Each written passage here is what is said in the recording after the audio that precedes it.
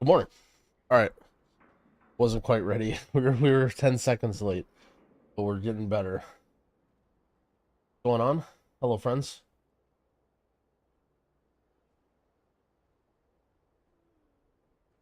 That's like I was like 30 seconds late. Hold on. You guys already dorking?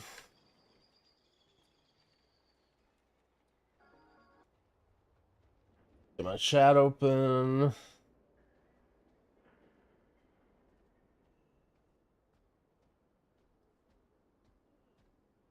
I am. Yo, I had the craziest breakfast today. I don't like to brag about food. I've been trying to eat kind of healthy. This is not healthy, by the way. Warning. I've been trying to do better the last couple days just because I've been so busy. But I wanted to work on my preservation guide and didn't quite get going this morning, and I looked to see what seasonal items were available at my favorite breakfast place. And oh no. Dude, this is gonna look so fat, but I'm like we celebrated the launch, okay? We celebrated the launch.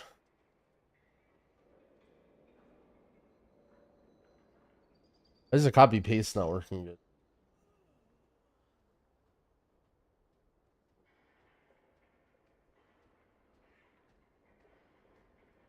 I got salted caramel holy donuts, tossed with pumpkin pie spice, served over warm apple butter, and drizzled with I don't even know what this fucking is, dude.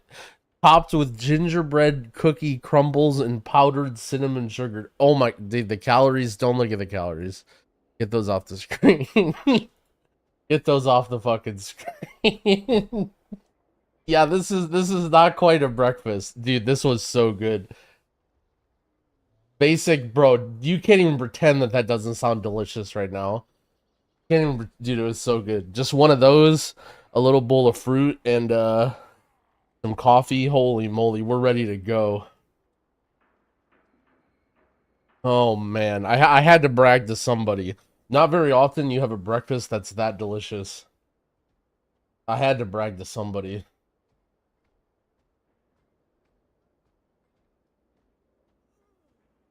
A piece of fruit bowl of those. I mean, I don't know. They had the option of getting a side. I'm just like, duh. Can you share with me your cell profile? So, you know what? No. I'm sick of it. I've been up.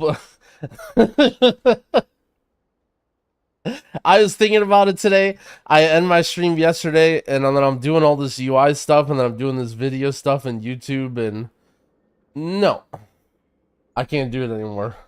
So I just ripped everything down. I have my UI installer. Everything is available through the Wago app. For everybody who's subscribed via Twitch or Patreon, I will keep that updated and support that best I can.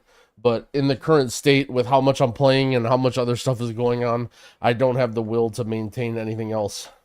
Is it possible to extract only the cell profile? Yep, so the way it works, you download the app, you get this little window right here. It looks a little weird because I'm the one that made it, but you literally just press import, and it imports the profile, and then bam.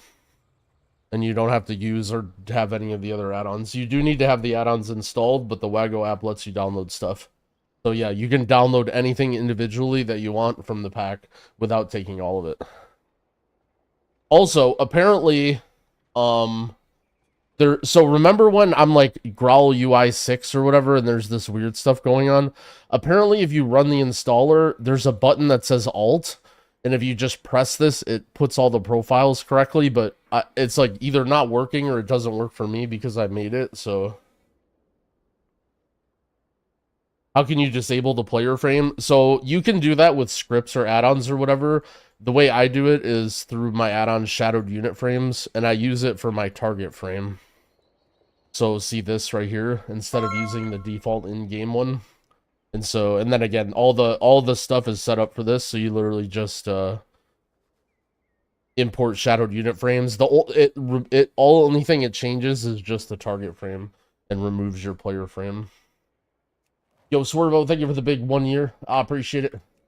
Gonna be a hype bench episode. So I was looking at my schedule, and my schedule is wake up, eat donuts, and play World of Warcraft, and then do videos and go to bed. So I don't have very much time for a bench episode. So I basically told Tettles and crew that we'll probably either have to do it randomly at a time, but very likely we're gonna do it live tomorrow while we're waiting for the launch. So I'd expect either sometime tonight or sometime tomorrow afternoon we do an episode of the bench and we do it live. So look forward to that. It'll still be posted on YouTube and Spotify and everywhere for people if they normally listen to it there. Does it replace the Waggo companion app? I believe so. I think it's all built into one. It's like a new thing they rolled out. If I wanted to grind Hollowfall rep, how long do you think it'll go from rank 1 to rank 25? I don't know, and it's possible that you can't. So keep in mind, so like when you say grind it, what are you gonna do? That's the big problem, right? What does grinding it mean? So in Dragonflight, there were ways to grind repeatable things, like for instance the Maruk Centaur hunts or the turn-ins for Rathian, but I don't know all of the ways that you will be able to farm rep. I assume that people are going to start learning and doing degenerate shit now that everyone is getting their alts leveled, and those things will start to come out over the next couple days. But for now, we don't know. So whether, it could be a 4-hour farm, it could be a 40-hour farm, we don't know yet. So in my video, I recommended that if you're looking to min-max a little bit, you can do the easy ones. Just do the side quests, do the main quest, get to level 7. We'll probably do one more of these today, or 2, or whatever. Just to get the 584 pieces. But if you want to go deep into a renown, I don't quite have the methods for that yet. Yeah, some of the add-ons aren't quite on Waggo. They've been ultra omega receptive. The people in the Waggo team. Also Cell, I've talked to both of those groups this morning. I've gotten good news from both and constant improvements for both, so very much looking forward to the future. And I assume that the goal with the Waggo app is you replace your add-on thing. You replace your add-on thing, you have your UI fully up to date. Also, it's not just me, there's a bunch of other creators in there, so, I sort of see them trying to take over WoWup and CurseForge. And then everybody has the Waggo app, and then you use that to keep all your weak orders and stuff updated.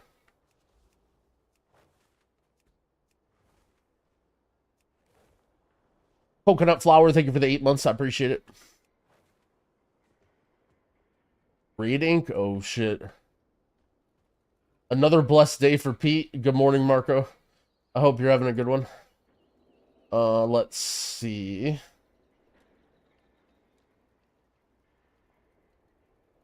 Oh, man. We are loaded up. We got 10 water bottles, a couple coffees. Oh, man. All right. So, what's on the docket for today? Oh, shit. Yo, it's Guzu. What up? Yo, welcome, fam. Thank you for the raid.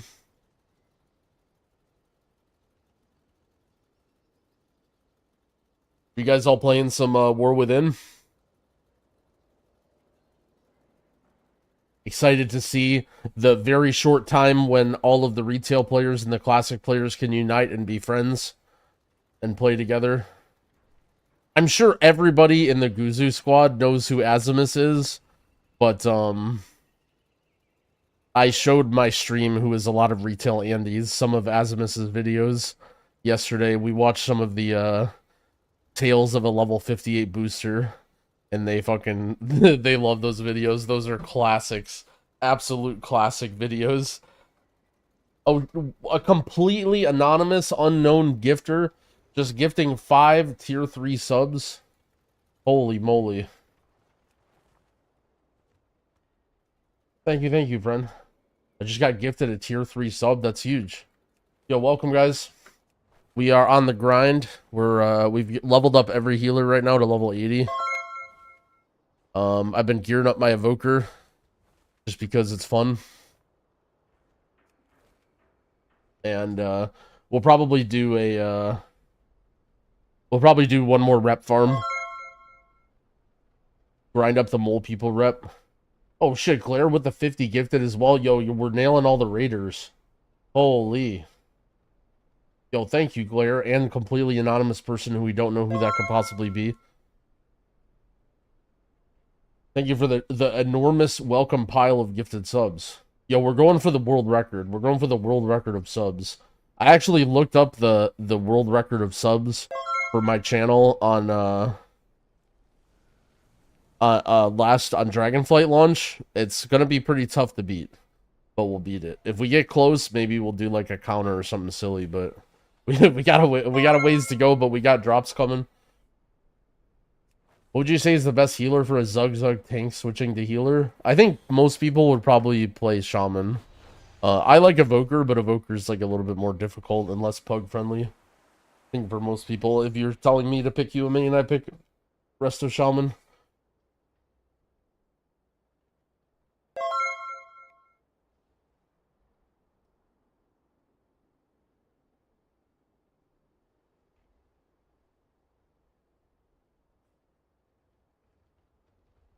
Wait, everyone's saying LOL Growl fan at Growl fan.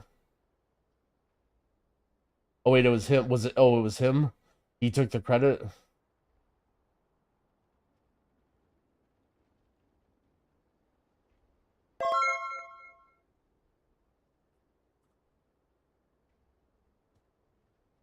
We gifted a tier 3 to Amaranth. Wait, I don't even see that, bro. Well, first. I don't know how you slipped it in. Normally Amaranth is a permanent tier 3 sub in my channel. She usually never lets it slip, but you must have caught her in the rare time where she's really busy playing War Within, and you know, she let her sub expire. So thank you for renewing her sub before she could do it. Generally Amaranth is always, you know, always subscribed to the channel, but also, Kelku, thank you for the 10 gifted subs. So that's Kelku with 10, Glarage with 50, completely anonymous person with 5 tier 3s, and then, of course, Growl fan with the gift sub to Amaranth. Thank you guys so much for the support. I really appreciate it. People are asking how I'm 573 right now. So I have a video on my YouTube I just put up today. If you do ! gear guide in the chat, or just check out my most recent video, I go over how to guide, or how to gear. TLDR, buying stuff on auction house that's very cheap or looking for greens, and then doing rep farms, like the not even really rep farms, but just like doing side quests for renown.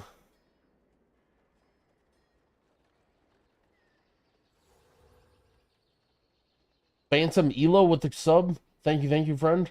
And Trench with the 29 subs. Holy. It's like a raid Subtrain. Nibot, thanks for the gifted sub to Asian Bunny X. Wait, how did Amaranth's and Asian Bunny sub forget to renew their sub? I don't know how they forgot to renew their subs. It's crazy that both of them ran out at the same day. I guess they're just both busy playing the War Within.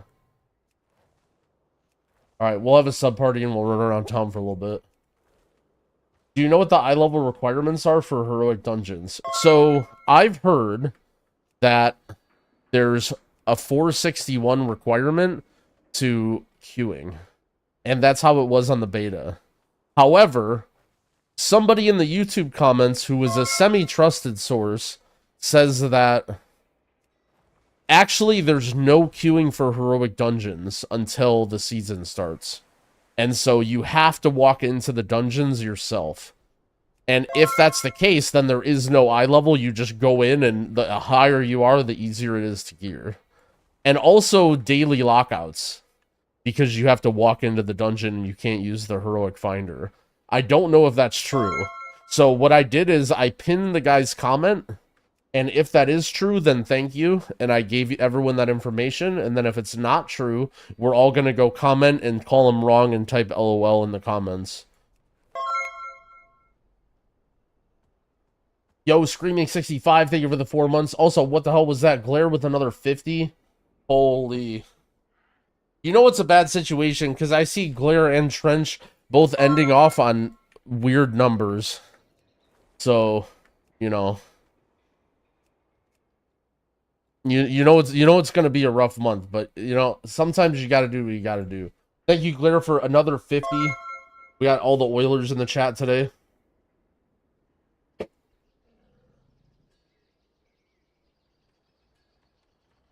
Within striking distance? Oh boy. On my 573. I have used some flight stones, yeah. You're gonna be able to farm out a lot of Valor Stones in heroic dungeons. So don't worry too much about using your Valor Stones.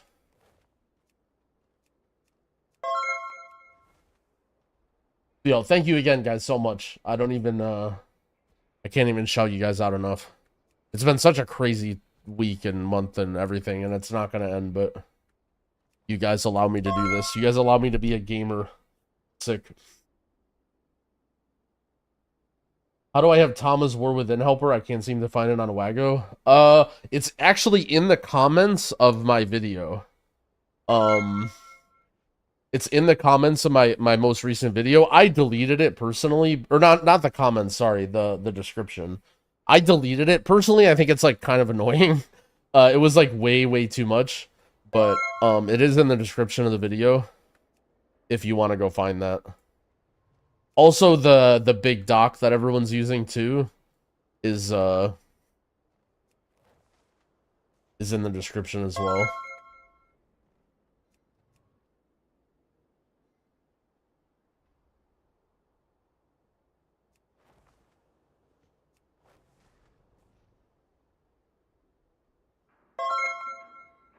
Looks like people got brands and delves to max level, then Blizzard turned off follower XP, no blue post yet. So yeah, if you missed yesterday, first of all, don't Omega FOMO about this, but some of the more aggressive content players, we'll call them, made a strategy where they multi-boxed 3 characters that were XP locked with max gear into a delve, and then spammed delves to power level their brand in delves, so that when heroic week starts, their brand is max level and will do the highest amount of damage. First of all, it's fucking hilarious. Okay, like, the fact that your power level, your delve brand is hilarious, by the way.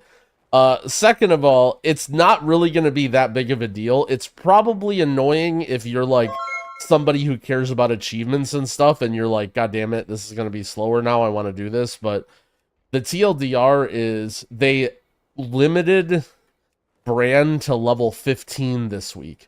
So you can't power level your brand past level 15 now. However, I believe there's some people that may have max level 60 or whatever, 52 brand from yesterday. Honestly, I'm telling you guys, none of that matters at all. Like, brand is, like, okay, no offense to brand, but when I was doing delves, brand is the biggest stinking pile of dog shit. I don't care what level brand is, there's literally no way that he's gonna actually do good damage or do anything. Also, I do think that they probably should set their brands to level 15. Don't let Now or Gingy or anyone's here I say that, but I mean, if they're gonna limit everybody else from farming their brand, then they should limit their brand too. Yo, Growl fan, thank you again for the 10 gifted. Axel, thank you for the 4 months. What the hell? I'm the GeoGuessr equivalent of a mole person? That's toxic. I'm like almost champion. Actually, not really. They moved champion rank up. Now I'm not close, but I was champion. You're just you're the WoW equivalent of a elitist.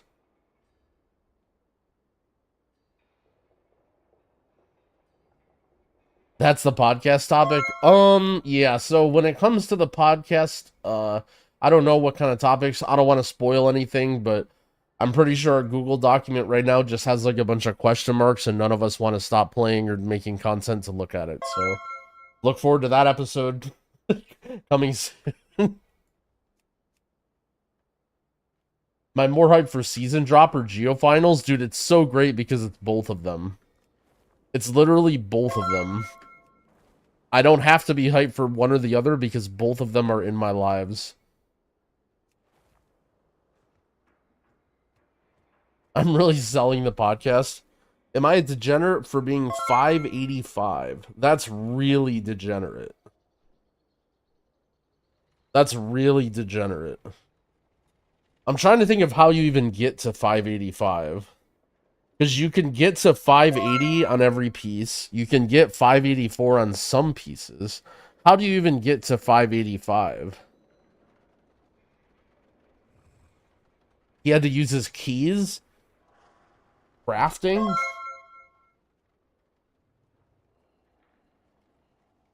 Rep gear? I mean, I feel like that's not really... I feel like if you've used all of your delve keys, that you're not even min-maxing, you're just a mole person at that point. And I don't mean that in the derogatory sense, but I don't even think that's I don't think using all of your keys right now is min-maxing. Like you're just straight up best friends with Bran if you're spending all of your keys for gear.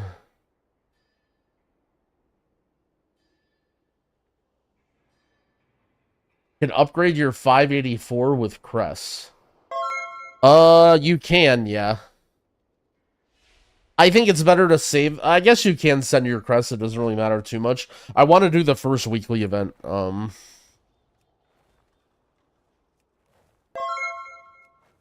the hell do you even get keys? So you get them from world quests. Generally, there's like not very many of them right now. They're called like special assignments. There's also a couple world quests that have key shards or something. Let's see. Let's look at let's actually look at world quests right now and see if there's anything to look at. Okay, this is a 561 one-hander int. This is actually is this an upgrade for me? Oh, I guess I can upgrade it with crests. Okay, so we want to do that. Is HPAL of decent throughput right now? I would say so. I'd say it's not like overwhelmingly good, but it's pretty good. Okay, we have nothing new here. Maybe a dragon riding one we can do. Resonance crystals. Ooh, coffer keys. What about... So there's nothing... There's no world quest in Ashkahet, right? Until launch.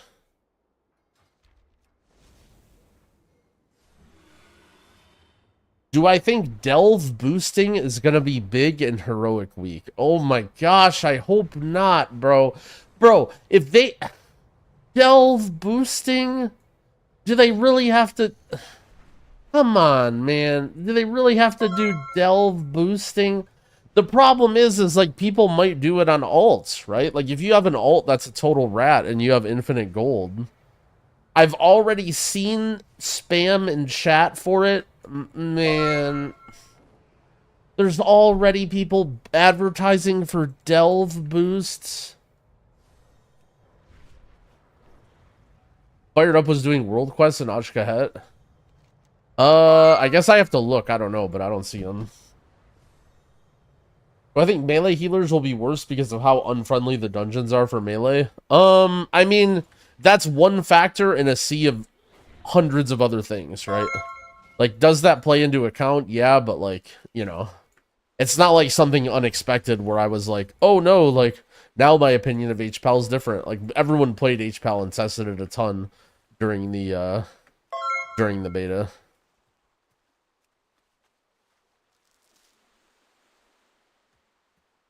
So I actually do think delve boosts will be a thing.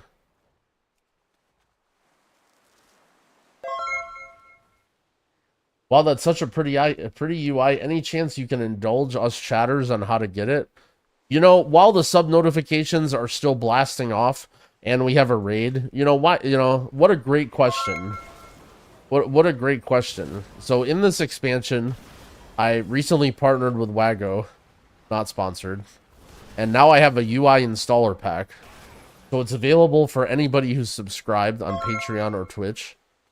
And once you download the Wago app and link it to your account, you can go in-game, type /Wago, and it brings up this super cool installer that lists all of the add-ons that I have profiles for, and then you simply just press import and then refresh, and then you have your whatever parts of the UI that you want.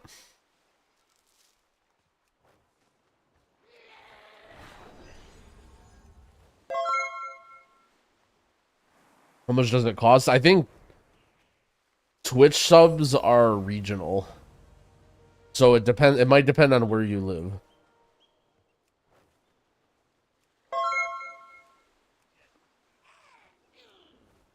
Or if you're lucky enough to get gifted. Alright, we did our world quest. So we got a weapon. I don't actually know if this is an upgrade to use this weapon with this offhand. But I can upgrade it with flight stones.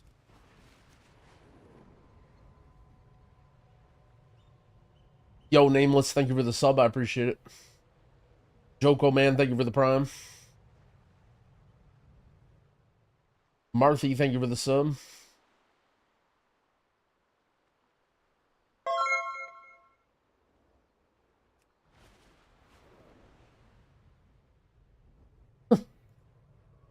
I can't wait for Blizzard to sell brand boosts in the shop.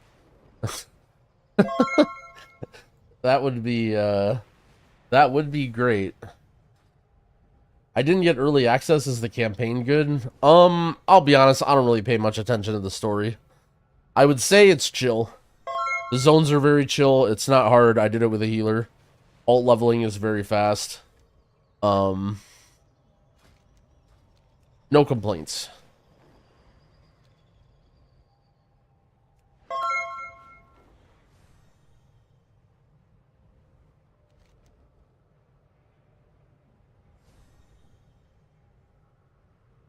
Check world quests on different characters. Oh boy.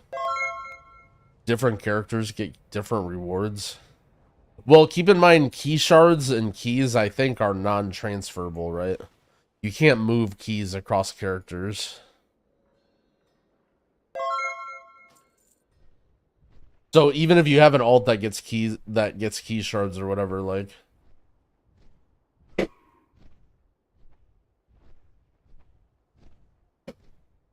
Unique username, thank you for the 6 months. Delve guide soon. Yeah, I'm working on a 7-part Delve masterclass that's going to be available for tier 5 OnlyFans subs. So, look forward to that. Is it cool if I ask a question? No, you can't. No questions. Are people that start tomorrow instead of early access doomed? Nah, you'll be fine.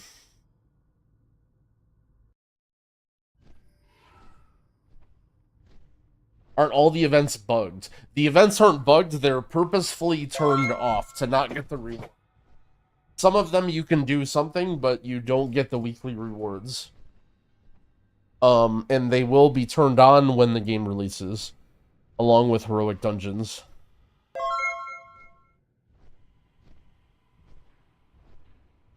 Battalion, thanks for the 33 months. I appreciate it. Oh, vegan's on. Time to turn the stream off. Man, I don't want to turn the stream off. I'm trying to play. Oh, welcome. Good evening, friend.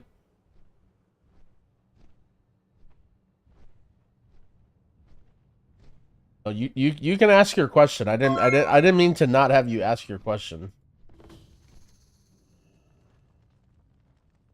All right, let's do these coffer key shards.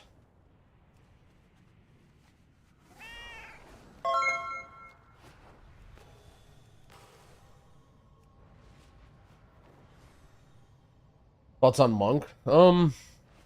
I'd say it's in like a pretty good state right now. It's not like particularly like stand out like crazy powerful or anything, but do I have a... How do I destroy these burrows? So I just click on them.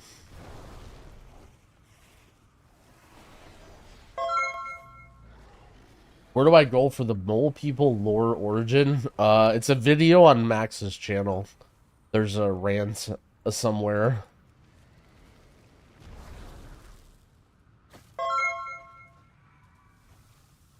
You think the game would be better if no flying mounts existed until you complete the campaign? There's a lot of things that if you sacrificed convenience for like a more social aspect would be fun, I think. I just don't think that's really the type of game WoW is anymore. Like, unfortunately, I just don't think WoW is really an MMO or whatever, like, in the same sense. I think most of the people that play WoW do it for the dungeons and for the raids and for the end game and not really for the social experience. So I don't think, like, limiting flying or limiting the quality of life stuff, like, will be good for the people that currently play WoW, but I really enjoy Classic, especially Classic Hardcore. And I do think that all of those like game elements are very, very cool and make like for a cool game, but just not in retail WoW.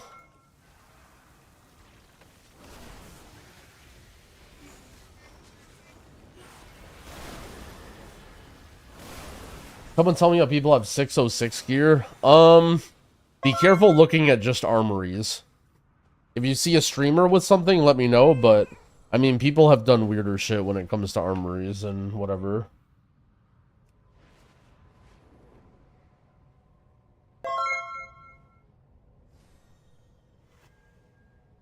The only thing is going at it again? Maybe. I plan on, like, putting a lot of time into War Within, so... Like, if those guys end up playing War Within for, like, 3 weeks and then getting bored and doing it, I don't know if I'll, be ready in time for that, but I really want to.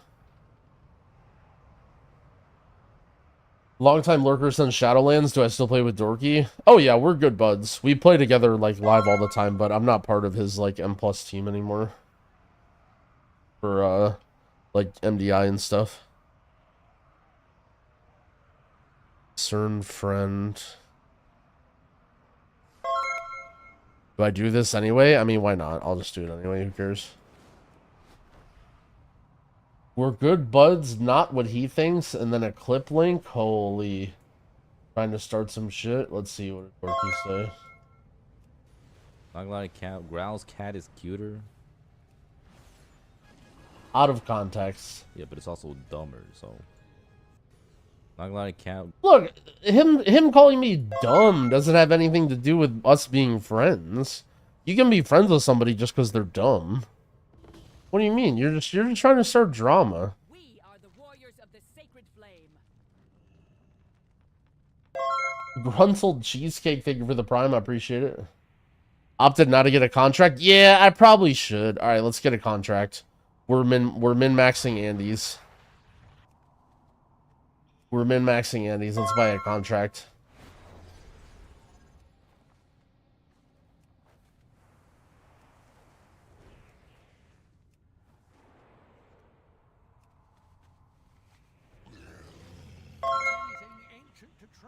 The problem is the prices of these are going to come down so much. Like 200k for a Hollow Fall contract. I can't even see who's listed them. You know, fuck it, who cares? Look, I'm supporting a good cause here, right? I'm helping somebody out. They're out here grinding. Look, there you go. There you go. The price, like, I know I'm getting scammed here, but I'm just supporting the economy, okay? I supported the economy with that contract.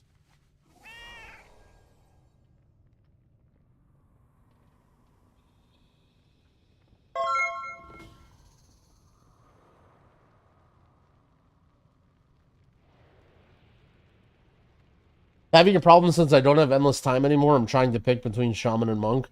I want to say that everybody always says I don't have time, so I need to pick one and commit to it forever. I just don't think that's true.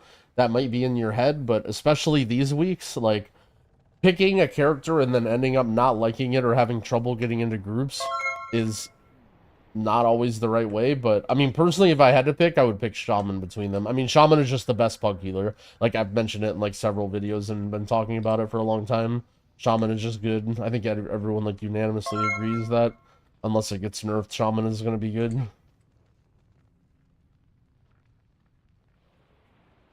But I do think that people who say, like, I don't have that much time to play, so therefore, like, I'm gonna be stubborn and play one character and never change, you could bury yourself into a hole where it's not necessarily the right thing to do. How's the ass rogue looking? Good, but difficult.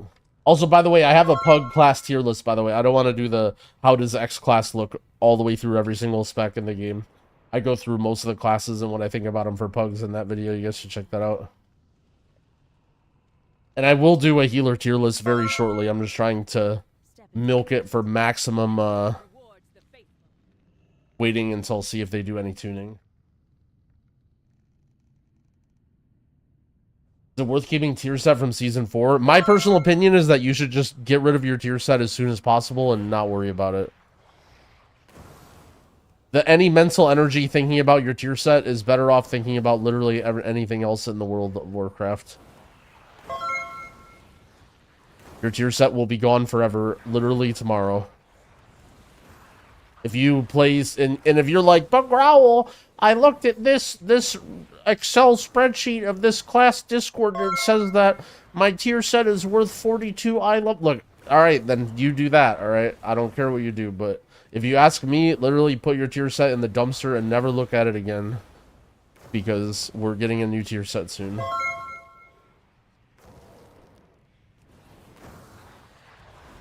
Holy shit, we're just like under attack.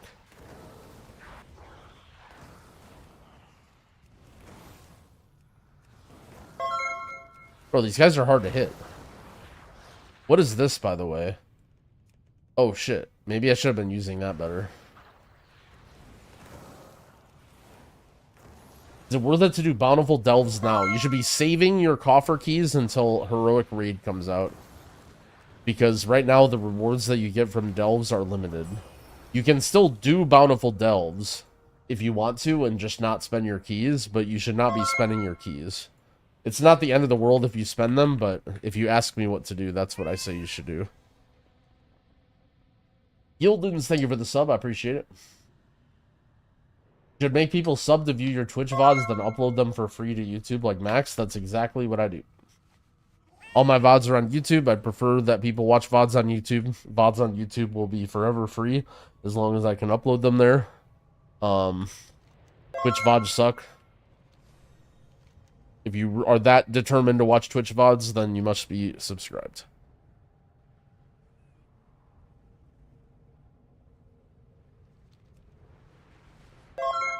Worried about playing the game and not wait. Yeah. But here's the thing, right? About worrying about being able to play your class. Like, you have to play it by ear, right? Like, the most important thing is that you acknowledge that people aren't taking your class and then you switch to something else. So, like, whether or not you decide Shaman or Mistweaver, the important thing about your success is once you're playing a class and you're realizing that you're wasting time not getting invited or whatever, like, then you switch, you know? Like, don't be like, oh, I'm playing Shaman 100% for the whole season no matter what. Like, if you're playing Shaman and then Shaman gets nerfed or whatever, or, like, you don't enjoy it or people don't invite you, like, you know, just be willing to switch. Like, it's not true that I can predict exactly what it's going to be. But, and again, I understand that some people may understand that, but I do think it's important to consider. Because I hear that I don't have a lot of time to play a lot, and it sounds like you understand. You are thinking in the same wavelength as I am, but I think a lot of people worry too much about having to commit to one character. That being said, I mean, there's nothing wrong with committing to one character if you don't want to. Or rather, if you want to. Like, if that's something that you want to do, if you love whatever, like, go by all means. Like, there are people that get title every single season. They're literally in the 0.1% with many different classes. But you're not always going to be Mr. Popular. I'll be aiming to do this coming MDI, even if it's with a new team. I mean, I don't have a team. In terms of aiming, like, it's hard to, you know, like, I'm not going to play with a team that's, you know, not worth sinking 12 hours a day every day into. Unfortunately, the competition level for MDI and TGP means that I essentially have to sign away an entire month of my life, 12 hours a day to play in it if I want to have a chance at winning. So, like, unless there's a team that's worthy of that I think I can fit into, and that's just hard, right? That's hard for anybody to find a team to fit into. I don't have any plans currently. Like, it's hard to say, like, do I want to play an MDI? Like, you know, the quality of the team depends on how much I would want to play in it, right? Like, there's some people that would be fucking awesome to be on a team with that I would love to play with, but... Do I raid or only do M+? Oh, yeah, I raid. Not, like, trying to push, like, guild ranks or parse or anything, but I'm a part of a guild that I think we got Hall of Fame just a little bit barely last year. What's going on here? Okay, we go in here. My favorite healer so far? I like Preservation the most on the beta. Between Prez and Shaman are going to be, like, the two healers I maintain the most. Am I going to release a video on tips to gear up? Exclamation point. What's the command? Gear guide, I think. One came out earlier today. At least for this current session. Once Heroic Week starts, and there are other things to consider, but for everything you need to know about right now in the launch of the game, that's going to be in it. If you're on YouTube, sorry, I don't have a command. But you'll have to, you can just, you know, click on my thing and look at my most recent video. Do I have weak auras for my DPS specs? Nope. Unfortunately, I do not. My party frames will work with anything in the rest of my UI, but in terms of like a class weak aura, I don't have weak auras for DPS specs. So if you're using my stuff, you'll have to yoink Athanars or whatever. And the reason is because simply I'm just not good enough at those specs to meaningfully contribute or make anything good, you know? Like something that, like, you know, anybody else makes is going to be way better than something that I make for a class that I don't play. Bang. Mistweaver or Prez, help boys. I have to give this speech like once a stream. I feel like Mistweaver and Prez play so dramatically differently that you really haven't, you know, you got to put in more thought, man. You got to listen to your heart. If your choices are between Mistweaver and Prez, you haven't even really thought about what healer that you want to play or what gameplay style you like. They are so radically different healers that, like, you gotta do some soul searching, man. It's like you wake up and you're like, I'm kind of hungry, you know? Do I want like a grilled chicken salad, or do I want donuts? Like, well, those are two very different things, you know? Like, you gotta look at your goals, you gotta look at what you're looking for. Like, you know, some people will say undeniably that one of those is better. But, you know, it's more about what your goals are and what you want rather than which one is actually undeniably better. How are there no rares? What if I'm fat and want to eat anything? Then you're not asking me, you're just eating both.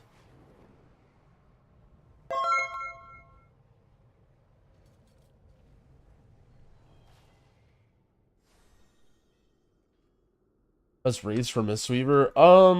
I was a Nelf on mine. For healers, I just like being Nelf. Humble's rank 40 in the world. If that's not hardcore rating, I don't know what. I mean, Humble fucking owns. Dude, the rise of Humble ever since I joined them to getting kicked and now how they're doing now. Humble is like, I would argue, like, probably one of the best NA guilds to be in. Like, if your goal is to raid at a high level and you're not trying to race to world first, like, there's not very many guilds where I would be like, oh, this is a way better guild to be in than Humble. Like, the mix, I mean, that's basically what happened to me when I started playing Pop-Tart Corn Dog. I mean, no comment. No comment.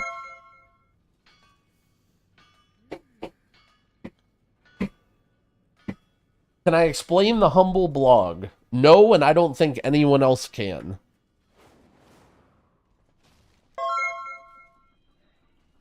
Alright. Maybe we'll nail out some side quests and chill for a little bit.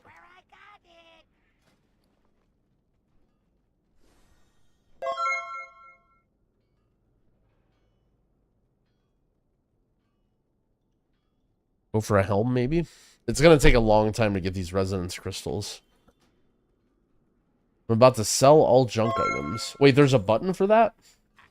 How come you guys didn't tell me that?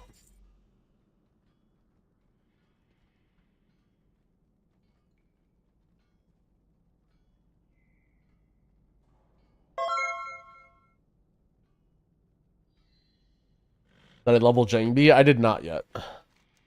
I'm kind of saving Jangbi in case like there's some nonsense that I want to do.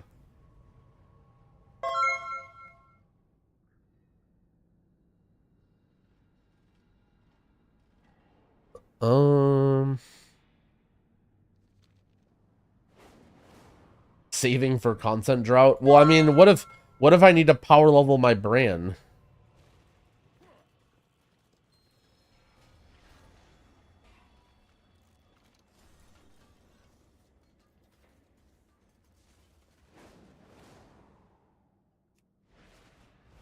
Is Korgaris the best healer you've ever raided with in retail? Korg? Korg's alright. Korg is a big K-pop listener. So depending on your thoughts about K-pop, that may change your opinion on Korg. But every one of his kill videos, since like as far as I know, he just has K-pop in the background.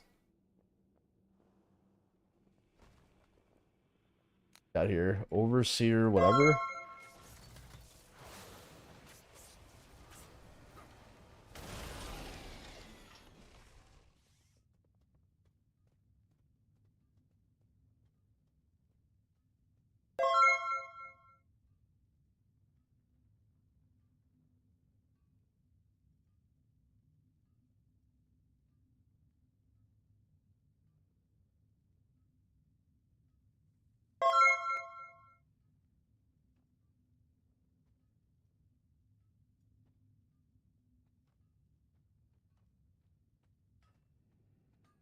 What do you have? Oh shit.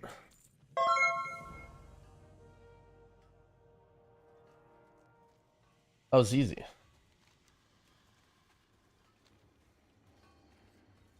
I see there's like other exclamation points. Maybe after this RP I get it.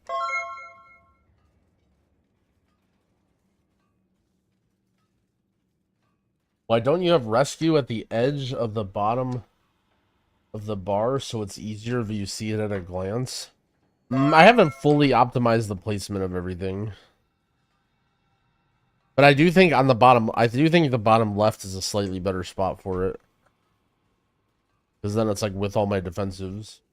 Here, I'll do that just for Twix. I'll push an update to everybody just for Twix to put this at the... You like how the weak aura is called Fly With Me? Because that's what the spell used to be called.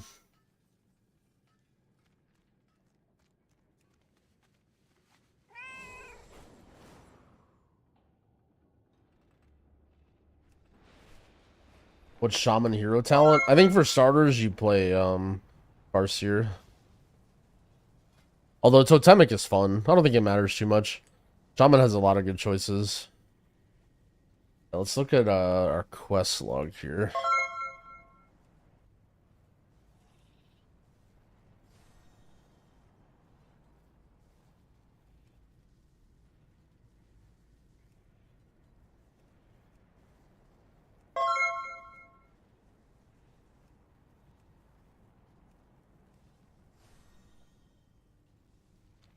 Favorite tank to heal this season? I mean, I don't really care what I heal personally.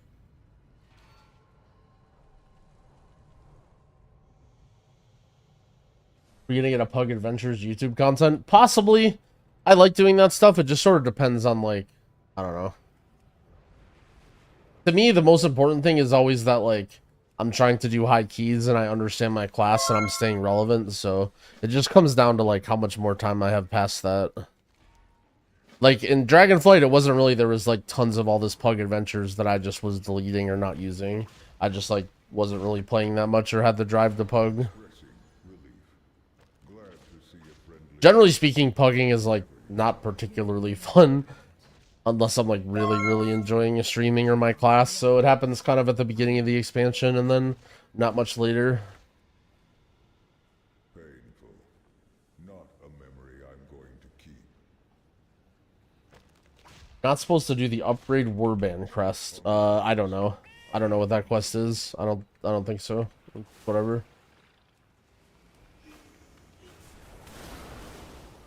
JB Giga Chad for pugging all those keys during Dragonflight. That is true, but to be fair, JB doesn't do any really YouTube or other stuff, so that's kind of his like filler. Oracle or Archon? I personally liked Archon. I don't know if I would say what was better. I didn't really like study enough or play them enough to know. Archon, or I mean Oracle, kind of felt a little bit like clunky to me, but it could be really powerful. The renown renowns, yeah, I believe you get the renown rewards on all alts, yeah. But keep in mind, not everything is free. Like for example, the if you're getting those epic purple items, you need to farm out the crystals on every character to buy them. You don't just like buy it once and then get them. You give us your talent string. I think exclamation point talents should work. I have a dungeon build and a open world build in there. Not that using Prez in open world is particularly good. The crystals are transferable to alts. Yeah, but you have to have them. Like if you buy armor on your Evoker and then you want to get it on other characters, you don't have to farm it again, but you still have to get those crystals again. Like you don't just, you have to spend them on the armor. The other rewards though are not gas samples collected. Is it like this thing right here? Oh, I should probably remove untrack. Only because this thing is not active yet.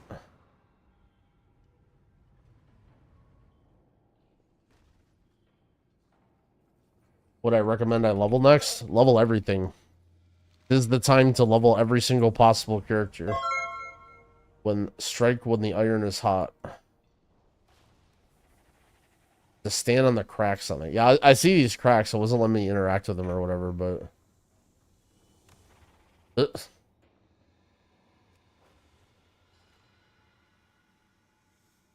But I consider trying to play around with professions. I mean, I don't know. I feel like that ship has already sort of sailed. Like, I would basically just be, like, lighting money on fire, leveling them up, and then doing nothing. Like, the people who have, like, gone hard trying to figure out profession stuff already have. Like, I guess there's not really... That sort of thing, like, you need to know going into the expansion if you want to make actual money with professions. In terms of, like, just using them, they're, like, I don't know, not really that exciting. You just, like, buy a list of things off an auction house and then click them all. You know how delve scenarios change? I do not. Apparently each delve has, like, 3 different options or whatever.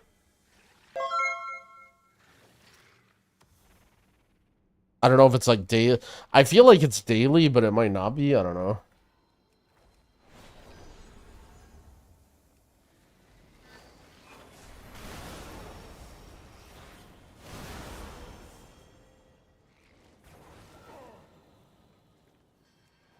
What is my cell frame size? 150 by 60 pixels?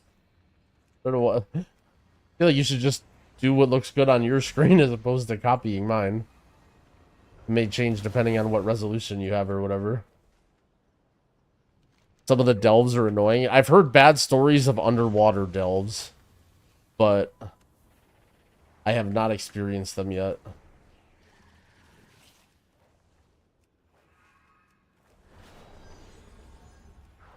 Bro, these guys need to leave me alone. Just be a druid, yeah, or a warlock. Tantra Turtle, thank you for the Prime sub. I appreciate it.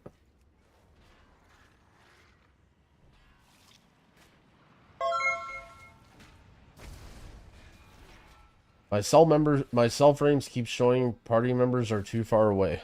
Update your add-on. Add-on is out of date. Is there anything here? No.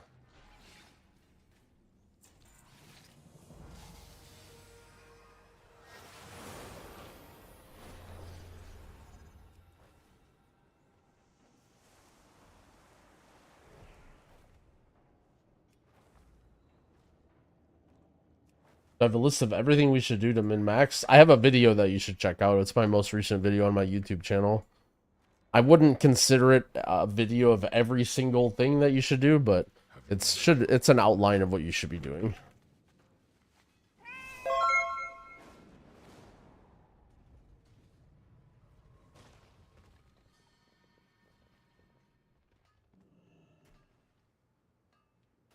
Cinder, how do I get this? Oh, I can just wait. Where do I click? Oh. So I recommend us with nothing better to do to farm renown to try and get 597 piece of gear. I wouldn't really recommend that to anybody. But you can do that if you want to. I think it's personally like a pretty big waste of time, but I mean, some people like doing it, so if you want to do it, then do it. But literally, like, very, very shortly, you're going to be like, well, that was a huge waste of time, and then never care that you ever farmed it. If you're somebody who likes to get all the rewards and stuff in the cosmetics, I mean, that's like a bonus to it, too. You know what I'm saying? Like, if you're going to get the renown anyway, then... What is going on here?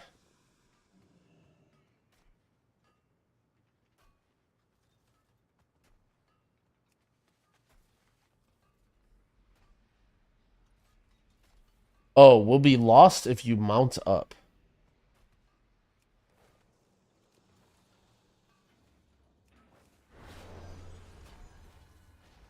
What am I doing now? Getting level 7 renown to get the helm from the faction. How do I get up here? Here?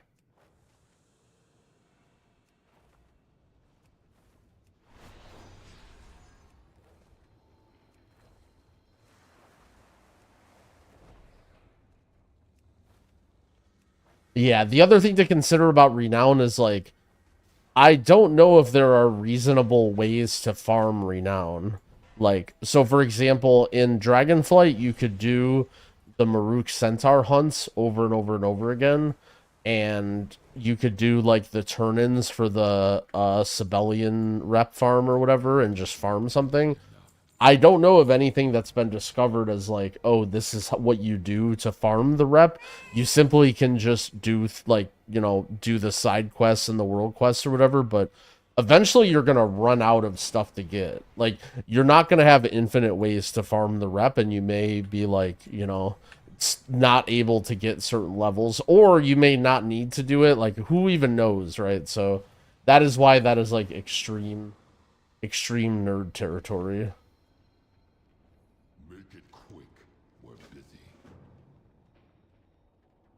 I would say doing the renown like 7 to 8 epics is probably fine, just because it's like you're just walking around doing story stuff anyway, and can get some greens and get some gold, and, you know, it's like not really that bad, just like for fun exploring the areas.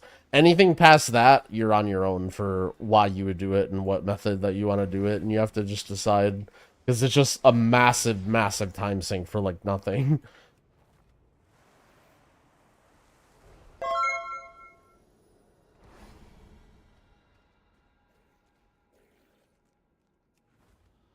Yo, Olin, thank you for the sub. I appreciate it. I know about rep, you can farm Valor Stones by farming wax. Oh, those little piles or whatever? I guess I don't know a good... what do you get, like an add-on or something that tells you where they are?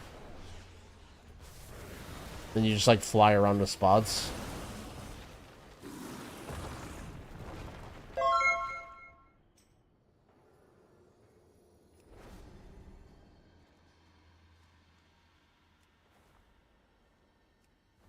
Ellie to play, thank you for the 2-month resub. I appreciate it.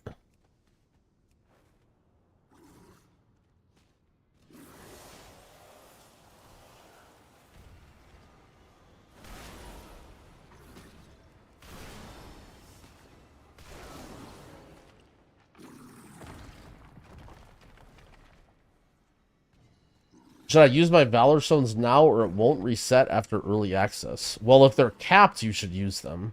Because once you get 2,000, you can't earn anymore, so should start using them. They're not going to reset, though. So you do want to hold on to, like, they're a farmable resource, so you don't need to, like, save them. There's no problem with spending them, but holding on to them is a good idea for, you know, stuff that you might want to upgrade later. There's no shot he has 2k Valor Stones. I don't think that's that crazy.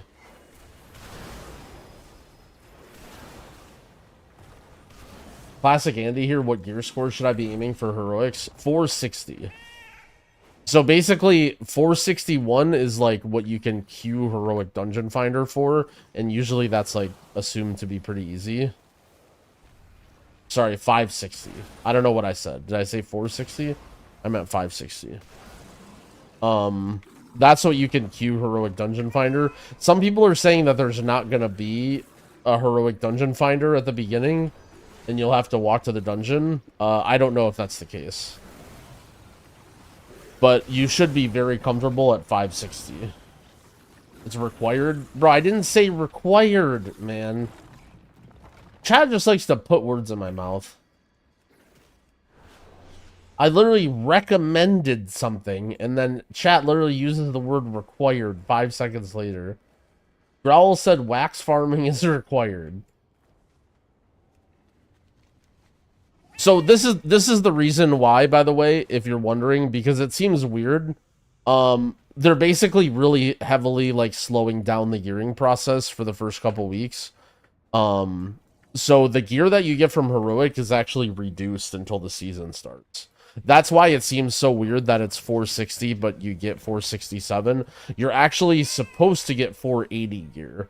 And once the season starts, you will get 480 gear. But because they're like slowing down the gear, 580. What you guys know what I mean, man. You guys know what I mean. Stop saying 480. Stop chatting. Don't tell me what to do. I'll say 480 all I want. What about 380? How about that? It drops 380 gear. Stop chatting. Don't tell me what to do.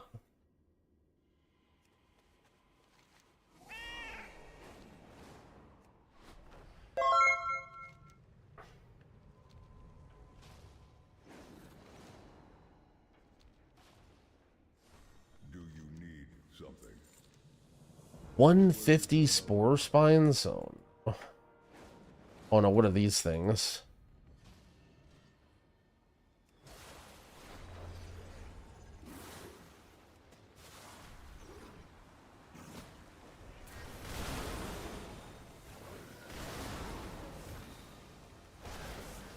Why are healers so snappy? We gotta be sometimes. There are world quests in Ashkahet, they just don't appear on the map. Ooh. Oh.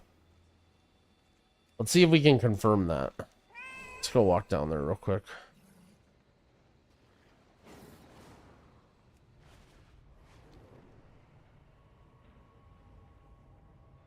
Actually, let's clean up this top area first. Just because we're already here. Can you explain why people say gearing alts is going to be awful? So because there are top streamers who say that they can't even play the game unless their character is full Mythic Raid Bis, because all they want to do is like the top cutting edge level of content. And in order to get full Mythic Raid Bis in every single slot, you need to grind a lot of dungeons to get Aspect Crest to upgrade all your stuff.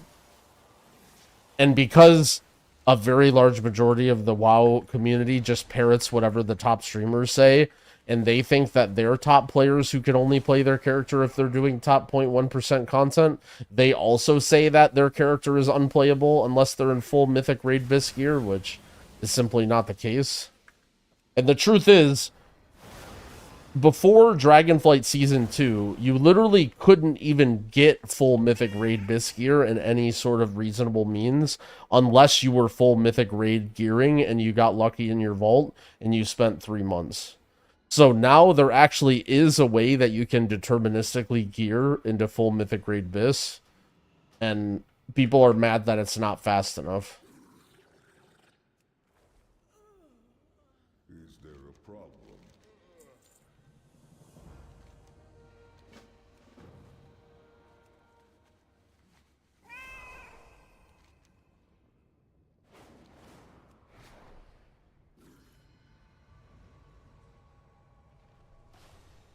But as now that I'm an official DPS player with Jangbi, what you have to learn as when you're a mediocre DPS player, not having Bisque gear is very, very important for your enjoyment of the class. Because if you have Bisque gear, you can't use your gear as an excuse for why you're doing dog shit damage. See, when I was gearing up my mage, I could constantly just do bad damage and then say, well, once I get gear, I'll do damage. But the problem is, once you're full Mythic Raid Bisque and you're getting rinsed by some Ret Paladin in fucking rags in your dungeon, you literally will be like, well, I guess I'm just terrible, and then you're not going to play your character anymore. So it's actually very important for the enjoyment of your character to not be in full Bisque gear. It's like the same reason we play team games. Do you play team games because you're social and you want to interact with other people and work together towards a common goal? No, you play team games because you want to blame somebody when you fuck up. So, it's the same thing. Is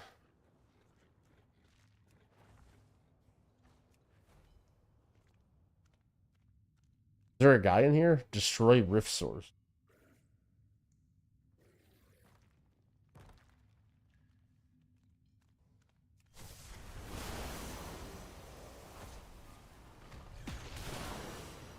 Should I break my old tier set at level 80? I would just get rid of your tier set ASAP. Your tier set is going to be gone tomorrow. Don't waste any brain power keeping it.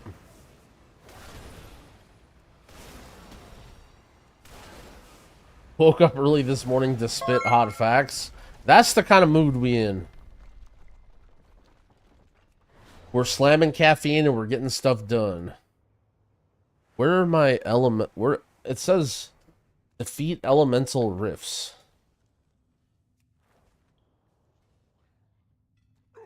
Okay, well, there's just a hole. Oh, I found one. If I don't care about the story, do I need to complete up to the point? Yes. You should do the story at least once. You need to do the story on at least one character.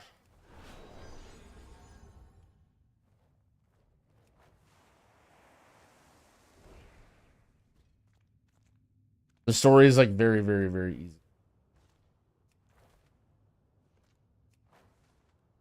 I don't understand. It's only in here, and it seems like maybe that's just like not spawning fast enough or whatever.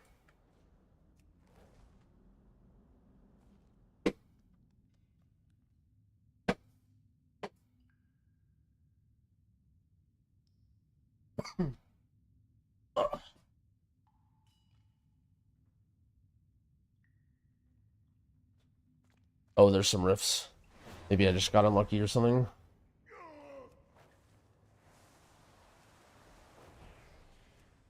Yo, Shock Doctor, thank you for the $5 dono. Is it going to come up on the screen? It plays like a nice like harp sound. But sometimes the YouTube ones are delayed. Kind of waiting for it to play right now. I guess it's not really a harp. But like some sort of stringed instrument, you know.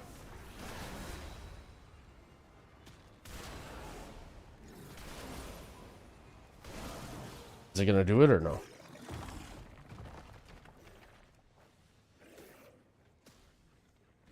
Alright, anyway. I'm 565 at the moment. What would you do if you were me to keep getting more? So first of all, very, very important to note that you have plenty of gear for heroics and you do not need to go any further. Like, you are totally fine going into tomorrow. And honestly, I would like get some fucking sleep and not worry about anything. The things that you can do right now are very, very limited, and it's basically just farming side quests and there we go. Farming side quests and renown to get these 584 pieces.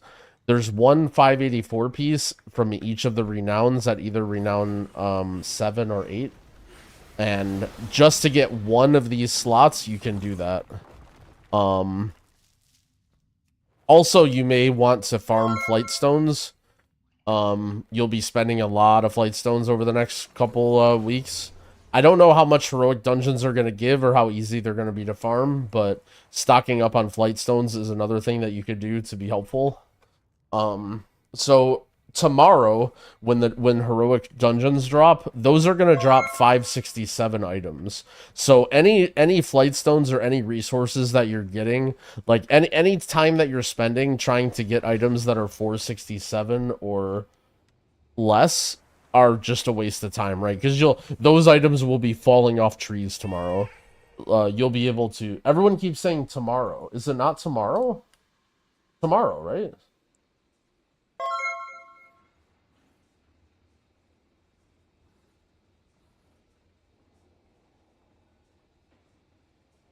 Everyone's losing their mind.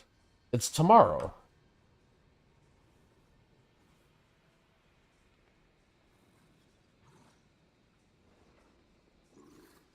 "29 hours from now." Dude, you guys are the worst, man. You guys are the worst. Okay, I'm sorry. 29 hours from now, military time, T11 o'clock, whatever. 29 hours from now, when the expansion releases, I don't even know what I'm being corrected for at this point. Okay? Whenever heroic dungeons are released, you're going to be able to get 467 items very, very easily. And you're going to be able to upgrade all of those items with flight stones to 480. 580, 580, 560. Look, I'm blaming you guys, okay? You guys are messing me up.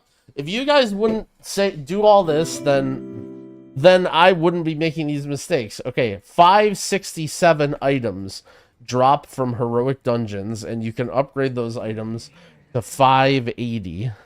So, in theory, all you need is a lot of flight stones and waiting for tomorrow, and every item will be 580 in every slot. So, past that, any items that you can get above 580 are coming from your renown track, and that's it. So, basically, do renown stuff if you really want to, but it's not important.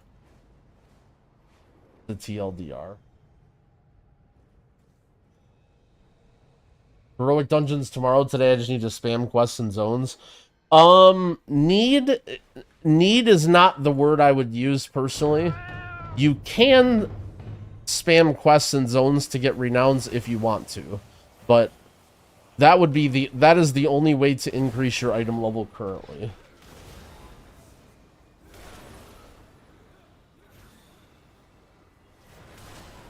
For a brand new player, would I recommend Evoker, Resto Shaman, or Mistweaver? Probably Resto Shaman right now. I actually have a video on the best healer for beginners to play this expansion, where I go over in more depth what I think about the healers and what makes certain ones difficult or easy. And so if you want more info about that subject, I would recommend that. What healer do I consider to get the best tier set? Honestly, I have no idea. I couldn't even tell you what like half the tier sets are. This, usually season 1, the tier sets are like really, really boring. And they don't really change the way. I know the Disc Priest tier set sucks really bad. This guy, oh, it's Ski. I'm like, why did this random paladin just lay on hands me? What the fuck? Yo, shout out to Ski. Thank you for the lay on hands. Speeding up my, my leveling time. Can you only claim the renown gear rewards once? No, you can claim it as many times as you want, and everything is account wide. So here's a little secret, by the way, that you guys can do if you want to try and save a little time and min-max, especially if you don't like dungeon farming. So this is what some people are doing. So what I'm doing right now is I'm going back and I'm doing all the side quests and all the zones. But if you haven't leveled characters yet, all this renown is account wide, right? So what you can do is once you beat the campaign once, you can say, okay, now I'm on character number 2. I'm just going to do every single freaking quest and every single rare in Isle of Dorn and just clear this with one character, since you're getting experience anyway, right? Like, why not do it on a lower level character? Because you can get experience doing it. So basically you can say, okay, on my second character, I'm going to clear all of Isle of Dorn. And then, okay, now on my third character, I'm just going to clear all this stuff, do every single side quest, every single world quest, every single zone. And so that way you're killing 2 birds with 1 stone. You're doing side quests, and then you're also leveling your alts. And so that's something, especially for people who are, if you're not early access and you're sitting here with all your level 70 characters and you're fiending and you're like, oh no, everybody's behind, like I'm behind everybody. That's something you can do that a lot of people didn't think of doing to stay ahead or whatever. And because of scaling, yeah, actually things will be a lot easier when you're level 70. What was I gonna do? Oh yeah, I wanted to fly to Ashkahet. That's right.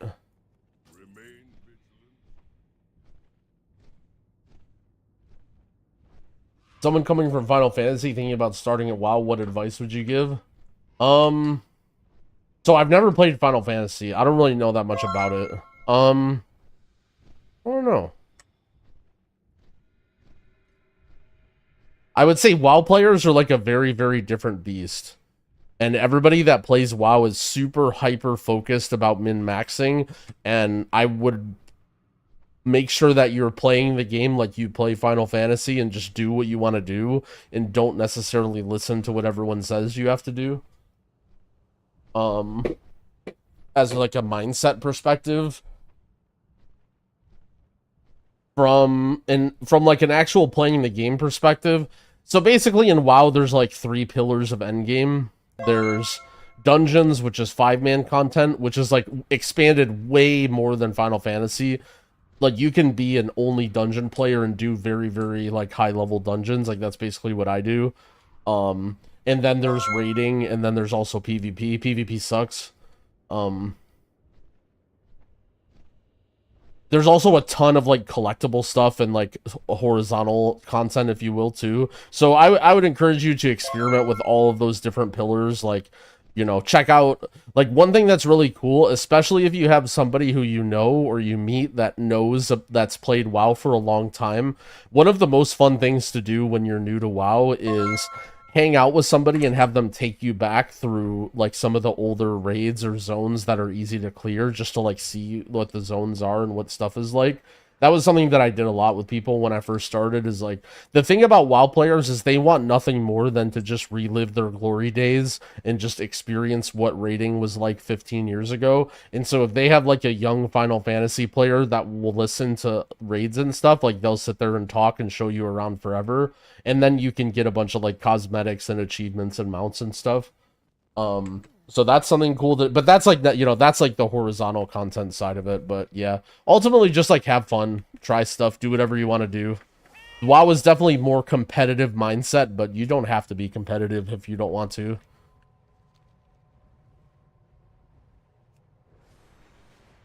Full release is tomorrow. Well, actually, the full release is in 29 hours. 28 hours, 54 minutes, and 32 seconds.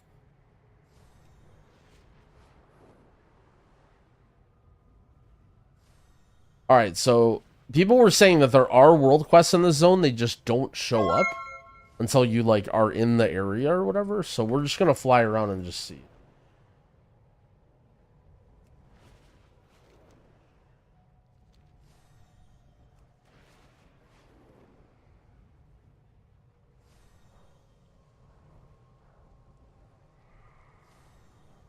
Favorite zone? I'm kind of a Hollowfall main. A lot of people really like... A lot of people really like this zone, Ashkahet. I feel like, for me...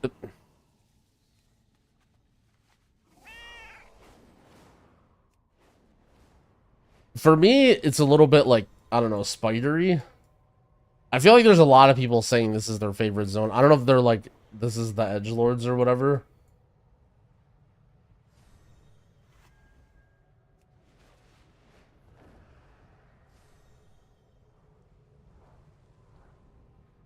I'm so bored of farming dungeons. Well, I got bad news for you. Tomorrow the heroic dungeons are going to come out and you're going to be farming heroic dungeons. And then by the time you're done with that, then Mythic Zero dungeons are going to come out and you're going to be farming those. And then M Plus is going to come out and then you're going to be farming those. Tomorrow? Alright, I'm banning all you guys. Everyone in my chat's banned. You guys are... You know what's actually crazy? I can just press X. I can just press X on my chat window, by the way, and it's like all you guys are banned. Like, I can't see anything you guys are saying right now. You're just all banned. That's actually crazy that I can do that.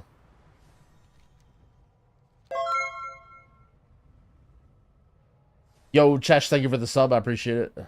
Man, we need like a sub-only chat.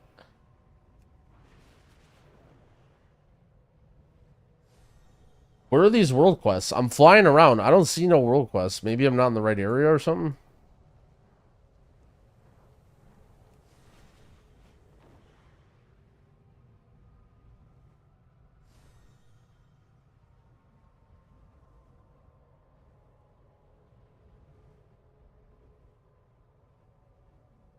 Alright, so...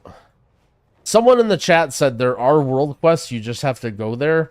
It turns out they may possibly be just typing things into the chat box that aren't true. I don't know how possibly someone could have done this.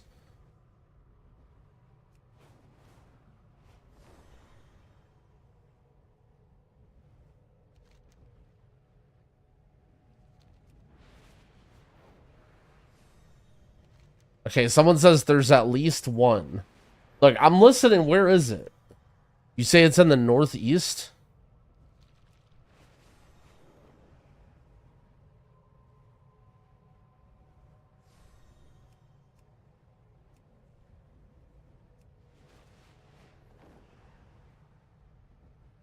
The small building to the left. Like here?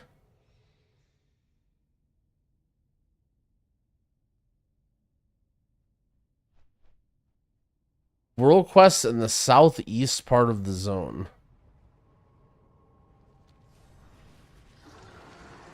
Ha Kahet.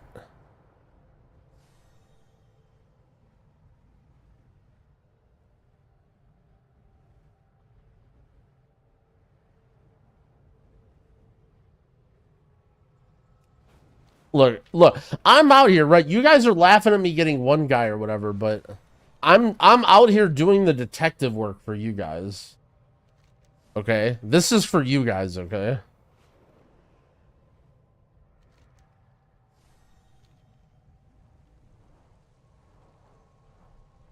I'm flying directly to it, alright?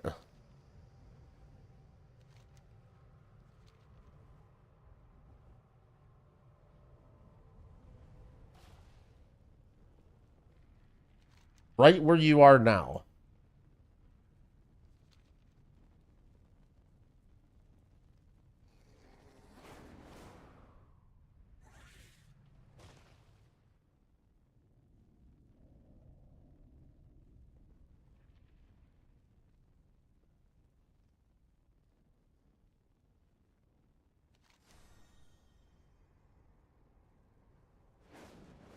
Is it this? You said the house to the left.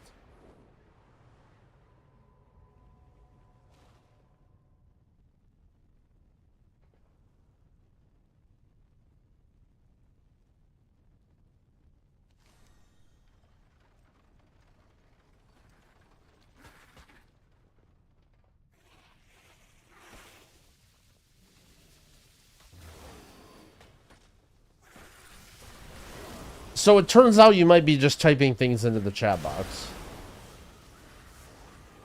That's what it's appearing to be right now.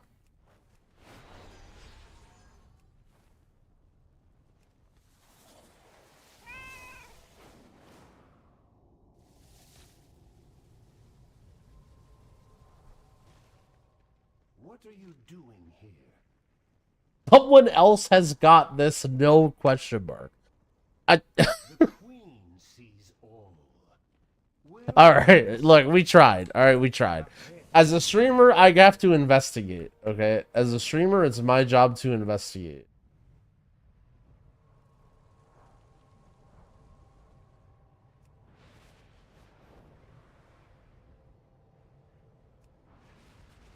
I am forever 500 rep ahead. Look, all right, whatever. All right. Don't punish all for him. Look, you guys aren't being punished. You guys are, you know. Sometimes we just have to do some investigating, is all.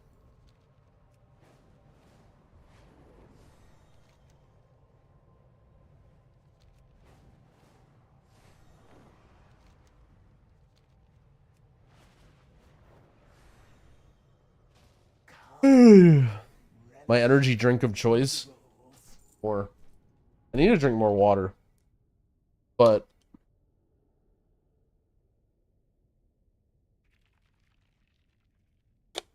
I love water. Honestly, I'm not getting paid. If I was getting paid, I'd rep an energy drink company, but come on. Actually, I say that, but like, who everyone, I mean, I'm not trying to, actually, never mind. I'm not going to name any names. Let's just say that there are some very common energy drinks that sponsor a lot of people that are not necessarily my favorites.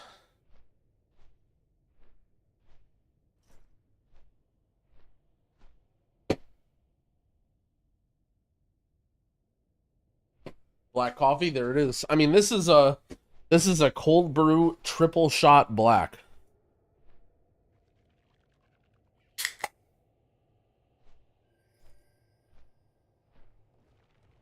I mean, it's not that delicious, but caffeine is delicious. It's like delicious for your brain.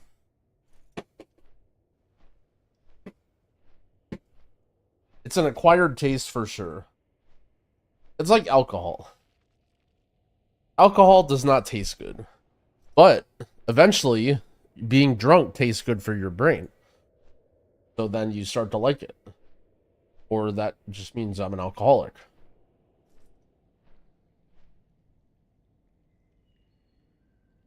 Alcohol is healthy for the brain.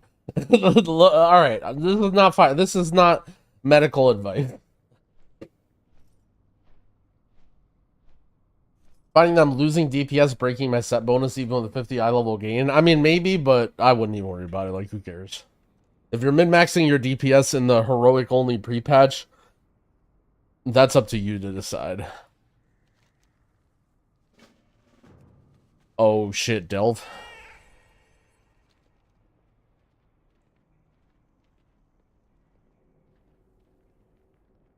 Yeah, also you're losing a lot of HP, right?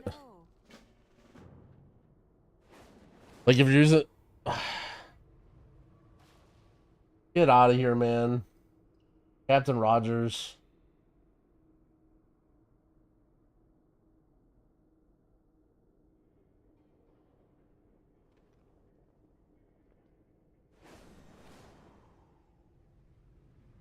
Down here. First fog site.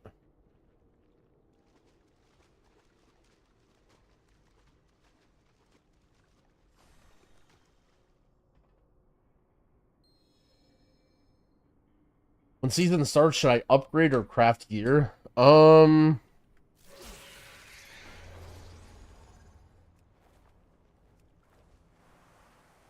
want to craft an item with your highest thing, right? But then you can upgrade with everything else. So whatever the highest crest you think you'll be able to get, you do want to spend 60 of those or whatever it costs to craft. But...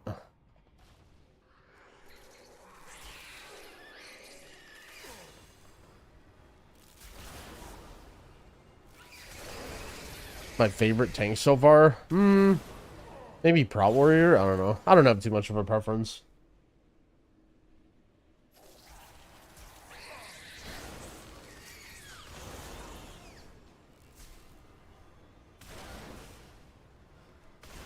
What's my favorite movie?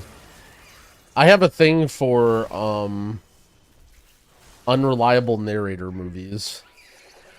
So without spoiling any movies, if you've seen them, you know some of the movies I'm talking about.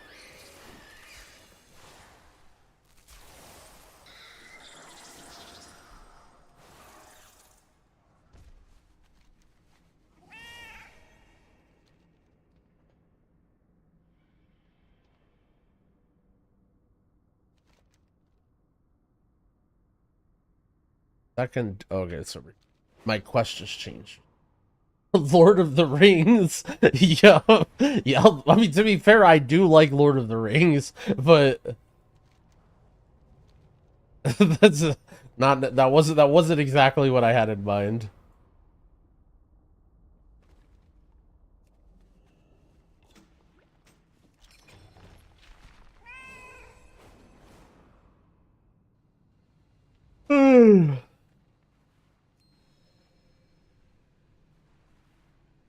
Should I level one more Evoker or something else? Are you asking if you should level multiple of the same character? No, nobody should ever do that. Unless you're one of those people, but then if you're one of those people, then you shouldn't be asking me.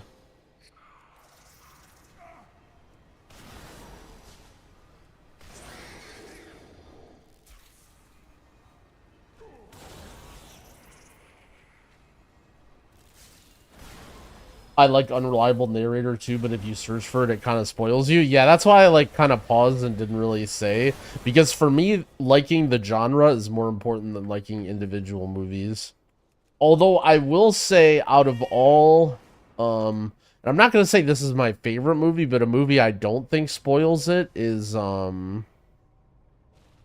what's the movie called where he goes to the island?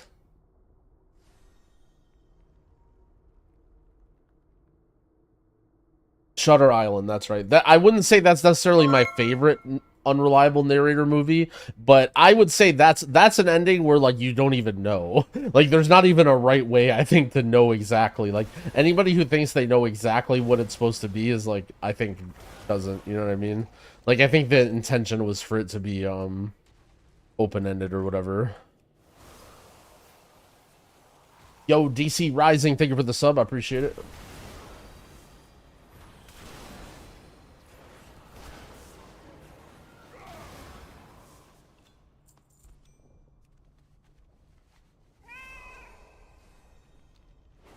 Castaway, yep.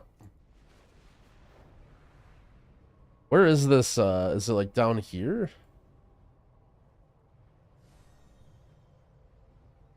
I'm changing from voodoo to sell and I'm getting stress setting it up. No. The stress should all be leaving your body as you uninstall voodoo. All right, if this puts it into perspective, I'm gonna explain to you, if you're still using voodoo, what converted me and what made me realize it. So I've been working with the Wago app guys to support like to get my UI pack or whatever, and they have sell on launch, and they have a list of add-ons of like things that they're working on trying to implement into the add-on packs for people, so that, you know, other streamers or whatever can make them. And on the list is voodoo. And today, one of the devs of the pack posted, you know what, we're just not gonna support voodoo. If you want to use it, just use a better add-on. And and they just gave up. They're just like, no, we're not doing this, we're not using this. And I'm like, yeah, I feel that. I like voodoo. I mean, voodoo, once you get it working, does everything you want it to do. Like, voodoo is exactly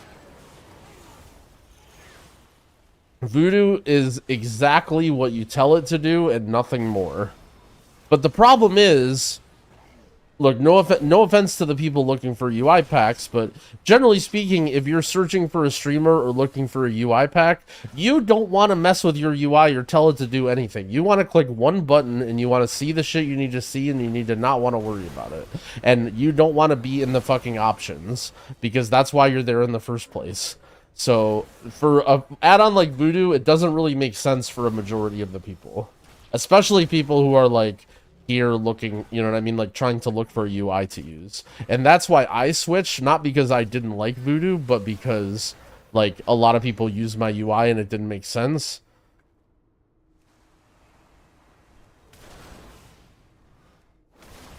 I mean, mole people? No, just because you don't know how to mess with your UI doesn't make you a mole person.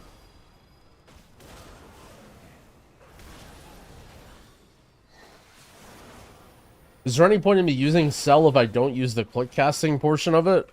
You should. You should use the click casting. In my opinion, no matter what you use, using just base frames is not enough. Whether you're using weak auras or add-ons like big debuffs to enhance the frames, to see more, like, basically base frames limit the amount of HOTS you can see and just overall don't have any customization. And so you have to have some sort of add-on, right? What add-on you choose, I don't really care. I like playing with the add-ons, but I can't find a fix with Voodoo for Evoker out of range issue, so I'm switching. Do you want me to fix it for you, or do you want me to not say anything because you should be switching anyway? Because I think I can fix it for you, even though I don't use Voodoo. May your days bring you joy. Oh, alright, well AJ did it. AJ just clutching onto the depths of Voodoo, trying to keep everyone in. There you go. I think that fixes it, yeah. I think if you change the spell that it uses for the range indicator. The problem is it uses Living Flame, and when you convert to Chrono Warden, it changes your Living Flame, and then the game doesn't know what to do.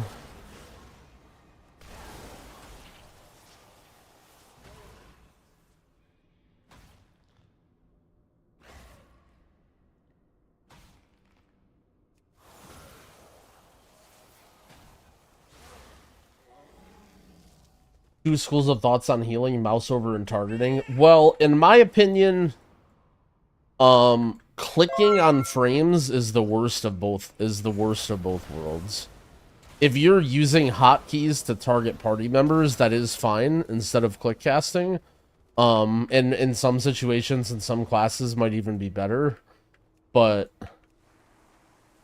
if you're just physically clicking on frames, I think you're better off just using mouse overs, especially when it comes to raid. I think in M+ you can kind of get away to just click, but in raid, like, depending on the class you play, it's so much easier to just like blanket a bunch of people with HOTS if you use mouse overs rather than clicking. Like, let's say you need to like apply atonement to 8 different people or rejuve or whatever, like Echo, having to go click, click, click, click, like you're literally doubling the amount of inputs that you're doing for every single spell, and in a short time window, I think it's just like not good. What's the difference between click casting and mouse over? Nothing. It is the same thing, in my eyes at least. Is this a rare or something? Why does this guy have so much health?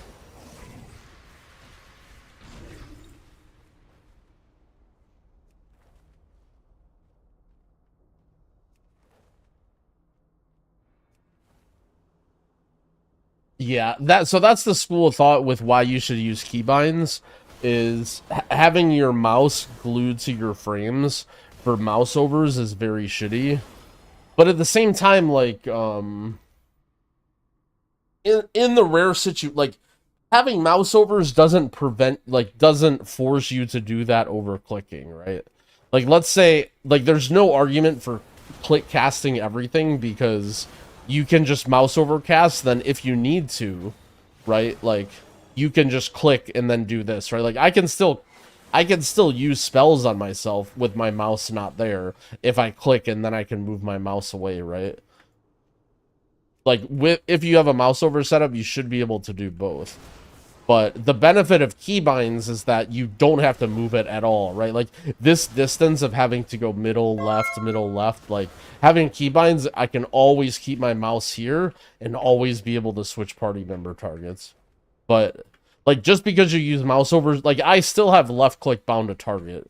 Like, just because you use mouse overs doesn't mean you need to use some, like, double bind setup where you have help harm macros, or, like, you can't target your allies or whatever, like.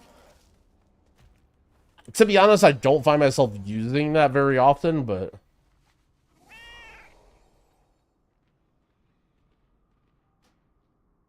Uh-oh.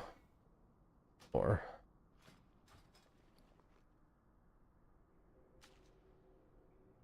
Yo, Maxito, thank you for the sub. I appreciate it. How do you keybind people in raids? I mean, you don't really. It's basically like a dungeon or arena only thing. Not interested in Evoker? I don't know. If you want something like HPAL, then play Mistweaver. If you don't want something like HPAL, then play Shaman.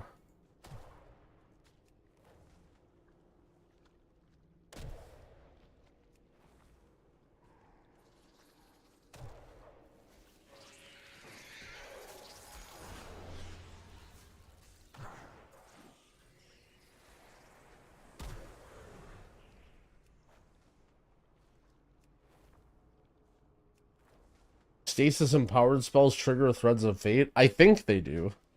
But I can't say I remember testing that. Generally speaking, though, anything that like says an empowered spell or like when you stasis something, you are physically casting that spell for all intents and purposes. Tell me of your travels. Farewell. I hope to see you again soon. Travel safe.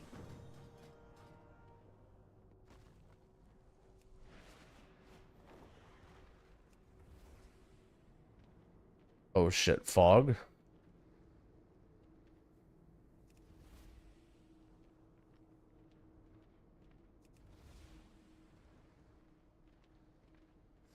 I mean, I don't know anybody that keybinds in a raid setting. If you find somebody that has that set up, then you can ask them. But I think even 5 dungeon party members, I think is pretty hard on your keybinds.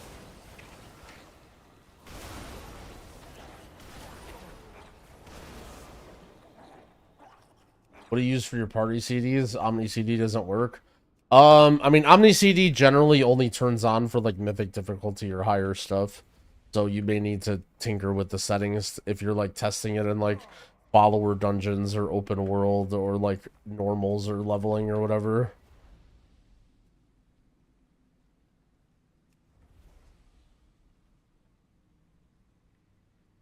Back the other side of the river? What does that mean to do? Go over here?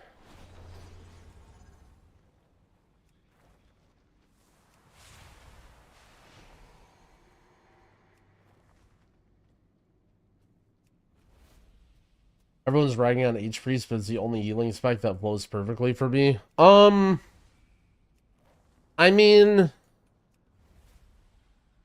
yeah, I don't know. I think H-Priest is fine for the most part. Like, I think people overstate how good or bad healers are.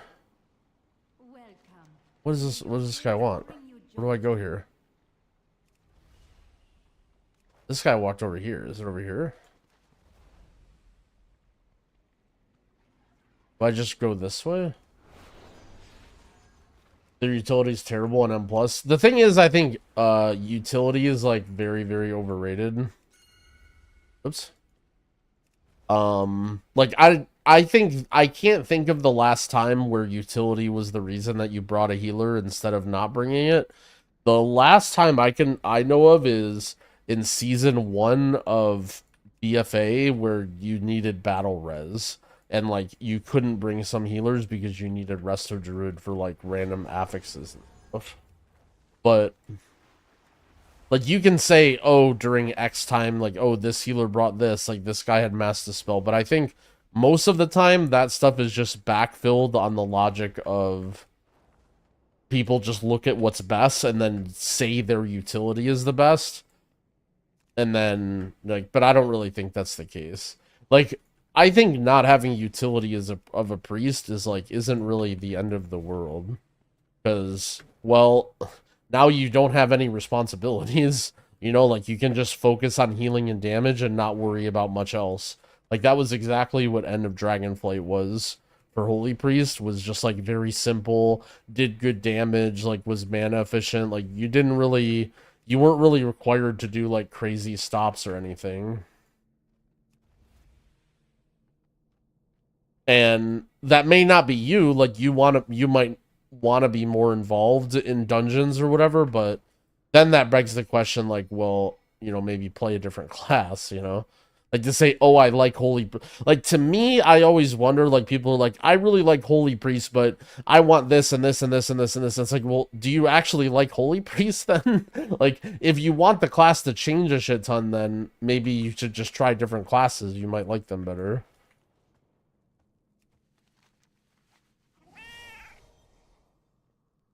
Noli followed? Where is this? Is it in here? Oh, I see. Why is no one talking about the fact that Priest Ford is 10% now? Giga broken for raid? I mean, what do you mean? I mean, it doesn't really change the way that you play, right? Like, you always brought a priest, and now you always bring a priest. Also, is that true? I don't know if that's true, is it? Is Fort 10% now?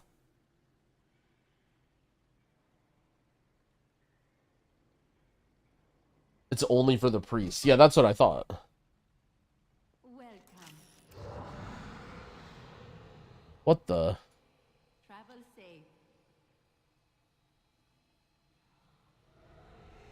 I mean, 5% more health for you? I don't think that's that broken. There are plenty of classes that have talents that give them like 5% DR or whatever.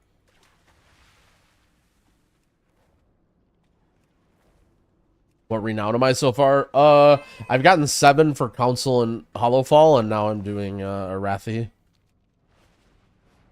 There's not really a big reason to go past 8. If you want to go past 8, then you're going beyond the Sweatlord territory.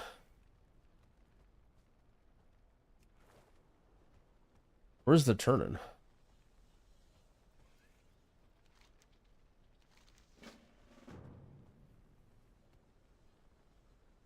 This guy just...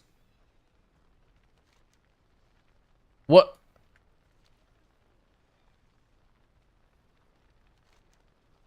Alright.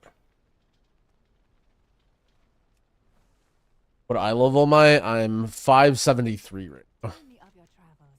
May your days bring you joy. Get that trinket at level 6 renown. I think it's 7, but I'm not 100% sure. Best chapter in the new video? Yep. I missed some. Oh, it's 6. Okay. I don't even know if it's worth going past 6 then. Heard we need a bunch of poison and curse dispels. Yeah, I mean, my point is just like, if a class is OP, like, you're gonna find a way to bring it, right? Like, historically, there's never been a class that's just like super OP and people are like, well, we can't bring it. Like, you always hear stuff like, oh, you know, this class is too squishy or whatever, blah blah blah. But like, generally what that means is like, okay, this is like a tiebreaker. Like, these classes are so close, but this class is better defensively, so we bring this, right? Or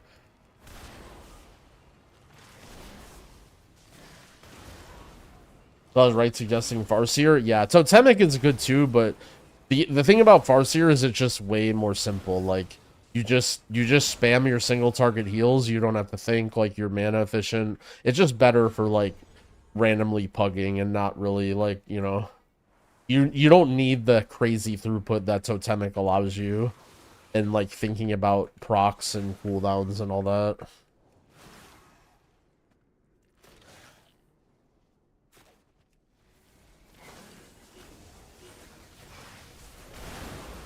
How much does Tremor Totem in this? Well, like, that's the thing, right? Like, okay, let's say we're playing in a 5-man... Like, just think about, for instance, like, okay, there's a 5-man team, right? It's me and Dorky and Junkrat and Psycho and Chow, right? We're the good old boys and we're back, right?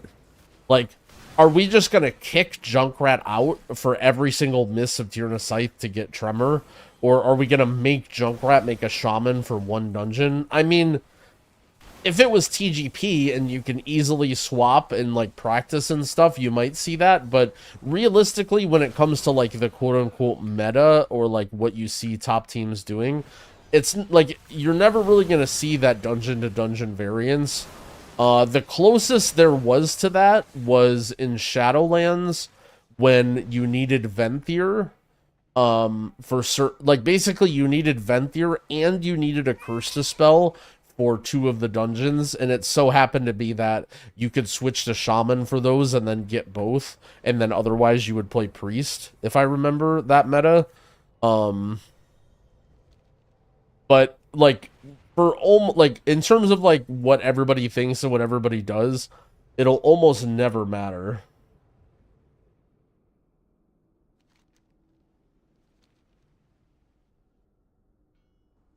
Now, here's the thing, though, right? Now, that question, though, also, that's when it comes to, like... Let me fix my chair. That's when it comes to, like, meta, right? When you're pugging, when you're out there on the grind, you should actively think about stuff like that, right? Like, you're doing a miss... It's tyrannical week, it's hard, you're like, I really want a fucking shaman for this, right? Like, absolutely you should try and invite a shaman to, like, that one individual key, right? Like, that doesn't mean it's the wrong choice. What is going on here? Call airstrike?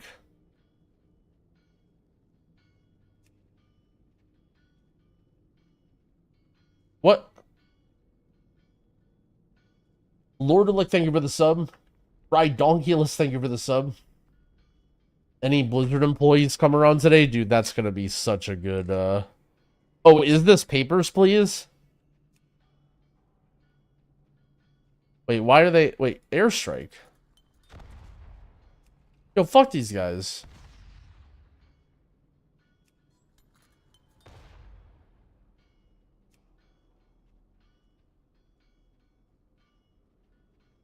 Oh, I see. Okay.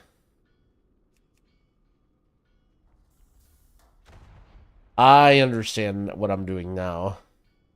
I'm calling them over, and then I'm blowing them up if they run away. I need story time. Oh, yeah, we'll save that for the podcast, don't worry.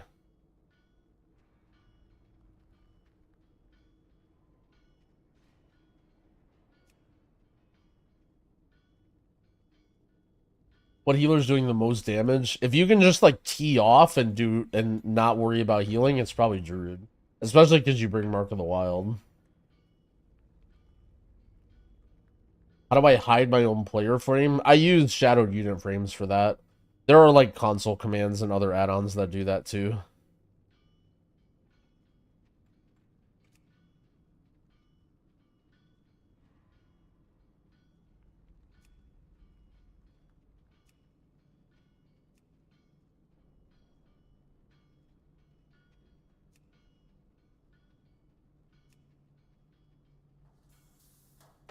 Bang.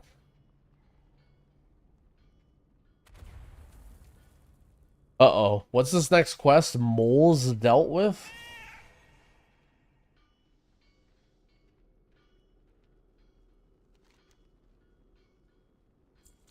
Did I do the weekly for rep? What is the weekly? The dungeon thing? No, I haven't done it yet.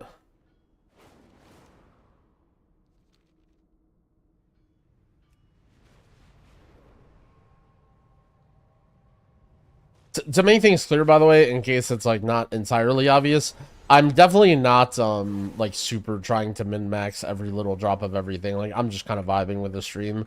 Like, I'd probably not be doing these grinds or, like, anything if I was, what is going on? Charge the target? I probably wouldn't be doing most of this if it wasn't for just streaming and chilling.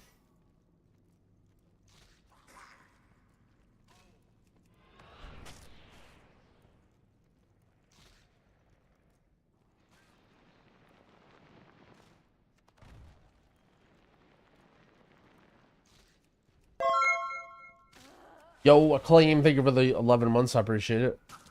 How do I get off of this?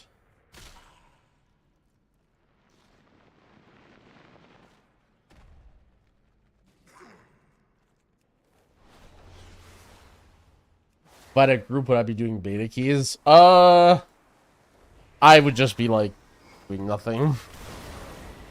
I don't really find beta keys, like, that fun. Personally, I actually like the Ventor Junkrat mindset of not spoiling your food and just enjoying the stuff when it comes out. But because as a content creator, I do feel a little bit obligated to like learn everything and test stuff.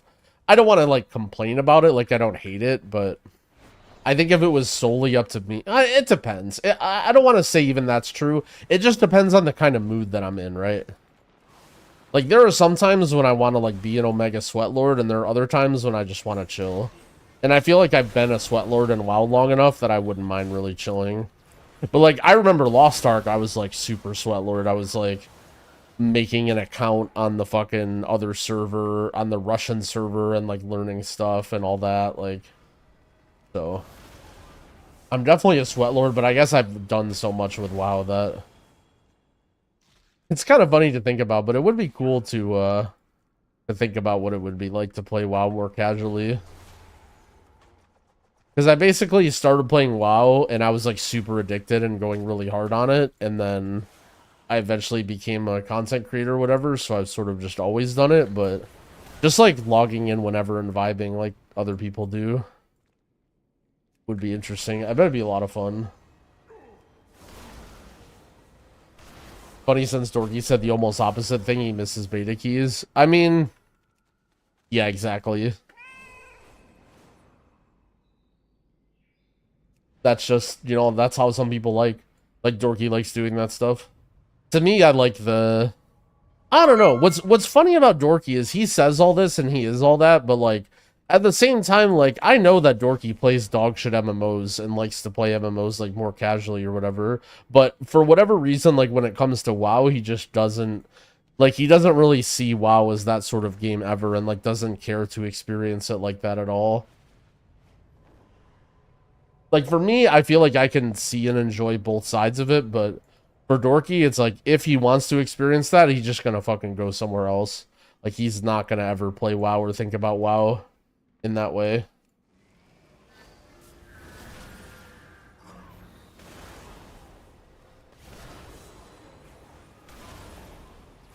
Dude, I remember Dorky in Lost Ark. Because Dorky played Dorky ended up rolling on a different server and like playing with some like more casual or IRL friends. And I was like going super Sweatlord in that game, and I had like a full guild of people, and we had like, I don't want to call it splits, but it was like a full Discord full of people with a bunch of alts, and we were constantly playing together and stuff. And I remember I was like, I did a couple raids with Dorky or whatever on his, and he's just like, holy shit, it's so nice queuing with a healer. Like, and I'm like, dude, you pug all these? Like, what the fuck? Dude, I would never pug this shit. This is fucking terrible. Like, I didn't even know what pugging a raid was like in that game. And he's just, like, out here slumming it, like, being a mega casual, just doing whatever, like, vibing. And it's like, damn, it's weird to see Dorky like that, but... Like, he does play games like that and experiences games like that, but just not WoW.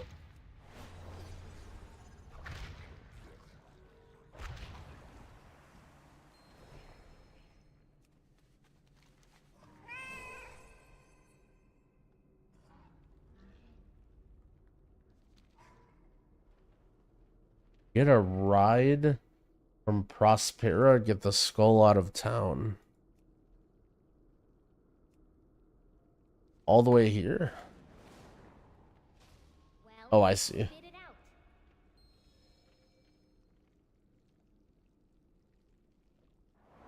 Oh. Boomy or cat abilities? Druid is no longer a Boomy. You do not get Boomy form as a Druid. You are a combination of both.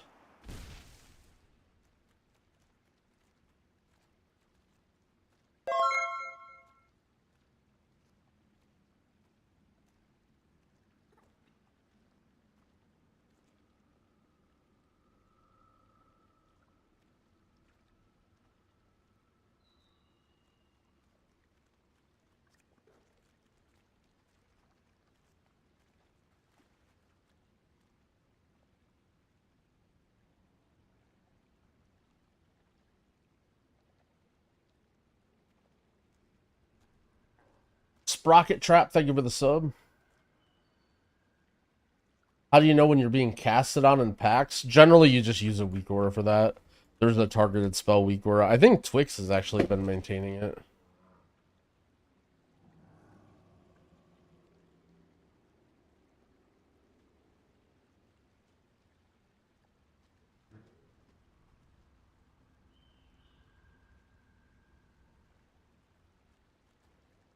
Where do people get 600 eye level gear from? I'm hearing people say that they're seeing armories or whatever, but are there any actual streamers that have that, or is it, or like actual streamers? I mean, people that you see like videos of how they got it, or do you just see it on armories?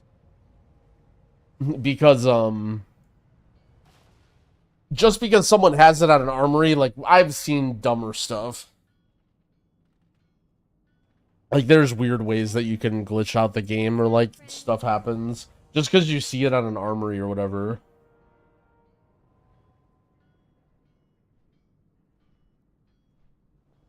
Remember Jailer full legendary paladin? Yeah, that he was in Dorky's guild at the time. It was literally Dorky's tank, and then he got banned, and Dorky had to tank the boss. They were just like, stop running. So for people who don't know, Dorky was in, and I was also in this guild, but I wasn't raiding at the time. Or maybe I wasn't in the, I don't remember, but on Jailer Prog, the last raid of, it was Sepulcher, there was a really, really hard end boss. The guild was like super tryhard. And one of the, there was a bug where basically you could equip a bunch of legendary items at the same time, and legendaries were like higher item level than normal gear. You were only supposed to wear one. And so there was a bug where like you could use the legendary vendor to equip more than one. But it was like, if you do that, you're going to get in trouble. Like, with stuff like that, it's very obvious that if you take that gear and do crazy shit with it, you're going to get in trouble, right? And so some guy in Dorky's guild was just equipping 7 legendaries, and then they went into what was basically the hardest boss in the game, the Mythic End boss. And his guild was like, dude, stop doing that. Take that off. And he just said no. And he just sat there during raid time with 7 legendaries on. And they didn't have another tank. And so they're just like, all right, I guess we'll just start pulling the boss. And so they start pulling the boss, and the guy just gets banned immediately because he's fucking trying to kill a Mythic End boss with 7 legendaries on.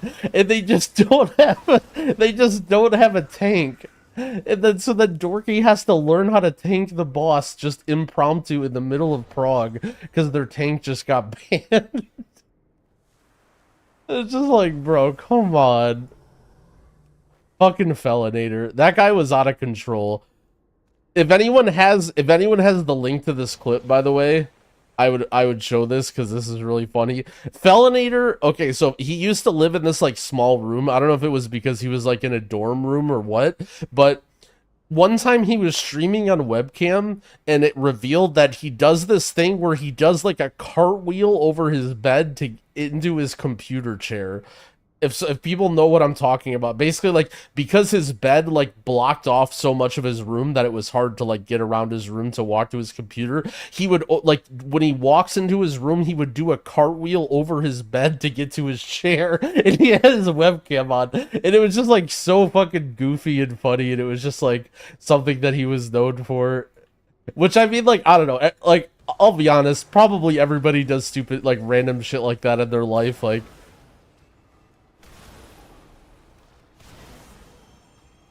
I know there was like a clip, maybe, hold on, let me see if I can find, I don't remember his stream. Was it just Felinator?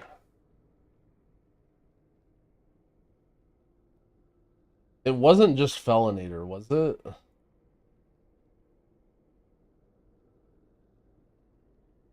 And M+, do you ever press Emerald Blossom? No, not really. Ooh, I actually didn't include that in my guide. Dang it, dude.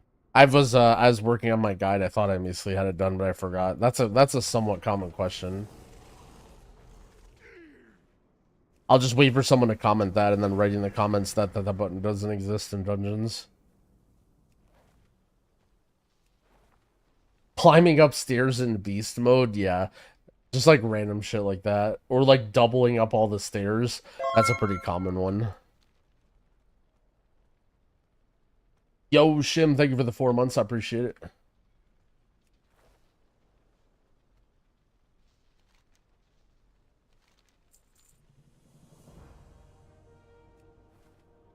Is Grom my real life name? No, believe it or not, my real life name is not Grom. I can have a good time healing with Mistweaver Season 1. I think so. I think Mistweaver's in a good spot right now in terms of like the way that it plays. Holy Pally okay in 10s? Oh yeah, every healer. I mean, Holy Pally's like good right now. It's not bad at all, but every healer will be fine in 10s. Pete? It is also not Pete.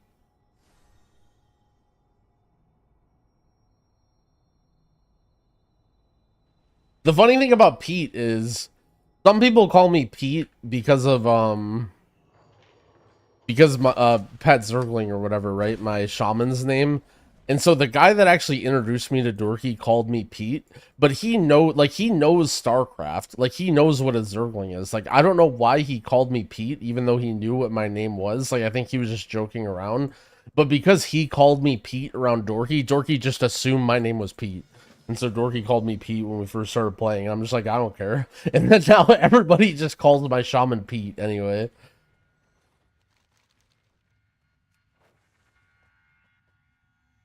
Is Caster Mistweaver a move? I mean, you're missing out on damage for sure and a little bit of healing, but it's like fine if you want to do it. It's not the end of the world. It's Josh. Ugh. Max high level loot from Mythic Plus now comes from Mythic 10s. Yes, correct.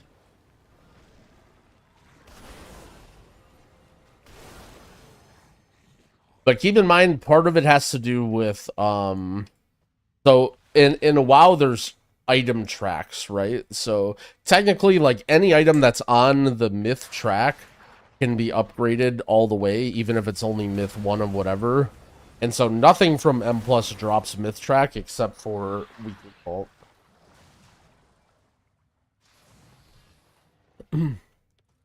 Anyone else having Lua errors from the holy HP? I assume you mean holy power. I haven't played much Pally yet. You can use you can turn off Lua errors though. You should use it's called like Bug Grabber or Bug Sack. I think you might need both, and that'll catch all your Lua errors and it won't like bother your game. I don't remember seeing that with mine, but early on in expansion, it's a good idea to just have one of those running.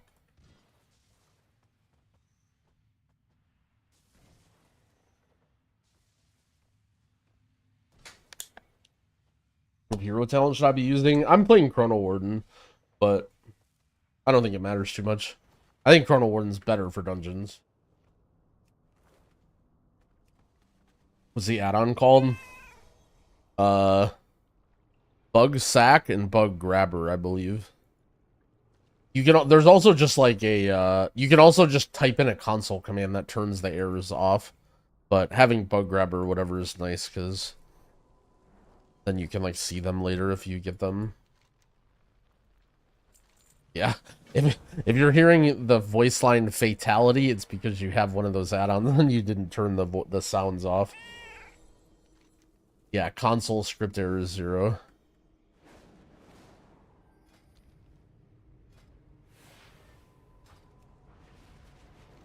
Group Delve Farm, log in. Can't wait for Delve Farm.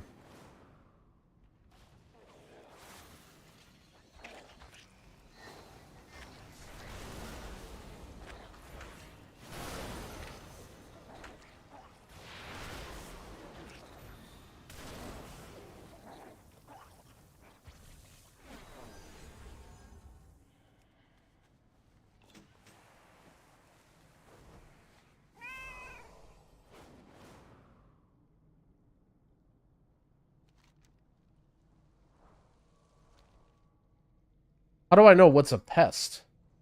I feel like this is a nice aminal.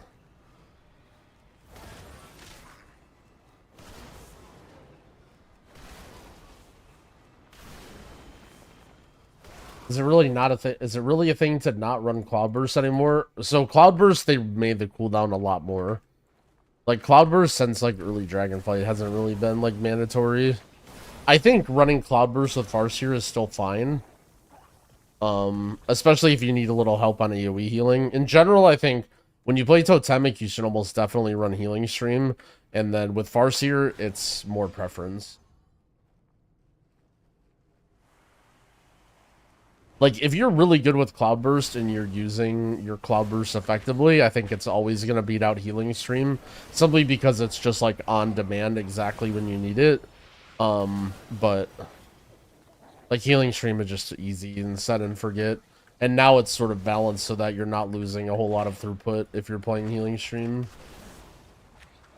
It drops tomorrow? Well, actually, it drops in 27 hours, 2 minutes.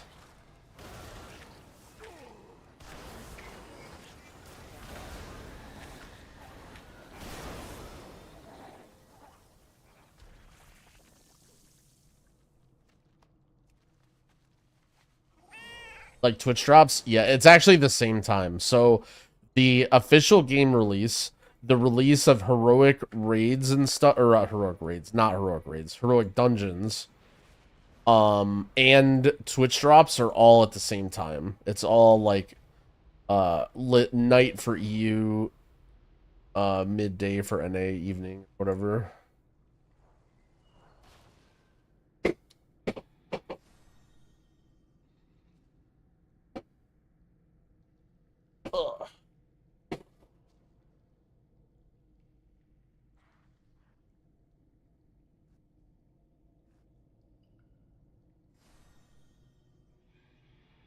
Ugh.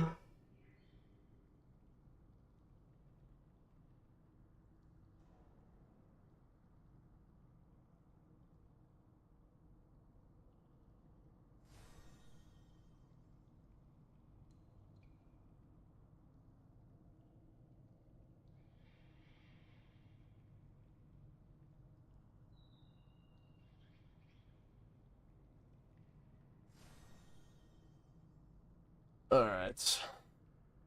My favorite mount? I really like the cat mount. I'm kind of a cat mount main.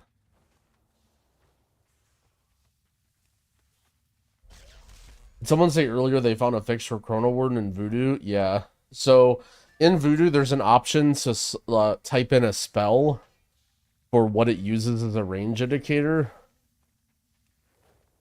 And you just need to change that to something else. Because it's probably Living Flame. And Living Flame gets replaced by Chrono Warden.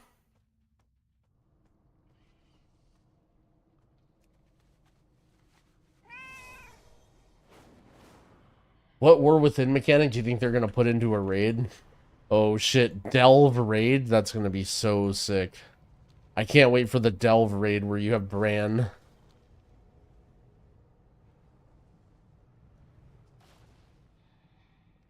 Wouldn't that be sick if you're doing the raid, but then everyone splits into groups of 3, and then you have to all collect candles together with Bran? Whoever, like, and then it's like a race.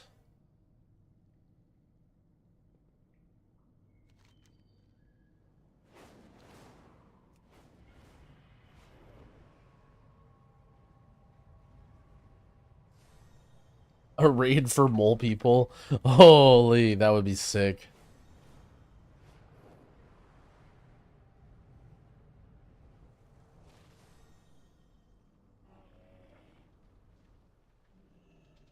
I got the best deals anywhere. Hurry back. Did you see that the 13th Delve will have different difficulties? Yeah, I heard the 13th Delve is basically a mix between Elden Ring and Wukong. And the Mage Tower.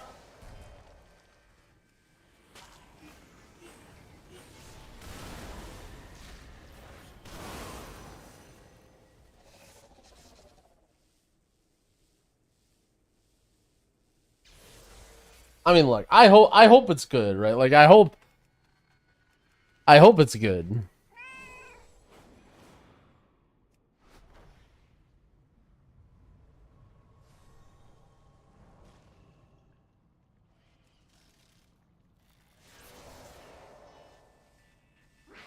Have I quested as healer? Yeah, I only play as healer. Too lazy. How did that flame breath just miss?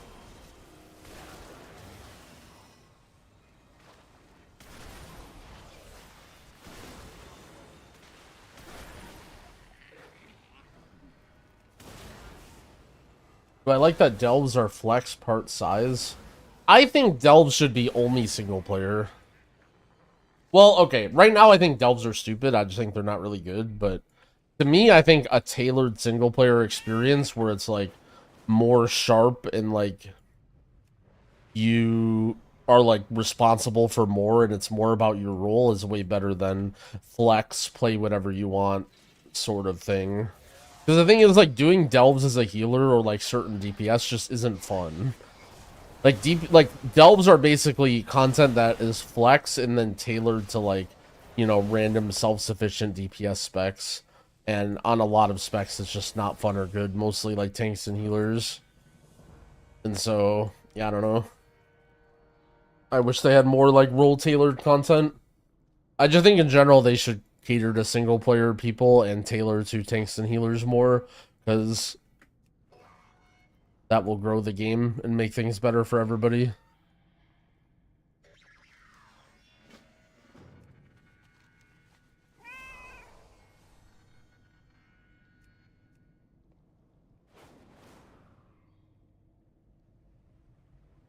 It's okay, delves aren't fun on DPS either. What would be the solution though? I mean, it's like it needs to be content that is similar to dungeons and raids, but single player. Like, for instance, as a healer, like when you go into a single player like thing as a healer, you should be healing.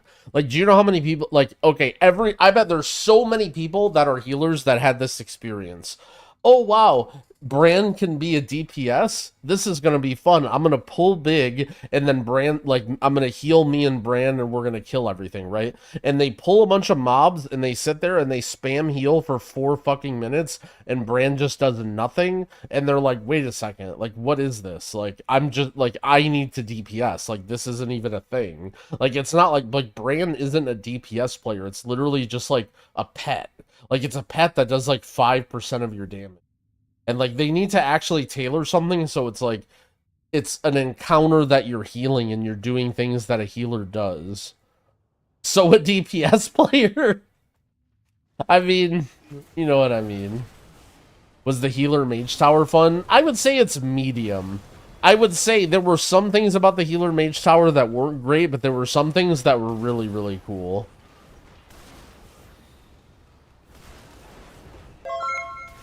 Basically, it's my opinion of what solo content should be is as close as it could be to raids or M+ that you can do solo.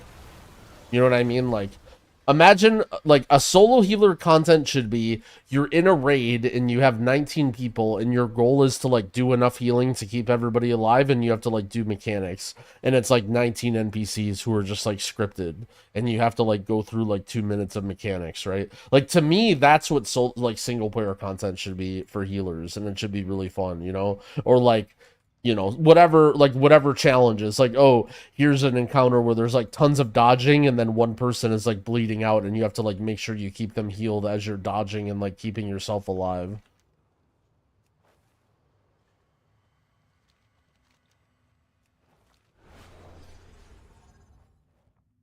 Yeah, exactly, like the mage tower healing fights, yeah. And like some of the mage tower stuff wasn't great, but in general, like, that's my idea. Like, in my opinion, like, you should just be playing your role. And then, likewise, like, let's say you're a DPS, being your self-sufficiency shouldn't matter. Like, having to play, like, self-healing talents or, like, having to stand there and heal or, like, pull one mob at a time, that's not what DPS is about. Like, you should be able to pull huge packs and, like, not have to worry about your survivability other than, like, you know, oh, I'm targeted, let me kick this, or you know, oh, this is group damage, I'm gonna press a defensive. Like, you know, again, it should be exactly what you're doing in raids and M+, or as close as possible. But because they make it this, like, role agnostic, like, flex party, like, thing, they can't make these really tailored, cool encounters, right? Because it's not gonna work like that, right? Like, they can't have that if it's all in one.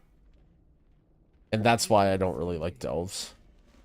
So I don't have a problem with being able to play with your friends, but like, I think a huge majority of people that are interacting with delves are going to be playing them solo, and I think that they should have just been only solo, like, and they should have been way more fun solo.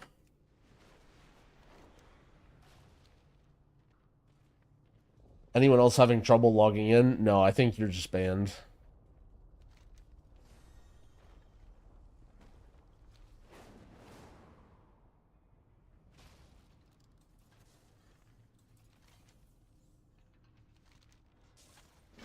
Reach, I hope Blizzard listens. Yeah, I think Blizzard might listen, but, you know, sometimes I'm not very smart, so, you know, I'll do my best to keep speaking for the people.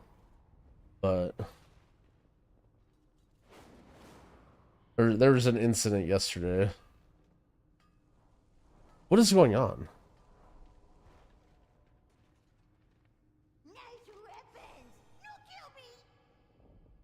Grinding all my heals to 80? Oh, they're already 80. That was day 1 and 2. Now I'm just messing around doing side quests and renown and all that.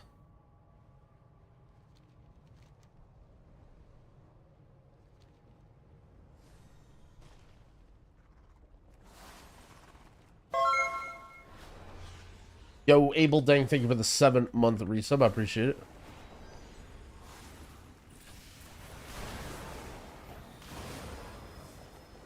Stuck at the character select screen? Yeah, I have the special streamer client, so I don't really have to worry about, you know, that sort of thing.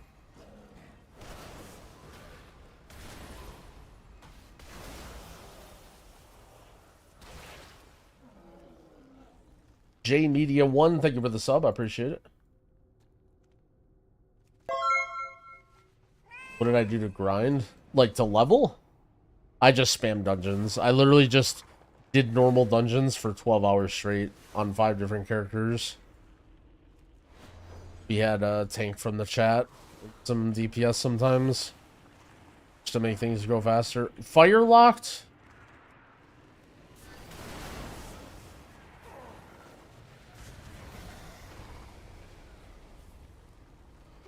How can you get your UI? Too many ads.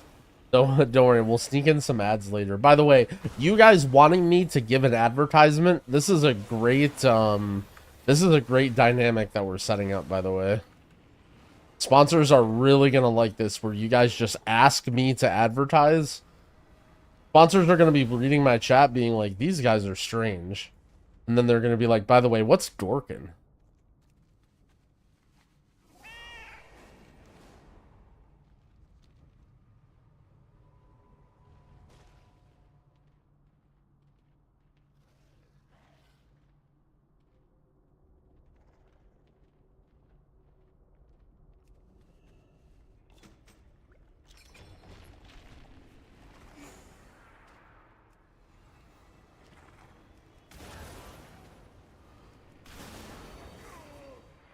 Have I seen the way Pirate Software does ads?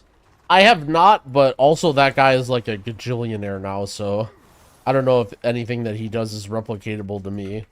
Watching Pirate Software is like watching Dorky. Like, Dorky can just get away with anything because all you gotta do is talk with a deep voice, guys. Hey, it's Dorky. I'm just gonna say whatever, and everyone's gonna listen to everything I say because it's right, because I'm talking with a deep voice.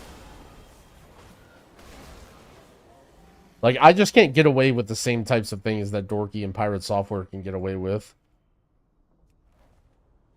Like, while Pirate Software is a good streamer, and, like, I like his message, no negative things about Pirate Software, you know, he basically blew up and became an omega gajillionaire by just being, like, the late-night, fall-asleep, nice voice streamer. Like, that's just not a move I have in my wheelhouse.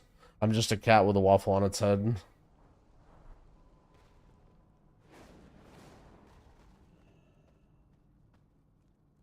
Whoa, I just started paying attention to what happened. Yo, X Barkett, thank you for the Prime sub. I appreciate it. Can I recommend a good VPN or possibly a drink for gaming? Maybe coming soon. No, no plans. You guys spoil me. I never have to really worry about that. If the right thing comes along, of course, I won't say no, but looking for VPNs and stuff. Not on my concern list. My concern list is doing side quests and making videos.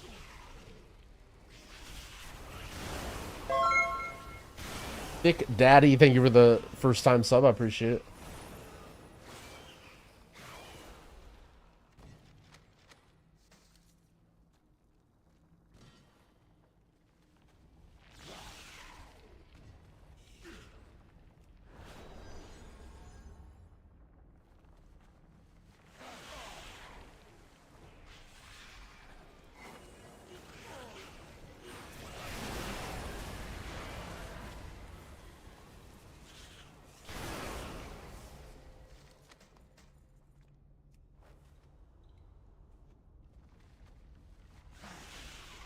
Yo, no problem, Thick Daddy. I appreciate it. Thank you for the support.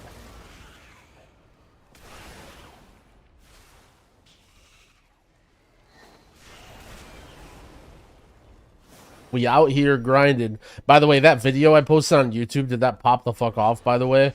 I saw, like, look, I'm not going to name any names, but there are multiple creators that put out, like, such dog shit, like, how to gear videos, and I'm just like, okay, let me rephrase. They weren't dog shit, but they weren't relevant for right now.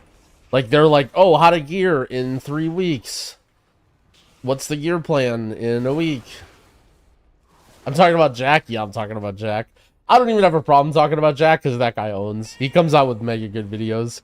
I have no problem. And he, you know, he'd probably be like, yeah, I just put out this gearing guide because everyone's a fiend. And I'd be like, yeah, you're right. I have no problem with Jack. That's why I don't have a problem making fun of him, or his video, rather. Guys, he's a monster. Let's see, did our video pop off? And it has 40,000 views in 5 hours. Yep. You guys are fiends.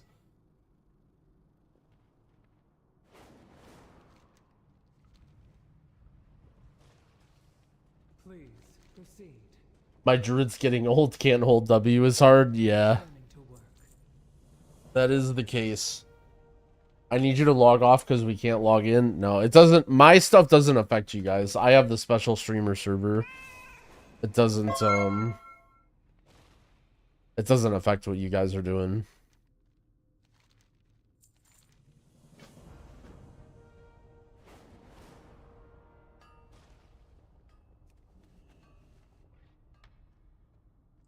I'll be honest, you know, as much as I really am happy for you guys, speaking of me being a sellout and making money, as happy as I am for you guys, when the servers are down, the first thing everybody does is they go right to Twitch to see what's happening with everyone else's game. So, you know, while you guys are suffering, this is great for my viewer numbers. This is great for my viewer numbers.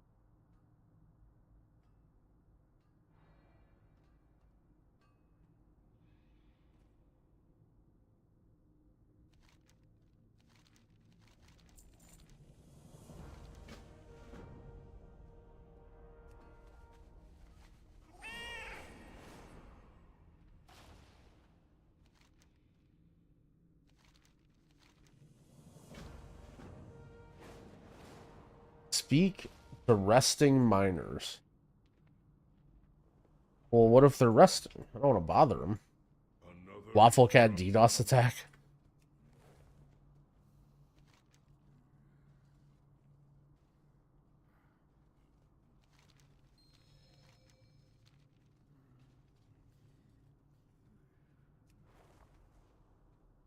When do we get our percent of the sponsor deals?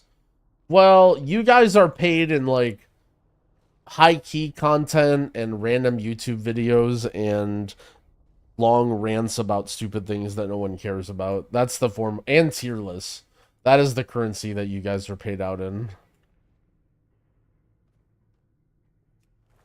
You paid in exposure, you know? Hey, sometimes when you come with a dank meme and everybody copy-pastes your messages, like, that can be pretty rewarding, right?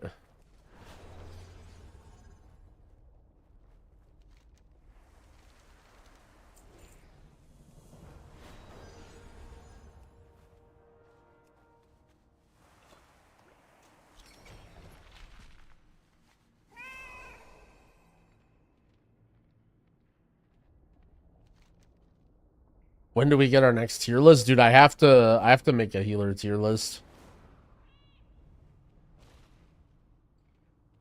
That is in the pipelines. Keep Discord. Oh shit, you got some new tech?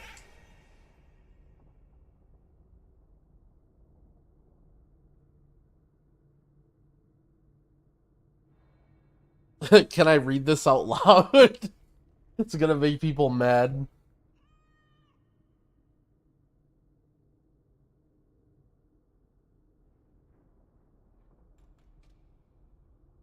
I don't know. It was from someone with my guild. Alright, well, who cares about your guild? Multi-boxing, when you rank up renown with one of the 3 guys in the severed threads, double dips for your account and every account that you have open. It's just some screenshot of some guy getting 10,000 renown in 1 second. They're like playing 4 accounts at the same time.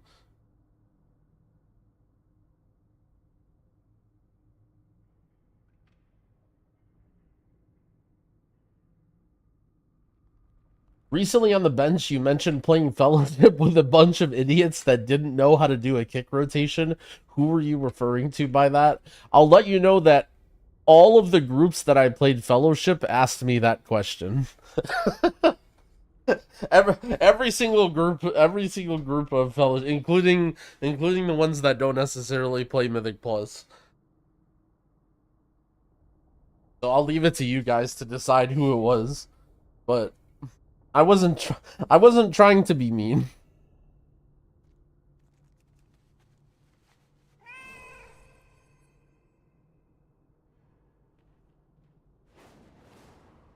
Ooh, this.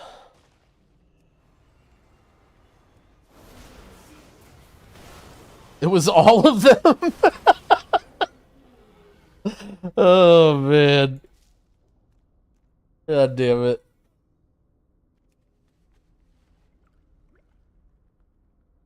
Cask filled.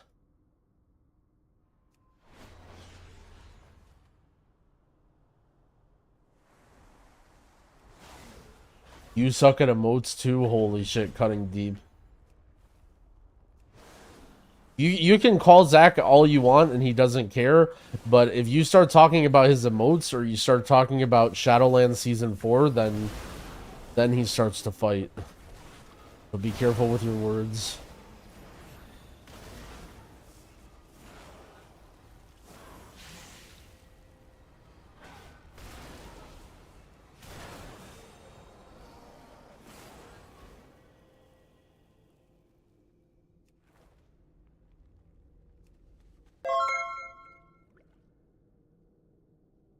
Wait, lol, thank you for the prime sub, I appreciate it. Maybe a stupid question, but do heroic dungeons have a lockout next week? So I don't know. Someone in my comments said yes. Someone in my comments said next week heroic dungeons have no group finder queue and a daily lockout. And so I pinned their comment. I don't know if it's true, but if it's not true, then I pinned it so that everyone can laugh at them. And if it is true, then I pinned it so everyone always knows.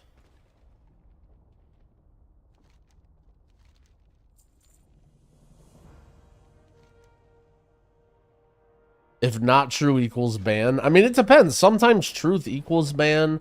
Sometimes not true equals ban. You never know around here, you know? Skip it? Alright, yes. Anytime it's skip, I'm like, yep, that's for me. What server do I play on? My guild is on Illidan, I think. I have guys on a couple different servers. They don't really matter too much nowadays. This guy is on... Is this guy on Kill Jaden?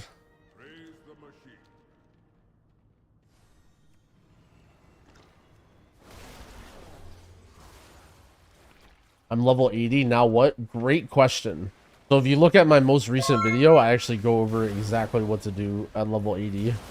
But TLDR, look for cheap gear to get to heroic range. And if you're really bored, you can farm renowns.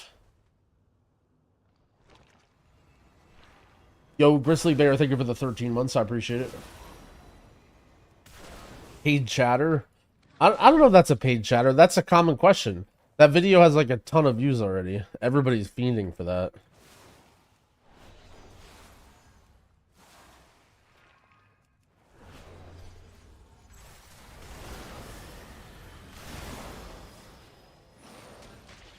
What is this whistle? All Lisky by my side?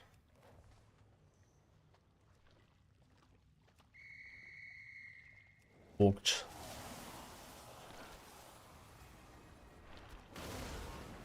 Main campaign only goes to 76. Yep. The bright side is heroic or normal dungeons are like super good XP. Wait, how do I go up here? Do I have to like go around a different way? Like you actually level almost twice as fast just dungeon spamming than doing quests, so if you don't want to dungeon spam, just spam side quests. Because you'll get renown and stuff for that anyway. Wait, this is outside of here.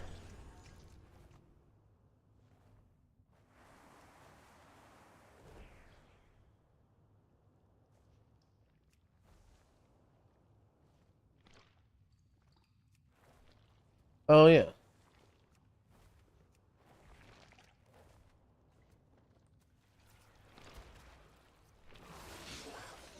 What are my thoughts on the delayed release? So what do you mean? Do you mean the early access stuff or the delayed of the content? I think the delayed release for the content is good because if you're somebody who still enjoys the lore of the game, like, or wants to explore or whatever, it's very important to allow, like, you know what I mean? People in WoW already FOMO so fucking hard that, like, you should allow people to enjoy the game and chill and not have to worry about, like, you know, letting their guild down or letting their M+, you know, not being able to stay ahead of the pack. And then that time comes anyway, like, for the people who are Sweatlord nerds and, like, doing super high-level content, like, as soon as M+ week starts, I'm just gonna fly ahead of everybody, right? Like, I'm gonna be zooming and everyone's gonna be crying and be like, oh my god! So, I'll still have that time to shine. Like, it's not bad for the Sweatlords, it's just delayed so that people who enjoy the story can do something else. The early access in terms of like paying for the early 4 days, I mean, that just like isn't really good for anybody. Like, obviously that's just a way for Blizzard to make more money. Like, you can say, oh, it's better for the servers or whatever, but I mean, we would all prefer to just have a united release. That being said, I mean, it is what it is. They made the game, they can do what they want with it. Find Lisky? What do you mean find Lisky? He's right here. What do you mean find him? He's running away.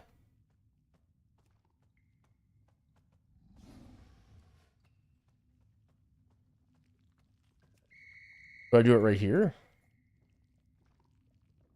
Use the whistle? I literally just used it.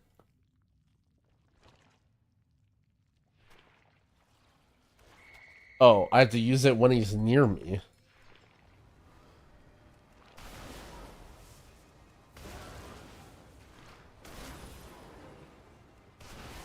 How am I online? I have the secret special streamer client. So I'm not on the, like, normal people stuff. No, I don't know. I think it just depends on your server. What's the hidden add-on behind the cat? What the hell? Don't look at that. It's hidden so that you can't tell what it is. It's the top secret item level generator hack.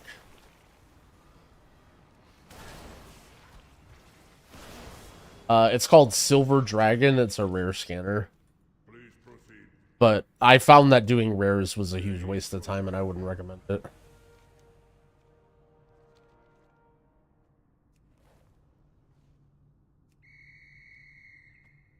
Oh, I see. I see. I have to, like, spam the whistle. Okay, I see. I understand the quest now.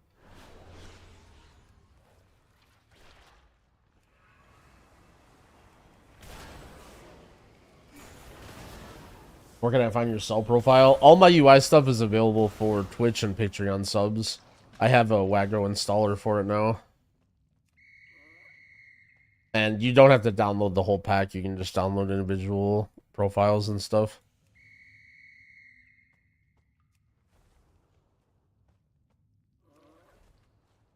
Distracted.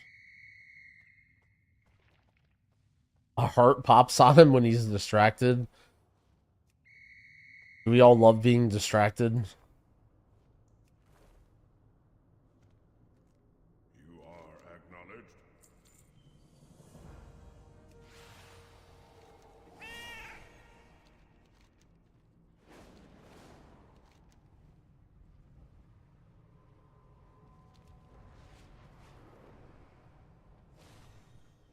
There you go. Yep, I did it.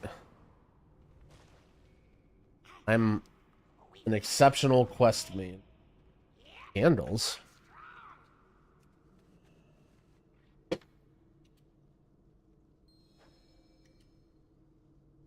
What consumables, such as something to drink in between pulls? I just looked at the general goods vendor and I found like there's like a bunch of random food. I just bought this shit. It's called like Rocky Road. I'm pretty sure like any of the random general goods vendors have it. I don't know if this is like exactly optimal or whatever, but I would just like buy a couple stacks of this for now. In beta, there was actually a feast that was faster than than food for mana, and so everybody was using that. And I don't know if that's like correct or whatever, but we'll see if that goes live. The feast in beta was actually like beast mode though.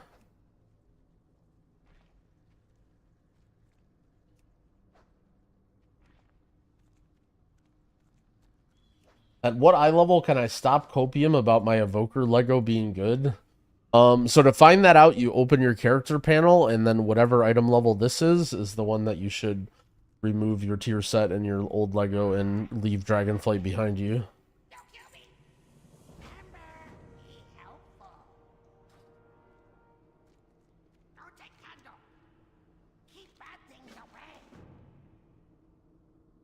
Is Shadow Priest good? It's aight.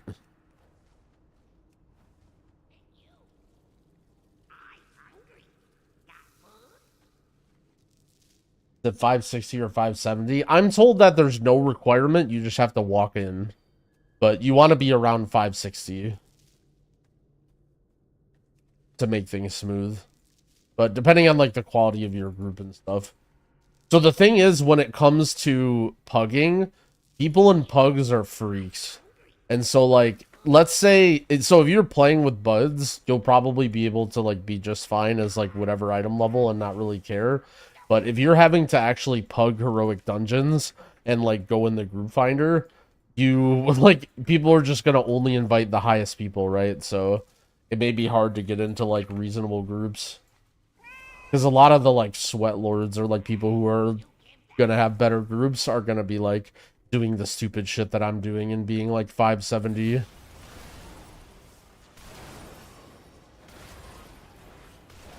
Yeah, and making the group yourself, especially if you're a tank or a healer, is definitely preferred.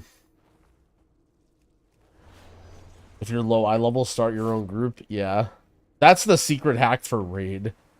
How many of you guys have been in a raid where like it's like AOTC 590 item level plus, show achievements, and then eventually you realize the raid leader is just like some completely undergeared piece of shit who like doesn't have any raid bosses killed, and you're just like, wait a second. Do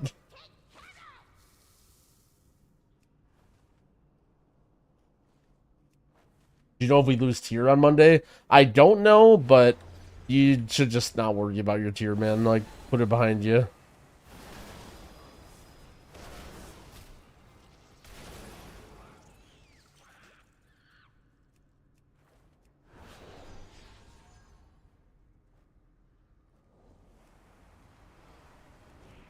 I've been in that one, and they were only inviting people that weren't on their Nelt trinket. Yeah, that's a classic. Don't invite anybody that's on your tier token. That is a definite classic. So I'm a piece of shit if I do it. You're not a piece of shit, but your character is a piece of shit. Like, you can be, you know, there's nothing wrong with organizing a group and then bringing a rat, but, like, your character is still a rat. Your character isn't any less better because you organize, or any better because you organize a group.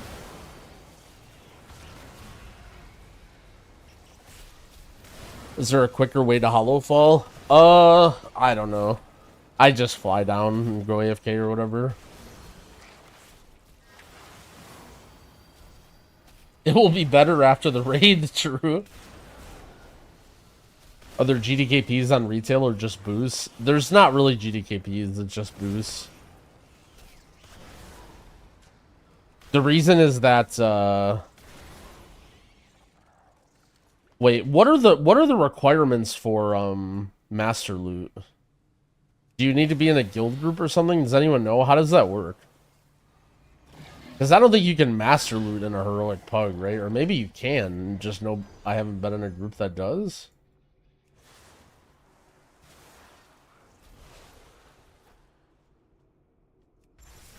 Percent of group and guild, yeah. Yeah, the loot system stops that. The main issue with like GDKP or whatever is like when it comes to WoW, the hardest content gets fucking sweaty. Like in Classic, you can have like 80% of your raid be okay, and then 20% are just like total boosted idiots, and you can be just fine on like every single boss. But in retail, if like 4 people in your raid are bad and the other people aren't like exceptionally good, it's gonna be very hard to kill bosses. And that's only like early bosses. Then you get to like end game bosses and it's like nearly impossible. I thought M0 was next week. It's fucking 2 weeks away. Well, keep in mind it's like slightly different. So Heroic is gonna be more difficult now this time around.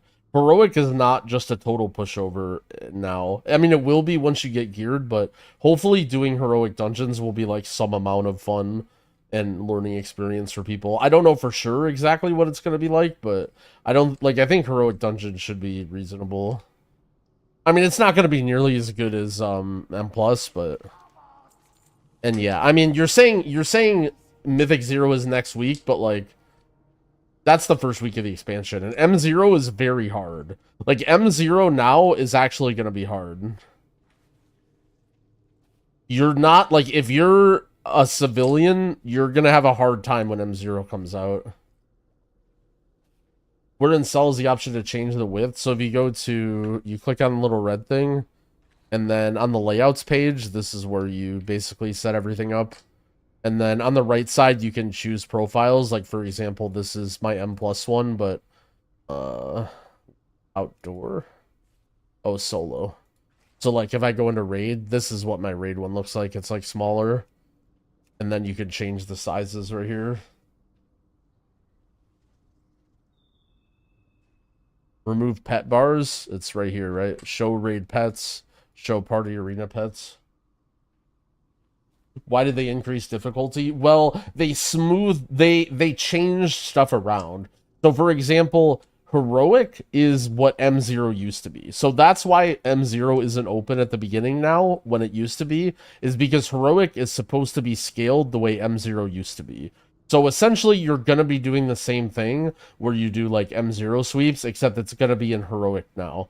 I would say it's going to be very slightly easier because you don't have the Mythic only mechanics to worry about. But in terms of like mob and boss health, it's going to be the same as M0 was, is what Heroic's going to be.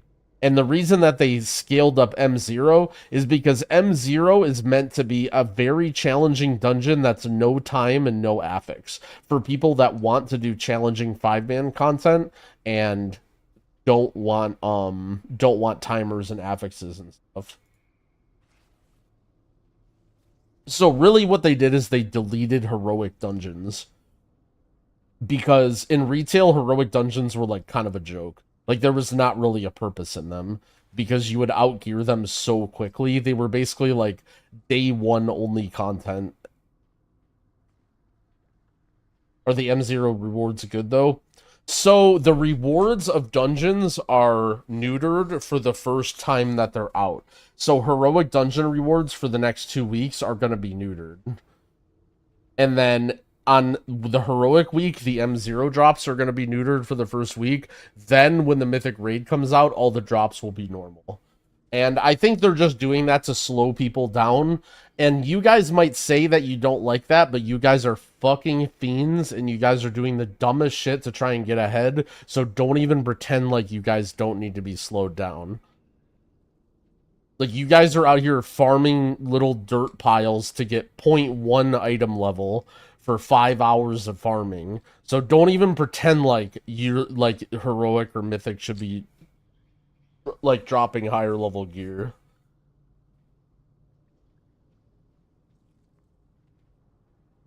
Because I only play 2 hours a day. Well, that's the thing is, like, you'll still be able to, right? Like,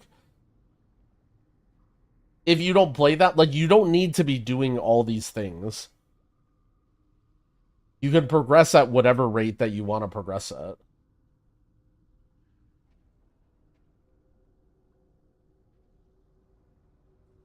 Anyway, I'll be right back. I'm going to go to the bathroom and stretch for and take a little break. I've been sitting here yapping for way too long. Is there a way to, with cell, to hide the cells for specific characters? I'm not sure what you mean. Specific characters? Do you mean like your player frame? Like alt?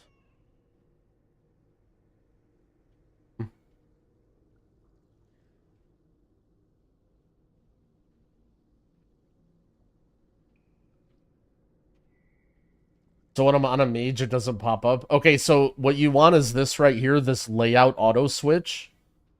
So, for example, right now I have it set up so I have the same profile every role. So when I'm healer, my profile looks like this. But, like, let's say I switch to DPS, for example, I can change this to whatever I want, right? So basically with Voodoo, it would be like you set up a blank profile. You just set up a profile what you want. So basically what I do for my mage, for example, is I took my frames, I switched to mage or DPS, I moved them in the top left and I made them small. And then I save that as my DPS profile. And then, so when I heal, they're right here. When I mage, they're off in the corner and very tiny, so I don't care.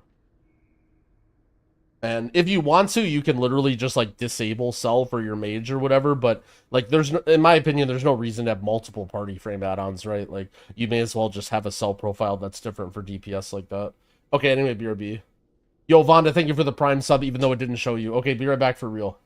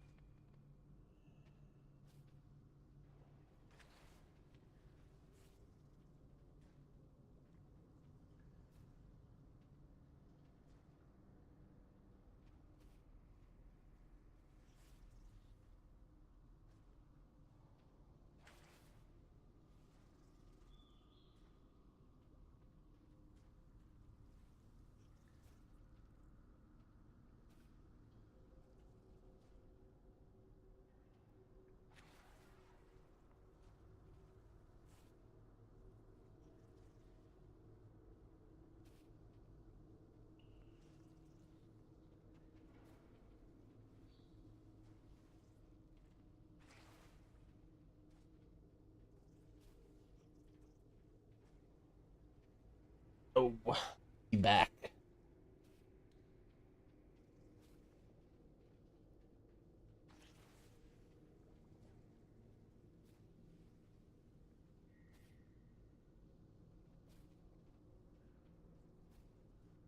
Old man knows.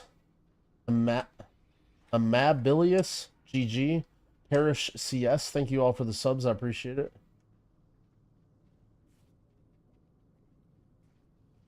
How do you make your UI hide your standard spell bars with assigned keybinds? Make it just show you the weak aura trackers. So I use an add-on called Bartender. And Bartender has the ability to change the opacity of stuff when you're not moused over it. And so someone in my Discord mentioned too that they were struggling with learning keybinds. Random like aside, but you can change this to make this always visible if that helps. Another thing you can do, I'm pretty sure, is you can just write stuff into these boxes, I think. So for example, let's say I wanted to do on the rescue thing, display text. I'm pretty sure I can just write, let's say it's C. No, maybe that doesn't work. Show text, there we go. Nope.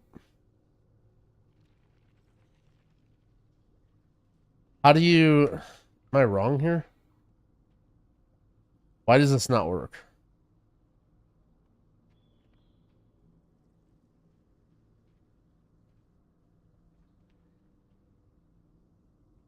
Select a font, is that it? Or color? Okay, maybe this wasn't as easy as I thought it was gonna be.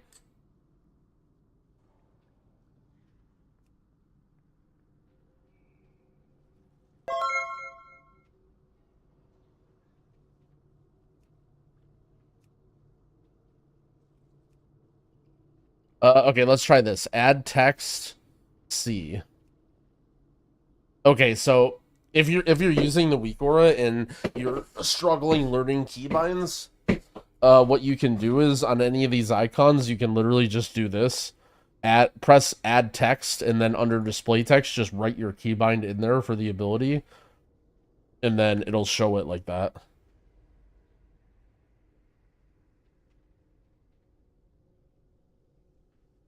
There are other ways to like maybe do it more cleanly or whatever, but that was a question that oh, it's linked to a condition. Okay, that's why.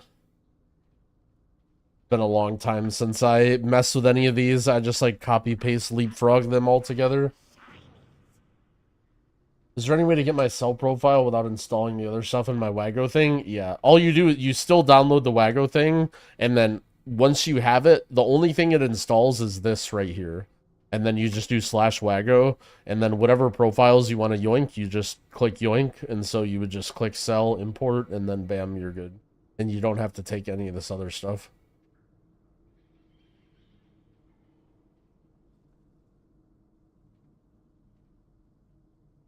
Is it new Wago overlay? It's their new Wago app. It used to be called the Wago Companion app, where it was only weak auras, but they're expanding it to have UI packs and add-ons in it.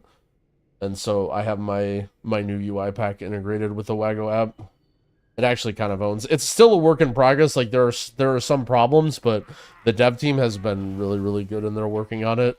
I think they just like put it out a little earlier than they wanted to because of we're within launch, but they're like actively changing stuff all the time.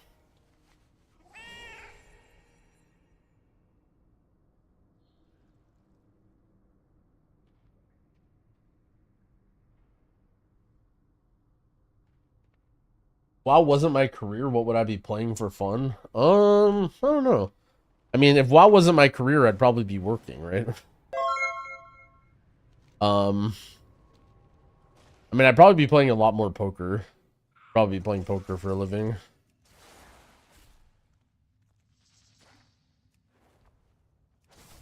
In terms of games, I don't know. I mean, ultimately, like, if there's a game that I find fun, I would still play it. Like, there's not really games where I wish I didn't play WoW and I could play it. Like, ultimately, if I ever want to play a different game, I still play it. I'm never playing WoW on stream if I don't want to. Poker for a living sounds minus EV. Very true. Yo, Radchi, thank you for the sub, as well as Rain, thank you for the 3-month sub. Is there a chest in here? Oh shit, I'm going in.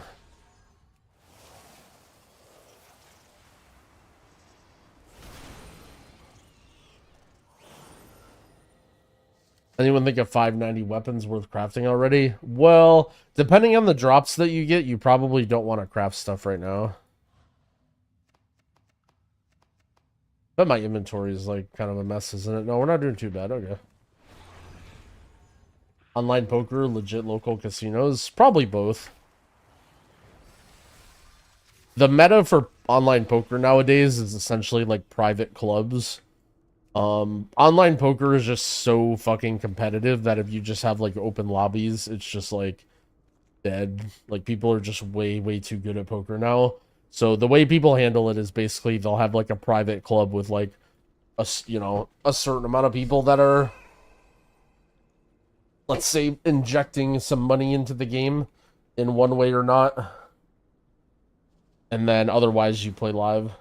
And I like both. Like I do actually like live poker. Fish.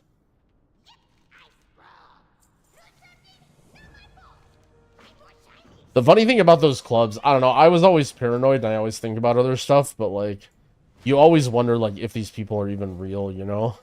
Like what if it's a club and they just like have a fake account and they just play like an idiot sometimes, but they like only dump money to like specific people who are their friends or whatever. I was like always super paranoid when I was playing on those apps. Even though, like, I think overall I made money and it was, like, fine.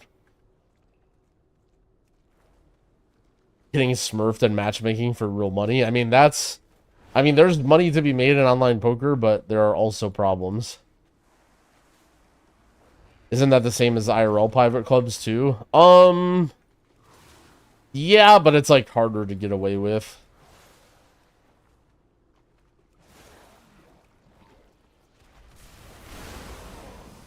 Also, like, yeah, I guess yes, but I've never played an IRL private club. IRL private clubs, like, generally the danger with that is just getting fucking robbed. Like, that's the problem with that, right? Is, like, if they wanted to, like, they could literally just rob, like, they could set up a robbery on the place and just fleece everybody. And then be like, oh man, someone heard about our game and they robbed us. That's the main concern when it comes to live private games.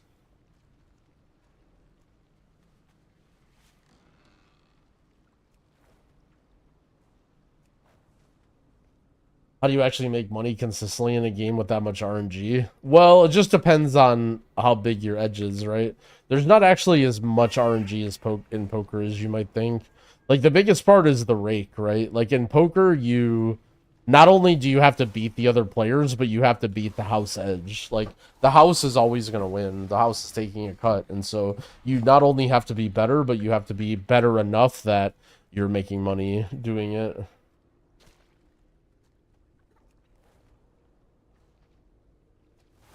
But, like, well, for instance, like, counting cards in blackjack. Like, counting cards in blackjack, you can, like, you have a very small edge, but you can make money pretty quickly with enough volume. Should I log in and level a tune? Well, Glare, what I say to everybody when they ask that is, when you're asking that, I think you're already committed to doing it. So, unfortunately, you've already lost the battle. Isn't counting cards illegal? Counting cards isn't illegal, but casinos have the right to kick you out if you think that you're counting cards. If that makes sense, you know what I'm saying? Like, they don't have to give you business. Are people getting 580 right now with Val stones? If so, how do you get them outside of dailies? I mean, you can just spam dungeons to get the stones. Also just like random world events, quests, chests, like basically anything that you do right now is going to get small amounts of stones.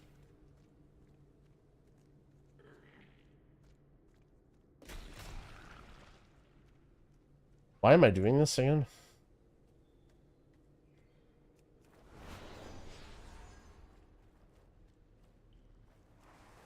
Apparently people are saying doing like farming the wax or whatever, like the wax is infinitely repeatable and you get valor for that, or I mean whatever, valor stones, is that what they're called?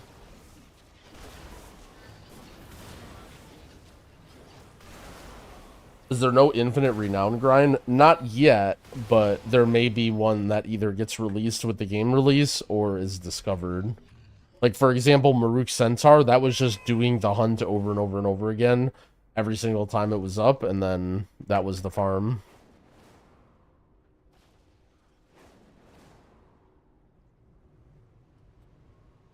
Is Evoker my main? It is for now, but if it's dog shit or gets nerfed or something, I'm not going to commit to it or anything. Oh shit, here we are. You know what time it is? It's time.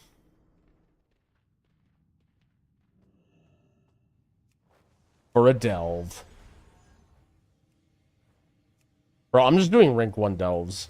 I'm as much as I'm memeing about it, like I'm already just done and bored with these things. I'm not gonna purposefully make the mobs have more HP. Plan discussed? Okay, sorry, I didn't even...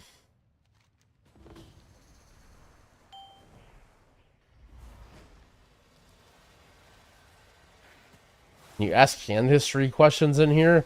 I mean, I guess if you want to, but I'm gonna give you one-word answers. I'm not gonna go into depth. I'm not gonna go into depth about hands because 99% of the people probably have no idea.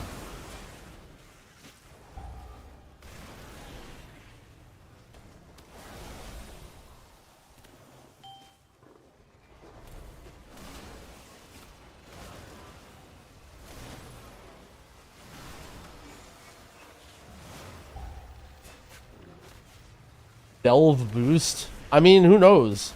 Maybe maybe delve boosting is a great way to make money. Maybe because people used to boost Torghast, right? That used to be a thing.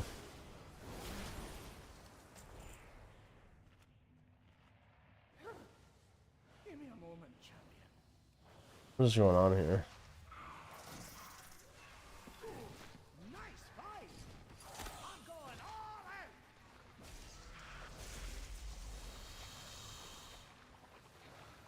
Oh boy, this is my favorite. I love these.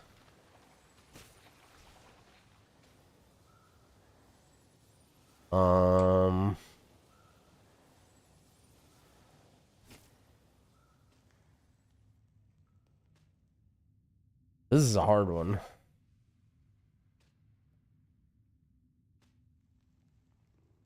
I think you just have to do this.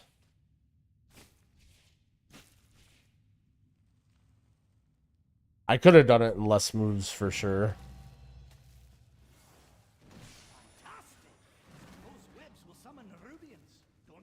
Get Lorgok to help you. The master of those puzzles.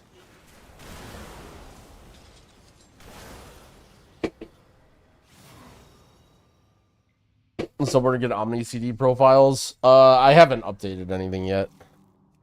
You guys don't need Omni CD right now, I promise.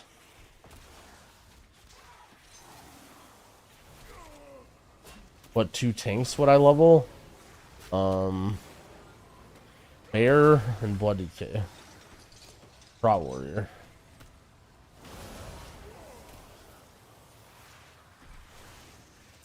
Omni CD for Bran. Yeah, I mean, how do you look at this and be like, yeah, I need this. I need this Omni CD profile.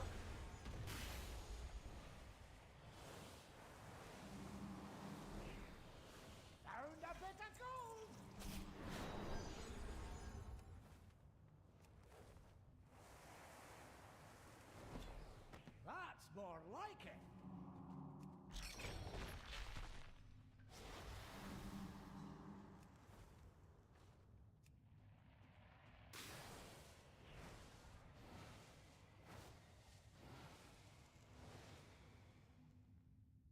Is there a reason you advise heroic dungeons instead of rare farm? Heroic gives explorer and rares have chance on adventure. I mean, you can rare farm, I guess, but in my opinion, it just like kind of aids. Also, like, I don't know how exactly it works. If there's a resource that explains exactly how it works, then...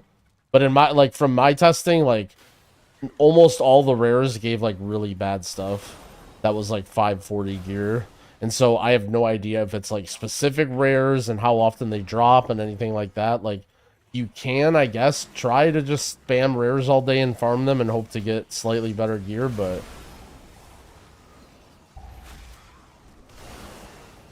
Because, like, here's the thing, right? Ultimately, yeah, okay, look, I know you guys are going to type in the chat what you think is the truth, but you don't actually know. Okay, I'm just telling you guys right now, everyone that's typing how the rares work, you just don't actually know how they work. Okay, first of all. Second of all, in heroic dungeons, you can deterministically get an item at 467 and upgrade 567, sorry, not 467, and then you can upgrade it to 580. And even though the other items are a higher track or whatever, you don't want to be like spam upgrading those all the way up anyway. Like you are limited on crests, and you don't want to be wasted. Like you already can spend all your crests on the other items. You don't need to get higher track gear in those slots. But I mean, again, if you want to like farm rares and try that, then just to save whatever, then that's fine.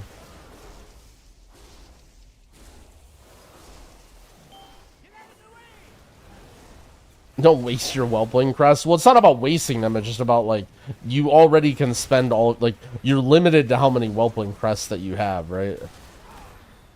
Like, you can already spend all of your Whelpling crests. It's not like you need that track item on every single spot. Should I spend Whelpling crests? I'm waiting for the game to launch and to do the first round of the weekly events. Because I think the weekly events might drop stuff slightly better than 580. Or have a chance to. I don't know exactly how it works, but after my first round of weekly events, I'm going to spend all my lower crests. And yeah, chances are spending them on renowned epics is fine.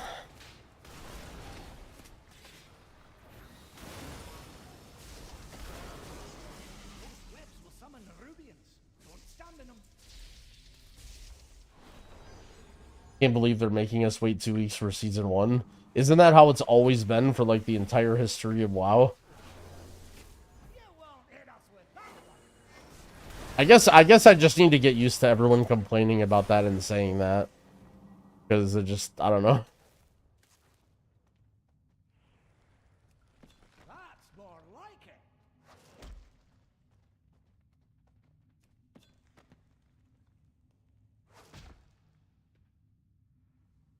The Molten Core was on launch. True. Didn't it take like 2 months for the first level 60 or something ridiculous? No, that's not. I don't think that's true, but...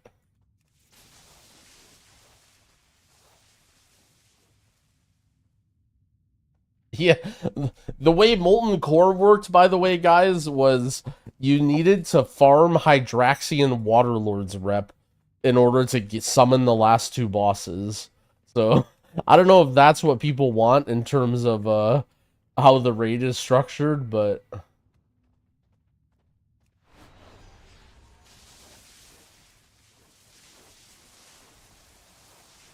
I need to be, like, clearing this? What's going on?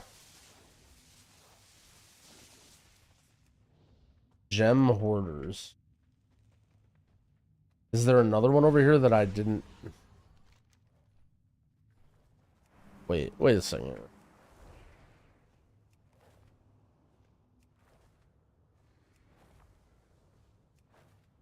Am I dumb?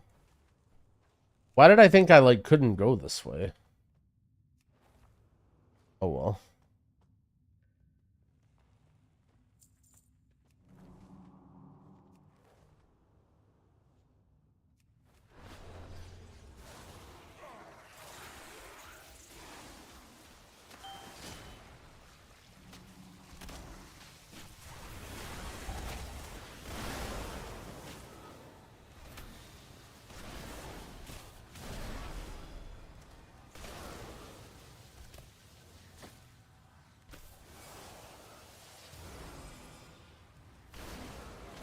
Dude, people sucked ass at games so bad back then.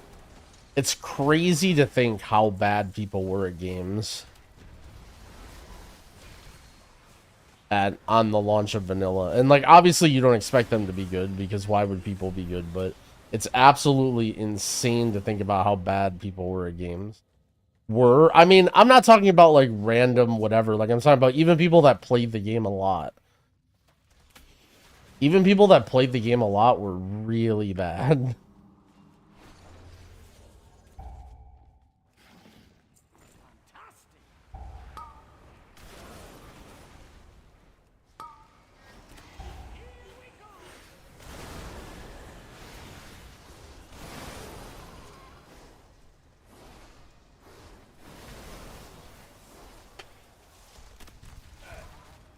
We used to get healers out of combat and MC. I mean, that was a discussion I had on was it no, it wasn't Pot EC, it was the bench, about how the idea of CCing mobs. And it's actually really funny because there's so many people that talk about how they used to CC mobs in vanilla or like here or there. But I'm telling you, like, bro, like no one, you do not need to CC anything in any of these dungeons. Like, it's true that you don't really pull packs together, but there were like, if you CC'd, it was because your team was fucking complete dog ass. And you're just like, I don't feel like wiping to this pack anymore because you guys can't do one single kick. And people are like, no, I remember back in the day. It's like, well, maybe you did, but like you didn't need to. Like, it's not like the dungeons back then were designed to need to CC stuff. I'm very interested. Some guy was like, you don't know Kata. You're only playing the extremely nerfed version of Cataclysm. Back in my day on Cataclysm launch, heroics were tough, and you had to CC in every dungeon. And I'm just thinking, like, I mean, I don't believe it. I'll believe it when I see it, but...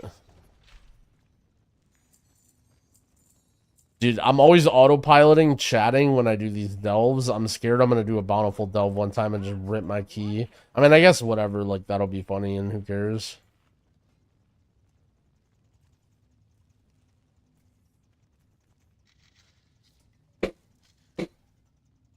Got banned in Dorky's chat? Oh shit, you got perma'd?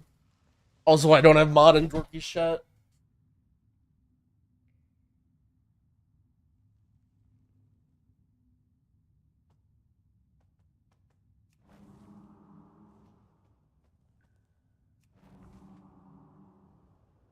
Holy shit, Zyro per... I'm just... By the way, Captain Rogers, I'm just letting you know that Shred don't like you either. Not you know, not to say that we can't put up with your tomfoolery, but I was kind of getting the vibe the other day that Shred didn't like what you're doing either. I just don't think the problem. Here's the problem, right? You're just not supposed to be posting those robins. You know what I'm saying? Like, those robins are not supposed to be posted. Like, that's just, it's against the rules.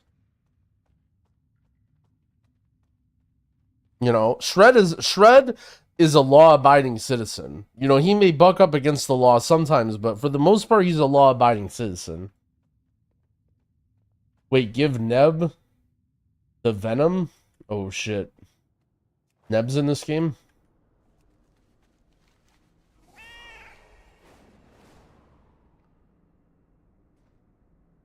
I collected the free big bags. I have one, but I don't know how to change my bags.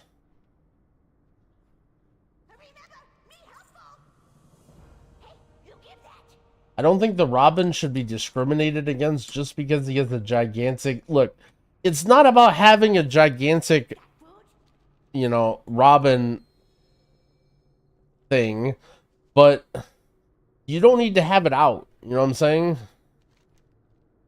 It doesn't need to be out.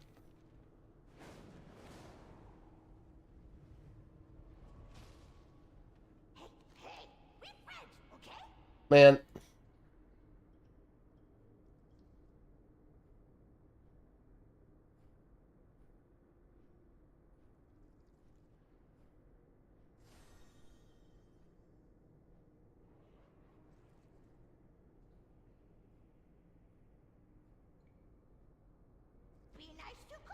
What do I... A suit of slime. Skies chosen. Oh, right here.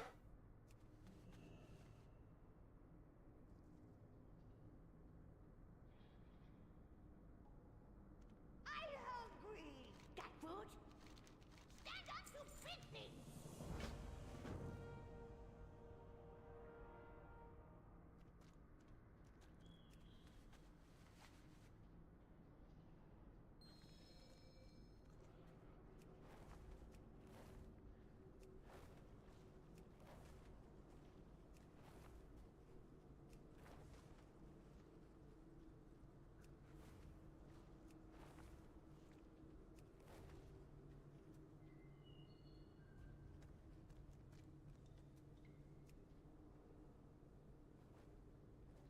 Press the guards with a fancy move?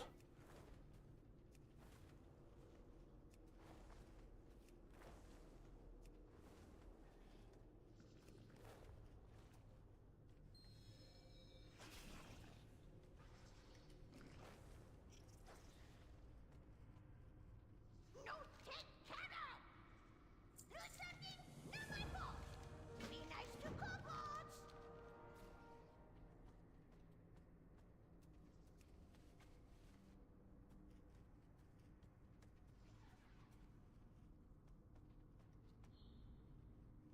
Wait. Am I supposed to do this? Oh, there's nothing in there anyway, okay.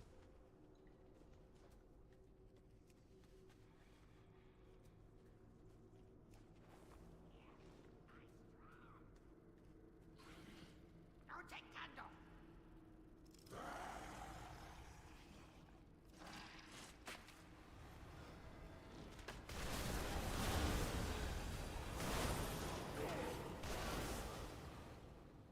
I'm hungry. Got food? Just to be sure we shouldn't do the spreading of the light event. You can do it if you want to.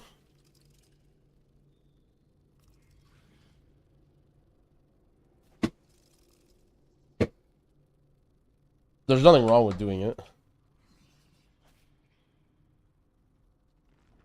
How do I get the initial setup dialogue again if I've already closed it?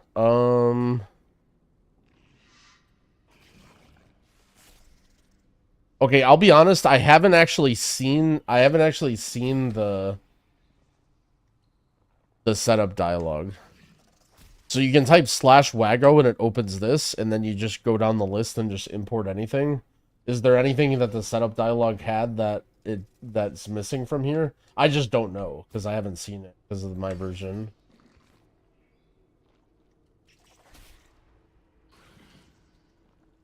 Just starting to try this pally. What's causing the temp looking HP loss on me? Oh, that's Light of the Martyr. Basically, the way Light of the Martyr works is it's a passive now, and it makes your Holy Shock bigger when your health is big. But, it puts a healing absorb on you.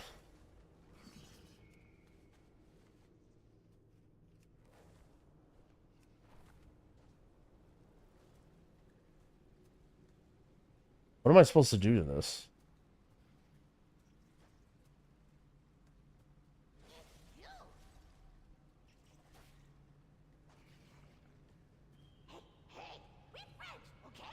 Candles placed. Oh, I'm just worried that it's gonna like bug out or something.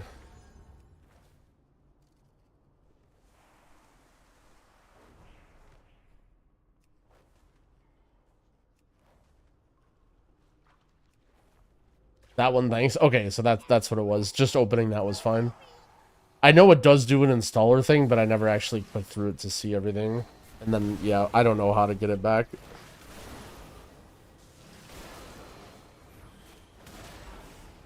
I guessed. Thank you for the sub. I appreciate it.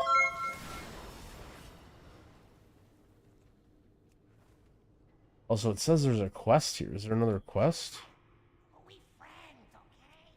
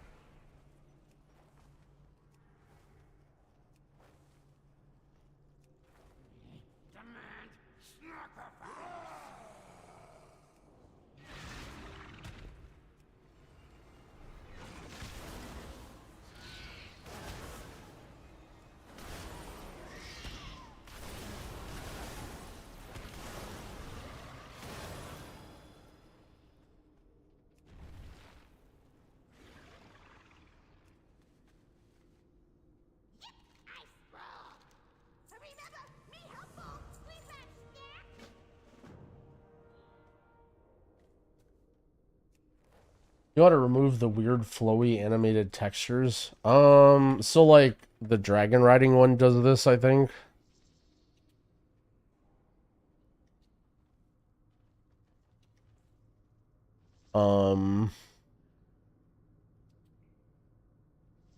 What's the... It's like an animation, I think. It's like, the problem is like there's weird shit like this in here. And like in actions, like I don't know. There's a lot of like weird shit to it. Gradient start and shit like this. Like this is like for instance, this dragon riding is like doing... It's like starting a gradient when you're boosting, and then it stops the gradient when you're not, or whatever. The problem is they're all gonna be like different, and like this has got like custom shit in there, so not every week where it does those like things the same. You can change the bar texture or whatever, and that will change some stuff, but it's not gonna fix every single week aura depending on how it's configured or whatever.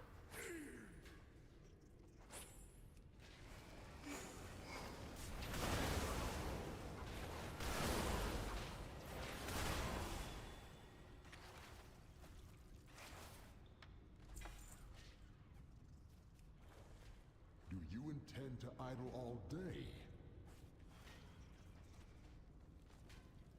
Did complete campaign on my priest. There isn't any downside to having only quested. Nope. The only thing is you need to complete the campaign once and unlock quests on everybody, and then you're chilling.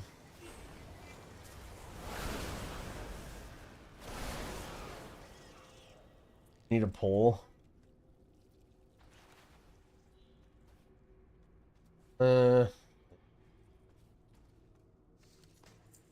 I'm picky with emotes, but it's not my favorite emote. I feel like there's also like 90 different jam emotes.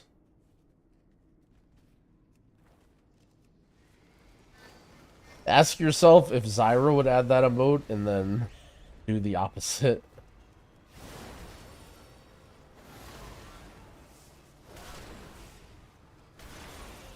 When playing and then a bunch of tank questions, I think you might be looking for Dorky's stream.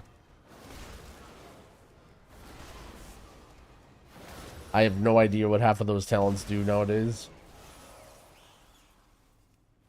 Have you met your quota?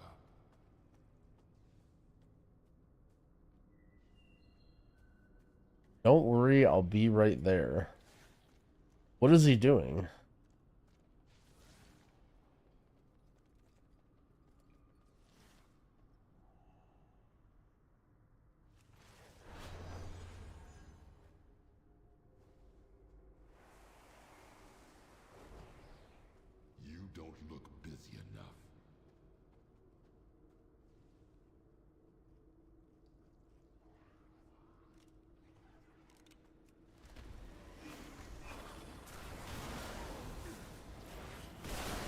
No, I want your opinion. My opinion is that I think most tanks care way too fucking much about damage when it doesn't matter, in the same way that a lot of healers do. And I think that if you're ever having problems with surviving, you should make a talent build that helps your survival. Make it quick. We're busy. Until you're doing like title range keys.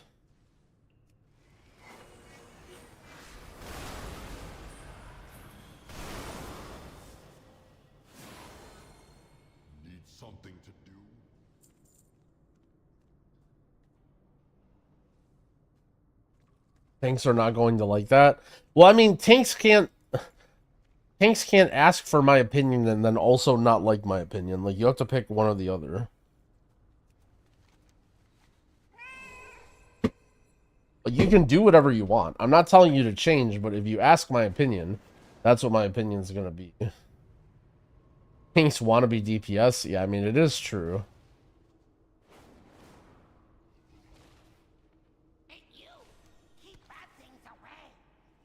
Damn, the video today about the gearing actually popped the hell off. I had a feeling that would do well. It's actually my #1 video in the first hours. Ahead of the Mythic Plus solo tier list and my main video by a pretty decent amount, actually. People are fiends for items. We friends, okay?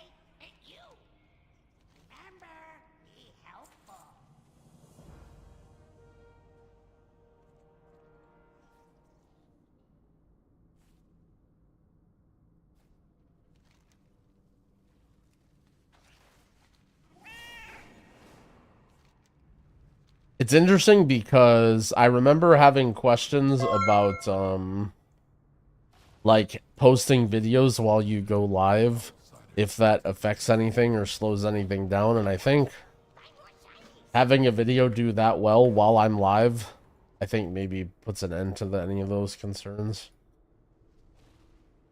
What renown level am I? 7674.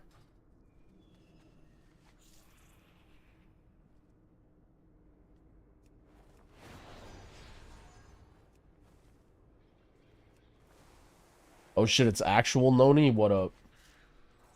I think Patreon's better for a cut. Big fan, by the way.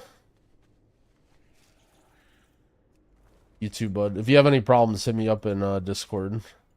I just got the UI stuff set up like 2 days ago.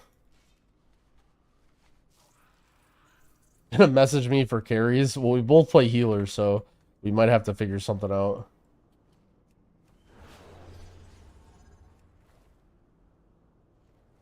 But I'm hella down.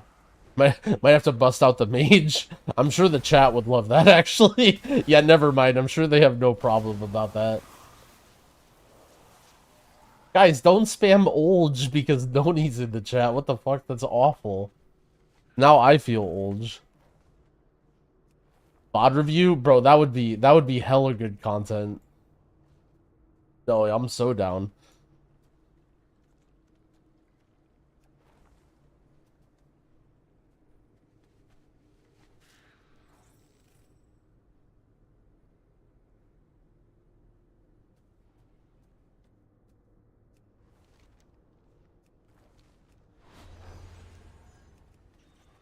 Where is this one quest? Oh, maybe it's like around here?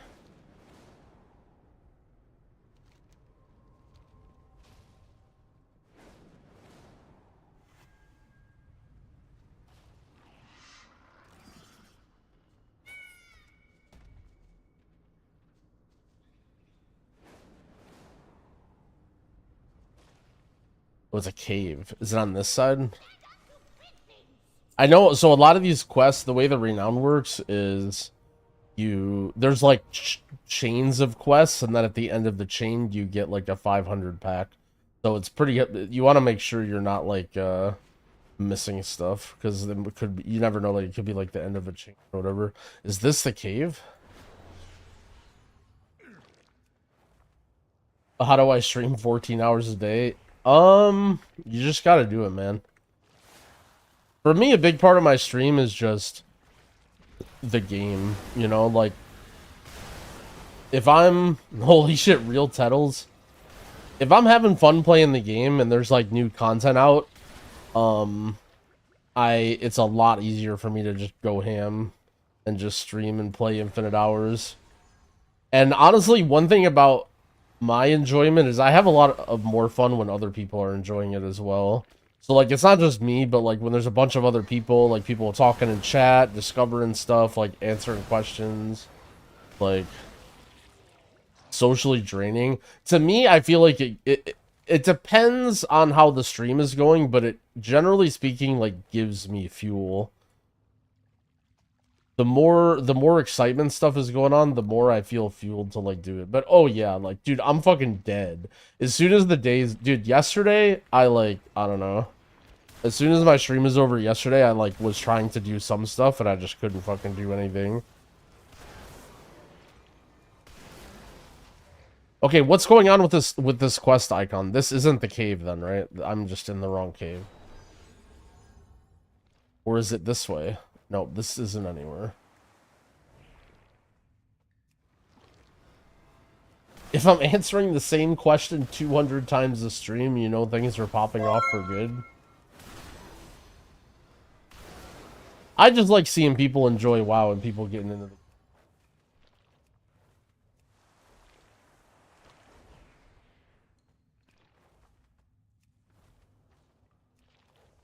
Go back to the quest giver, approach the mound from the north. Alright, let's see. No ban if wrong. Bro, we had some guy lead me into the depths of Ajkahet saying that there's an invisible world quest, and I let him stay alive, so...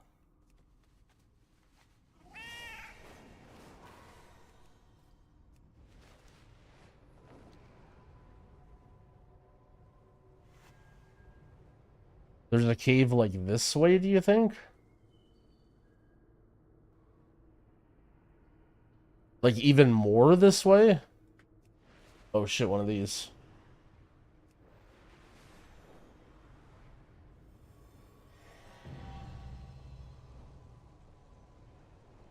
I have an in-depth guide for Evoker. I'm working on one right now. I hope to have it up within the next couple days. It was a little bit more than I expected. I doubt my editor's going to have it done in one day. So it's probably going to be like 2 or 3 days. I know about getting a lot of crystals from completing dragon races. I am not sure. I know if you want crystals as a solo player, you can just like spam delves. I think you get them from there. And then also doing alts and just doing this stuff in the top rate of Hollowfall also gives a lot of crystals. But I don't know anything about dragon riding stuff.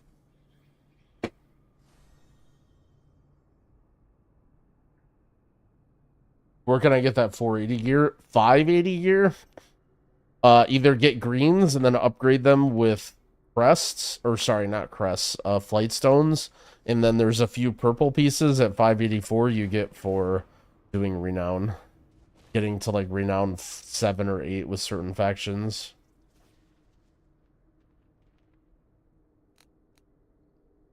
Brood Mother's egg.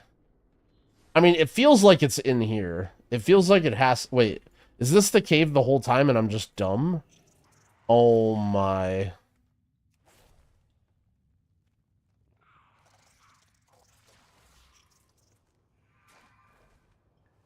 How do I feel about Dispriest? It seems a little weak right now. I was seeing Dispriest mains not even playing Dispriest on beta, so if they're not going to play Dispriest, I sure as hell don't have a chance doing well at that class. The biggest problem, I think, with Dispriest, I could be wrong about this, but what was really cool about End of Dragonflight Dispriest was the fact that you could basically have 100% uptime on your summon, your like Mindbender, and they sort of kept that in this iteration, but it's not quite up 100%, and it's up like some percent less than 100, and you don't really have the strong cooldowns to be able to keep everybody alive when it's not up, and it kind of felt a little bit wonky. Like, a lot of classes got, like, somewhat neutered versions of the way that they play at the end of Dragonflight, but the one with Dispriest, I feel like, was just not quite strong enough.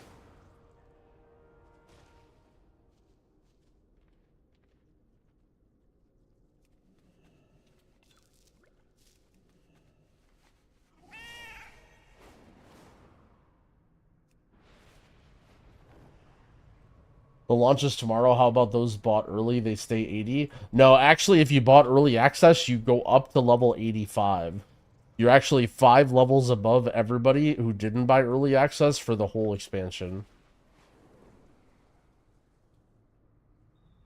Dude, imagine how mad people would be. No, the game is literally out. No one loses anything. Nothing. There's no beta. Nothing goes back. The game is out. Think of it as late access. However, nothing you could do right now is really that important, so it doesn't really matter if you start late. Hold on. I'm like super brain off doing these quests and just like reading chat and looking at stuff on my other monitor. My rate of doing quests is very, very slow right now, but that's okay. We need to make this last for all the way till tomorrow.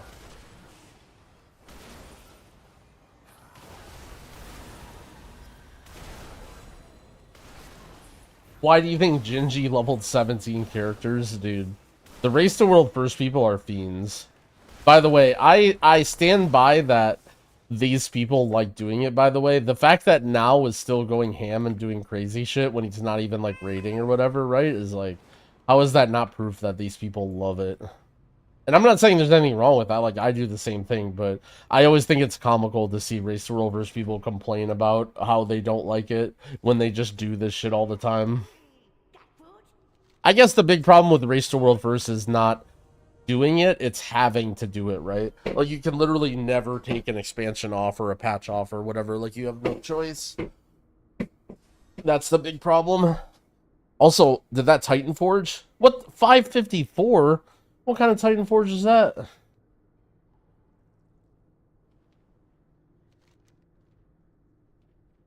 What's my renown looking like? Jeez, we still got a ways to go.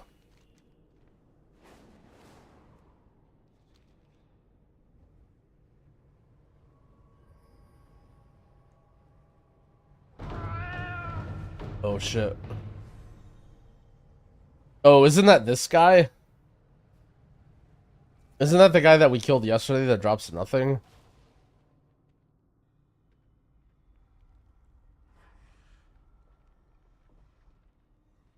I remember this area.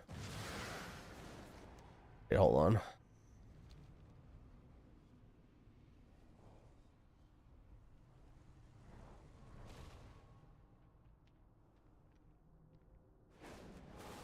Quest gear is 551 in Titan Forges. Yeah.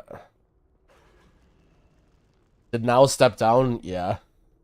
He's, I think he just didn't want to have to do all the world first shit, which I don't blame him at all.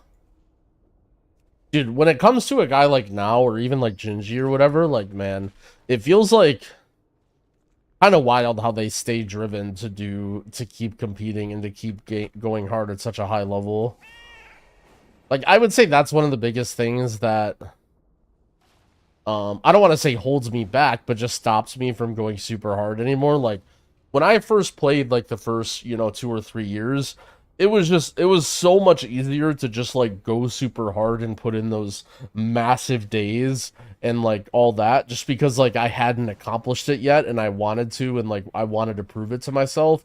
And then once you get, like, top 4 at MDI and Great Push and, like, rank whatever in a season, like, I know I still have ways to go, and I'm not necessarily saying I'm, like, checking out yet, but, like, man, it is hard to, like, the amount of effort it takes to go from, like, world rank 50 to world rank 10 to world rank 2 is, like, literally, it's exponential, right? That's actually crazy to see guys like now and Gingy and them, like, still love the game and be able to do that every single season.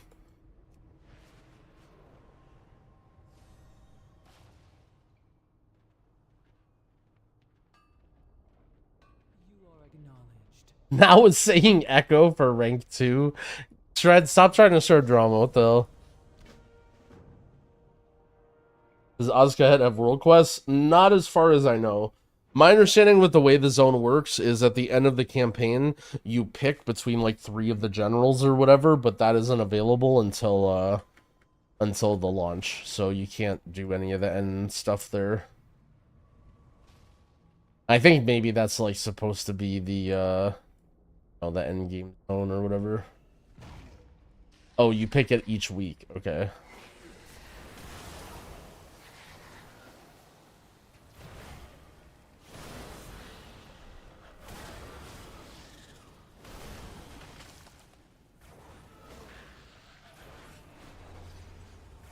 Suction Master 75. Thank you for the Prime sub. I appreciate it.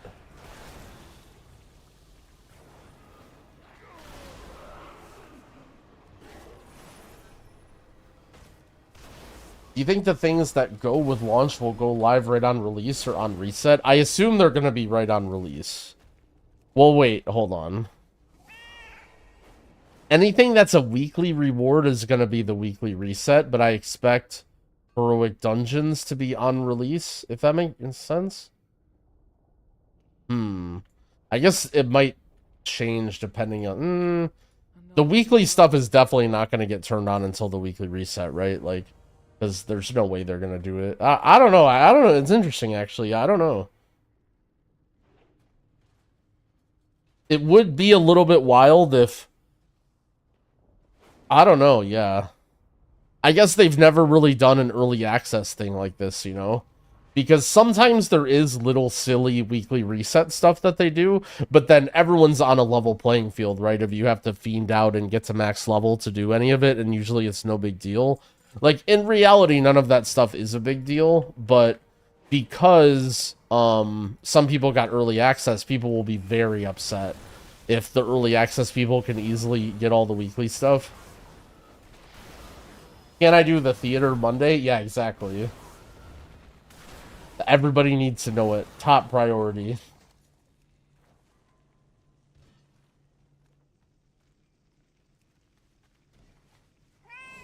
Does the scale 1.5 for me is sell? It looks smaller. So it depends on what resolution your game is at. Unfortunately, I'm not the Omega technical brain to be able to custom change things for each resolution. But what you can do is just change your scale to whatever looks good for you. So I play at 1440p, and all the stuff works for 1440p. But for different monitors or resolutions, you may want to change. But you should be able to just change the scale only of any item until you like the way it looks, and then go from there.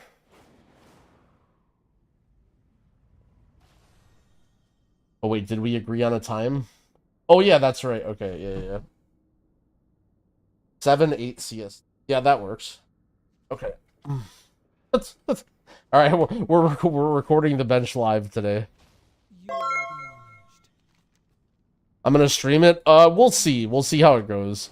Yesterday, that was like right about where I turned off my stream, but I also started late today.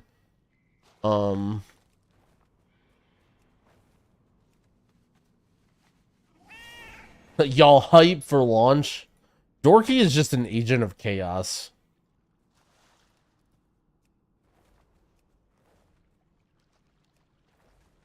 If you'd like to tank and heal, what would you play? So what are your options? Pally, Druid, Monk? Probably Druid. But honestly, any of them are fine. Another interruption.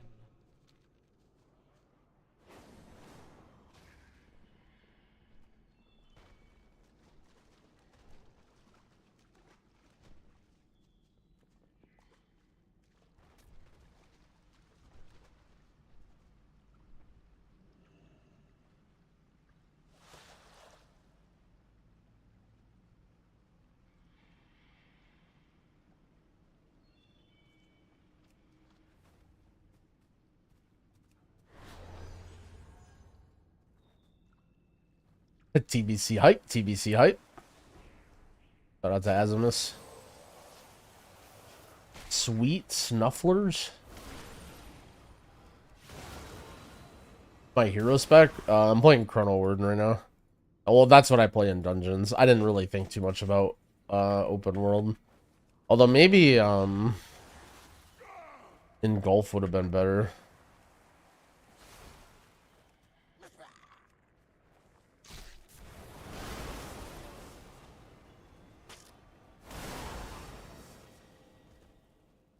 Uh-oh. What is this? Oh no. My game is like turbo lagging.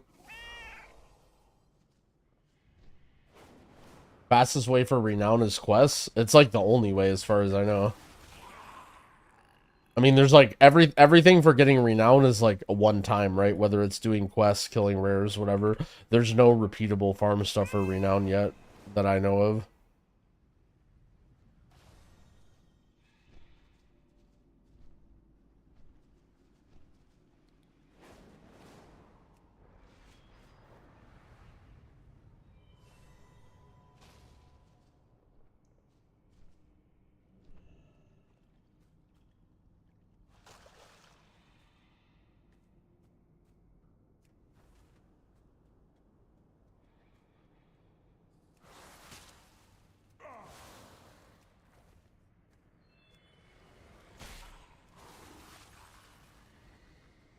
Oh no.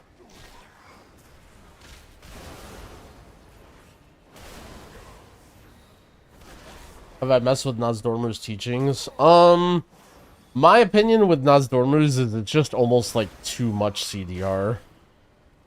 Like, you don't even really need to be using your empowered abilities that much.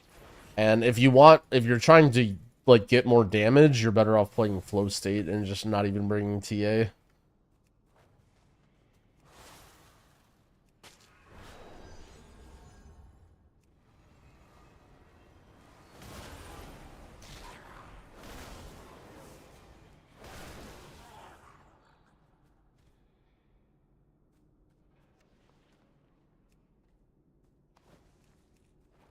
Oh my, dude, this is... Uh-oh, what the fuck is happening? Why am I doing this farming as Prez? I don't know, I don't feel like playing Dev. Please proceed. Is it enough to complete the story in your first character? Yep, you only need to do the campaign once. And then once you have the stuff unlocked from beating the campaign, you can just level and do whatever on any other character. Just farmed the whole B mount. I saw those groups in Group Finder earlier.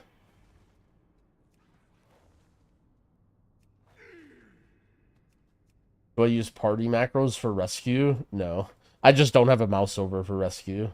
I just click on party members and then click rescue.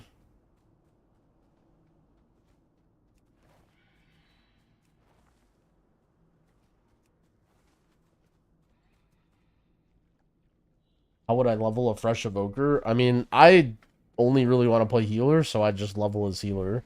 But I mean, if you want to go fast, you should learn Dev. Like, you'll do way more damage as Devastation. But I mean, I just don't really care about leveling speed or whatever. Especially like if you're doing dungeons, like I would rather just do dungeons as the class that I want to play and like learn my keybinds and learn to play the game than like play a spec that I'm not going to use. Proceed. Stay productive. What yeah, and healer queue is way better. Assembly of the Deeps. How many of these storylines do I have done? I feel like I'm like kind of doing all these quests. Where do I...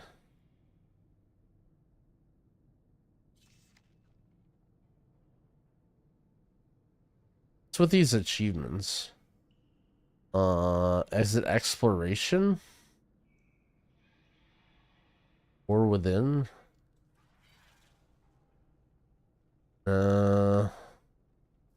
Quests. Or within.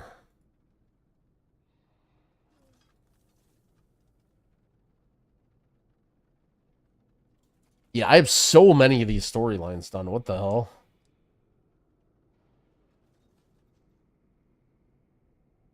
And I'm still not even renowned 7. Is there a way to do a delve without using the key? Yeah. So at the very end of the delve, there's just a purple chest that you open up. And then if you don't want to use your key, you just don't open the chest. It's very, very obvious. Like, unless you're autopiloting and not paying attention, you won't use it on accident if you're not trying to use it. Did I grab the quest for the 20 odd wax? I thought I did 10 already. I don't think... Oh, fuck. Maybe there's... Yeah, I'm dumb. Maybe I should have checked all here and grabbed all these quests.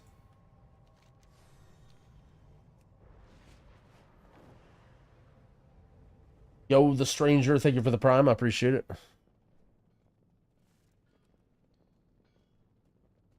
I forgot how many random quests there were in this area. Oh, I get my renown rewards. Resonance... Oh, yeah, I'm gonna have to farm resonance crystals probably, too.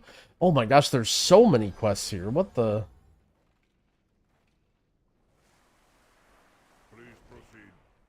Oh shit, the Earthen Allied Race quest. Yo, Lockjaw, thank you for the sub as well. Thank you, thank you. This area takes forever, yeah. I mean, I don't mind. We're milking it. We're keeping ourselves busy until heroic dungeons. The annoying thing is I'm literally waiting for the last second. I'm actually probably going to buy a bunch of items on all my guys to do dungeons. And then,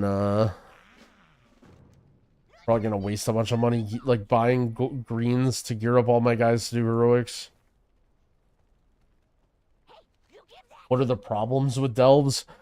My opinion on delves got a little bit overblown, but my general feedback is that I just wish the objectives were more compelling and more interesting and more like WoW, as opposed to just like random quests.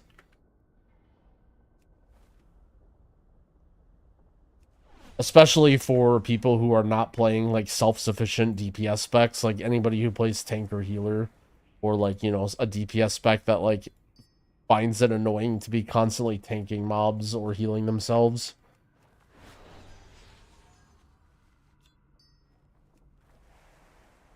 It's actually kind of interesting though, because I think maybe I play the game different from a lot of people, because like one very common thing that people have asked me, and not even asked me, but I bet there's a thing that a lot of people think when they watch is, what a complete idiot for leveling as a healer spec and solo questing as a DPS spec. Because I was watching Tettle's stream earlier, and some guy asked about dev, and literally instantaneously Tettle's is like, why the fuck would you do solo quests as AUG? Like, that's just terrible. And I was thinking about it, I'm like, well, that's kind of right. And I'm thinking, well, AUG does the same damage as healer. Like, I'm literally doing the exact same thing as questing as AUG, but I just don't feel like playing dev. And I feel like the way a lot of people play the game as healers that they've probably gotten used to is, like, everybody who plays a healer just learns a DPS spec. Like, they just learn their DPS spec to a very basic level, and they're just used to playing it in solo content. And so, like, for me, when I think of a delve, I think of, like, doing it as a healer or whatever, but I think for a lot of people, they just think of, like, switching to a DPS spec, and that's how they play the game. I'm not saying everybody, like, I'm sure there's other, like, people in the chat like me who do everything as healer, but, you know, like, they're just used to playing different specs of their main.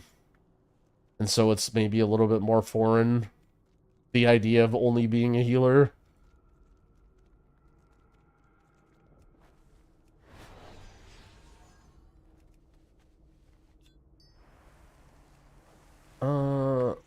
I knew I was going to aggro that. I don't know what I was thinking. I guess I just wasn't... I was thinking I could grab it and then just do this, and then it's going to, like, path around and reset.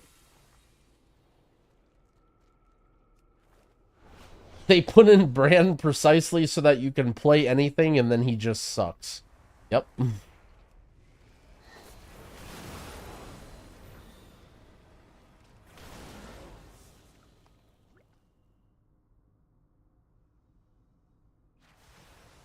Bran is okay. It says DPS. Bro, he's so bad. Unless you're, like, massively over-leveling him, or I'm doing something dramatically wrong, Bran is so bad. What is this? I have to, like, relive these stories? Do we get heroics with official launch? I believe so, yeah. Man, the question about are they going to wait for the weekly reset is actually kind of crazy. I wonder what they're going to do.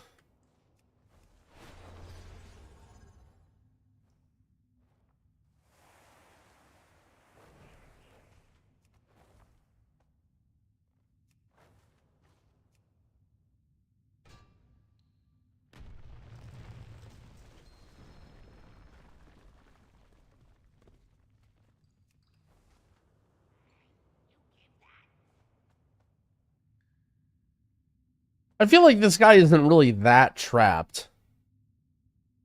Like, I feel like this guy could probably get out here. I don't think he's really that trapped in this situation. I think he probably is okay on his own. I'm going to help my buddy out anyway, but...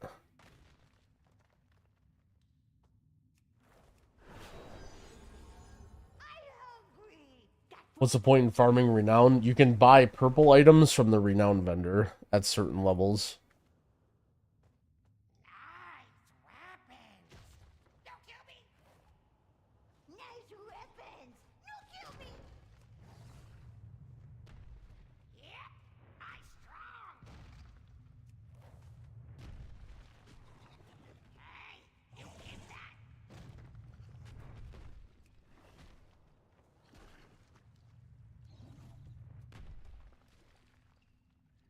Any confirmed info on the min item level for queuing? No, but the most probable solution that I've heard is there's actually no queue, and you have to walk into the dungeons manually. I think that's the thing that sounds the most correct.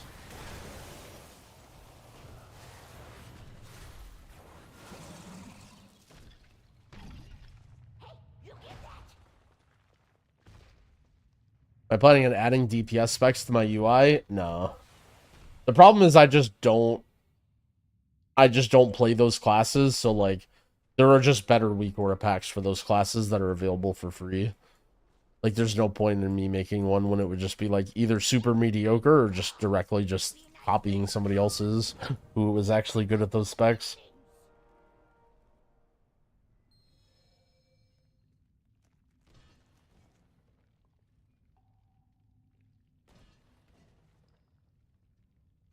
My grinding rep? Grinding is maybe a little bit of a loose term for what I'm doing, but...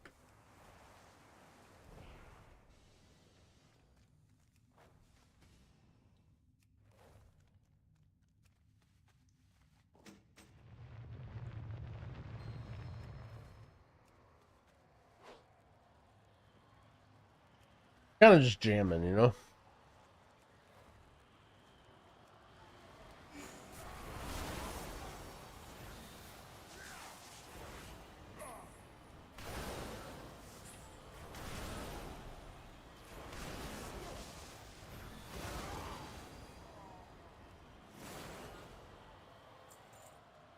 For my bouquets and talents. If you do exclamation point talents in the chat, it links my talent builds. As for my party frames, I don't use voodoo anymore. I use cell.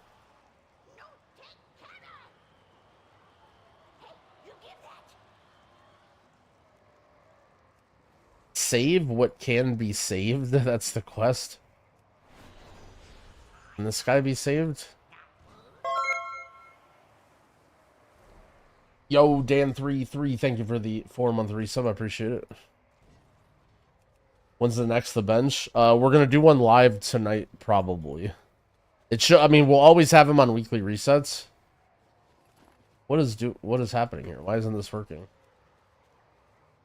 If I'm still my stream on, then we'll do it live.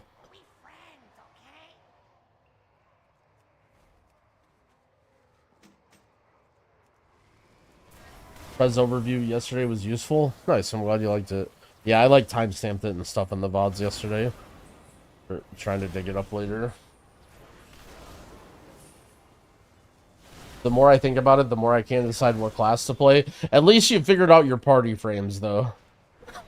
At least we've moved on from that. Now you're onto the real questions. It actually helped me do that Prez Evoker thing, because I kind of got to like think about questions and what I said and stuff, and then it was easier for me to structure my guide this morning.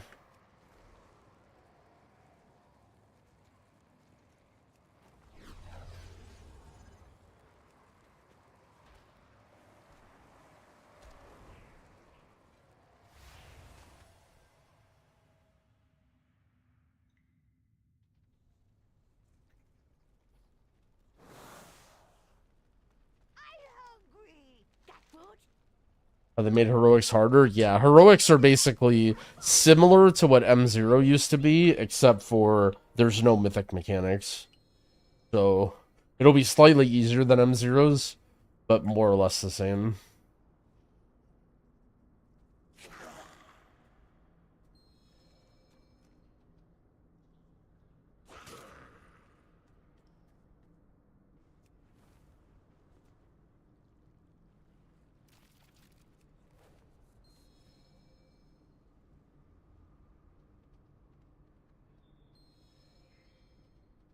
Neom.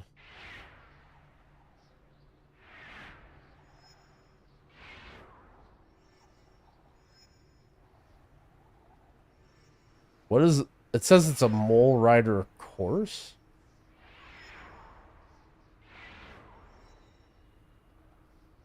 Bro, I'm just mole people, man. The fact that they put moles in this game is actually amazing.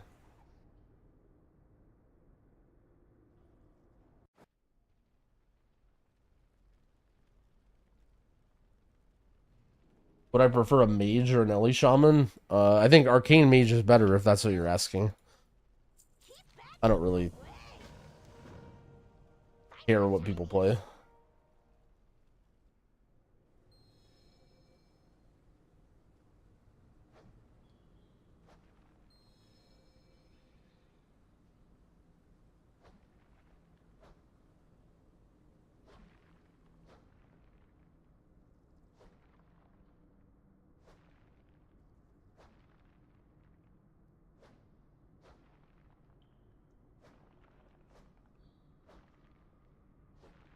You see it being a bad problem if I go Prez and my friend goes AUG? Yeah, so if people have been asking that, I mean, it depends. Obviously, you're wasting potential, right? Like, if you have two of the same classes, you're losing out on some utility. Personally, I think there's a decent chance that AUG isn't, like, in every single group, and I also think there's a decent chance that Prez is just simply good enough that playing both is fine, to the point where that's why I'm playing Prez. No, no, no! Why was my exit button there? Dude. Okay.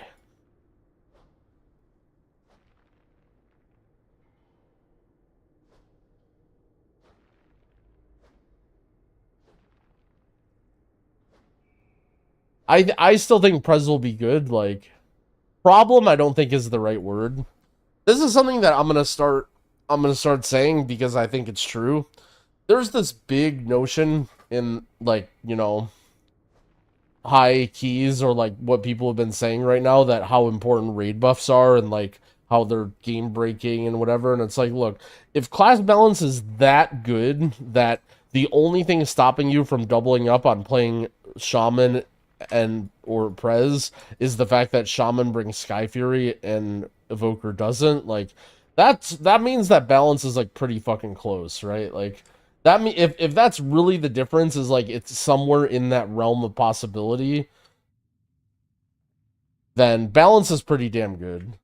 Now, granted, does, you know, 3% damage on your whole team matter? Absolutely. Like, that can be a fucking lot, right? The difference between having Mark of the Wild and not, and I do still think raid buffs are a little bit too strong, but I mean, for random anybody else that's not in the top 1%, like, that's just a non-factor, you know, like, there are people who are like, I don't want to play fit, like, I want to play Caster Mistweaver, you know?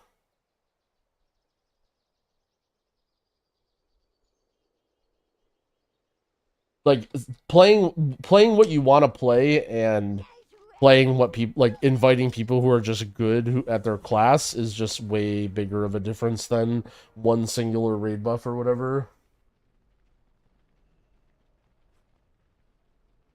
Don't you think Ellie or Enhance will be better, though? Well, that's the thing, right? Okay, well, here's the thing. Let me preface this, okay? I'm fully ready to re-roll if I feel like I'm like holding my group back, or if I'm not playing the right spec, right? Like, I'm not some guy who's just gonna, I know you guys want me to just be the champion of the light and just play some class no matter what and be one of those Andes, but there's plenty of people like that in the game already, and I'm not one of them. So I say that I'm gonna play Prez because I think Prez is the best healer, and because I think it's fun, but ultimately, like, you know, if it's the case that 90% of healers are playing Shaman and I have to play, like, I'm just going to play Shaman, you know, like, I don't see that being the case right now, the way things are, but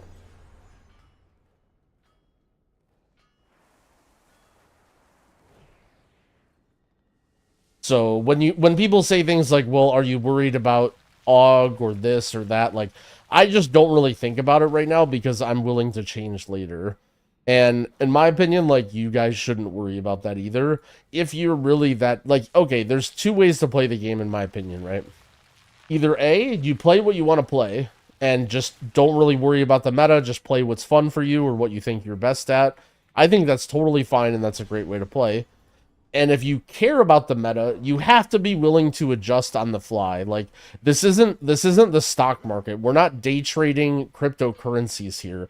You don't need to be invested in the #1 healer for sure in 3 months before the game is even freaking out, right? Like, in a month's time, we'll know what healers are good. Like, we'll know, okay, these people seem to be owning, like, this is feeling a little lacking, this healer gets nerfed, right? Like, if that's the case, then okay, I'm gonna switch along the lines, like, you know, that months of investment doesn't really matter, right? Like, you don't need to be in on the ground floor. Obviously, people like to, but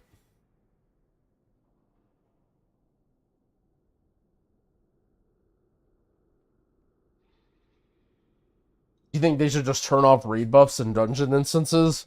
I don't really think it affects the game at all. I don't think it matters either way. I think raid buffs serve the same purpose as they do in raid, sort of, in that they encourage you to not stack multiple of the same class. So, I mean, if they're turned off in dungeons, like, you may as well just turn them off, like, everywhere.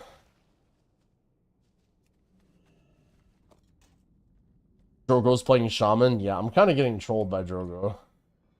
I heard maybe Drogo might not be playing Shaman. He said something about playing not Shaman in a split. And I don't know if I misunderstood or what, but there's a chance that I might actually get loot this tier, which would be great.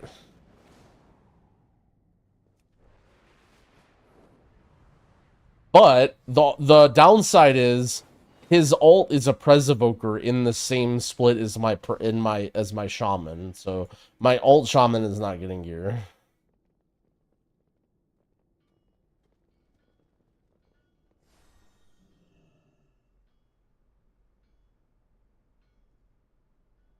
What are the best reasons for a spec to be in the meta? I mean, if we're talking from a design perspective, the ideal design is you can play whatever you want and everything is viable, right? That's the ideal, like, that's the promised land. We're never going to get to that, but that's what people want, right? In terms of, like, how does the game work, like, what ends up being meta, it has all to do with throughput. There's always this narrative of, like, oh, this class is invited because of this buff or this utility or that. But in my opinion, that's, like, generally a ton of cope. And the only reason that those, like, it's because, like, that class is doing good throughput. Very, very, very rarely does a class get invited because of utility and not throughput. And to be clear, like, when I say throughput, I do include the buffs, right? Like, for example, Mark of the Wild, like, that is just throughput, right? Like, to me, that's, like, annoying to see invisible damage that is added onto the class. But that, and same with, like, PI, right? Like, someone asked me about, oh, well, isn't PI utility? Like, to me, PI is just damage or healing, right? Like, it's just part of the throughput of the class. Stay focused.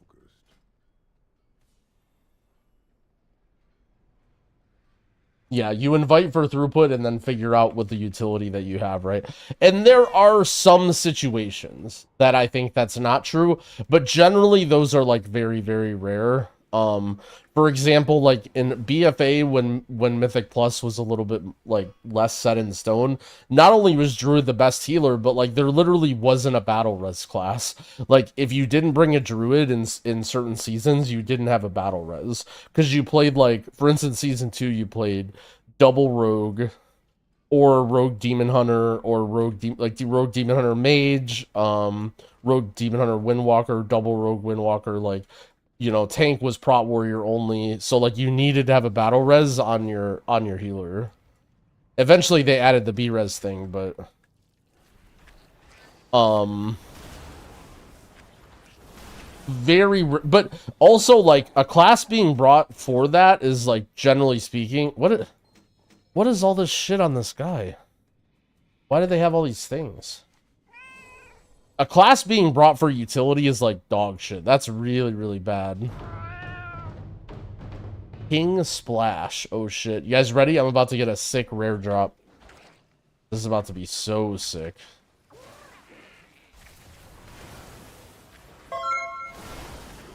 Yo, Mitzi, thank you for the 2-month resub. I appreciate it.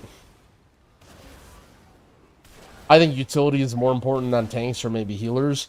So let me be clear. When I'm talking about utility and throughput, I'm talking about which classes are being brought to World First Keys specifically, right? I'm not talking about what you guys should invite in pugs or what's good right now or anything like that.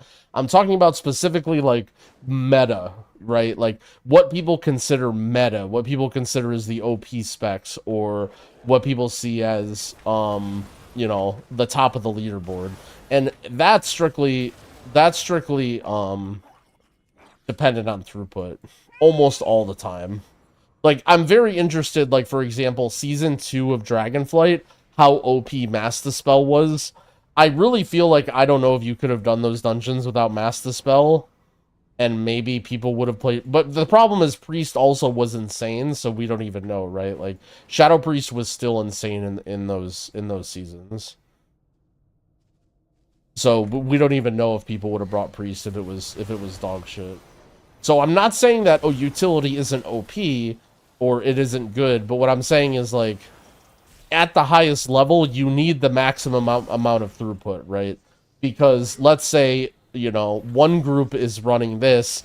If another group just runs a group that does more damage or more healing, like, ideally they can survive or live in higher keys, and no amount of utility is gonna, like, make a difference or whatever.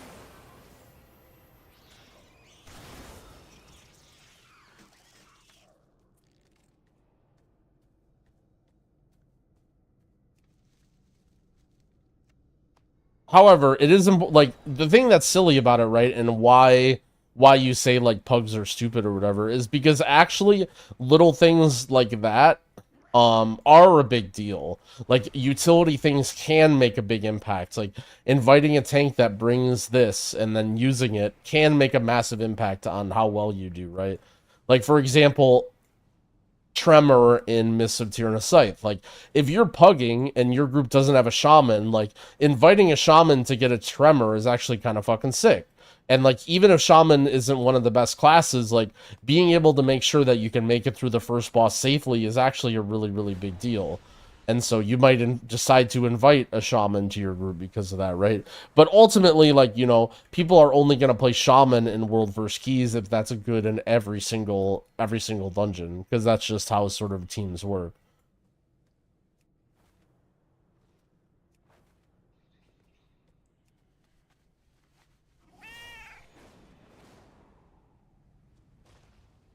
And again, I agree with the fact that raid buffs are, like, too strong, sort of. Like, I don't think that they should give as much as they give, but I don't think it just changes that much. There's a thing about WoW where everyone likes to, like, point at things and say this is the problem or whatever, and then it gets fixed and they just point to the new thing. And I think that, like, raid buffs are just the current thing right now. But I think if raid buffs are really what determines if your class is broad or not in dungeons, like, that means that balance is pretty damn good.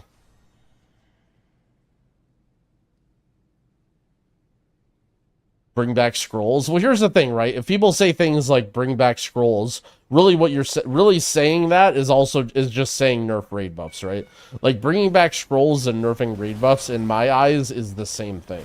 Scrolls, if anything, has to do with, like, profession viability and money making and the economy rather than actual raid buffs, right? Like, while it is true that while scrolls were in the game, that, you know what I mean? Like, all that is nerfing professions. If anything, scrolls are kind of annoying. Like, having to deal with scrolls or whatever is, like... But I don't know. Here's the thing about raid buffs, again, is, like, you know, you can pick on anything. But I'm, like, very interested. Like, for example, right now, I think there's not that many druid specs that are that good. Like, I think bear is, like, decent. I think feral, boomkin, and resto druid are all, like, not the best options to bring. And I think there will be group, at least if balance stays the same right now, there will definitely be group comps that just don't play druid, right? So to say that raid buffs are this massive problem while the best raid buff in the game isn't even being brought in some groups, I think will be, like, kind of fucking silly, right? Like, if people are doing the world first keys without druids, then no one can say that, you know, oh, raid buffs are this massive problem. Mark of the Wild is mandatory. Like, at the end of the day, like, you just bought Druid in Season 4 because Druid was really good, and also Mark of the Wild was very good. Who's playing without Druid? I mean, I could be wrong, right? Like, I might be massively coping, and every single tank plays Bear, but I would just be surprised. Like, I would be surprised if every tank is playing Bear in Season 1, and it's, like, 90% Bears. There is a possibility that Blizzard last minute buffs Moonkins, and then Moonkin becomes OP, but...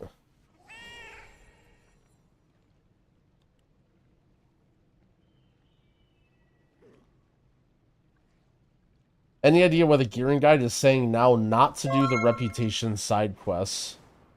If I had to guess, it's because of the Dark Moon Fair buff. And if you're trying to Omega min-max, you should wait until the Dark Moon Fair, then get the Dark Moon Fair buff, and then do everything. But that's just way too fucking tryhard for me. Like, that's assuming that you're trying to get Renown 24. If you're trying to get Renown 24 of a faction, then you're on your own for there. Bro, Captain Rogers, get out of here, man.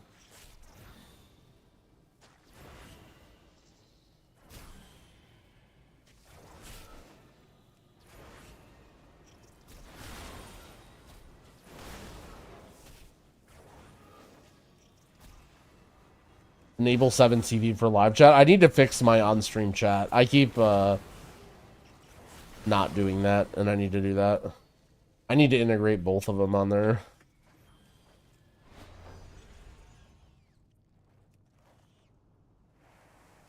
Although I think it would, I don't know. It might, I don't know, whatever. I'll have it on there, but it might look a little weird because the emotes don't work unless you have truffle.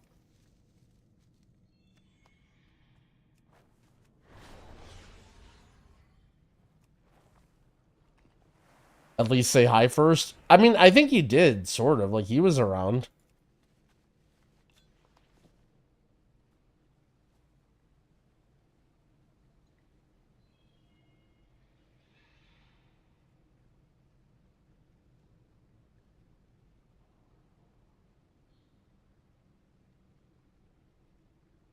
A problem games have is people follow the hive mind and they believe these things matter. Well, it's possibly the least important factor.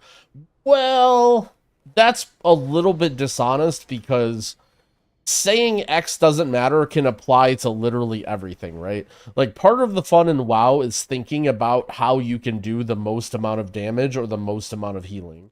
Yo, Cram, thank you for the sub. I appreciate it. Like, just because you're, like, you know, a mouth breather and you're doing normal raid or whatever, like, a lot of people are still trying to, like, oh, what are the best stats? Like, what items are good for me? Like, you know what I mean? Just because, even if you're not very good at the game, sorry, that was a little bit overly negative. That was not what, I didn't mean to say it like that, but I was, you know, whatever. Never mind. Let's move on and pretend like I was nicer there. Like, everybody is trying to think about how to do well, right? Just because you don't need to do, like, okay, for example, right?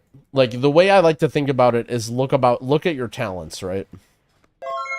Look at every single talent. You could ask me, Growl, how important is Life Spark? And it's like, well, you have 30 different talents on the tree, right? If you want to remove one talent and pick a new talent, like, you're only changing 1/30th of your talent points. So even your best talents on your tree can only have, you know what I mean, like, can only have some small impact. And while it's true that some of them are more important, like, you sort of get what I'm saying. Like, you have so many micro decisions and micro abilities, and like, oh, what, like, you know, it's very, very arbitrary to say, like, oh, how important is this or how important is that? You know, it's like, people say this, like, oh, how important is it that I play Fistweaver? Like, what if I want to be a caster Mistweaver? And it's like, well, like, basically what you're doing is you're just taking skills off your bar, right? And it's like, well, I mean, you can just randomly take skills off your bar if you want, and you can still perform, but, like, you know. Like, there's a lot of context where that question just sounds silly, right? Like, alright, I want to play Evoker, but I really don't like Dream Breath. Like, what if, how viable is it to play Evoker and I just never press Dream Breath? It's like, well, like, I mean, you can still heal fine, like, you know, if you just want to pretend like a spell that you have doesn't exist. And it's not going to be, like, that huge of a deal on your throughput or whatever, but, like, ultimately, like, you're playing in a suboptimal way.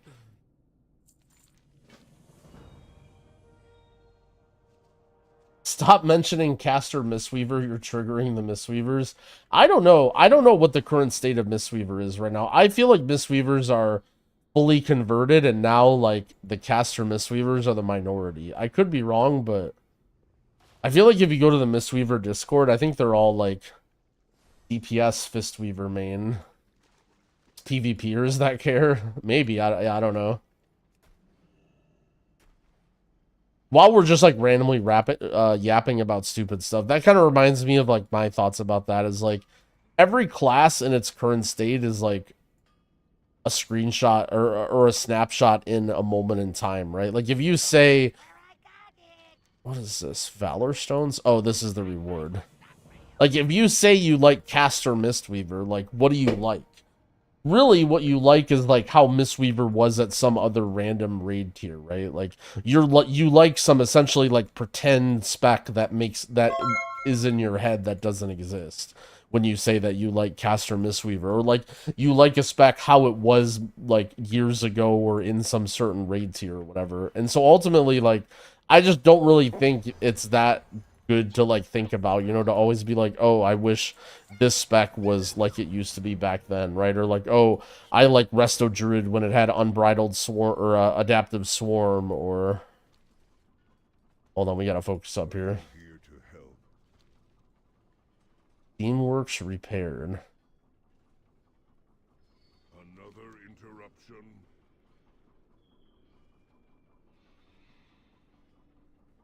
Caster Mistweaver is a pretend spec. I mean, like, you get what I'm saying, though, right? Like, people are like, oh, this is how it should work. Like, this would be a better spec or whatever. It's like, well, you know, you can't say you enjoy that. Like, that's not a spec. Like, you're just making that up in your head.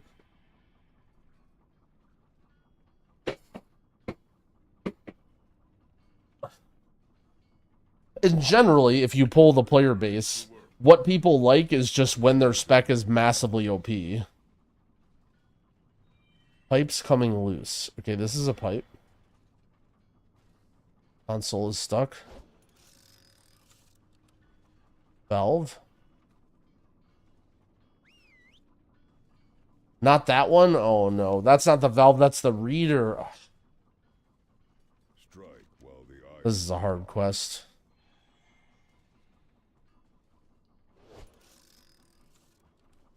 Alright, reading the pressure.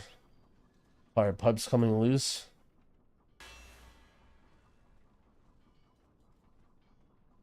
Console is stuck. Shut off valve.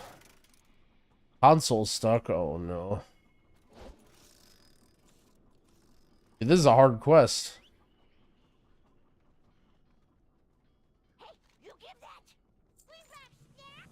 Keep bad things away! Stand up to fisting!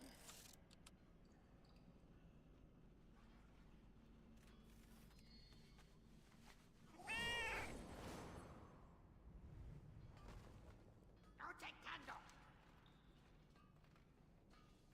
Warning, this will skip the puzzle, but no, I ain't a bitch. Not my fault!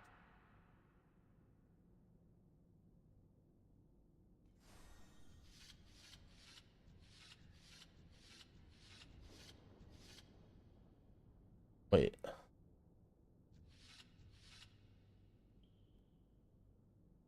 Wait. In my head, I had like all 18 of the moves planned out, but then I messed it up.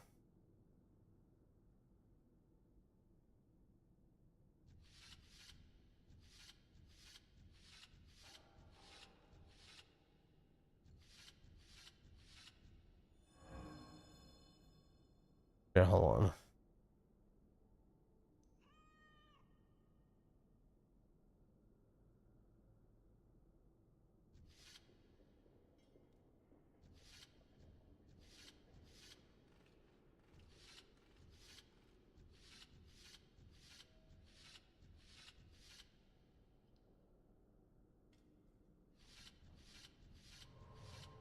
Dude, this is hard as shit.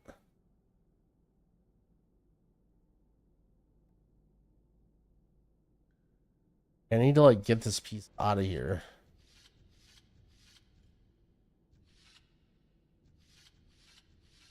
There we go.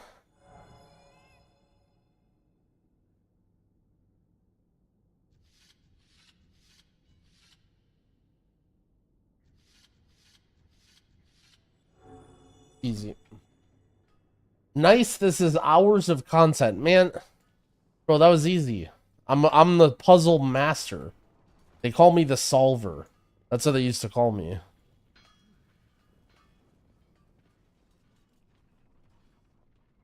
weapons! No kill me! Be nice to couples!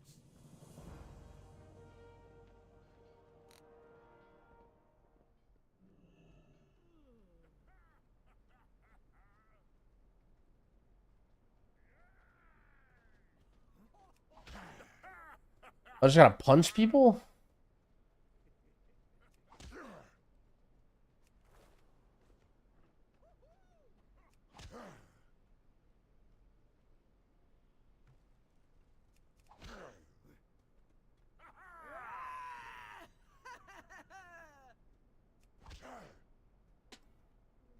Can you solve who asked?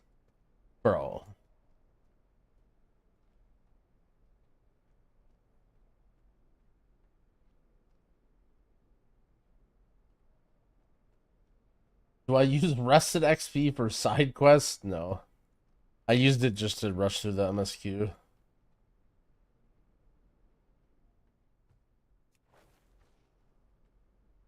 What is the difference between revival and restoral? Revival removes debuffs, and restoral does not remove debuffs.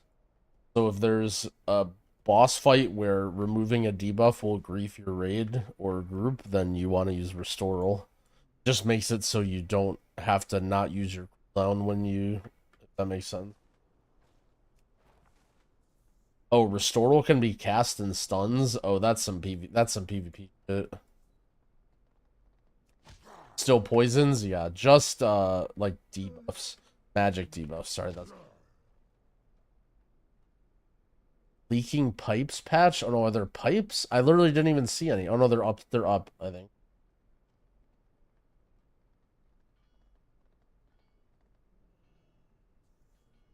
When I enter a dungeon, friendly nameplates turn on automatically each time, even if I turn them off with a keybind. Yeah, it's a plater setting.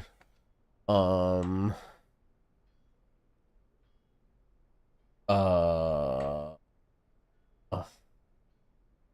auto toggle friendly nameplates in dungeons if you don't want that on.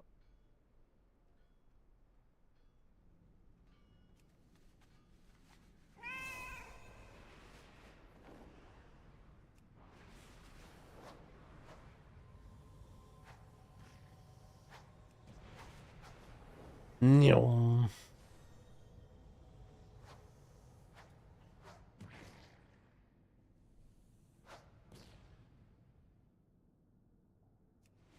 What guide are people using to gear up? If you check my most recent video on YouTube in the oh, someone else. Oh yeah, there you go. Never mind. I forgot I have it there. Yep, perfect. Good work, previous growl. I knew I was gonna need that at some point.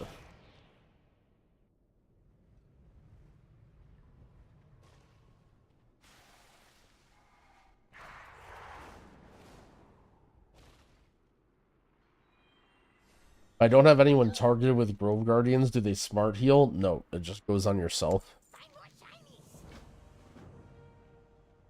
Let's get this done right. Praise the machine. Measure twice, cut once.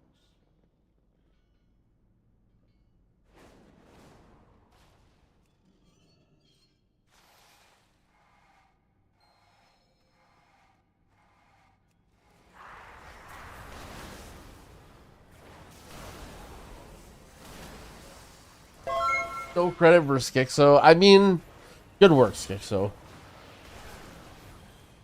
August Celestial, thank you for the prime sub. I appreciate it. Oh, I'm dying.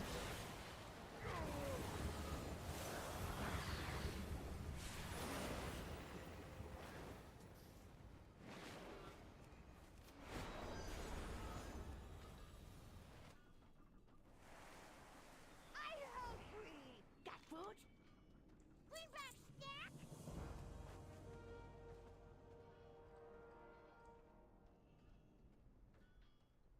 Win an Asmongold transmog contest. Dude, I used to fucking love that shit. When I first started playing WoW, when I was like just getting into the game, I would throw that shit on my second monitor and just like pog out. I fucking loved transmog contests. It was just so entertaining.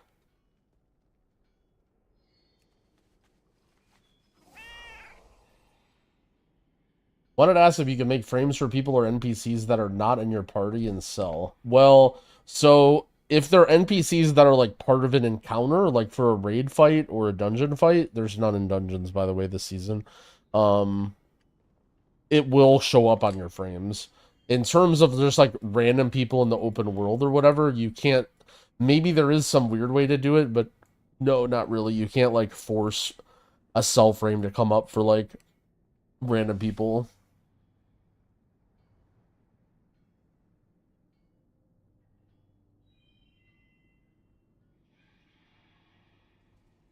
When is launch? Tomorrow at like 3 Pacific.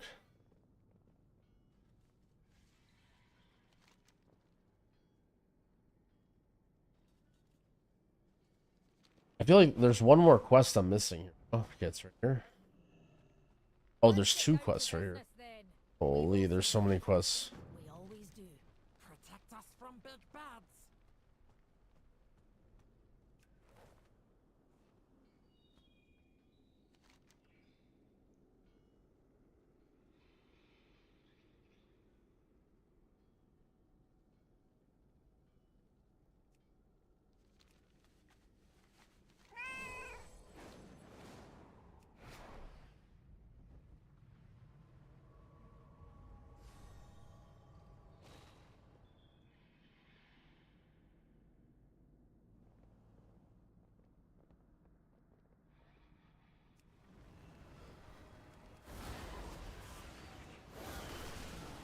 Was Resto Shaman gameplay different from other healers?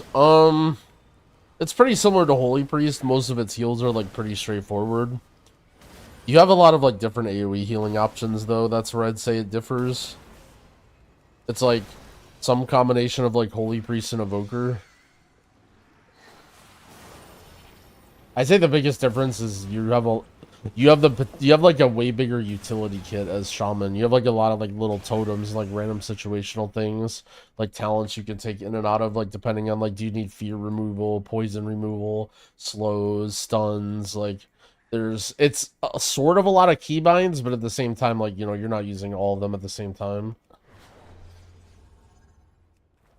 I still have no friends. Can I do M+? Of course. It'll be a lot less fun. Now, one thing, I know this is crazy, but one thing that I tried to do is I did M+ to make friends, and then I can do M+ and have friends. That would be ideal, but, you know.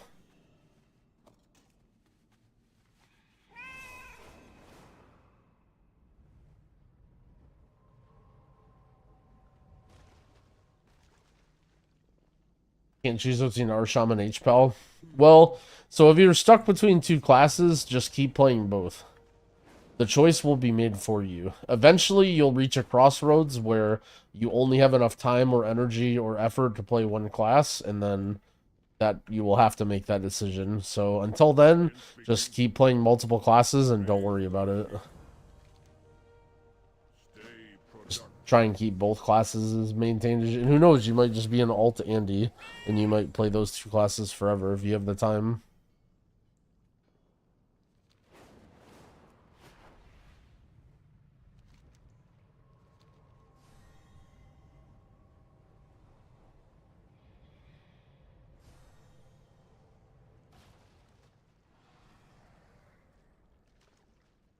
Blizzard needs to let me take Bran into M+.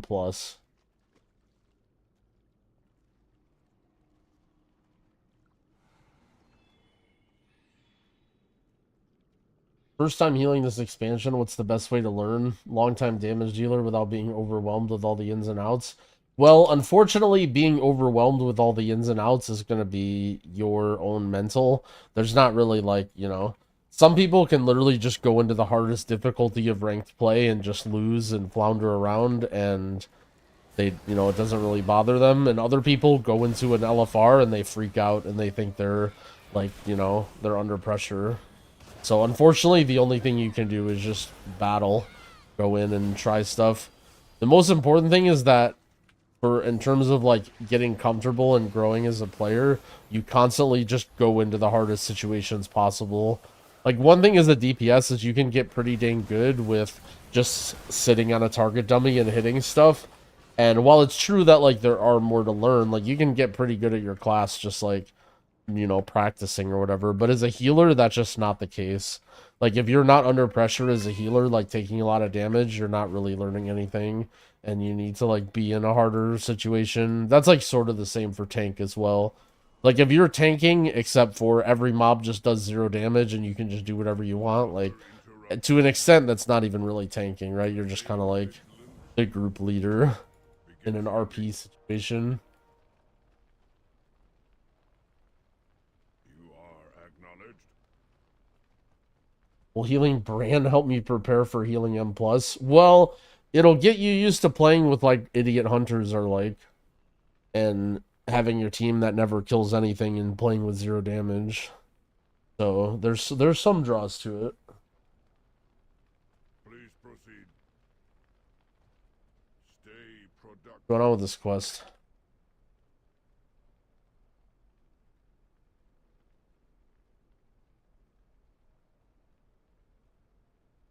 Mythic Delve Invitational. You are acknowledged. Returning to work. Another interruption.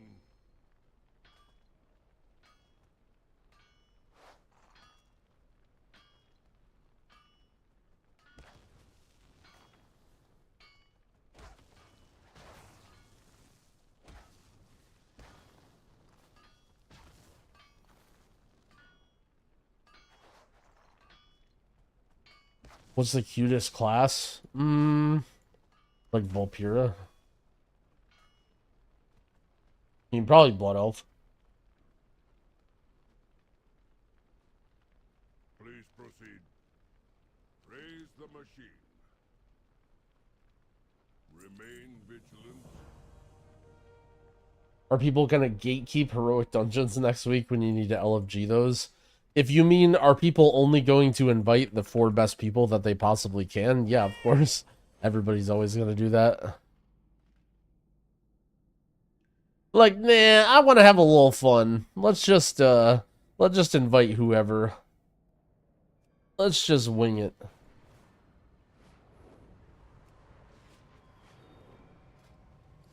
mean, ultimately, if people are being way too picky, then you can, yeah, make your own group.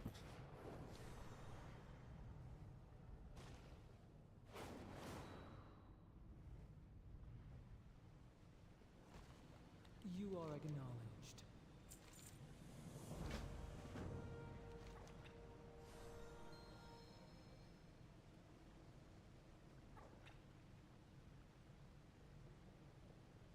Would heroic plus difficulty or something like 5 eye levels between heroic and mythic give something fun? Yeah, I do kind of think that there's a little bit of a big gap between Mythic 0, like between her, well, so the thing is, there is a gap between heroic and M0, but M0 is also untimed and no affixes. So ultimately, like, as long as everybody's on the same page, like, there's nothing wrong with just, like, working together as a team and figuring stuff out, right? Like, there is a gap in difficulty, but there's no rush in completing it, and you can go at your own pace. So I hesitate to say that they should add a difficulty in between, because I kind of want to see how it goes. You know, I think a lot of people will actually enjoy the more difficult Mythic Zeros. I think the biggest downside is that the gear rewards from them is so weak in the first area. And what I think is going to happen is, if I had to guess, people are just going to do delves. And then, like, okay, they have their gear, time for M0. They're going to have some bad experiences at M0, and they're going to be like, this isn't fucking worth it. Like, this is barely an upgrade for me anyway. I'm just not going to do these. And then they're just not going to try and prog it and learn and get better. And then they're just going to wait. And then as soon as they get better gear, they're just going to eventually go into M+2 or whatever, because the rewards will be better, or M, you know, whatever the M+ starts at. So I think M0 might get a little bit underserved. I hope that people do use it for what it is, though.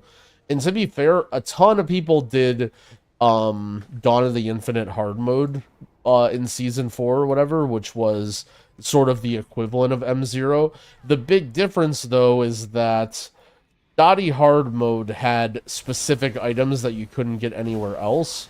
And so it felt like that gear was worth farming for. And that, I think that's why people did it, and I don't know if they're still going to do it when there's not that specific gear. So, I don't know. We'll just have to wait and see.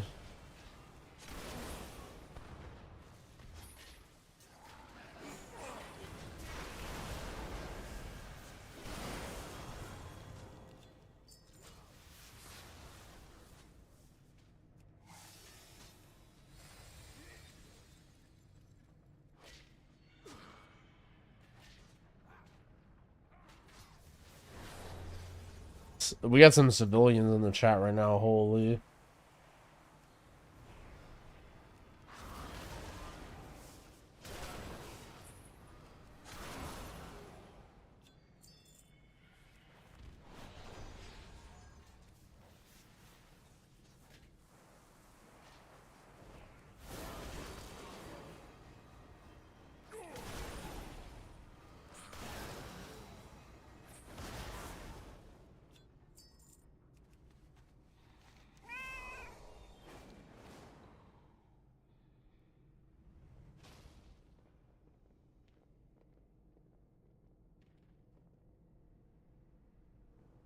What's in here? Oh, this.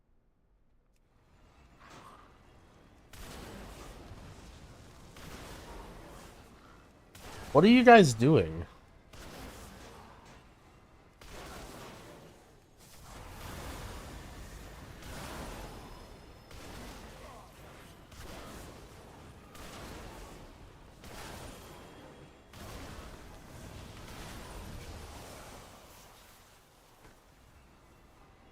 Or did this guy just did this guy just tag the boss and he's just fucking standing here?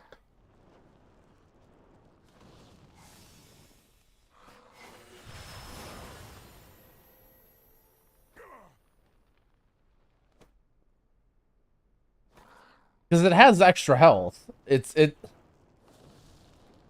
Yeah, okay. Okay, guy.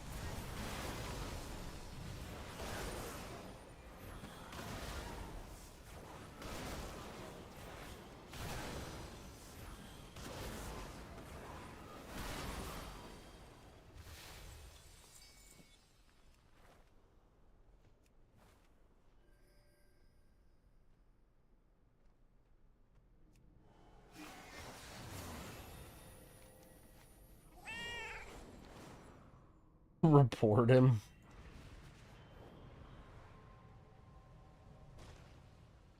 You are acknowledged. Stay productive. What my renown looking like? Oh, nice. We're doing good now. Now we eating good. All right.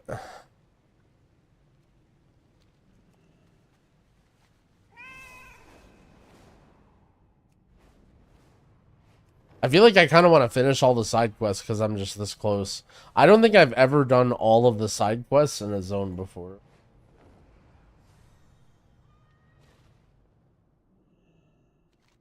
Twitch millionaire makes common people kill mobs for him.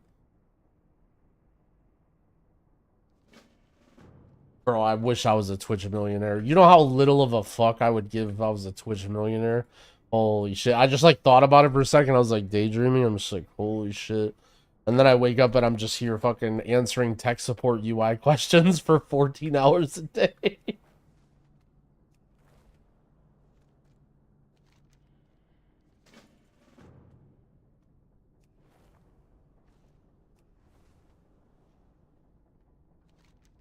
Your crawler extract.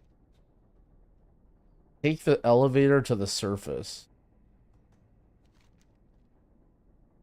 Why is this optional? Bro, what are you guys doing, man?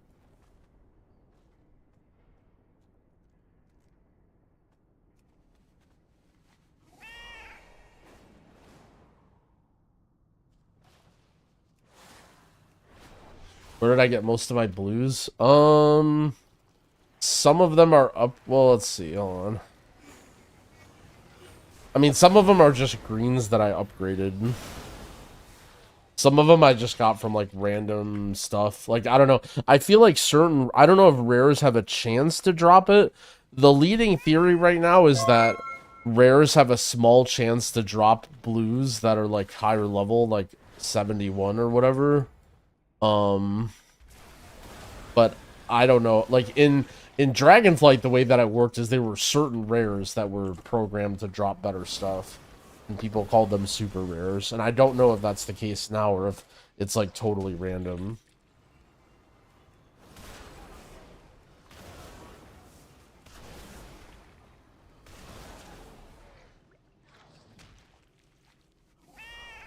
There are normal rares and scaling rares. I haven't seen any proof of scaling. Look, people in the chat will type what they think, but...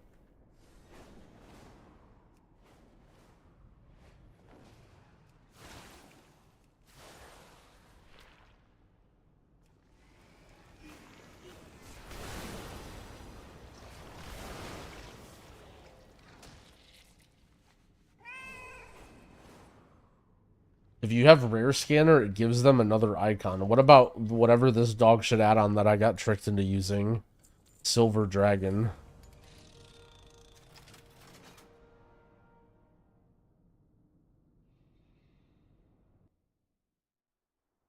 Also, are they weekly or are they daily? Wait, this is sick. Wait, that's actually so cool. People were asking about like if it takes long to get to the town or whatever, but there's actually a shortcut here that you unlock through this quest line. If you come to this elevator, you hit the switch and then you go up to this part. That's actually fucking cool. Cool.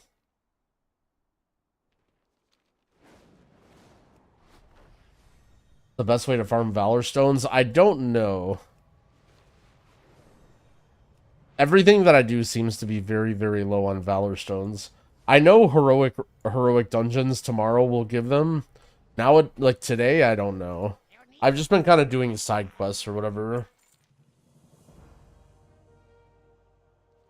Bring back more shiny things.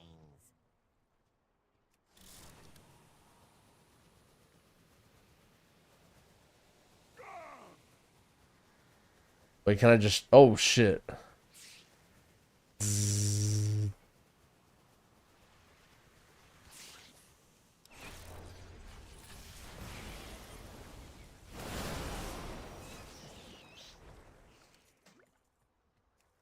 Heroic dungeons on daily reset? We don't know for sure. I've heard they are, and I've heard they aren't. Generally speaking, the way heroic dungeons work is if there's a group finder, then you can just spam random, and it doesn't matter. But if there's not a group finder, they may be a lockout.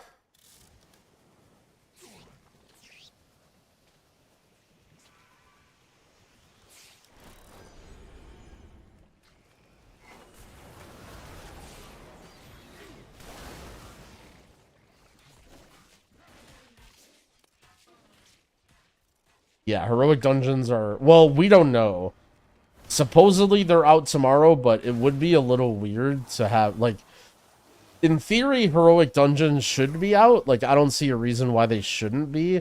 But there's also a lot of other stuff that I'm wondering. Like, there's a lot of, like, weekly quests and events and stuff that aren't active yet that...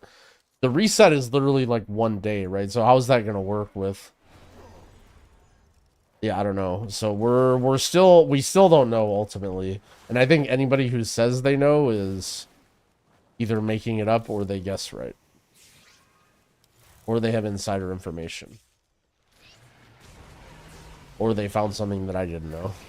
Okay, so there's different ways that people could come up with the right answer, but you get what I'm saying.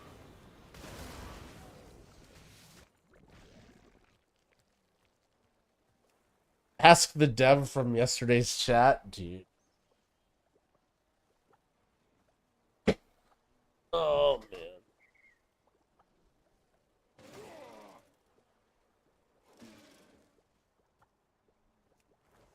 Let me, I'm gonna get out of combat here and take a break for a second.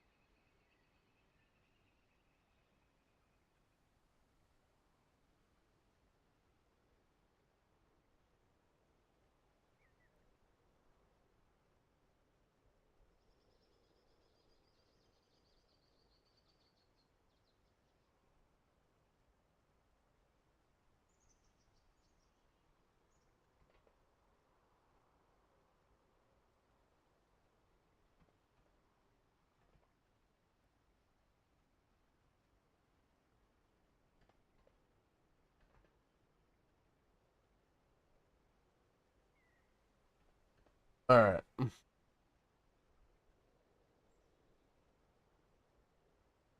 Taking a little stretch, you know. Trying to stay ready. Starting to get a little hungry again, but I don't know what I want to do. Maybe get food during the podcast, maybe not. I don't know.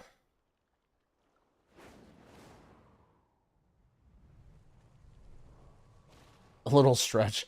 I remember that meme. What was it, a Summit meme where he like got in trouble for smoking weed on stream or something? So he just would say he's gonna go stretch and then just turn off his cam.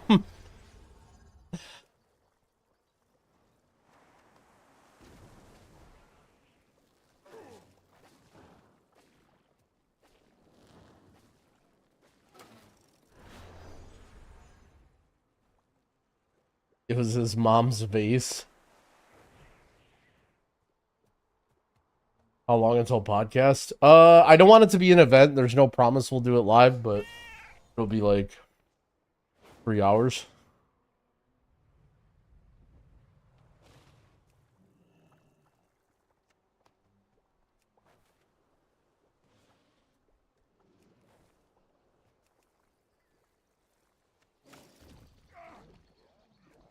Confirmed, guaranteed, yep.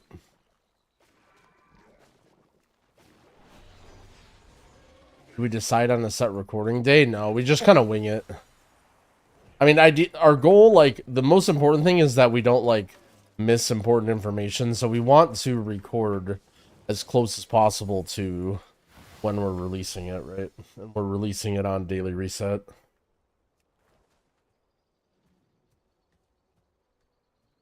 But I think we're gonna record tonight. It sounds like Squishy is gonna be busy and in meetings and stuff tomorrow, and also there's drops at night. Are all the reputations equivalent for power? They're all very, very close to the point where, like, if you want to min-max it, you're on your own trying to figure it out. I think H-Pals are good enough for any content, or will they fall off? Nah. H-Pals are very, very good. If anything, I would say H-Pals get better as the content gets harder. In terms of, like, your skill as a player and, like, damage getting higher.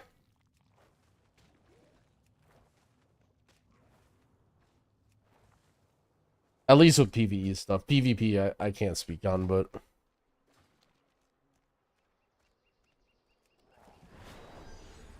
When it comes to class balance, a lot of times I say balance is actually pretty good or reasonable. It more comes down to, like, what's flavor of the month, like, what are the top groups running, and people tend to emulate that, so... It's not even a... Like, in terms of, like, being capable, pretty much every healer or DPS is going to be capable of, like, doing higher level stuff. It'll just be, like, what being desired or being able to get invited to groups or whatever. Come on, Piggy. I find more stuff for you. Well, maybe you choose Evoker instead of Arsham. Honestly, this is going to be a little bit out of character for me, but I was having more fun as Evoker. If I had to point to, like, one specific gameplay thing, I felt like Evoker, I could be doing a shit ton of healing one moment, and then immediately I could just be, like, shit ton of damage. I wouldn't really run out of mana. Like, it just felt like it would flow so freely, and I could just do whatever I needed in the situation, whereas, like, Shaman, I felt like, I don't know. It felt just a little bit tighter and more precise in a way.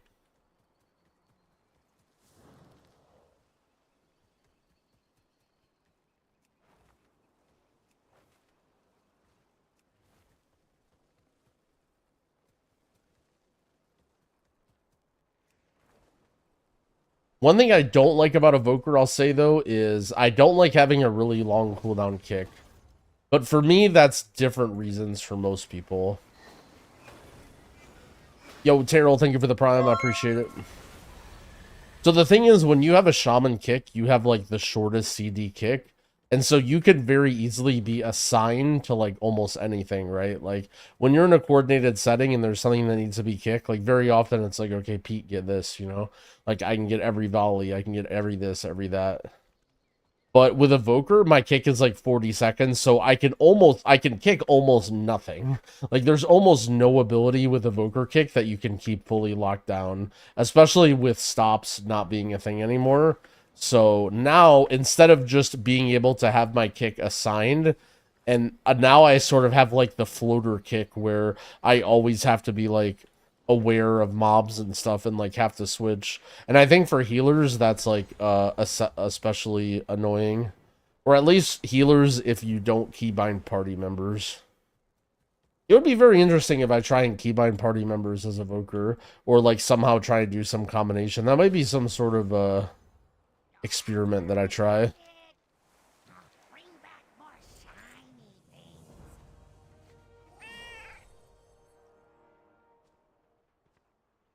It's not junk, it's treasure.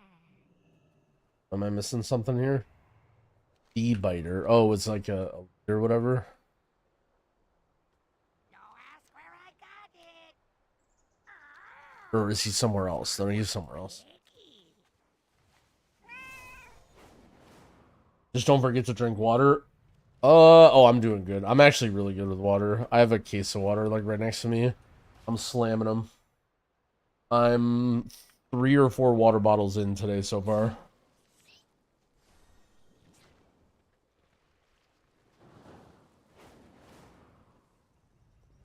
Hydro homie. Bro, also I'm dying. Where is this mob, this bee biter thing?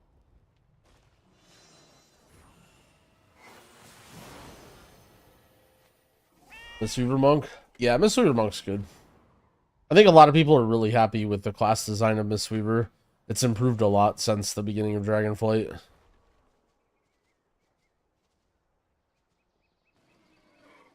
Is it flying around, maybe? I almost want to, like...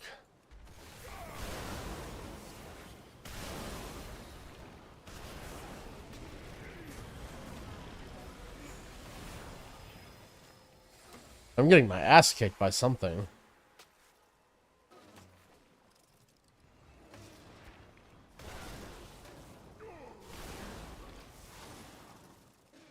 It feels weird not taking Soothing Mist. Yeah, I actually completely agree. Not having Soothing Mist is really fucking weird. But again, it's like not really an important part of your kit. It just feels weird not having it. Final Sting? Oh shit.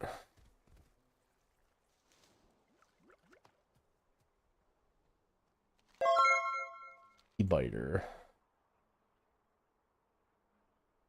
Oh.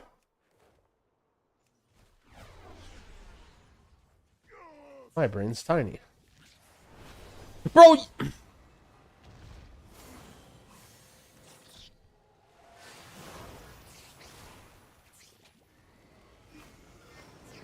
Goddamn warriors, gotta execute it. Does Evoker put out more damage than Arsham? I think so. I felt Arsham's damage was like very, very mid. Especially considering that you couldn't really DPS and heal at the same time. There's some people that claim that they were like doing good damage with Farseers or whatever. I'm not sure if that's true. I couldn't really find a Shaman build that I felt like was doing good damage. And not only is Pres Evoker damage decent, but it's so easy.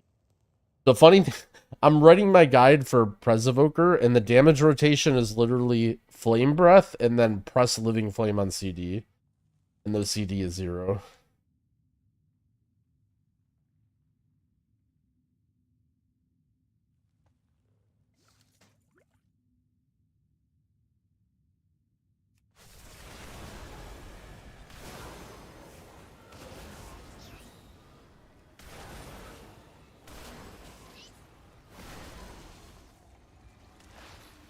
What about Disintegrate? You don't press Disintegrate unless you're taking the talents for it.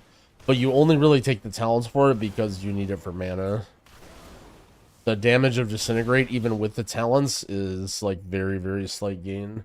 And if you're not taking the talents, it's actually a damage loss to press it. Which I think is stupid. I think Disintegrate's a super cool looking spell, but it is what it is. It's not junk, it's treasure.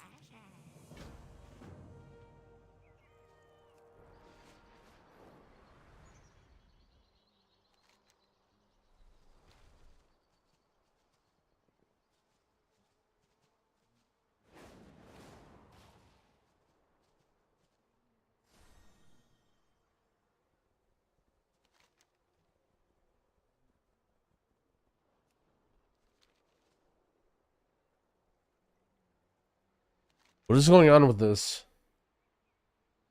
Janky's Candles. Speak with Bosch. Oh, we gotta go back to town. Any idea when the Evoker guide's coming out? My hope is not tomorrow, but the day after. I basically have it all sort of scripted out and a lot of the audio recorded, and I sent it to my editor. Although, my last conversation with my editor did not go very well. I'm a little bit concerned. It was...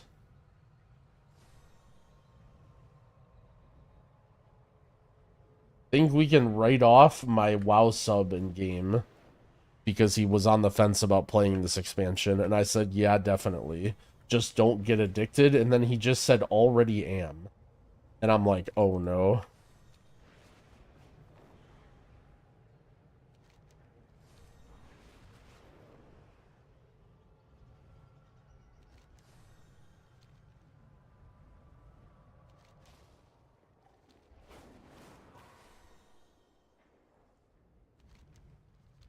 Wait a second.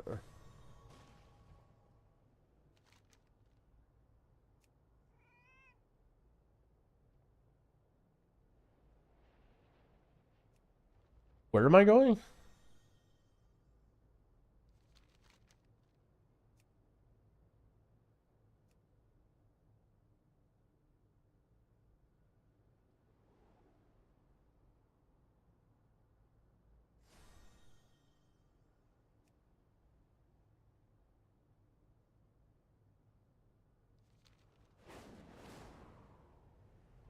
I think it wants me to go up, but it's not going to show me on the map where it is.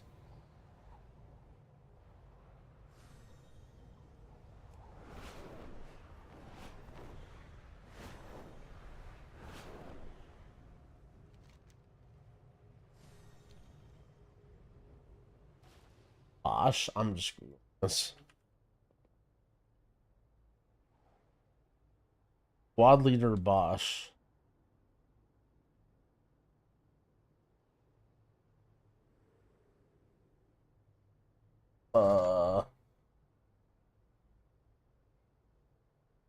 I don't think this is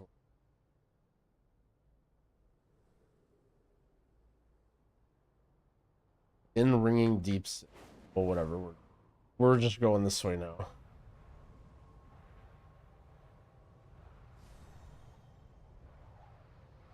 What do you use Thunder Focus T on? Generally speaking, you don't really want to use it on Revival because, or Revival, Vivify, because you don't really need the mana. It's usually also not super good on Enveloping, so it's usually between, Renewing Mist and Rising Sun Kick. Depending on if you're trying to, like, heal or do damage and what buff you want or whatever. But increasing the duration on Renewing Mist is really, really good.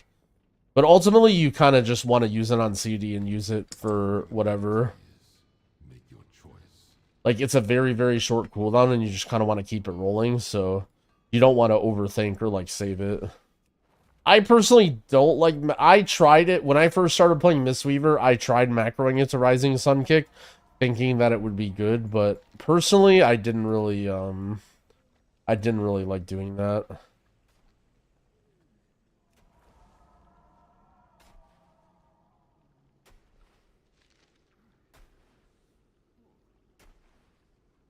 Is the event to level 60 to 70 quickly still around? I think they removed it, right? Or they nerfed it. Weren't people complaining about that?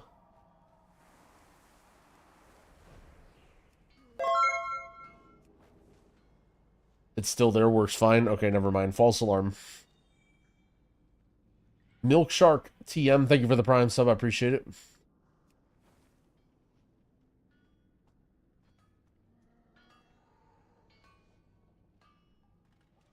What?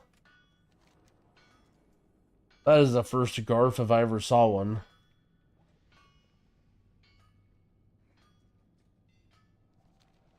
You need? I got.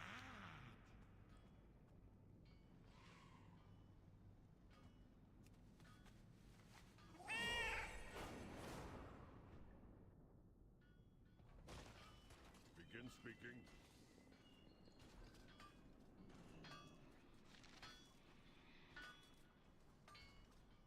What did you mean stops aren't a thing anymore? So in Dragonflight, they were, let's call it, testing a system where if you stop a cast with something that's not a kick, like think like tail swipe or thunder shock or like stunning it or whatever, the cast would just go on cooldown. But now if it's a kickable cast, you need to kick it or it'll keep recasting. And in Dragonflight, it was a thing to be like, okay, let's say there's something with a 20-second cooldown, for example. I could still solo that as an evoker by kicking it, and then when my kick's not up, I do a tail swipe, and then by the next one, the kick comes back, and then I can push it, and then... So, like, you can kind of... But most classes, you could basically solo anything in that system. But that's not a thing anymore. Ma Juice, thank you for the Prime sub, I appreciate it. He didn't answer for TD versus Spirit Link. What do I think of Shaman externals? I don't know. I mean, Spirit Link is like an immediate save your tank no matter what. No one can die, but it's on a very long cooldown, and sometimes you need it. We all have our tasks. And it like is much less flexible, right? Like one thing that happens a lot of times with Spirit Link when you're trying to save a tank is your tank is panicking or running or something crazy away from your team, right? Like, especially if you're playing triple caster or something like that, your tank might not be near anybody. Like, sometimes I feel like I need to run into the Spirit Link with my tank to save him. If you're coordinating and you're like, you know, in comms and your tank is calling for it, it's good. But for pugs especially, I like Spirit Link a lot less.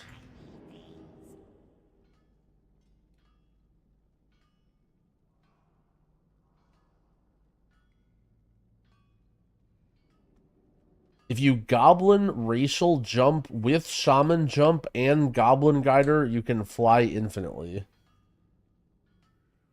That would be sick. Help Janky. What does Janky want? Don't ask where I got it.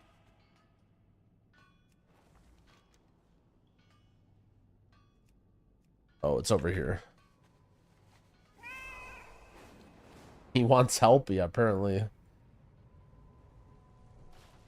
Make it quick. We're busy. Keep me informed. Watch your step.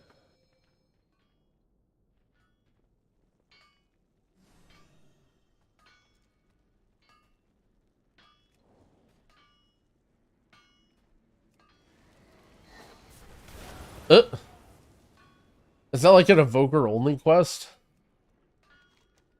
What the hell? Need something to do?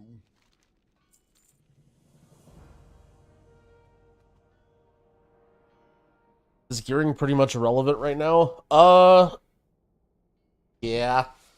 I would say you might want to, like, basically, if you want to put in the absolute minimal amount right now, I would say check out the world quests and make sure you're doing anything for coffer keys or for items that are upgrades for you. And when content comes out, you may end up wanting to, like, buy a few things off the auction house, but you don't necessarily need to do that right now. Yo, Trixie, thank you for the 7-month resub. I appreciate it. Is there any downside of using the built-in targeted spells indicator over the weak aura? For me, the targeted spells indicator either wasn't working or there was like problems with it on beta M+. I hadn't fully tested it out, but it seemed like it wasn't working for me. Well, and by working, I mean I don't remember if it was working at all, but I might have like messed with it or had it disabled or something. Yeah, I don't know. But in Dragonflight, I was using that. So the hope is that you'll be able to keep using.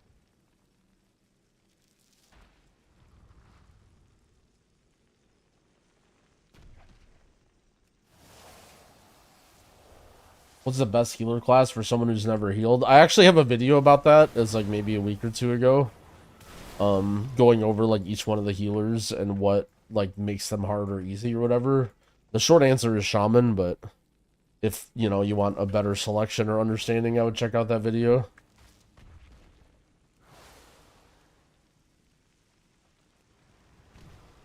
Do I like watching my own videos? Not really.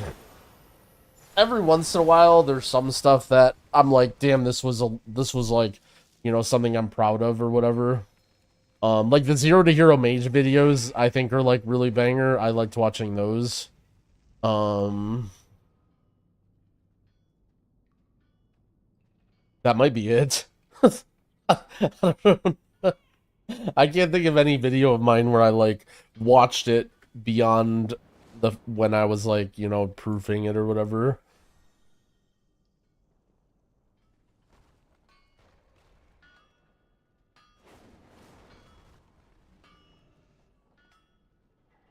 Offering amenities. Make your choice.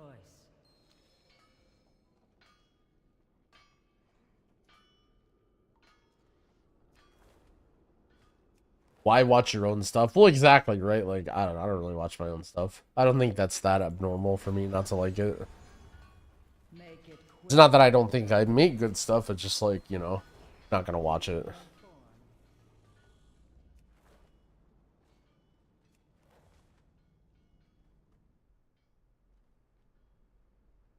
Alchemy trinket worth it for Blood DK? I have no idea what trinkets running on Blood DK. Did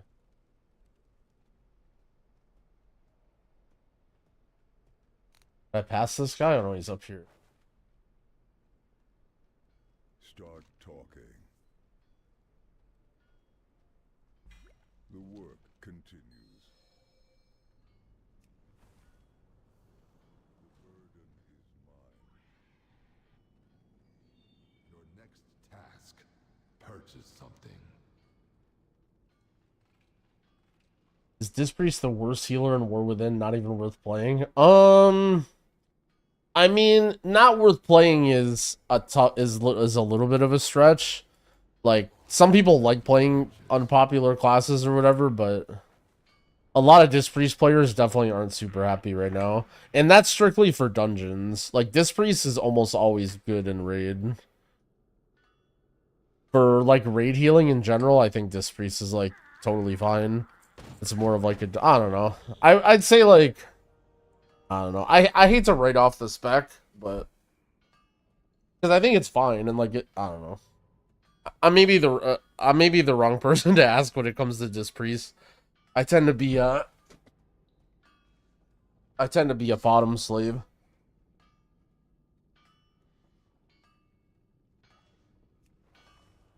Like, for almost all people, you'll be able to get the job done and, like, do what you need to do. And, like, in Raid, it's very enjoyable and it's, like, a pretty unique spec. And it's not, like, total trash. Like, you're not going to be, like, trying to do dungeons and be like, oh, like, I just literally can't even heal this. Maybe, like, when you're very, very under-geared, but...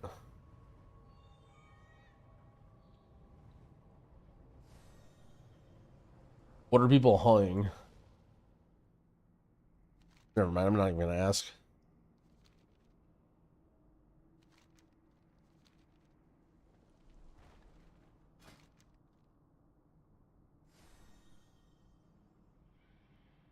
Wait, I didn't even turn this quest.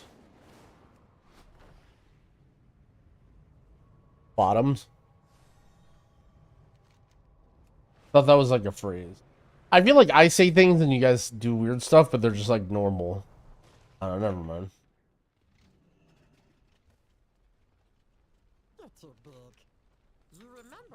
Bang. Renown 8. I kind of feel like I want to do all the quests in this zone just because I'm so close to finishing them already.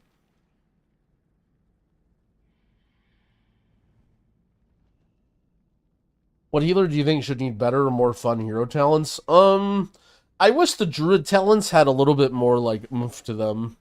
Like, I actually like the idea of the druid talents being, like, one tree is about hots and damage over time stuff, and then the other tree is, like, more direct. But I feel like just the visually and, like, aesthetically and, like, it just doesn't really feel that different or play that cool.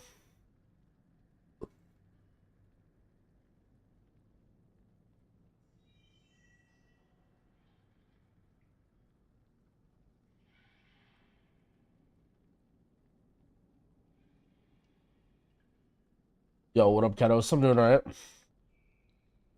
Is the Wago app like CurseForge? It is. However, they don't have all add-ons yet. They only have certain ones, and it's kind of a work in progress.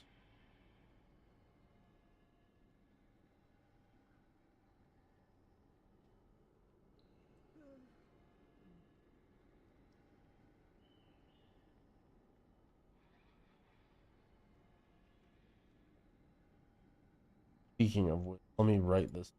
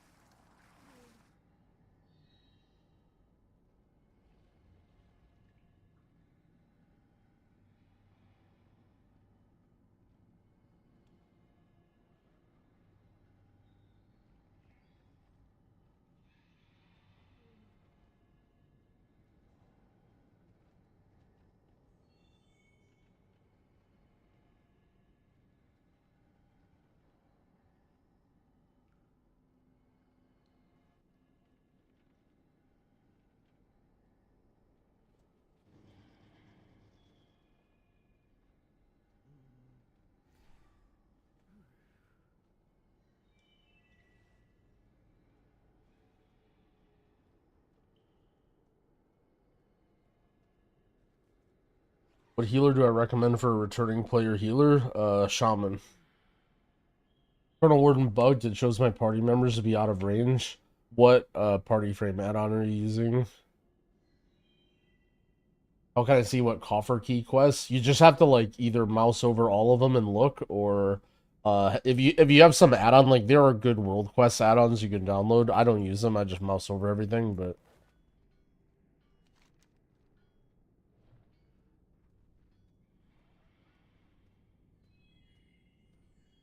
let's see.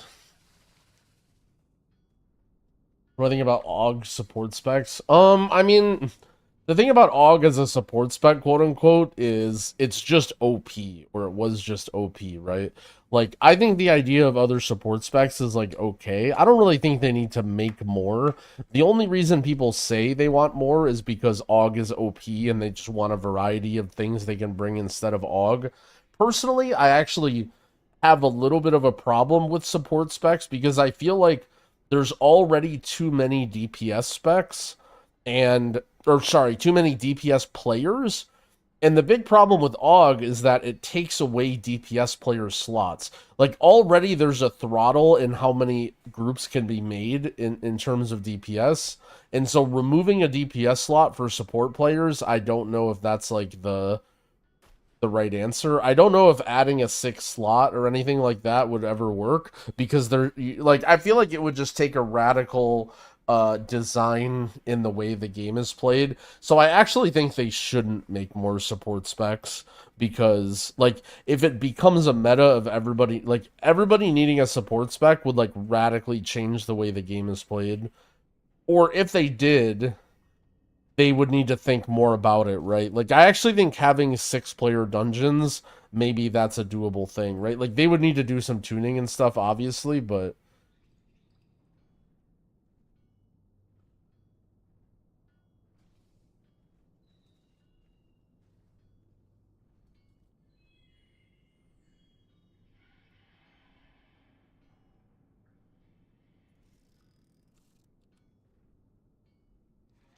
what eye level am I expecting to go to raid with?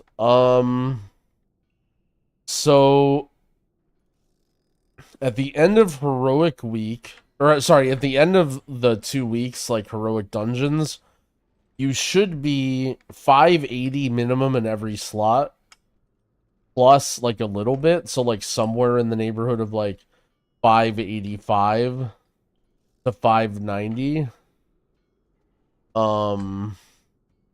Going into heroic week, if you're like trying to maximize stuff. What do you mean plus a little bit? Well, you can get other things that are slightly above 580. Like, for example, the renown things, anything you upgrade from crests, anything you get from, like, if the weekly events or, like, somehow rares can give more, right? Like, minimum, it's going to be 580 on every piece if you're farming everything out to its max. Because in heroic dungeons, you can just spam them until you're 580 in every slot.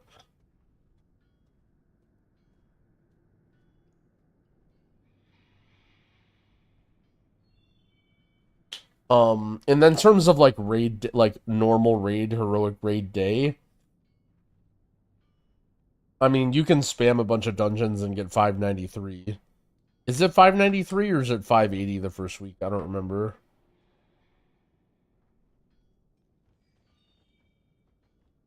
Heroic drop 560, 567. Are you saying you need to upgrade? I mean, if you want to. You don't need to do anything, but if you're trying to raise your item level as much as you can before raid, then yeah, you should be upgraded, like farming Valor Stones and upgrading your gear.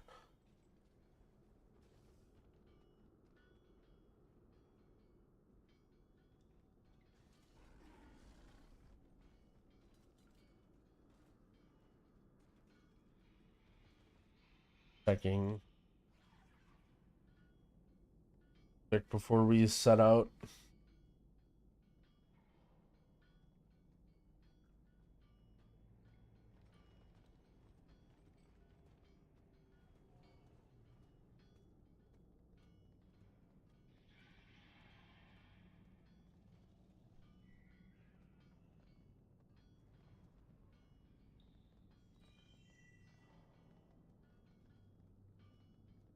You're upgrading gear when heroics drop tomorrow. I'm going to. It depends on my flight stones. Basically, you want to keep your flight stones from overcapping.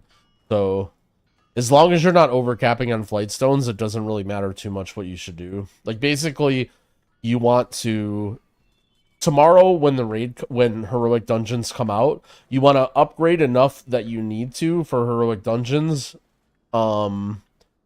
And then you want to not overcap, so somewhere in that neighborhood, if that makes sense. I'm just sending him because I'm just going to play a lot. I'm sure I'm going to get tons of, like, those stones. Like, those are infinitely farmable. Anything that's infinitely farmable, I'm not worried at all about spending them.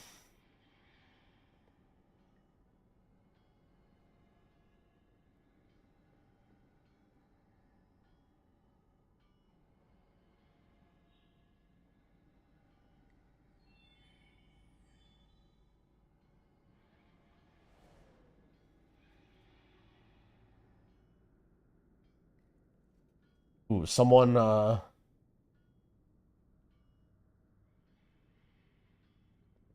Alright, you guys want to play some Stonk Market? I saw this is interesting, graph. I'm sure this is available somewhere.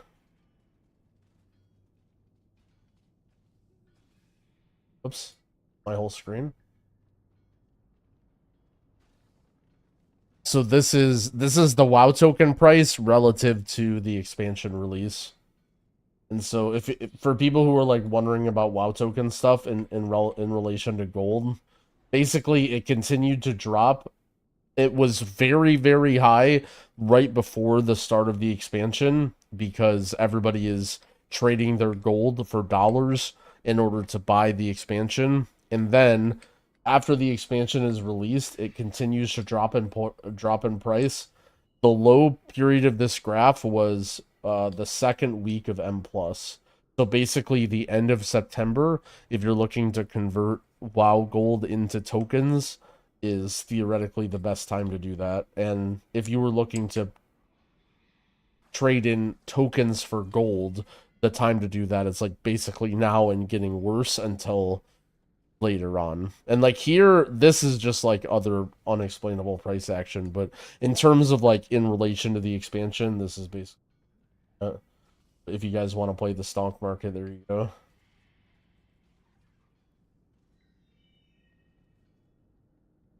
Whoops.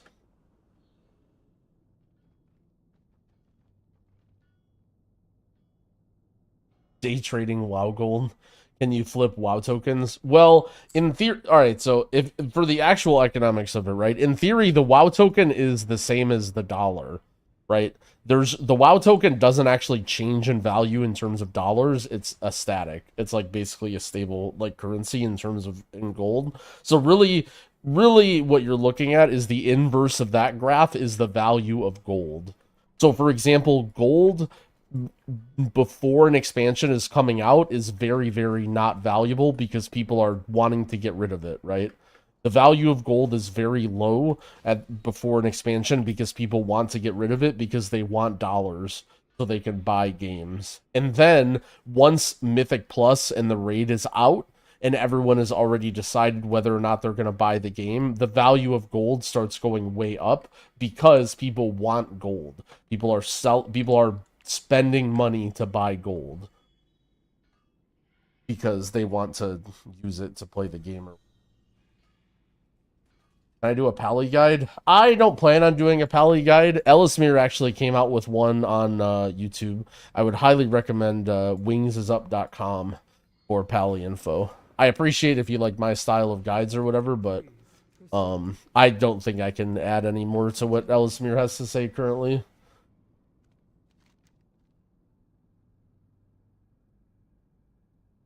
What do we think about maining Mistweaver Monk for raids and M+? I mean, you'll be fine. In terms of raiding, like, that's more of a what fits in my guild situation. There's not really, in my opinion, when it comes to raiding, like, good and bad healers. It's just, like, what you like playing with your guild and what fits in with your guild. And M+, I think Mistweaver's fine. It's pretty decent right now. Can someone link the Pally video? If you just go to wingsup.com, that's Ellismere's website. It's an online guide, and then he'll have the video in his stream there. He's like the guy, he's like the high-key HPAL guy for the last, like, 5 or 6 years.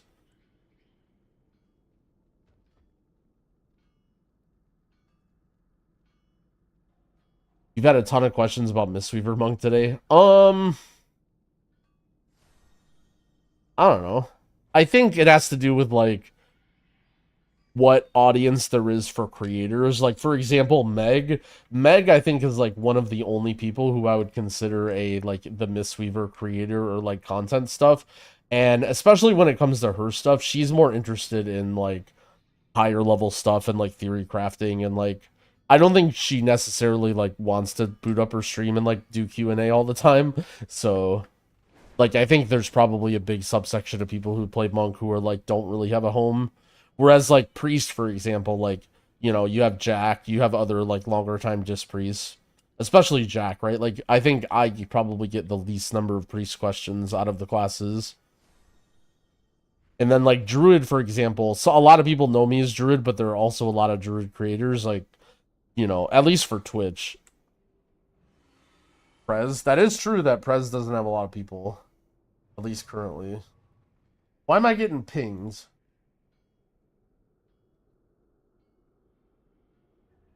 Why is Attack pinging me? Okay, so let's see. What is my Resonance Crystal situation? This isn't so bad. I basically farmed out all the quests and I got the amount of Resonance Crystals I needed, right? This is how much this costs.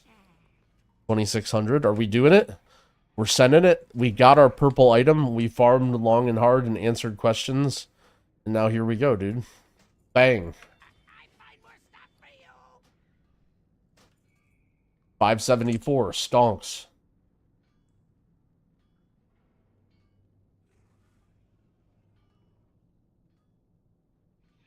Zach is trying to get the Lion to make Dorkin with my cat instead. There will not be a 7TV emote of my cat jerking it. That will not be allowed. You're welcome to put that in any other streams. You're extremely fucking weird if you do, but that will not be in this stream.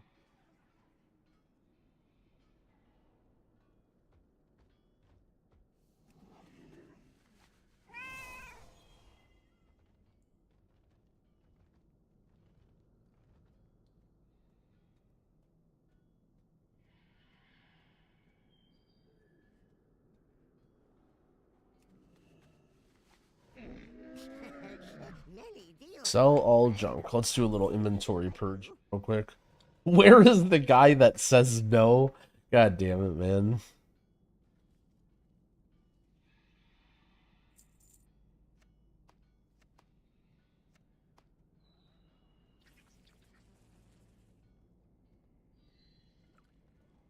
Cave Dweller's Delight. What potion do I have? I don't even have the right potion.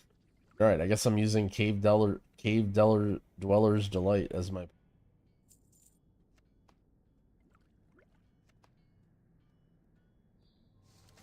Quest item, 551.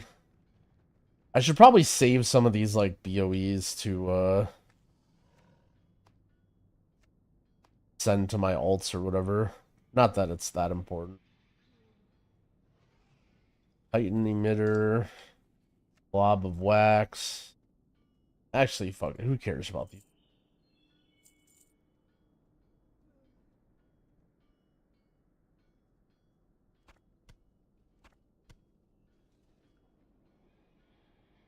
Quest item.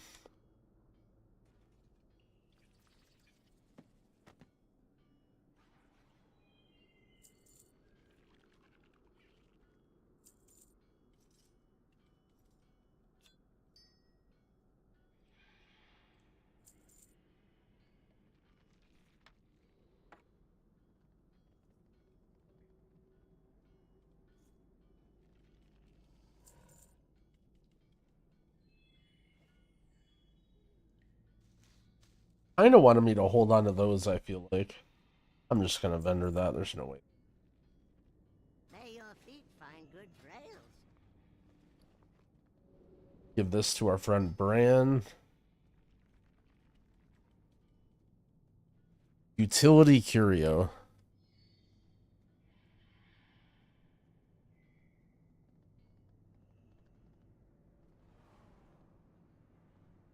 Okay, movement speed.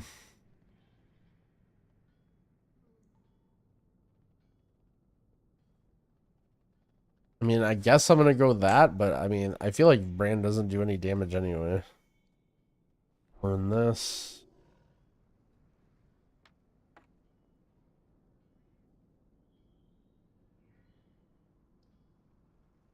Who's the best healer at the start of War Within for M+? Either Shaman or Evoker, I think.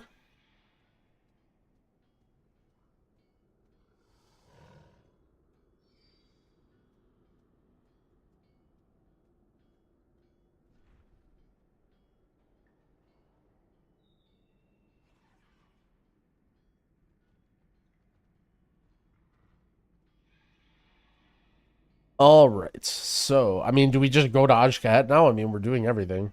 Let me see my, let me look at my achievements. Quests. Or within.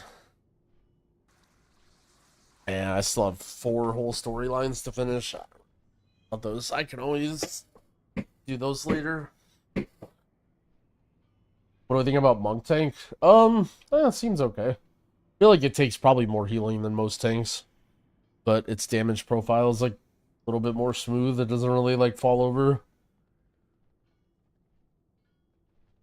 And I was just thinking about maybe knocking these out anyway because I'm close, but I don't really care. I think we move on to Ajkahet. Another interruption. Returning to work.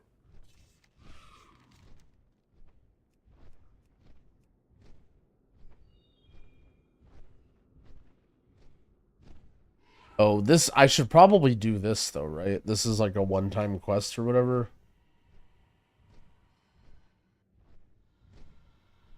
No gear. Oh yeah, that's right. Do I even care about Ajkahet rep? Maybe I don't.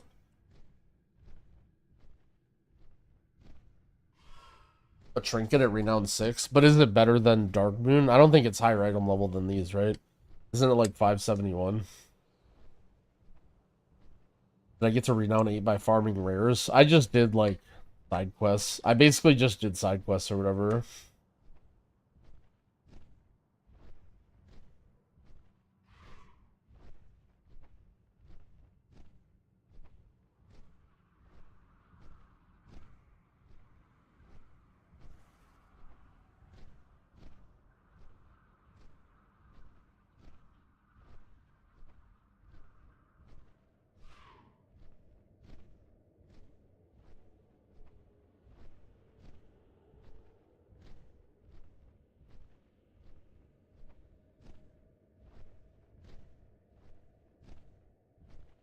How did I get enough crystals? I mean, I basically just got them through doing open world content.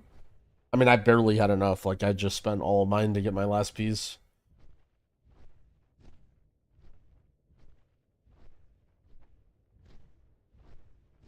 What resolution and UI scale? 1440p and 9, I think.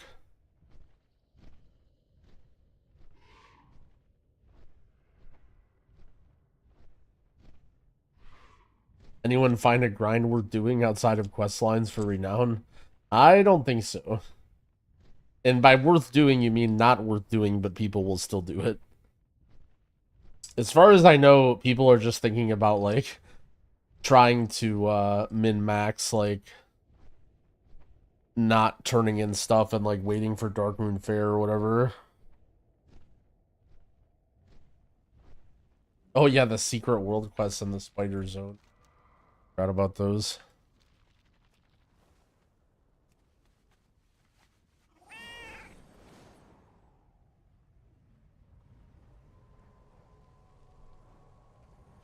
Step into my parlor.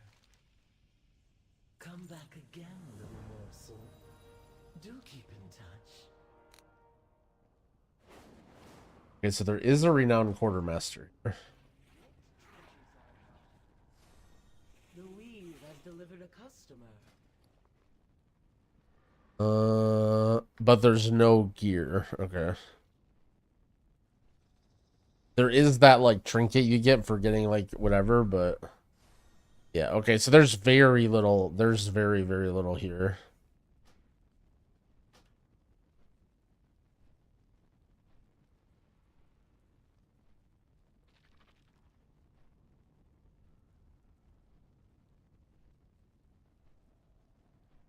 Trying to work on his Wago UI. It says Omni CD. So some of the, not all the add-ons are on Wago right now. I apologize, but you'll have to get some of the add-ons through like CurseForge or WoWup or wherever you normally get it. Hopefully that'll be fixed soon, but for now, unfortunately, not every add-on is there. My cell profile is available. My whole UI is available as an installer to subs from Twitch or Patreon, but I don't have individual stuff uploaded anymore. The Darkmoon trinkets? I mean, they're usually really good, but they're just really low item level, so they'll get replaced. Like, this seems good. Like, this is a very good effect. Just permanent stats, right? But unfortunately, like, it's very, very low item level. I wish cell import could be done without replacing key binding. So very, very good news. I went, I actually submitted and talked to the cell guys today, and they already responded to me and said that they'll try and get it implemented so that there will be a checkbox on import to not take the keybinds when you do the profile or whatever.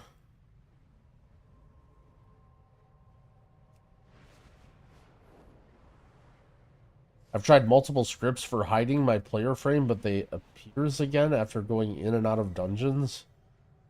I'm not sure. Is that a plater setting? Plater is only... Are you talking about nameplates or player frame?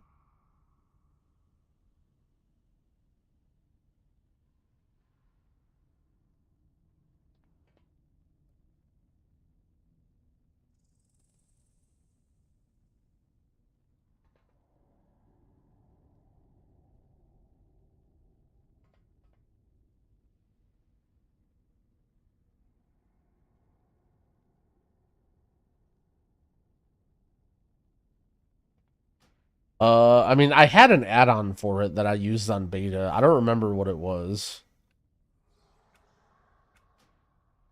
I don't think I have it installed on my main thing. Is this it? UI auto hide? Try this add-on and see if it... Look, do you see my settings? I don't know if this works, but this is what I was doing while Shadowed Unit Frames was broken. And I think these are just scripts that it just runs, so that might break. But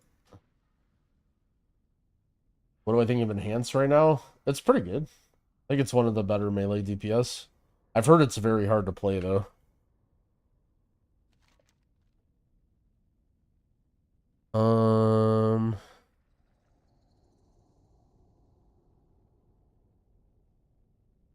Okay, so what do we think about all these icons? Let's take a look at first let me open let me make sure my rare finder add-on is up to date. So someone was, now granted, sometimes what people do is they type in the chat box and they don't know what the hell they're talking about. But someone said earlier that the rare scanner add-on shows the better rares or less good rares. And maybe Silver Dragon does as well. What are some of the more interesting hero talents? I think Priest by far has the most interesting. I don't know about good or bad or fun or whatever, but Priests are actually pretty wild in terms of like cosmetically and the way that they play. The Oracle shit is like very, very out there.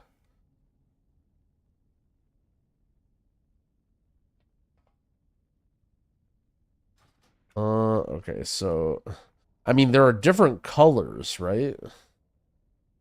What do you guys think is with the different colors?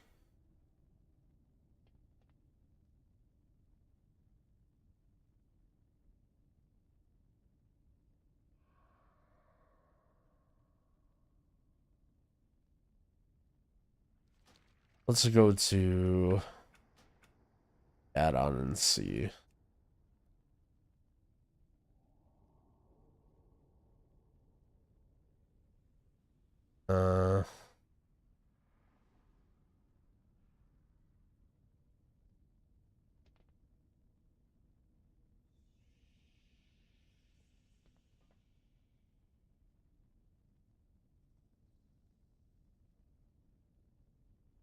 Where's the font size option in Cell? The font size is specific to each indicator. So like the font there's no like press one button and it changes every font and everything. I believe you have to go through and manually change the so like you have to look for the player name indicator and then change it there.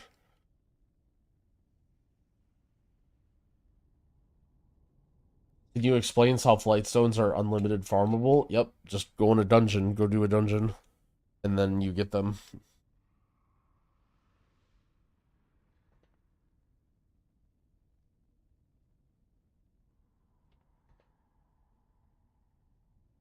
Yeah, I don't have it set up for YouTube members. I don't remember if that wasn't an option or something.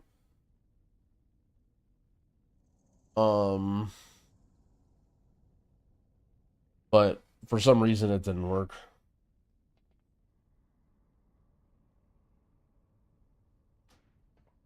Why are there player health bars inside my character? Maybe if you post a screenshot on in my Discord, maybe I can help you. I'm not sure.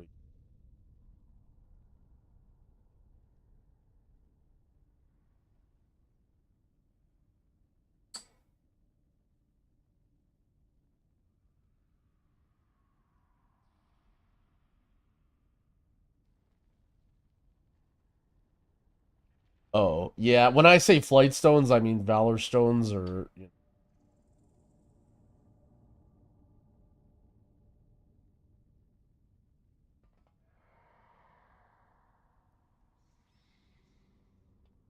What time did the expansion come out tomorrow? I think 3 PST is what I've heard.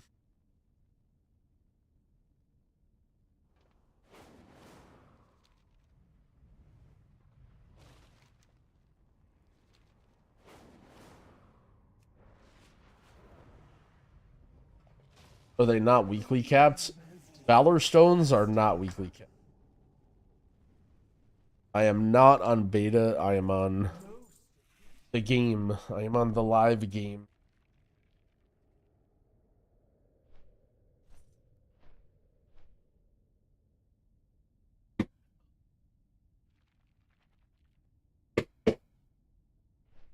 EU gets fucked with another midnight drop. I mean, the company is in the US. They're gonna drop the expansion around their time.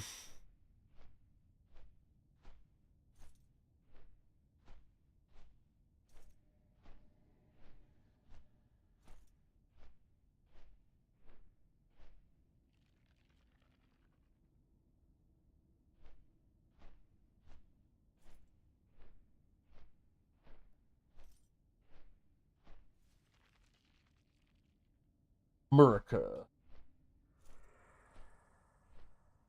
Dungeon spamming just the best farm for Valor? I don't know yet. There might be other good methods. I assume that you're going to get more Valor from heroic dungeons, and you're going to want to get gear from those too, but...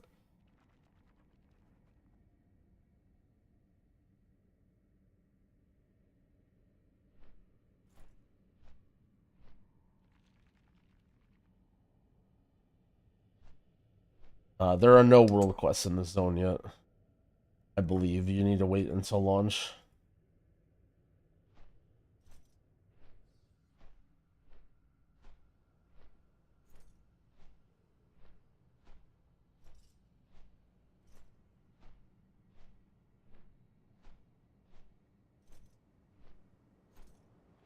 Yeah, except the top secret hidden quests.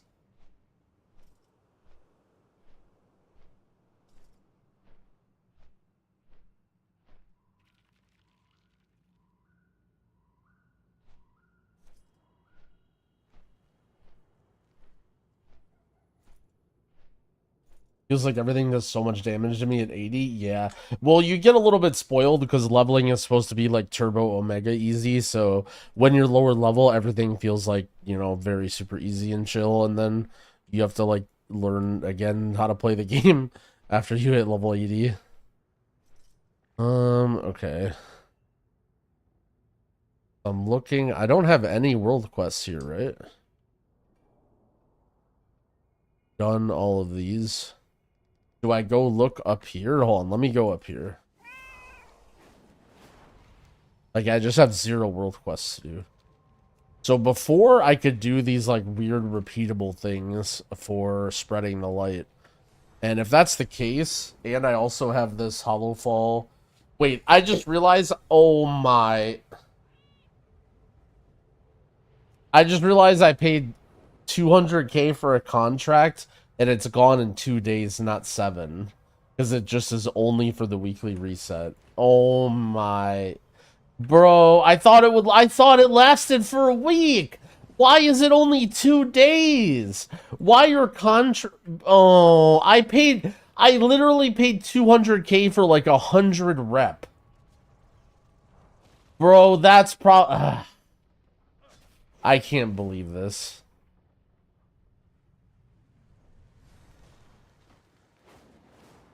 I'm putting in a ticket to Blizzard.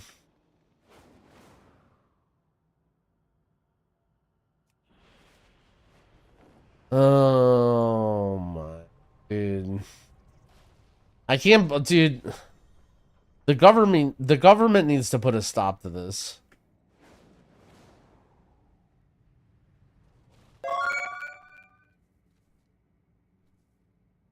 Lord Cyberus, thank you for the Prime sub. I appreciate it.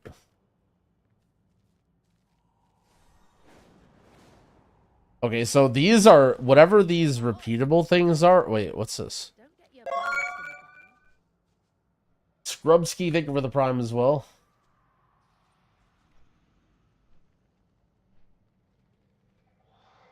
So all these whatever repeatable quests, these are still gone. And just yesterday we were memeing on the guy buying 500 gold bags. Look, okay, the government needs to put a stop to this.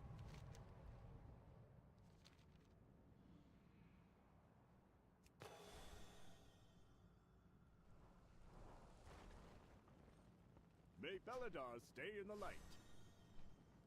I make contracts, lol. Dude, alright. Alright.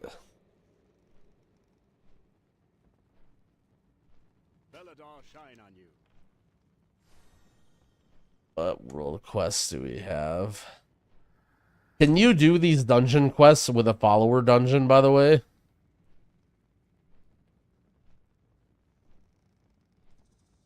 Yes? Okay, sick.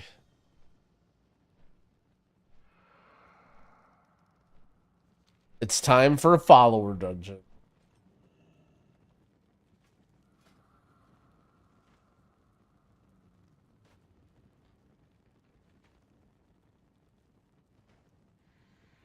Oh shit, attack with the 10 gifted YouTube memberships? Holy shit, rarely seen gifted YouTube member. Wait, that sound kind of got messed up.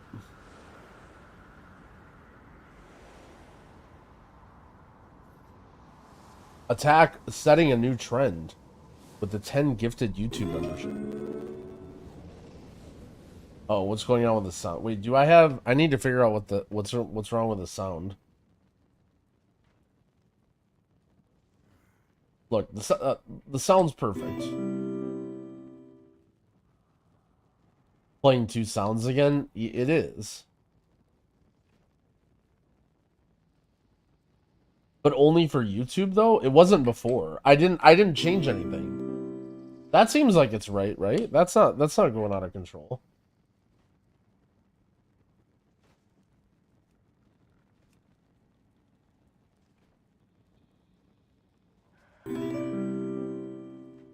It was doubling for Twitch. Oh yeah, you're right. I don't know. Yeah, you might be right. Wait, I'm gonna... Oh no, I might have griefed.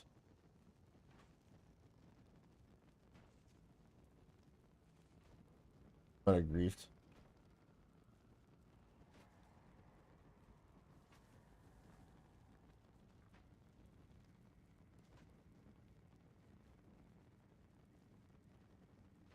Alright, dark flame cleft time.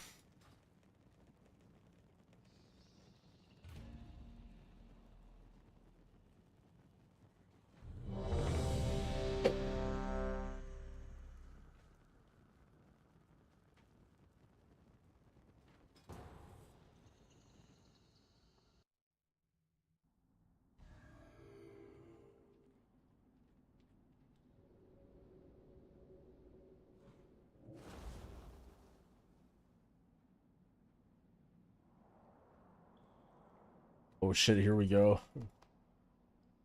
Don't worry guys, I know this dungeon is going to look like a lot of fun, but this dungeon is not available until Season 2. Although, I guess we will be doing it on Heroics.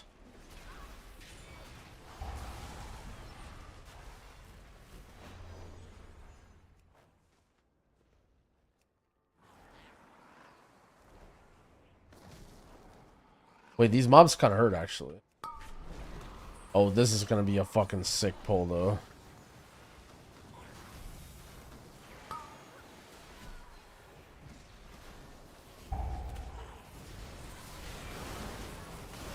No, why did you just... Who did that? Who just knocked every mob everywhere?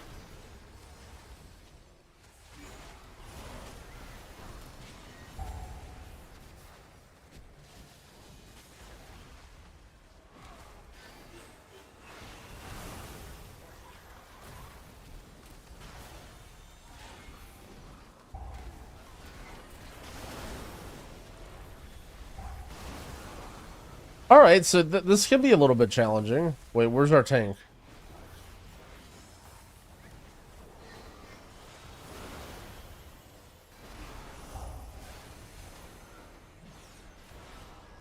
Why is my mage just sitting block? Yo, can these guys kill something? Why is their DPS so low? Actually, wasn't I complaining about follower dungeons doing too much damage?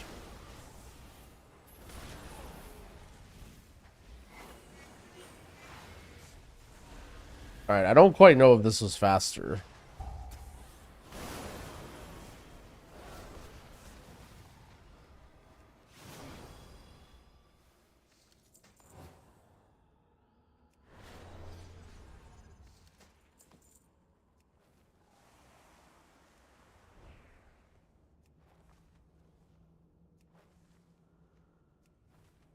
What is this? Oh, I see. This is the quest.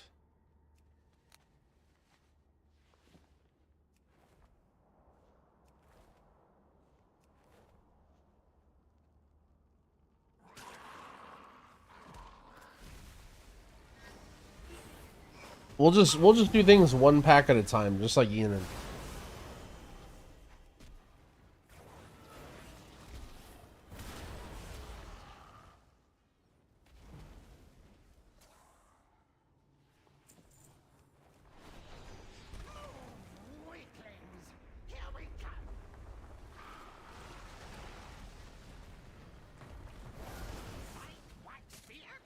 What is my team doing?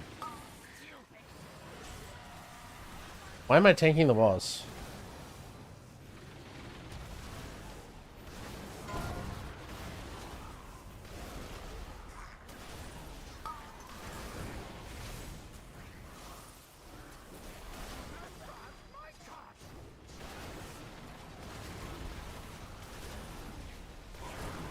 Where am I getting 580 gear? You can upgrade basically anything to 580 with flight stones, or valor stones, I mean.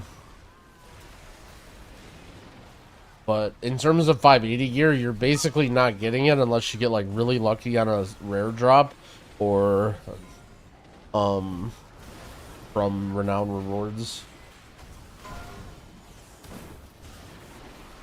And I recommend a healer in terms of fun. I mean, I'm the maining Pres Evoker, so if I have to recommend a healer, that is the one I recommend.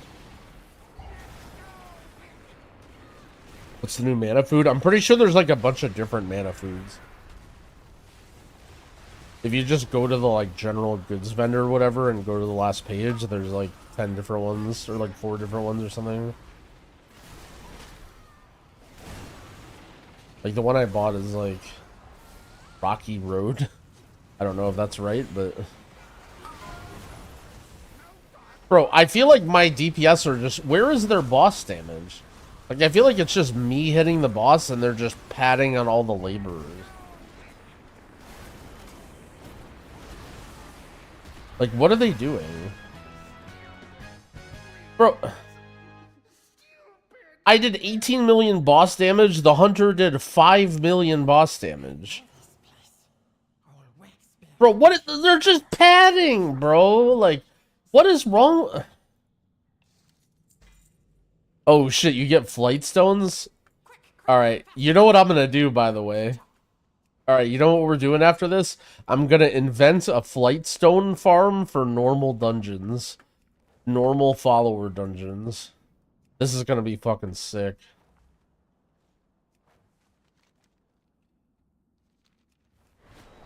And make a video. Alright, guys. Our plan after this is to invent a farm that gets nerfed. If we can get Blizzard to nerf something stupid that we come up with, then that's a dub.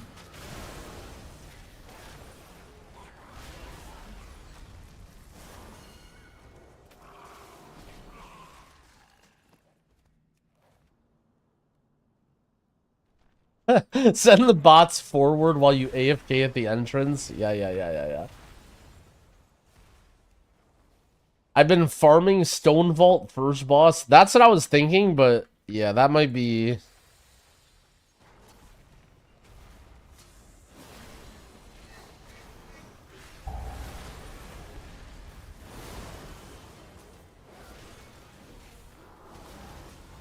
It's such a waste because it's like it's so easy to get flight stones or whatever once the actual season starts and they matter, but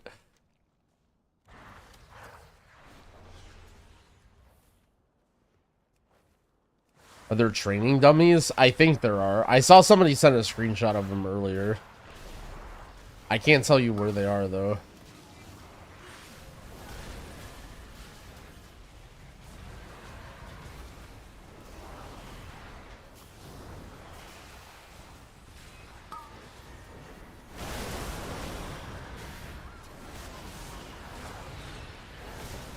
My game sound has been slightly too quiet today.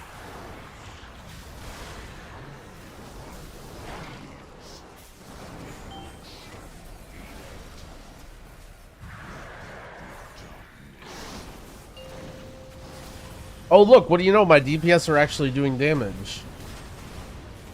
Yo, heal me.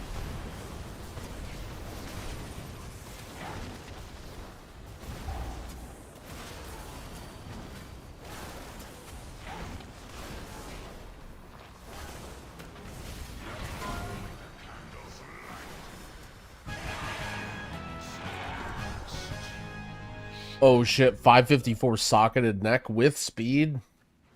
Damn. What's the safe item level for pugs to pull off plus 10s? I mean, for pugs, I would consider plus 10s to be like end game content. Like, you want to be as close to max level item level as possible.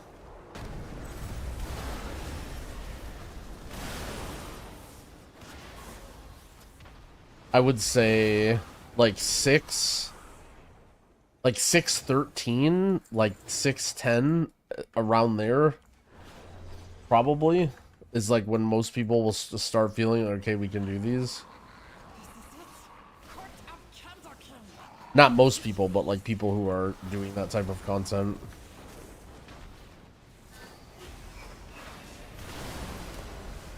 $413. Yo, I said it right.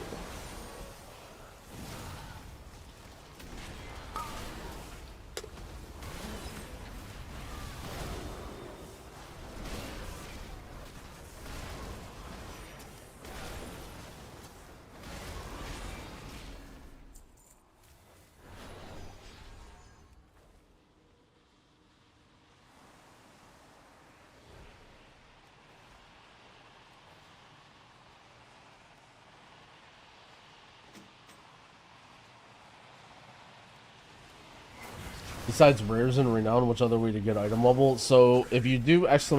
gear guide in chat, it links a text guide and a video guide for the stuff you should be doing. But I mean, rares and renown is how you get items right now, because there's no dungeons or anything. There's not really like other ways to get better items. Did you just knock me off the platform?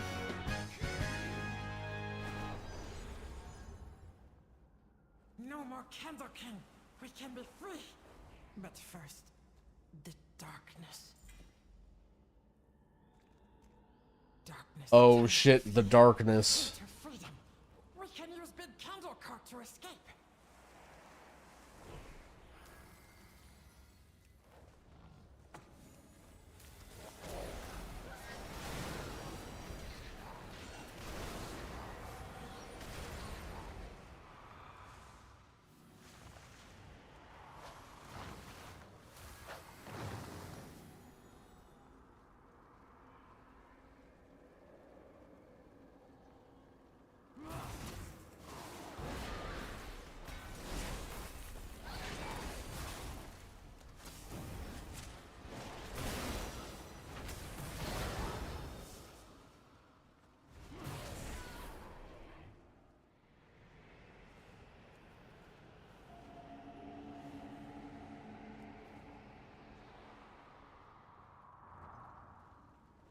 Oh, we're running out of candles.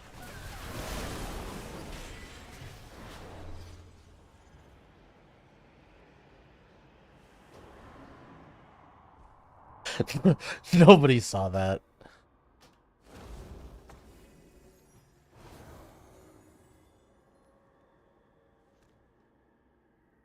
And no, do it.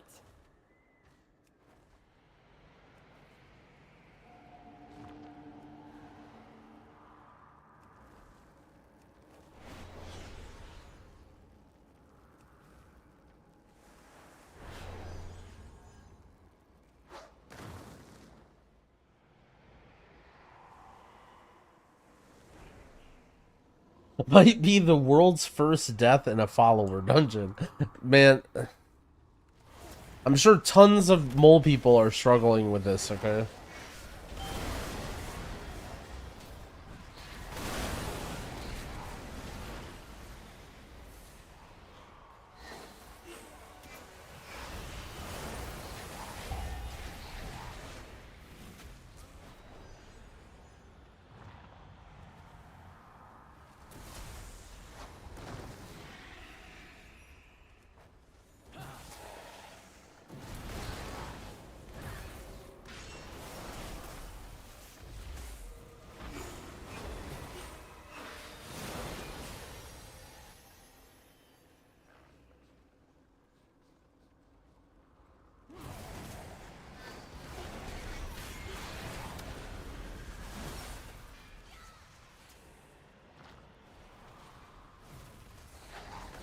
Would I prefer delves to be like this? Yes. Absolutely. Except for then start to make them challenging where you're doing the boss mechanics. Like, you actually have to do the mechanics and not... Well, like, the levels one... Like, the low-level delves are, like, face roll, but yeah, like, make them like this, but eventually they're actually, like, challenging, you know? Quick, grab some dynamite and let's go!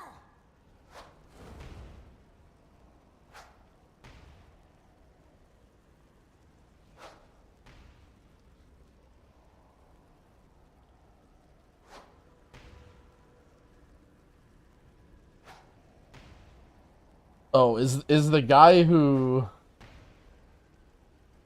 I think you probably have another add-on.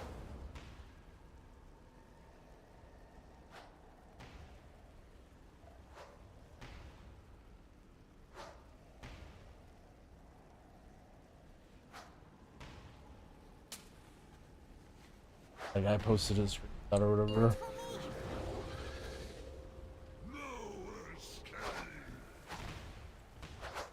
Oh shit, there's a leaderboard with hits and DBM. Wait, this is sick.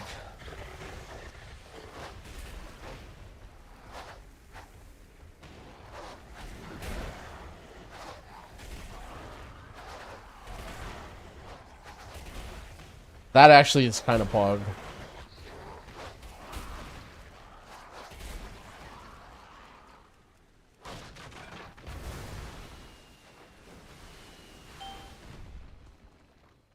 I have a cell profile for Druid. I can't get my hot icons to show. There should be just a built-in indicator called healers that just has every single hot icon. I do have my profile, my profiles uploaded on my UI for Patreon and Twitch subs. But I'm pretty sure, like, just by default, you should be able to open up cell and just... Like, it should just have hots on there. You shouldn't... Like, part of what makes cell good is it's pretty chill out of the box. Doesn't take much configuration.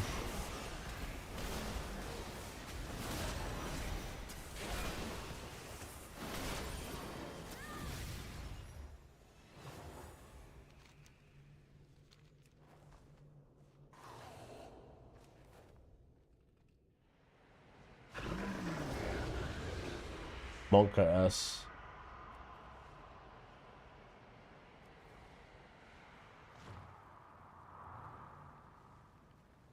Darkness descend. Wait, why can't I... Can you really not cast spells when you have the candle in your hand?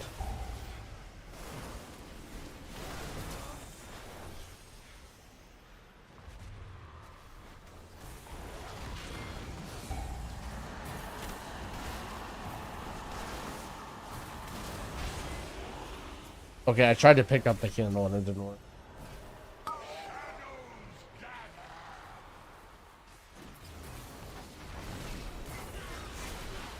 No, dude, anytime there's ads, the followers just turn into complete idiots. Bang.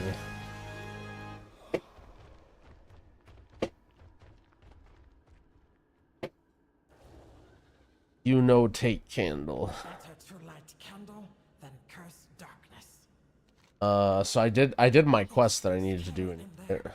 But we must go in. But the darkness always returns.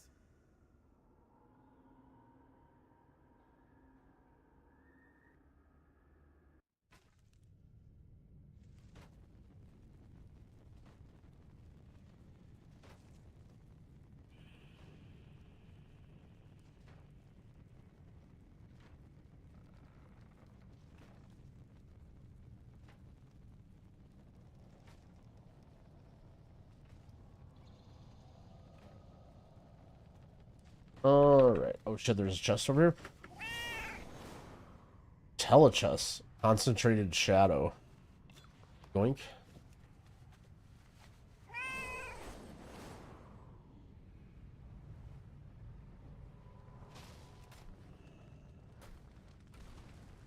Oh no.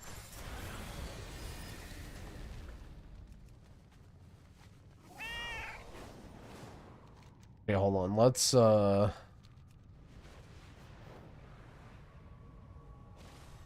fly back up here. Ringing keeps. Yeah, these are all turn-ins, I think. In hardship, kindness. Actually, wait, let me turn in this. Walk in the light. All right, what follower dungeon is the hack for doing the first boss over and over again?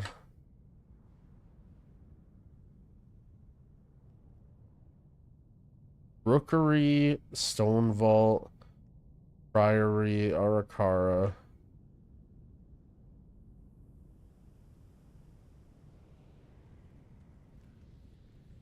You only get 10 stones after you do it once. What do you get the first time? 40? I mean, 10 is still 10.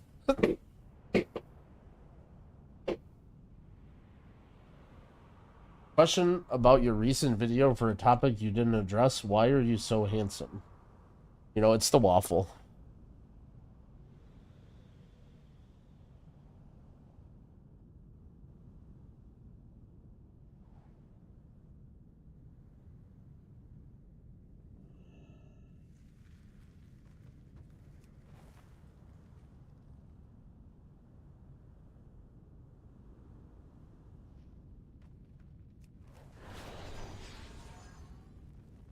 Oh, is it in this building?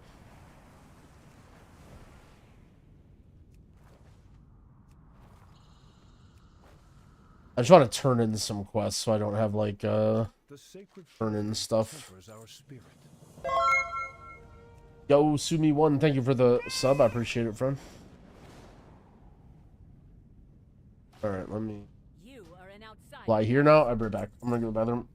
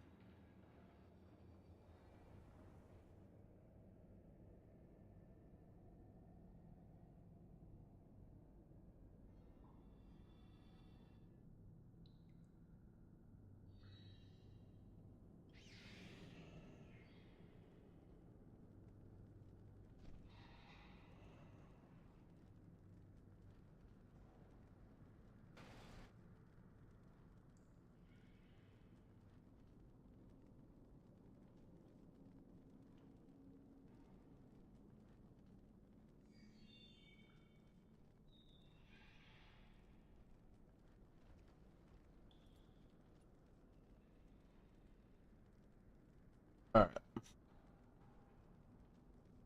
Let's turn in some of these quests.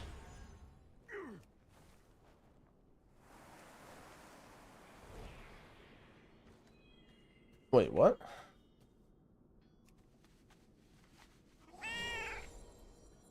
Oh, he's over here. Hey, we're friends, okay? Do something, not my fault. That's it?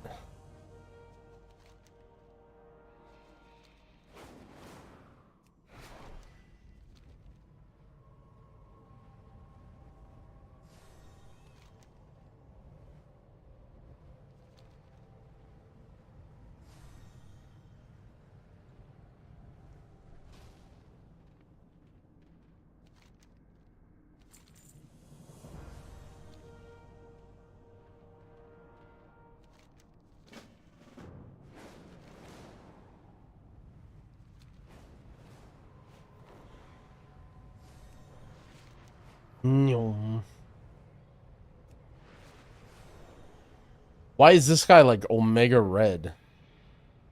Is it like because it has a special way to spawn it or something? You need a hammer or an open hand? I dismiss you. You may take your leave.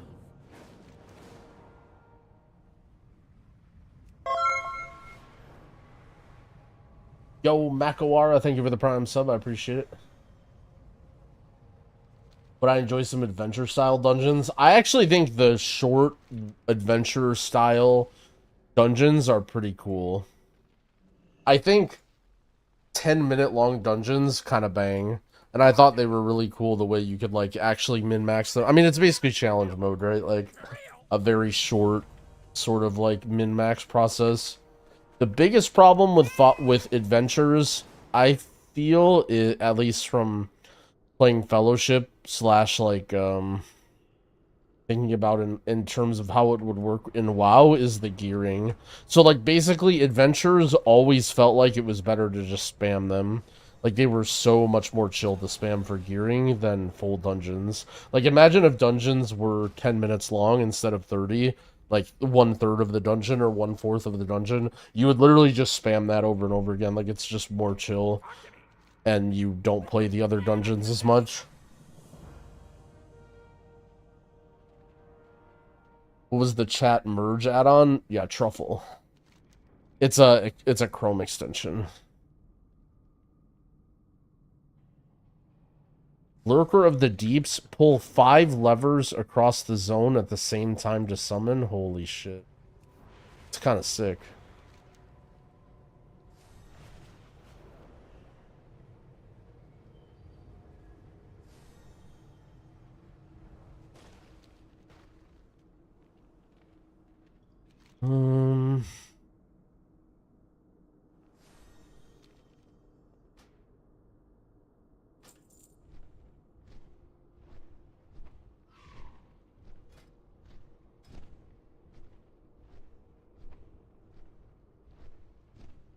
It's not too late to buy early access. Yeah, if you're like me, you can buy a contract for the rest of the week if you really want. It's great.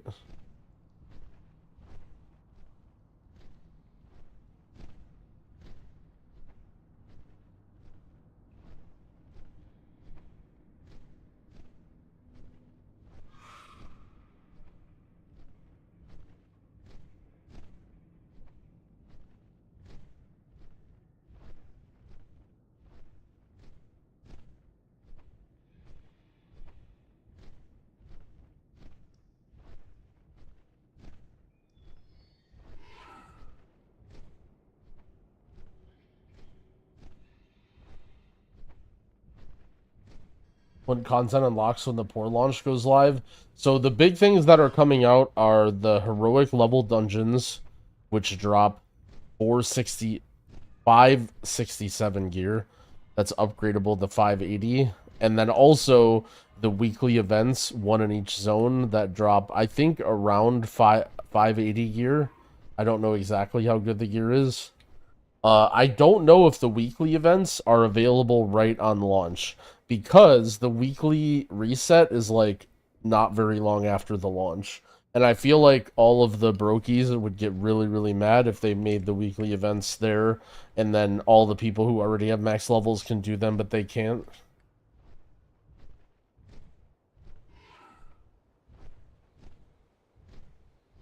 We did that earlier. You need to keep the mouth breathers away from the switches until they're all up. Oh, is there like a timer on how long the switches take? Greetings, outsider. Like you can only press them once every so often or whatever.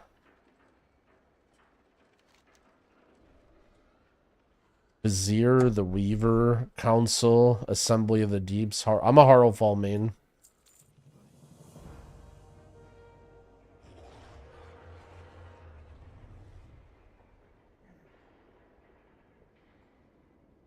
Do you remember how it was with Dragonflight? Well, with Dragonflight, there was no early access. So there were weekly events, but, like, everyone was on a level playing field, because if you wanted to do stuff, you had to rush, right? And so, like, no one was high enough level to really take advantage of it. Except for, like, people who were Omega Sweats and, like, stayed up all night or whatever. Do you think there needs to be any class tuning for healers? From a dungeon perspective, I mean, needs is a strong word. Like, I definitely feel like they can make the balance better. Like, I'd like to see Mistweaver get a little bit of a damage buff. I'd like to see Druid get a little bit of a healing buff. I'd like to see Priest get a little bit of an everything buff.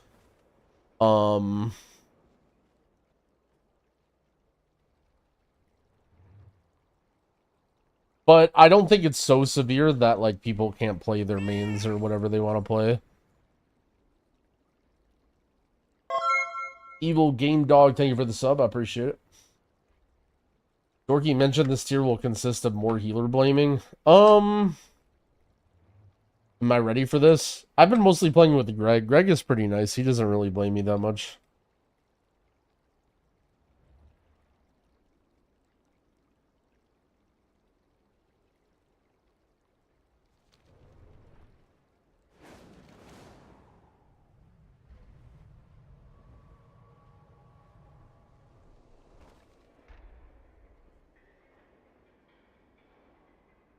Alright, let's do a little quick, let's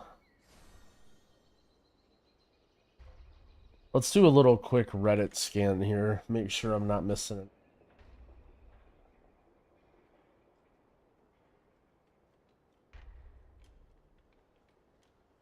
Eye level table, Mythic Plus timers, Vault eye level, Mount Delve guide.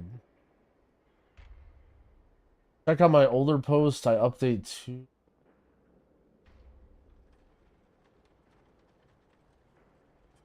Really working on a guide. I feel like I'm gonna get baited by this film.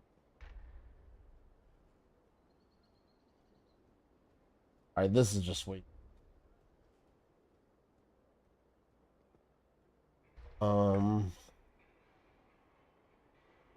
New web app for planning cooldowns. Question, how are people... Alright, here's a question. How are people getting Valor Stones? The top upvoted comment, stickied by a mod. Enough with touch grass and you don't need to, or whatever crap that isn't answering the question. Please answer the question or move on. If you don't want to grind, that's fine. We don't need to see your comments about how much you're not doing it.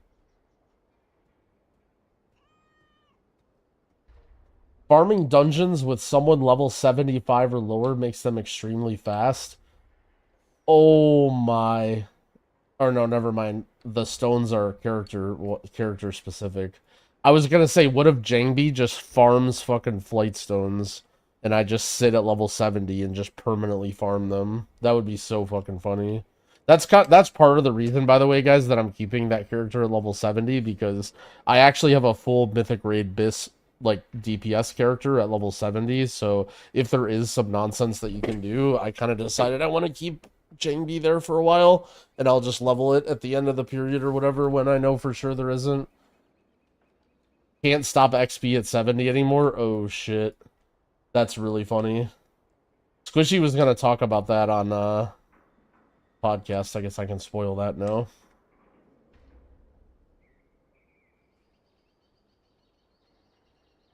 Dude, there's literally no answer. Bro, some guy made a thread 15 hours ago. How are people getting Valor Stones? And it's just a bunch of people fighting about, like, grinding and early access, and people are just saying dungeons.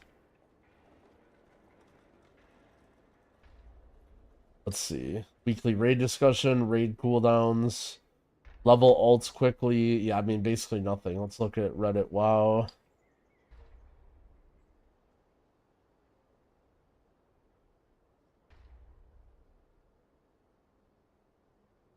Unless Dark Moon Fair buff gets nerfed for War Within Renown, it's optimal to not do any quests during launch week. That's true, sort of, but, like, if you're some Omega... Like, I don't know, dude, I don't know, whatever. Oh, wow, 7 minutes ago was this posted? At least on Reddit it was. War Within Dungeon Finder broken. Trading post discussion, got my class mount, early access feeling. Oh, the WoW subreddit is actually crazy. Hold on, let me, I guess I can't sort by new. I know I'm not showing it, sorry, I'm just doing it on my other monitor.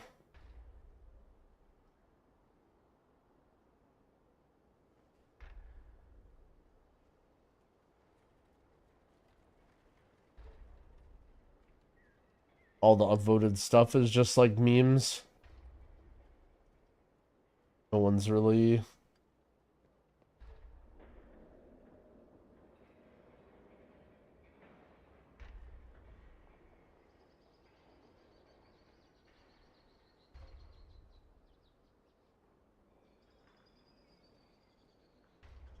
The biggest quality of life comes from how short the dungeons are. Dude, I'm so glad that they moved that in the right direction. I'm as the official Blizzard shill, I want to signify a Blizzard dub for slowly making the dungeons shorter from Shadowlands to Dragonflight and now to War Within. Shadowlands dungeons were just way too fucking long and we complained about it, and they actually went out of their way to change them and make them shorter. Looks like nothing on Reddit that I see that I'm missing. There's a thread about how they don't like the storytelling and that they do like the storytelling in the top 10.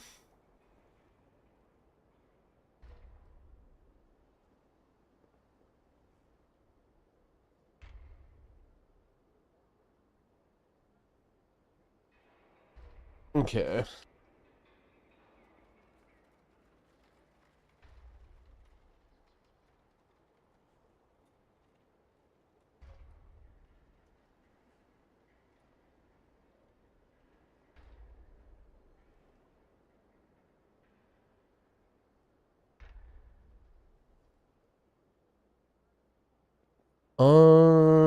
What was I doing? I felt like I had something I wanted to do, but I guess I want to organize all my inventories and shit. Whole thing.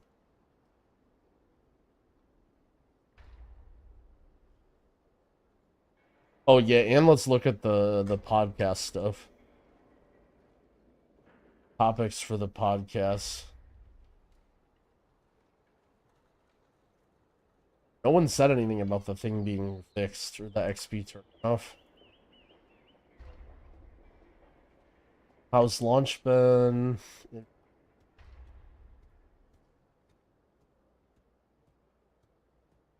Yeah, I mean, dude, I'll talk forever. I don't even need to do any podcast prep because I can literally just talk about anything.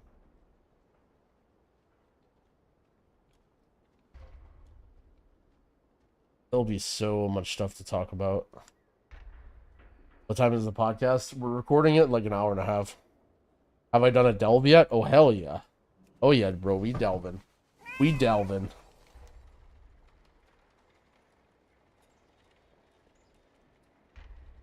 Okay, hold on. This is what I want to do. I'm going to go to add-ons.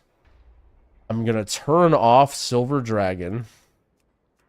I'm going to turn back on Rare Scanner. Then... no prep, just straight for the dome. I mean, I'm looking at the list of topics and things that they want to talk about, and I'm just thinking to myself, yep, can talk about that forever, can talk about that, can talk about that.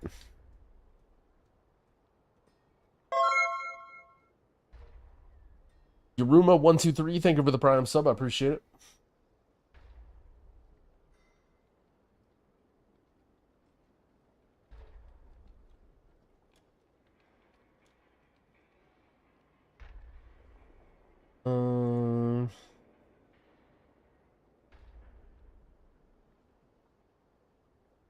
Let's see.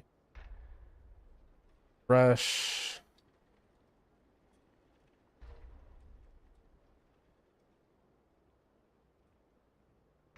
Okay, so people were saying... Wait, what are these? Skywriting glyph. Bent.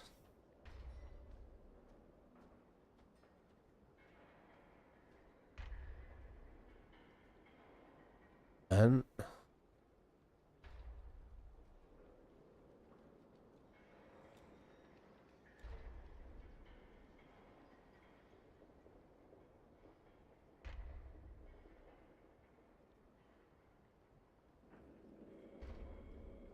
Bro, all this stuff is spelled wrong.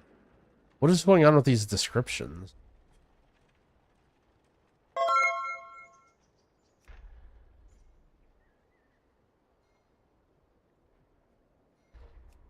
Show not discovered rare NPCs. Show already killed rare NPCs.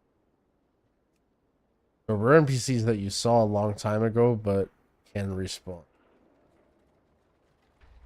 Yo, Branded Blue, thank you for the 3-month resub. I appreciate it. Glad you're enjoying the guides.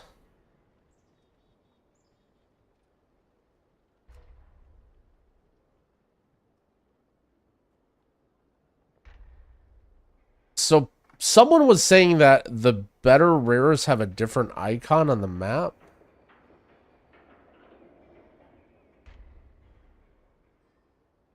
Was that person just chatting, by the way? What are all these, though? What's this little thing? Is this achievements? So this means it's for an achievement or something? Let me go to rare scan. See if they have, like, update notes or anything.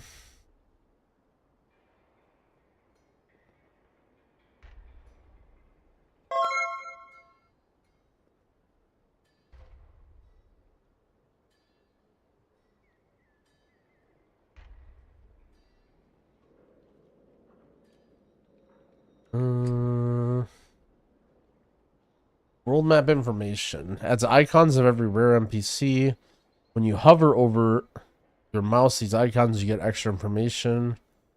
Shows the spawning spots of every tracked entity, and for some entities, it adds some guidance to help you reach its position.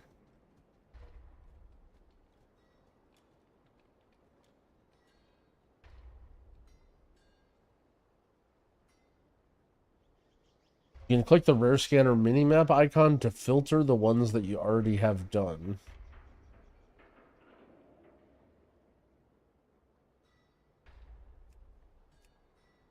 New scan? Oh shit.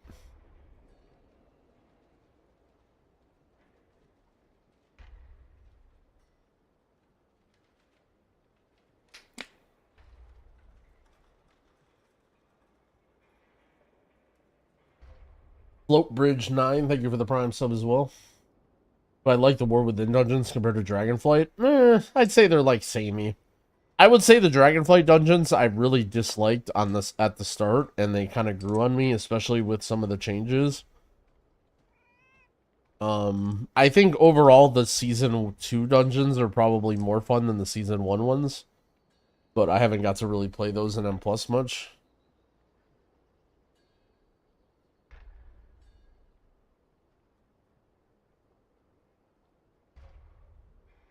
What is going on with the scan? I mean, it's scanning like all old stuff. I don't really care about old stuff, just new rare. I guess this is why it doesn't do the database.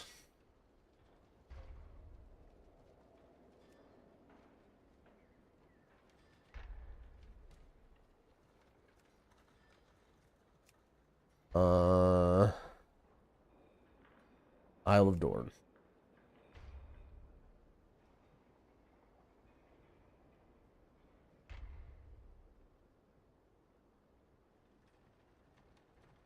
Why is this only showing this? This is each individual one. Filter NPC. You're going to filter every single NPC that doesn't... No. Why not?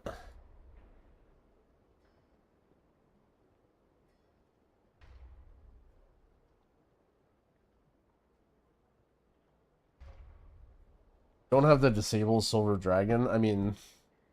I want to see if people, like, so people are claiming that certain rares drop gear that scales with item level. And I don't think that's the case. I think it's just totally random.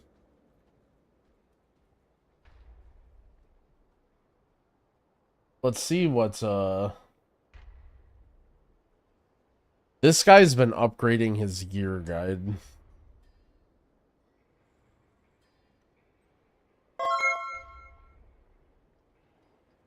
Pat Garfunkel, thank you for the sub. I appreciate it.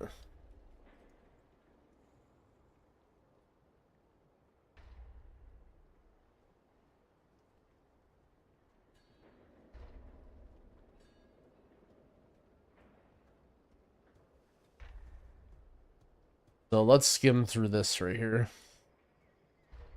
Level as many characters. Do all world quests. Here's a bonus. Farm crests and valor stones. Saves you some time, but isn't really that important. Save your bags if you're capped. Do not do any of the lore hunter items or side quests that give reputation until the Dark Moon Fair. That's fine. We don't care about that. Hello, Rayon. Thank you for the 7-month resub. I appreciate it. Level brand to 15. This is, I don't care. Farm rares each reset for a chance at higher track pieces. These are not permanent upgrades and will be replaced on the first day, week 3, but could provide a minor boost.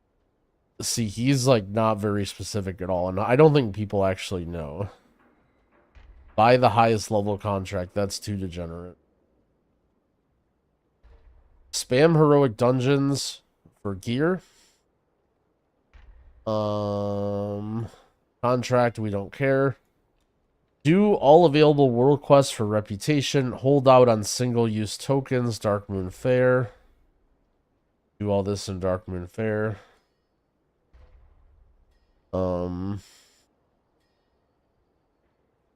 Do the following weekly world events. You can craft a 590 embellished weapon with 30 weathered crests. If you're a Tuesday raider and won't have time between your raid on 9/10, this can be a good starting weapon.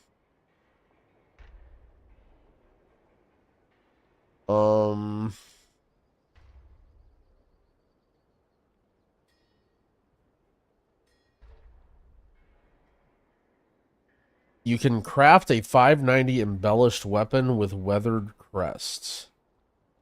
Isn't there like a spark or something that you need to craft with, or no?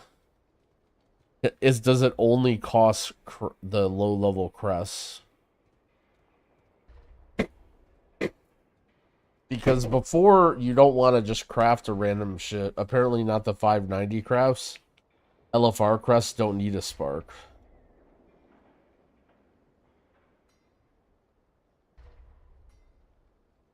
Oh shit, so someone can make me a 590 weapon? That's pog.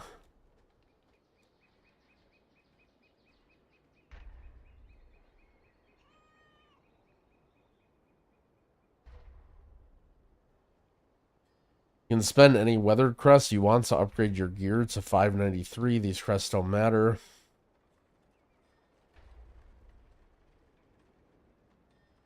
Continue to level Bran if you're bored.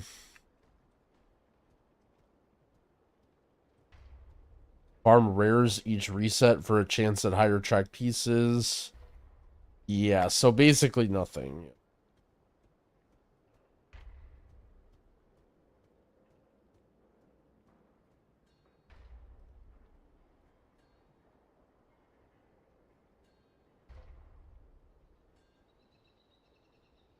I don't know.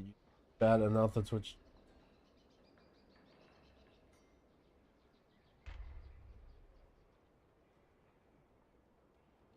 I can link to this in YouTube as well. It was in the description of my most recent well.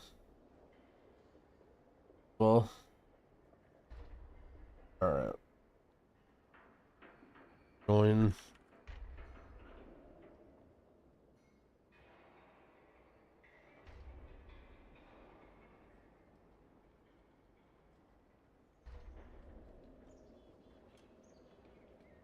Don't need to do the heroic dungeons. I mean, if you want to get gear elsewhere, then yeah. But I mean, like, you're going to want to get flight stones and get gear. Like, if you want to just grind flight stones doing something else and then buy all the gear or farm the rares and then upgrade everything. But, I mean, if you don't have 467 or 567, sorry, in every piece, you're going to want to do heroic dungeons to get those. Pretty sure it'll be quicker to do delves. Delves gear is like 550 or something. Very, very low.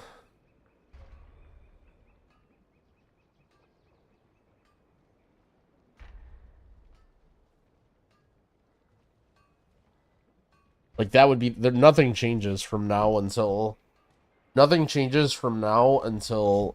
0 week or Heroic week for delves. What's the heroic dungeon eye level required? So if there is a dungeon finder, I believe it's going to be 561. However, there might not even be a dungeon finder, and instead you need to go in with a group of 5 people.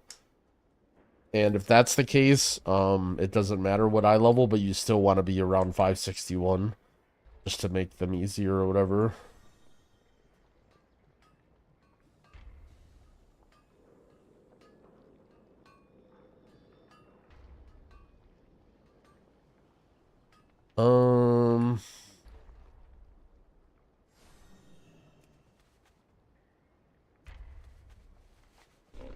What eye level am I at the moment?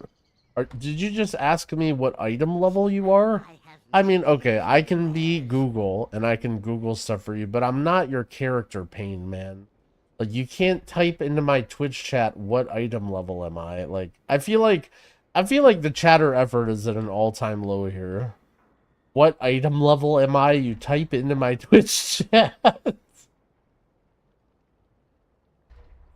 Oh, man. Just ban them. Exclamation point eye level? Bro, come on. Where do I live?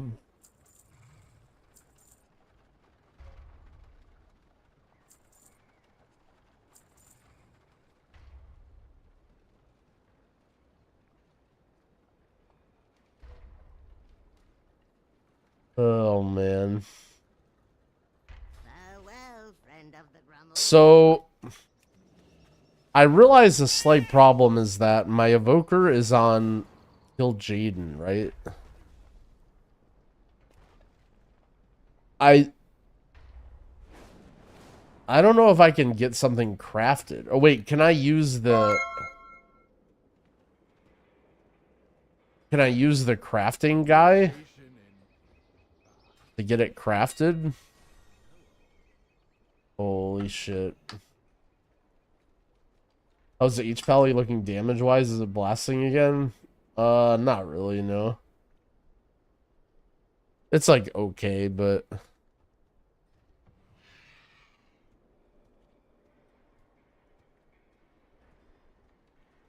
Oh, I see. A 590 item is, like, nothing. Oh, I see. Wait a second. So this is the 593 item that requires the spark. But the thing people are crafting are these blue items. And it's literally just this. And, oh shit, and I can get an embellishment on it? Alright, what embellishment should I get, chat? Energy redistribution beacon. This, oh, okay, I was gonna say, it doesn't even have a tooltip. While above 80% health, direct healing you do. Also oh, direct healing. No, that doesn't sound good. Can we just spam heroic dungeons and craft full 590 items? I don't know if you'll be able, like, if you'll have enough weathered crests, if that makes sense. Like, weathered crests are a limited resource.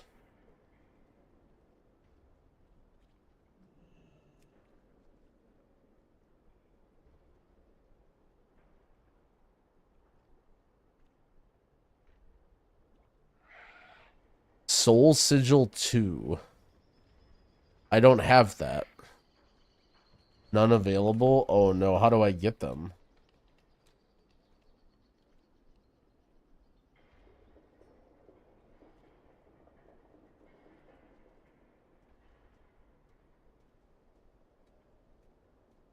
Is it an engineering item?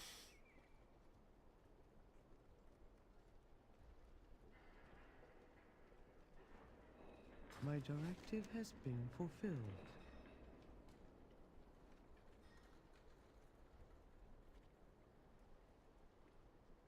There's a quest. I mean, I've done like every single world quest so far.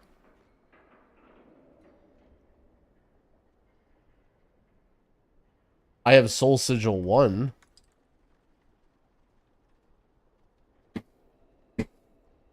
How do you get Soul Sigil 2?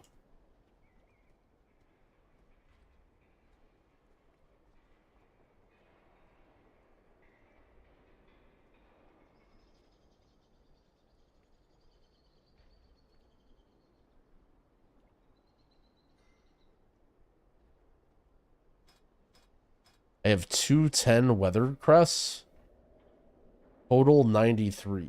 Oh, some of the stuff that you get doesn't count towards the max.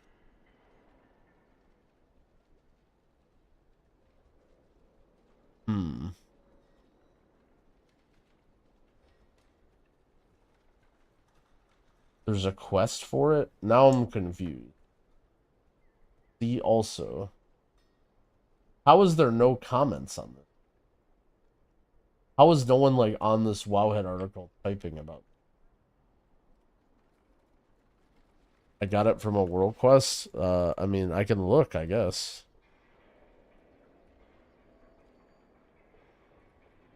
Is it worth upgrading? Upgrading with what? I wouldn't spend your highest level crests.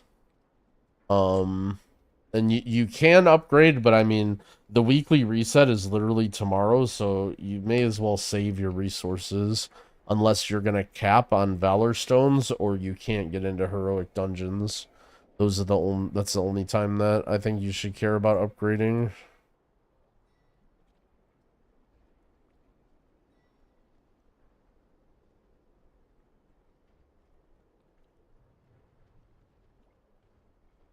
You probably want to be about 460. We don't know if there's going to be a requirement or how that works. Bro, isn't there a bunch of people in the chat that made 590 weapons? I've heard like a bunch of people talk about this.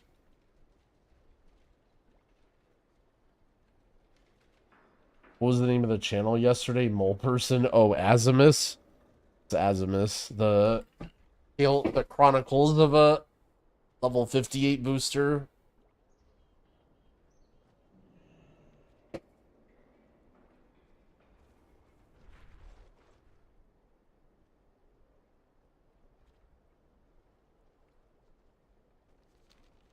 Alright, well. I upgraded my weapon to 593. Did you craft one, or did you just get one and upgrade it?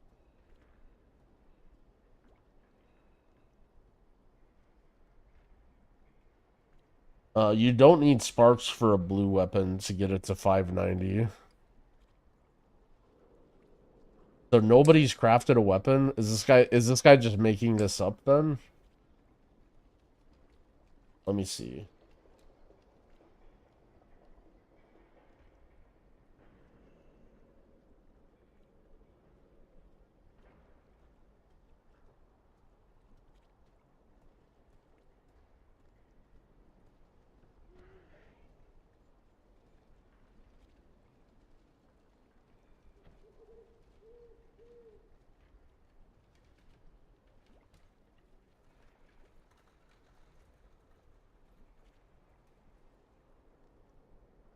Oh, he's saying, I guess the Soul Sigil 2s aren't available.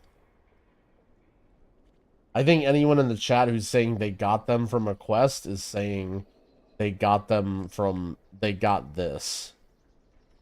Soul Sigil 1. Whatever that is.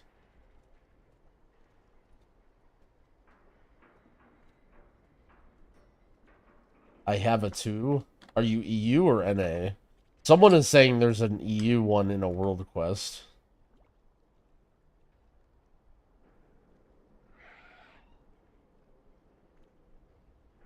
Bro, so EU just gets handouts? Is that how this works? You just use the metric system and so 2 equals 1? Is that how this works?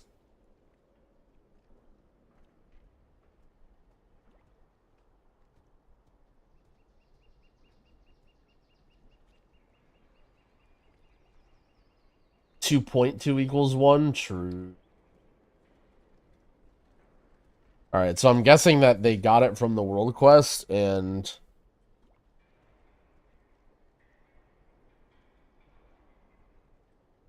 that's it.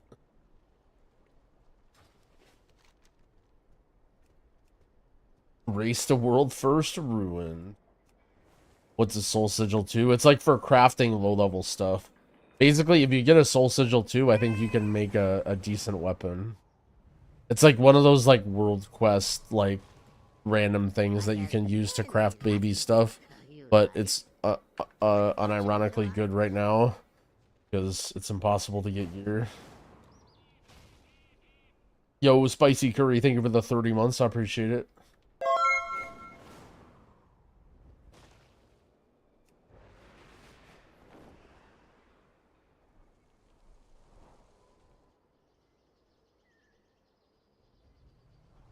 Let's see, I'm gonna try.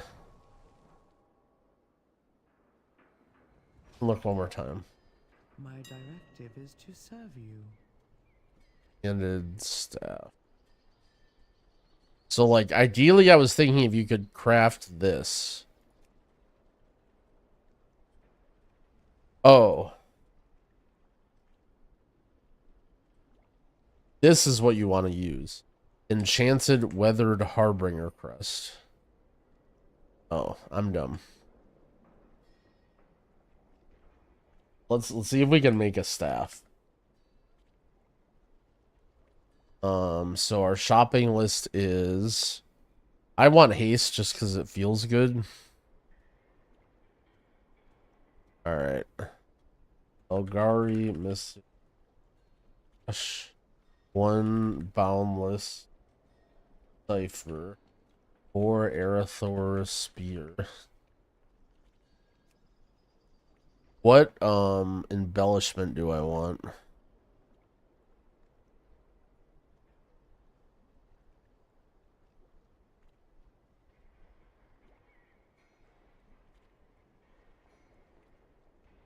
These embellishments are so fucking weird.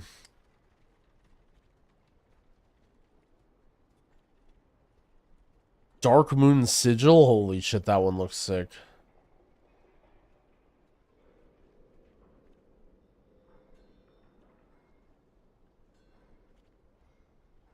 And then Enchanted Weathered Harp.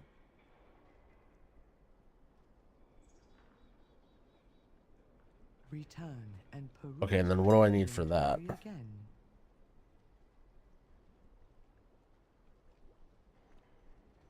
Let's track this. My thanks for your patronage.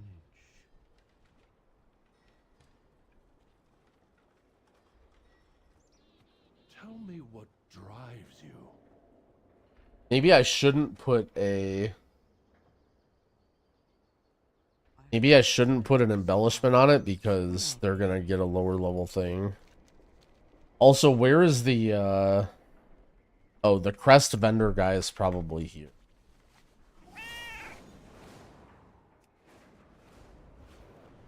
Yeah, I'm not gonna fuck with embellishment. We have slept long enough. That isn't right. Find what we see. Oh yeah, enchanting trainer.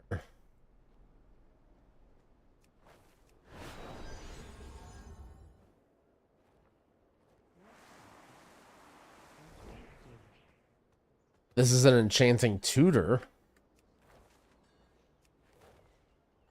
The coreway must be protected. Profession trainer enchanting. May the Titans carve your path. Do they buff embellishments? I don't think so. Alright, enchanting supplies. Decent Weathered Harbinger. Wait.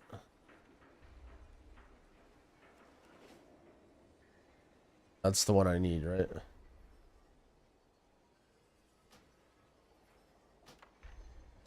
You think there's gonna be some Omega Crafter on Kill Jaden, or do you think that I'm gonna sit there waiting by the mailbox and I'm not gonna get anything?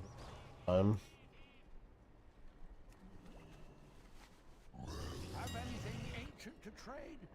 So you have a link to the copy of my UI. Can it be used on DPS classes? I don't have a like the middle HUD part for anything but healer, because I don't play anything but healers. But everything else is part of the UI you can use.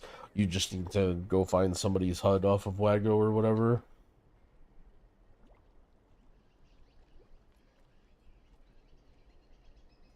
Okay. Storm dust. Does it matter? It doesn't matter what quality I use, right? I can just use anything. Dude, these are fucking expensive. Holy moly. It's almost like you're an idiot for making this stuff. 4K. Gleaming shard.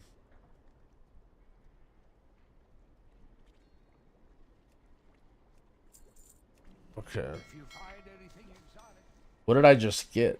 Remnant of Darkness? Oh. I have calibrated my prices to be reasonable.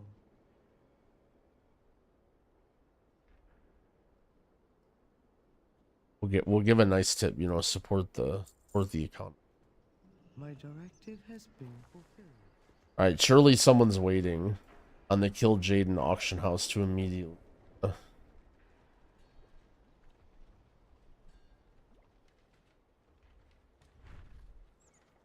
Has to be rank 3 for 590. Yeah. Once I get the crest, then I want to... Like, all the items that I'm giving, I want to give to...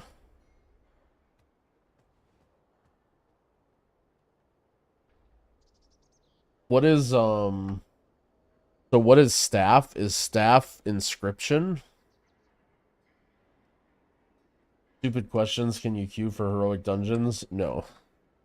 No heroic dungeons you can do at all right now, and then we're not sure exactly how they're going to release tomorrow with the game, but... My craft isn't... My enchanting crest isn't even there. This is not a good sign for me. By the way, trade chat is completely dead. I joined trade chat, like, at the very beginning of this, and there hasn't been a single message. Entire time.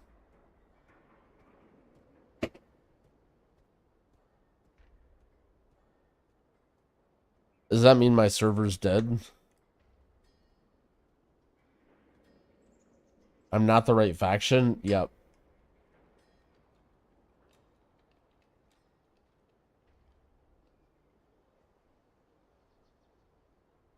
Am I in a guild?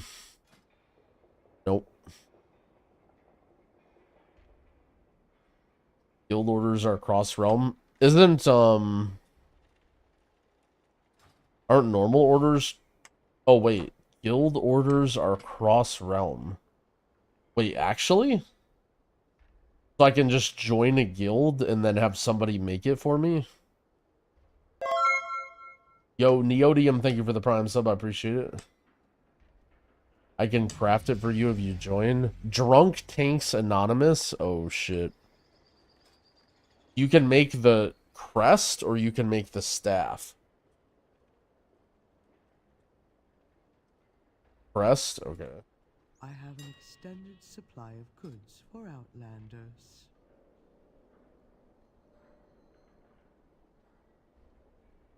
Place order. He says welcome question mark.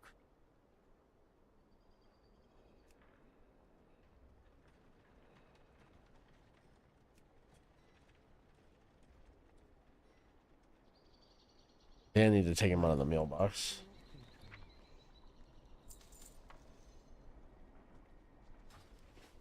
My directive is to serve you. Guild order.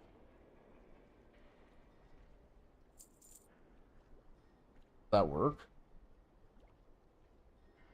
Wait, so I can find some Omega staff guy if I can join his guild, right?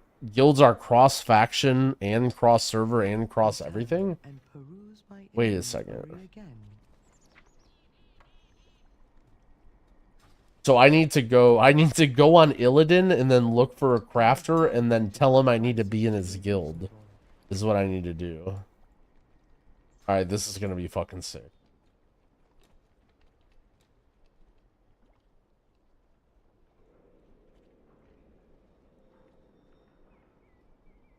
Or ask someone in my guild. Dude, I'm in Drogo's guild. I don't know if such a stave crafter exists. Surely there will be one. Surely there'll be some guy who just loves staffs. He just, all he wants to do is just have staffs in his life all the time.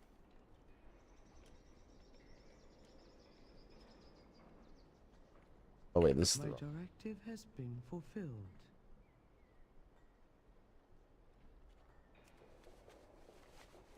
Have anything ancient to trade? Needs to be at least 2 centuries old. Okay. Oh, because I'm too close to the vent. Have anything ancient to trade? Needs to be at least 2 centuries old. Bro, what is this? 165k?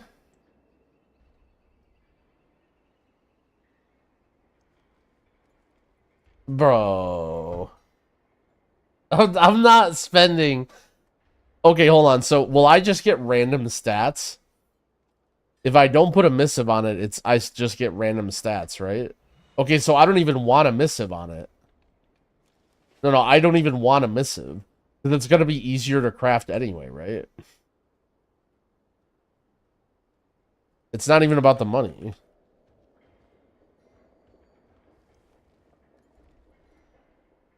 How come there's none of these on the auction house?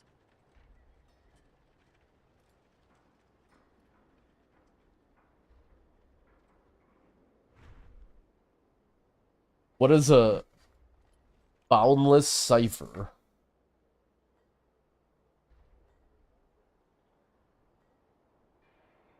Oh, I just spelled it wrong. Bro, 30,000 gold. Alright, here's what we're doing, chat. Here's what we're doing. If I buy Epic Addiction, I will get a subscription. I think you get a month's worth if you buy Epic Edition, right? Or am I wrong? Epic Addiction, you know what I mean. Alright, I'm gonna log on and I'm gonna look for the mightiest stave crafter in all the lands.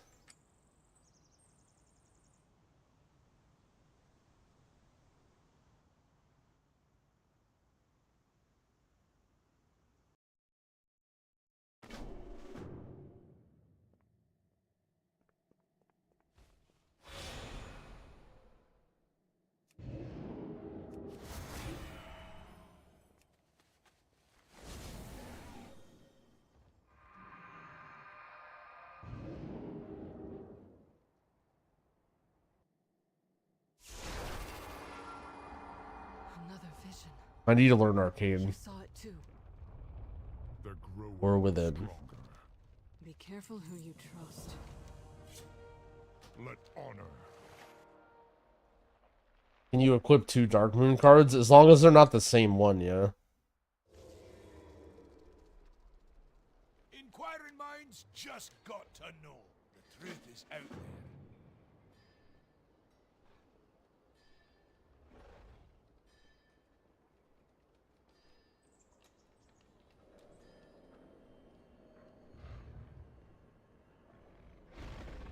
Alright.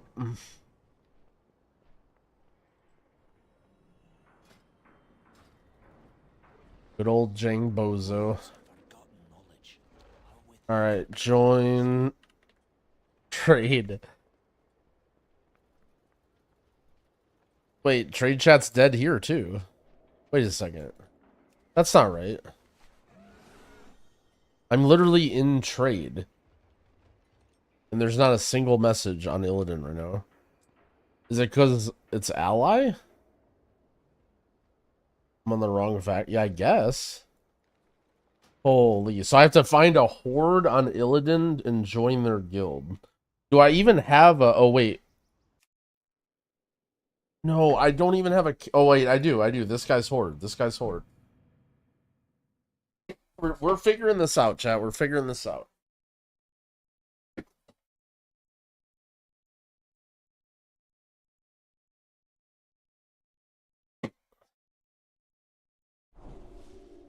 All right, now surely we can join the trade channel.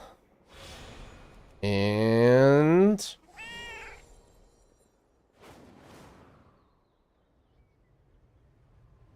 okay, I see one message. Okay, good. We're in the right place.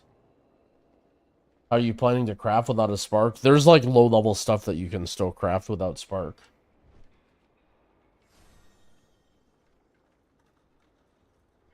Looking for the greatest staff crafter in all of the land, please.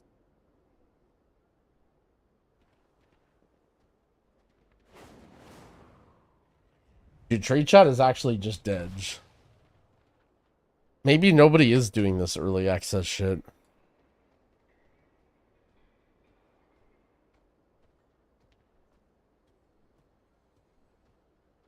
My Evoker and Raid, that's the plan.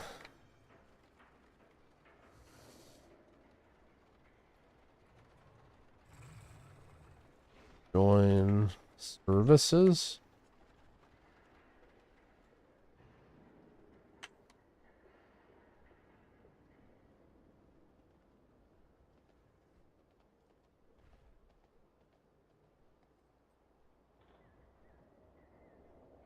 The craft, actually, that is true. The crafters are the only people that bought it. Bro, this guy's spamming free awakened raid first time buyers want to sell Mythic Plus up to plus 25. Like, Lil Bro doesn't even turn off his fucking bot, man. He's just in Dorna Gold, just doing his thing.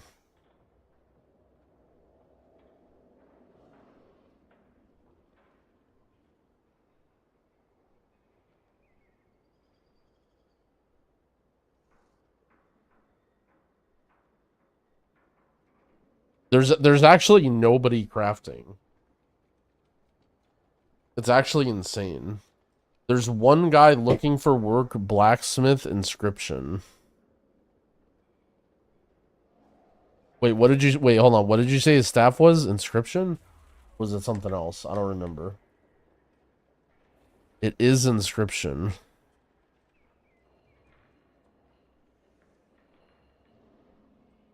Okay, let's look at his thing. Kazalgar inscription. Is this his profession equipment weapons? No staff? What? No, this is it, right? Inquisitor's baton? Yeah, he can make a staff, right?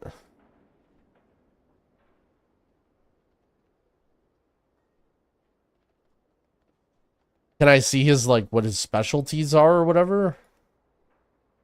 He's 50. I mean, chances are he's not that special. First craft? Man. I mean, nobody's dumb enough to buy these.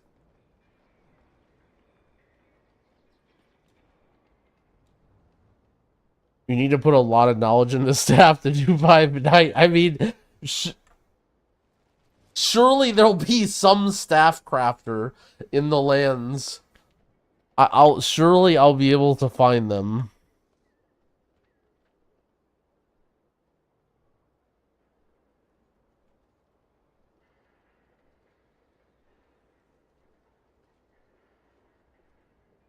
I'm a staff crafter, but not on your server. It doesn't are you NA? If you're NA, we can make this work. Yeah. Okay. So the thing is, I need to join your guild. So if I'm in your guild, then you can craft it for me. That's how it's gonna work. So I need to be in your guild, and then you can make my staff.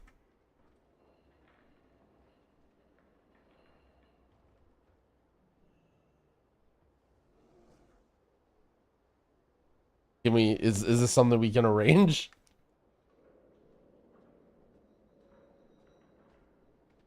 Do I really need the staff that much? I mean, I'm an idiot. Do I need any of the things that I've been doing all day? Let me see if I can invite to guild. Okay, perfect, perfect. Good work.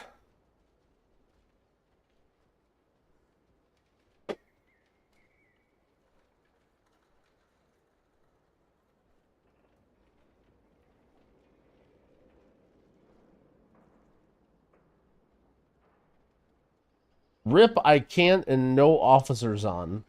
Is there what is your guild? Can we send out a distress beacon?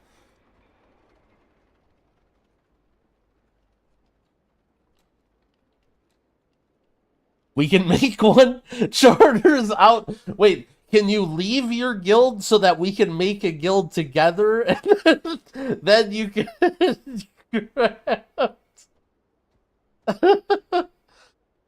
Wait, all you need, like, okay, no, look, right, we just need you to invite, we need the Laya to invite you to the guild also. Can you leave your guild?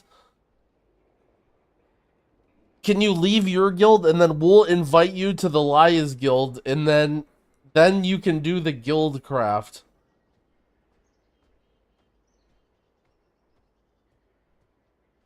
Ain't no way. No, it's definitely, no. We don't even need to make a guild. We can just invite you to the Laya's guild.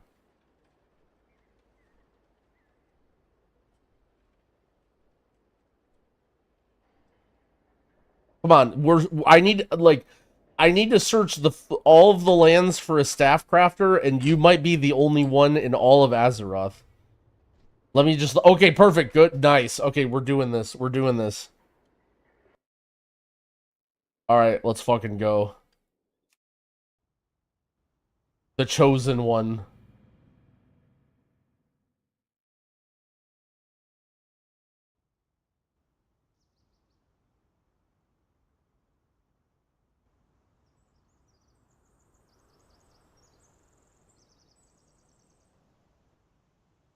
He will make you his first craft staff.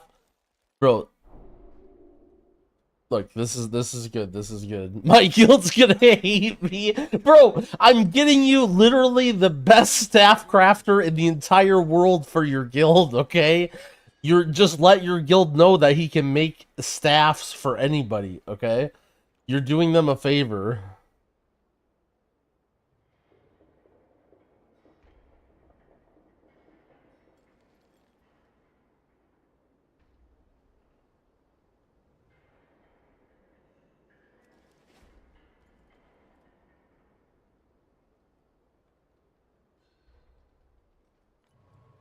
Arathor's speed.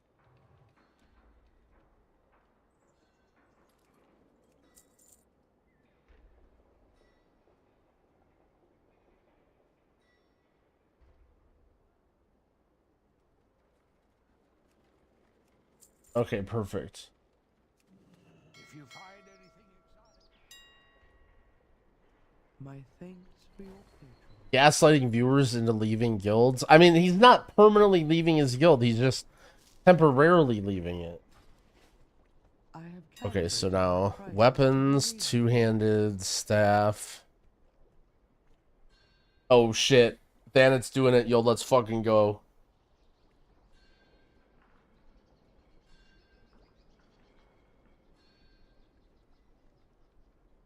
Alright, Inquisitor's Baton. And we don't want any reagents on it, because we just want it as high of eye level as possible. So what am I joining? Type your name in the chat, and then Elia will invite you to our the guild is Drunk Tanks Anonymous.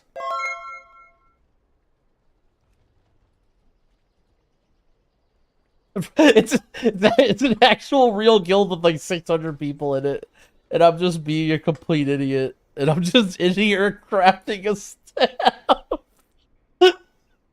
This is fucking sick.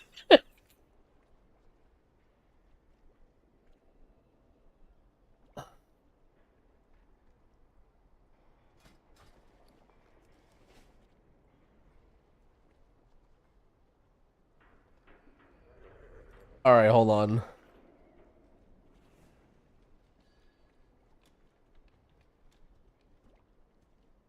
All right, here's our payment for the staff, okay? We're doing the guild order. Well, wait, we're putting, all right, commission is 100,000 gold for the craft of the staff. I think this is fair. I think 100,000 gold.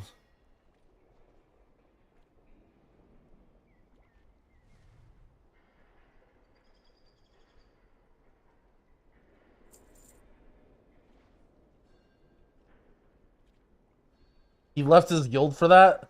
That's like a 1-day contract. Shut up.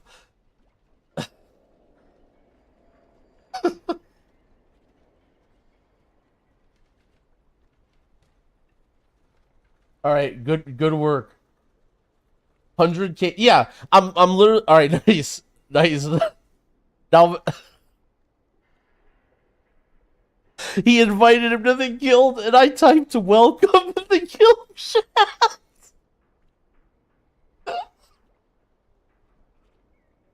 His guild's gonna fucking hate us.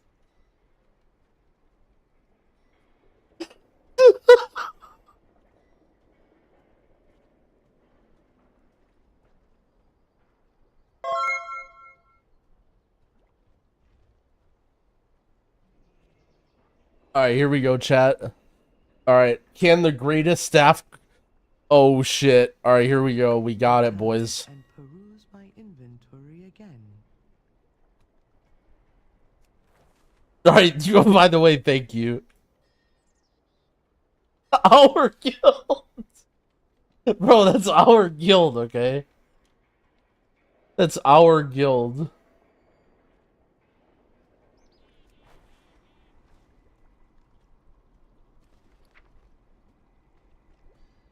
We have it, dude. We have the staff. It's only rank 3, but I don't think we're gonna find anyone that can craft it higher. Bro, guys, don't laugh at the staff crafter, okay? We did this for 3 item levels, okay? We needed this.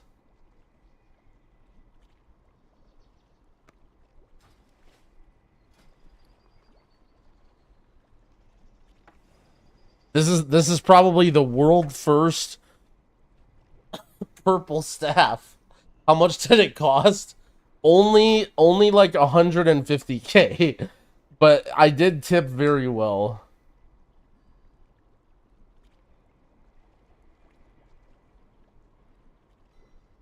My guild has 590 crafters. I mean, you don't have people that are specialized in staves.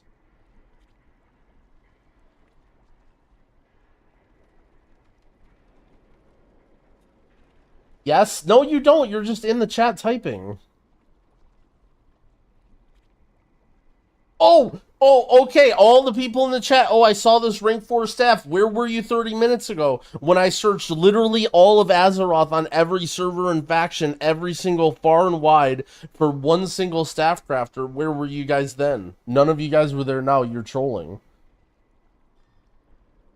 I looked for 5 minutes. Dude, you...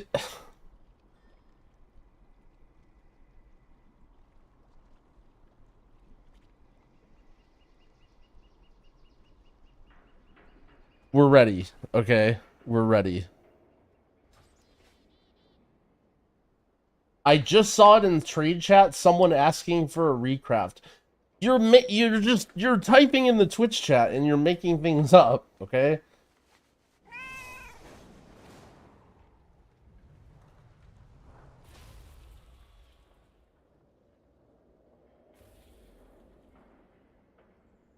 My guild is a crafting mafia guild, 1 million gold per month entry.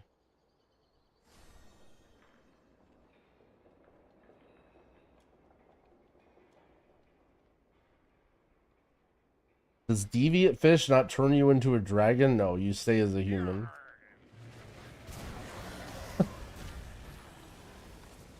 You guys are just jealous of my staff, okay?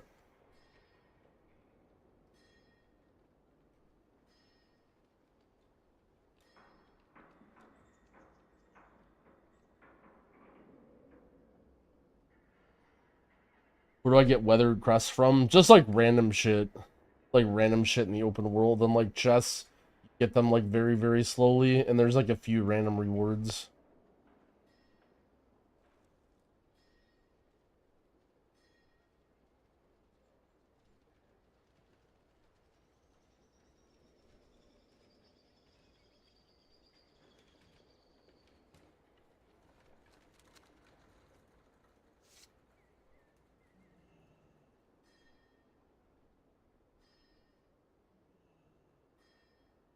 Oh man, we're ready for heroics tomorrow. We are completely ready.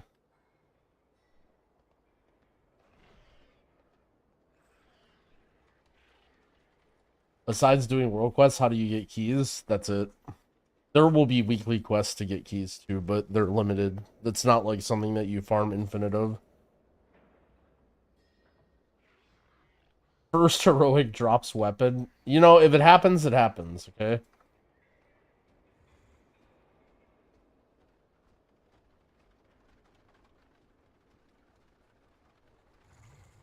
Do you know if it's safe to use soul sigils? Soul sigils don't really do anything. So you can just use them for whatever you want. But you don't use them for higher level stuff. Those will be sparks.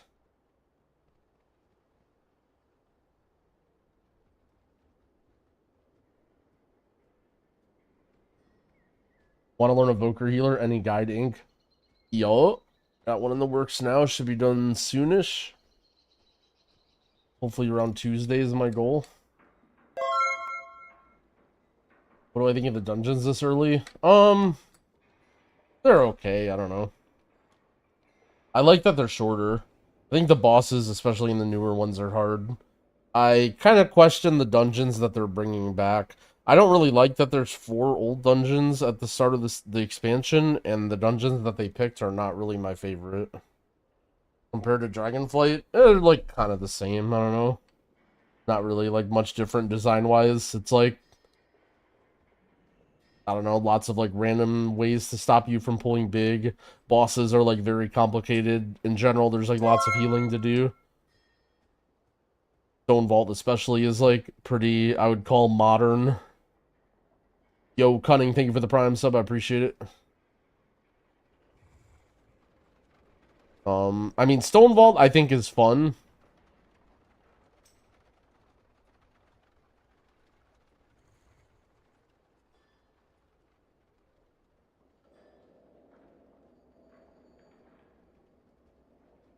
Oh, by the way, Noah, thank you, friend.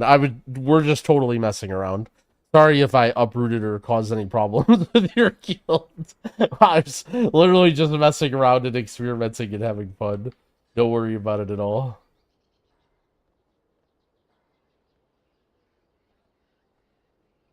What 4 old dungeons are we getting? Man, do I have bad news. It's Mists of Tyrna Scythe, Necrotic Wake, Siege of Borealis, and Grim Batol are the 4 old dungeons that are returning.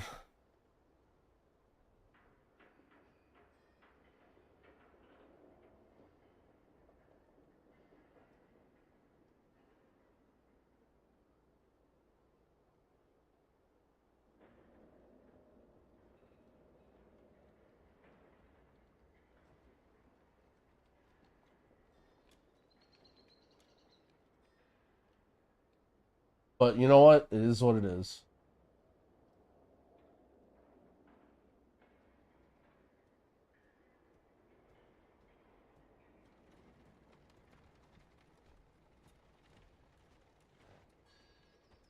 When did I drop tier set? As soon as possible.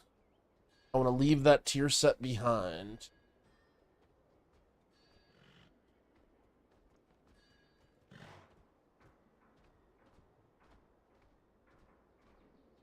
Alright, so we have... Okay, let's see.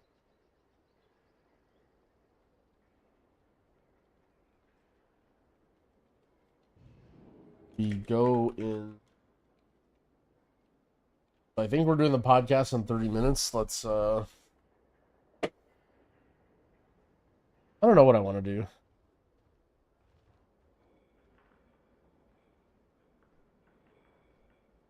Ugh.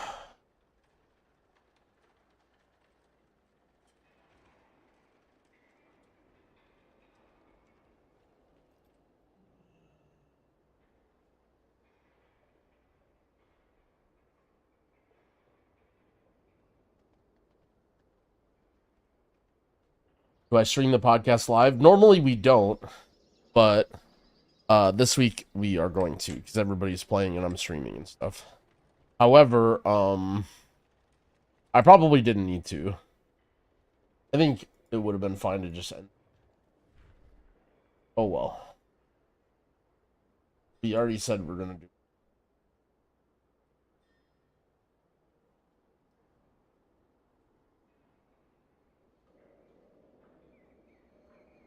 Best Shaman Hero talent tree to spec into?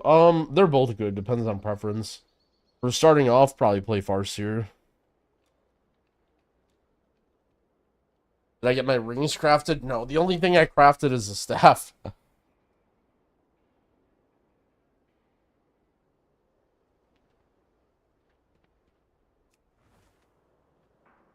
When are we getting a bench emote? What the hell? That was like my first emote. No, like the podcast. What does that even mean?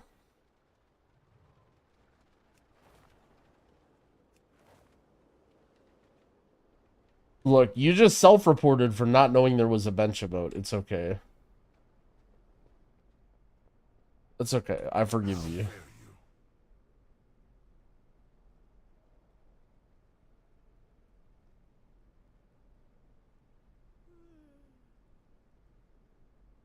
Alright, do we keep sending our... Let's see.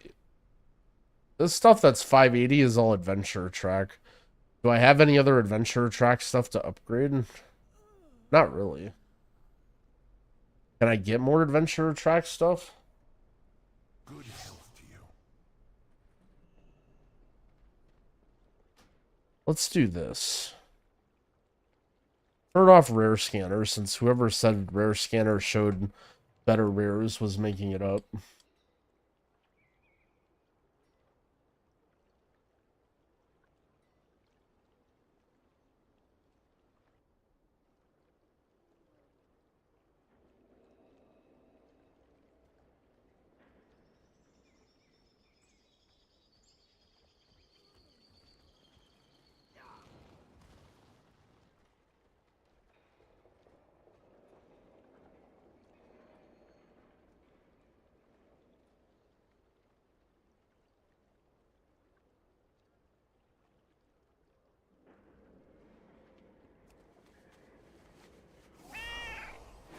So, fly around and kill some rares. Just because we have a half hour to kill. And then maybe after podcast I'll do something else, but chances are probably bed. Whatever happened to that poker video game I played? Do you mean Balatro? I played the shit out of it. I basically like 100%ed that game off stream. And yeah, I don't know.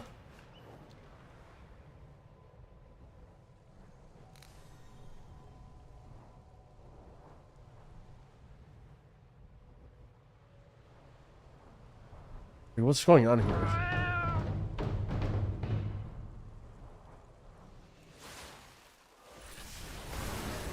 Oh shit, it's a rare. When's the podcast? Like 30 minutes. Oh shit, any questions for the pod? Oh shit. 571 adventure offhand warbound bound. Holy. Wait, that was a super rare. Crazy. Alright, well, chat. We can experiment, right? So whatever this guy is, Zorvex. You got the same item. Is this a better rare? Or no? What add-on is that? It's called Silver Dragon.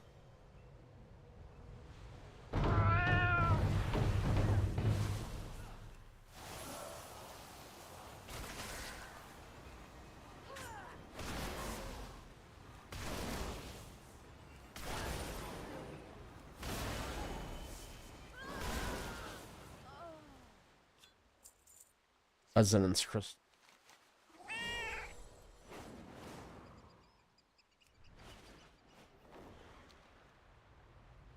Do I like it more than Rare Scanner? I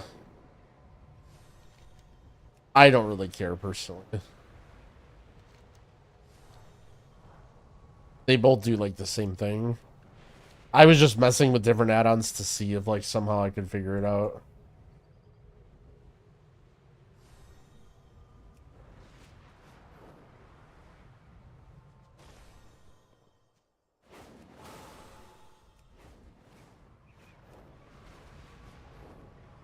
Blood Maw.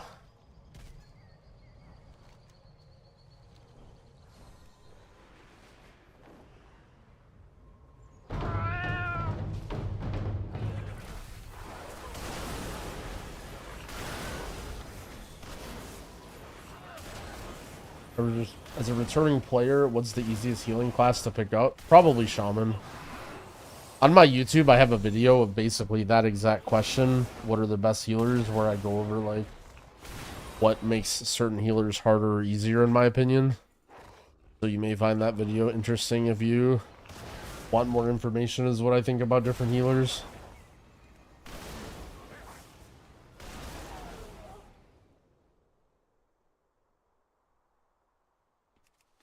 The eye level required to queue heroic dungeons. We don't even know if there will be a queue.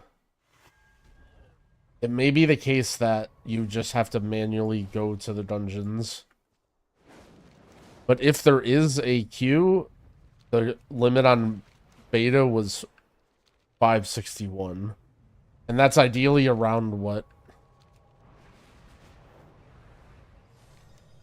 level you want to be to make things smooth. Plague Heart. This guy walking around, or are you just not?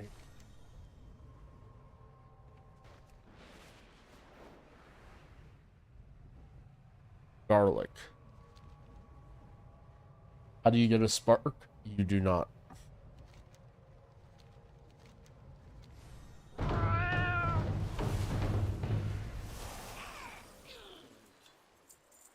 What mount is that? It's a store mount.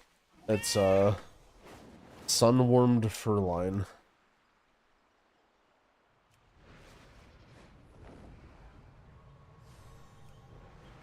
Had a friend tell me 471. Well, the loot that drops is 467. So it would be strange if the required level was higher than the level that drops. I wouldn't put it past him, I guess. Oh, that's just this guy. Think prices crash tomorrow? Yeah, I mean, I assume prices are just going to continue going down as supply goes up. Like, there might be short, like, spikes in price in like, around when raids release or stuff releases, but in general, I assume stuff is just going to keep going mega down. So what's the guess? Question. Are you talking about heroic dungeons? If there is, it's 461 or 561. Sorry, that's what it was on beta.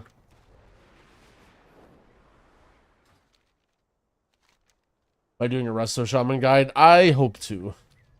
I'm working on a Prez guide right now, and then I'll probably do a Shaman guide.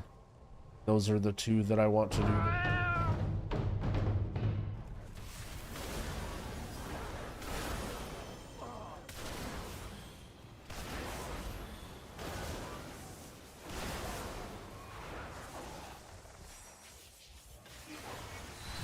Yo, Ultra Real, thank you for the 45-month resub. I appreciate it.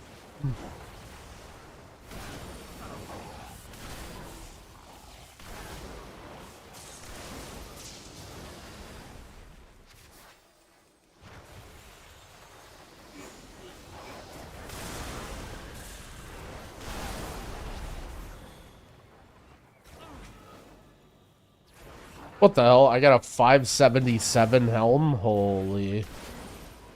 Was this guy a different color, by the way? Can someone rewind the VOD? Was that guy a different color? Or was everybody like pink or whatever?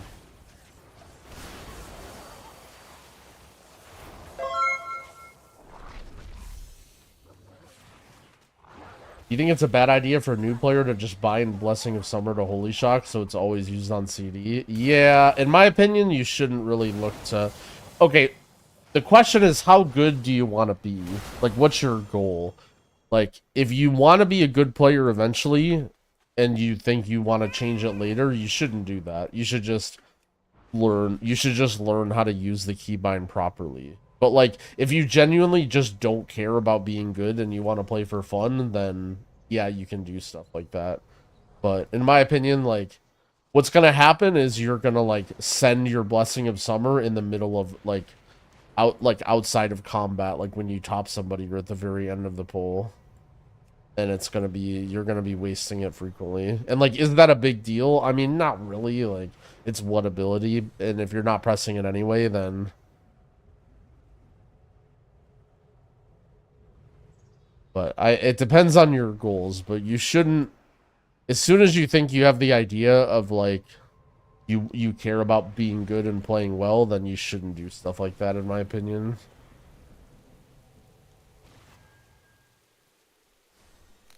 I need to figure out what all these different colors mean.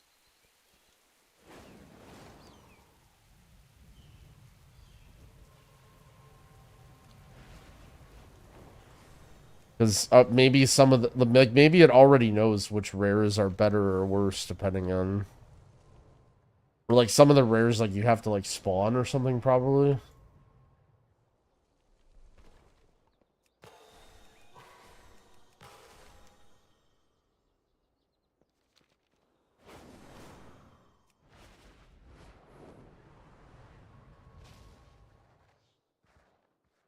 Yo, welcome, friend. The add-ons page, Silver Dragon add-on. Guess I should look.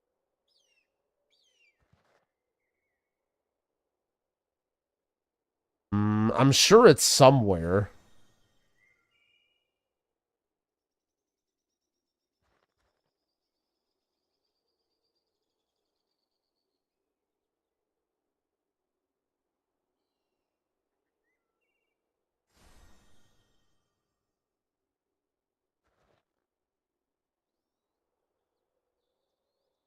Dorky was mean to me, so I'm hiding here. Welcome to the anti-Dorky refuge.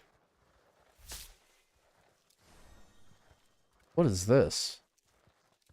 Webbed ore deposit? Put me down.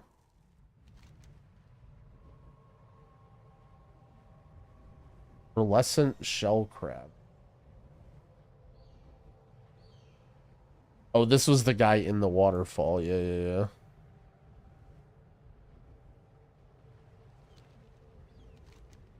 All right, hold on. Let me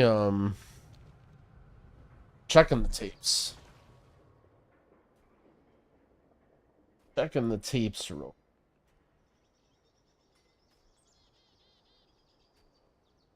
So was that rare different from another rare?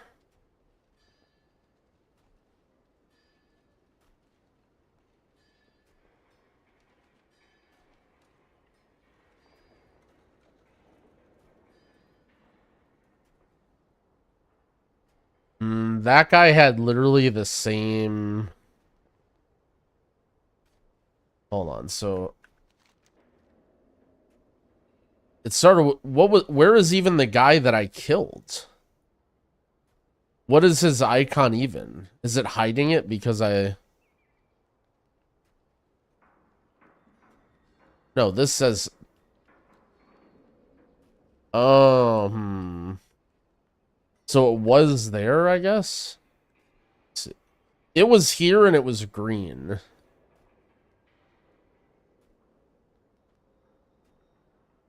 Just like the other ones. I don't think these icons mean anything. Green means I killed it before, but not today.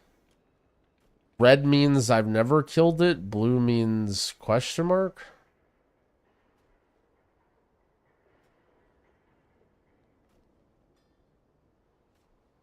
Does this have to do with the gear? Like it's looking at what gear that I have from Transmog or whatever?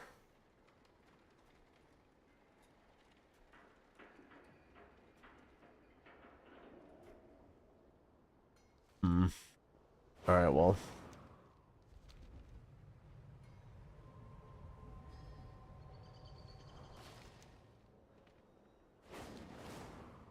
Wish I knew a little bit better. Let's like hang around and just see.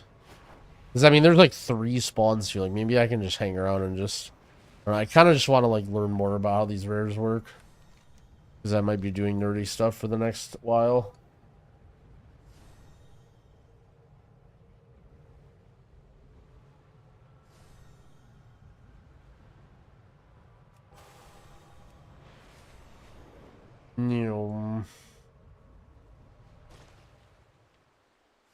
There's like a bunch of people waiting on this guy.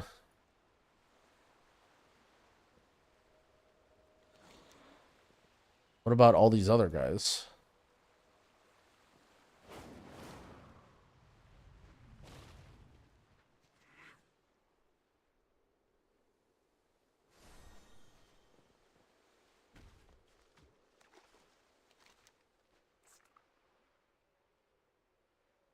It says 437 for everything.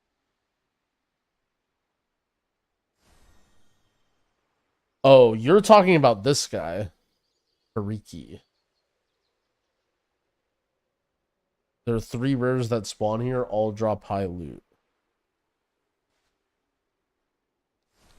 So do we think that it's just like it was in whatever Dragonflight, where certain rares are super rares and like spawn or rather drop loot that depends on your item level? So what did I just get, by the way? So let's kind of like pay attention to the items I've gotten. So I got, I mean, 554 I feel like is like the base. Rare elites and normal rares.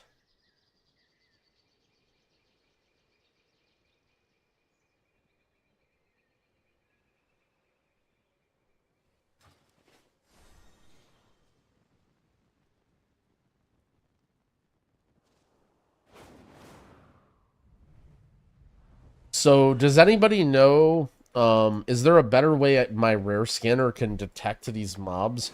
I feel like my rare scanner is doing a very, very shitty job finding mobs. And I literally, like, it's only pulling it off the nameplate. Is there,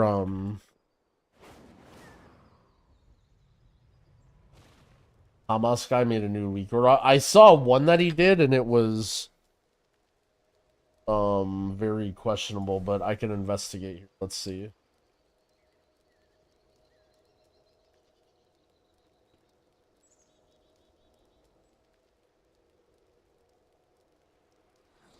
Fashion leveling pack.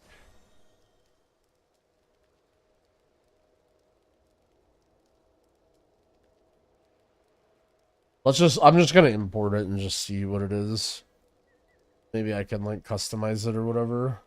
It was like so much for.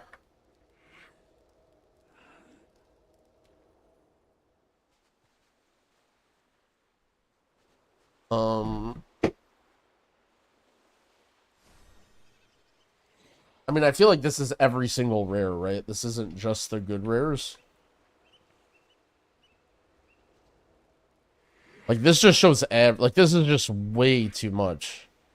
Like, I only care about the, well, hold on, I guess I can open it and see if he has any custom option.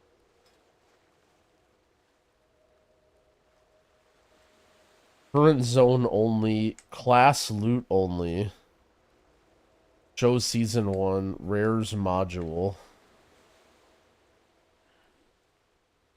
And I'm just gonna turn off everything.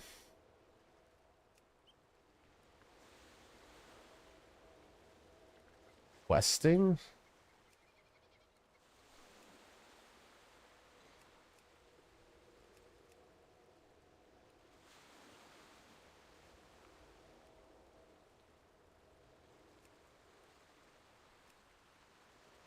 What is, like, I feel like, oh, okay.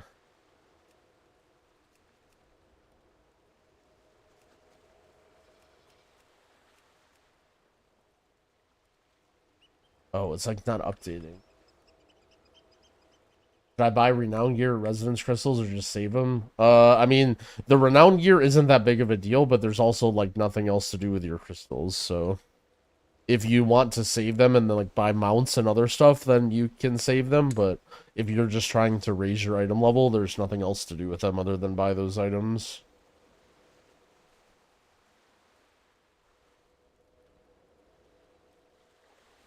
Do you think Disc Priest will have a lack of throughput in dungeons but be godly in raiding? I don't know anything about raiding. Jack put out a video on raid healers today that I'm wondering if maybe like he's way more tapped into that than I am. In terms of dungeons, I do think Disc Priest lacks a little bit of throughput. Like I think all the way to like Portal, you know, you'll be fine, like plus 10s, plus 11s. I think 12s and higher is when you're going to start running into problems with Disc Priest, depending on your gear and skill level or whatever. Obviously, like, you'll slowly be able to outgear the content. So is this what people are doing for rare farming? They're just literally waiting? Jack B. Caston? Yeah, just today he put out a video on, like, I don't know how good it is or how accurate it is. I just saw it in my feed when I went live today.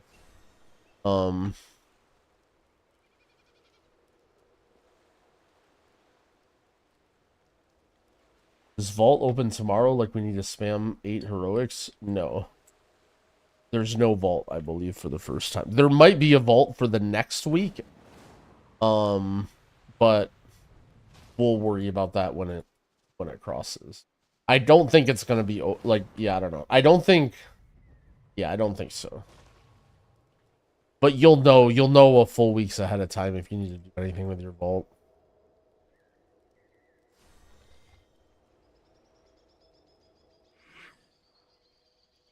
Alright, my sandwich just got here. I'm just gonna go outside and grab it real quick and go to the bathroom and get ready for the podcast. I'll probably just like stand around and farm rares or something when we talk. Derby.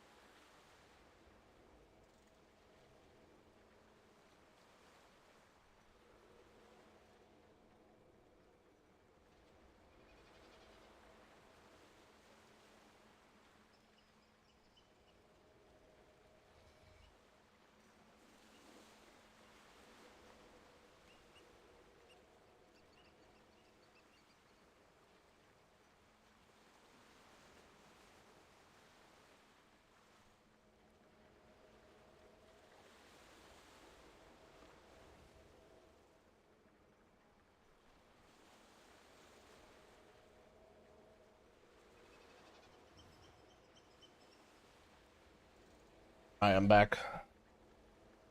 Think they'll buff up Dis for M+? No. They don't really tune around M+. I mean, I don't know anything about Raid or their tuning, but you should never decide around thinking that they will buff or nerf something. Just anticipate it when it happens.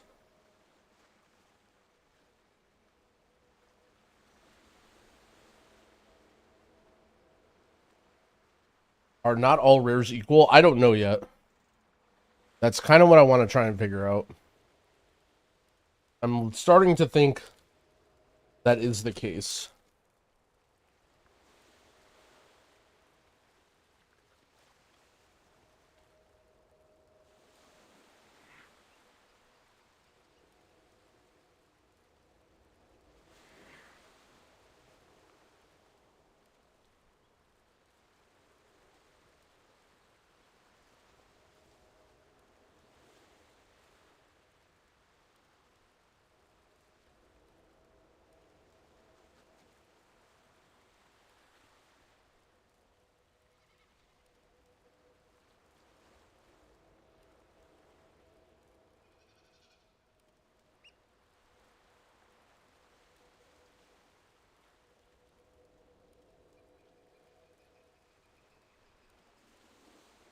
It's called Minimap Button Bag.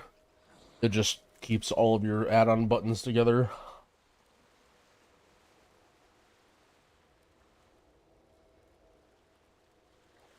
Are the Awakened caches not unlocked yet?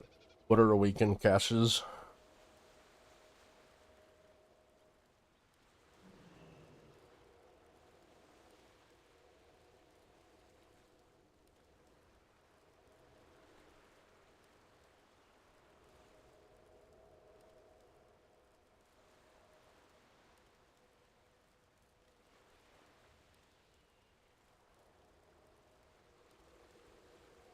The World Quest weekly loot is like the world events are not. They don't work right now. They're waiting for the official release.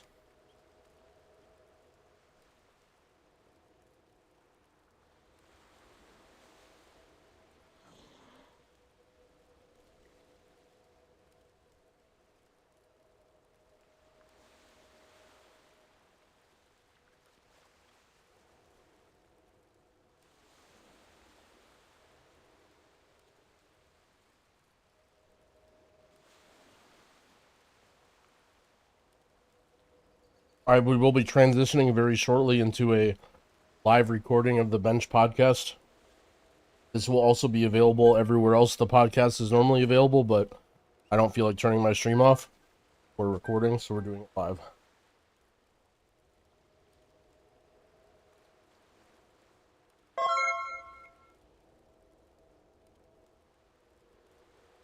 Hello. Hello. Reminder, I'm live on twitch.television.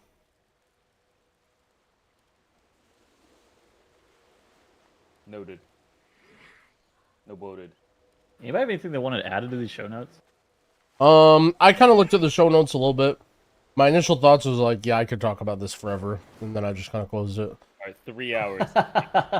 No, not 3 hours. We're going up in duration. Growl's gotta go to sleep at some point. I think that guy's on like the turbo normie schedule. Yeah, I don't know. I'll be alright. We all have stuff to do though, so no problem with if we end up cutting it a little bit short. Although all of our episodes are long anyways, so.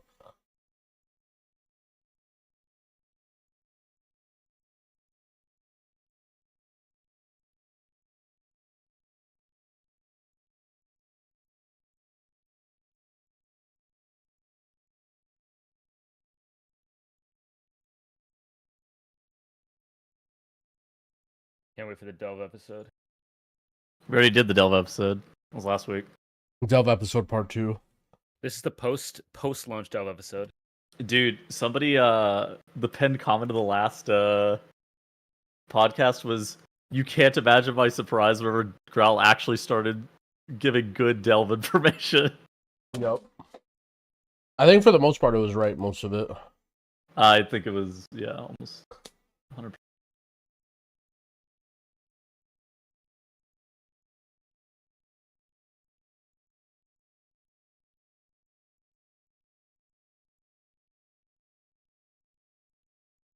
All right, fine. It's the pet battle episode. What is the respawn time of these rares? Rep episode. We've been sitting here for like, I feel like 20 minutes and we haven't seen any of the 3 respawn. How to grind her down. Oh, yeah. Log. Okay, I think I'm good.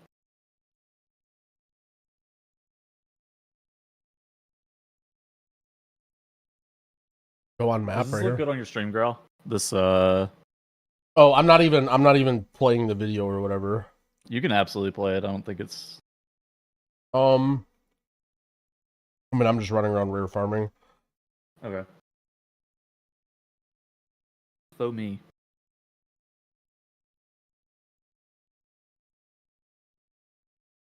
Alright. You guys good? Let me do some audio levels check.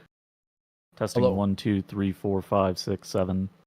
Hello, testing. Everyone in the comments seems to have a very important opinion about my volume of my voice. Either Tettles can't get it right or they're way too picky. Wait, they said that last week? Oh, I don't know. Oh. I think for the first episode, yeah, maybe that was right, but I don't know about I want to say I remember one episode, the first one was like too quiet, and then the other one was like too loud, and then like, I don't know. I mean, it's whatever. I trust that you do a good job. Test 1, 2, 1, 2.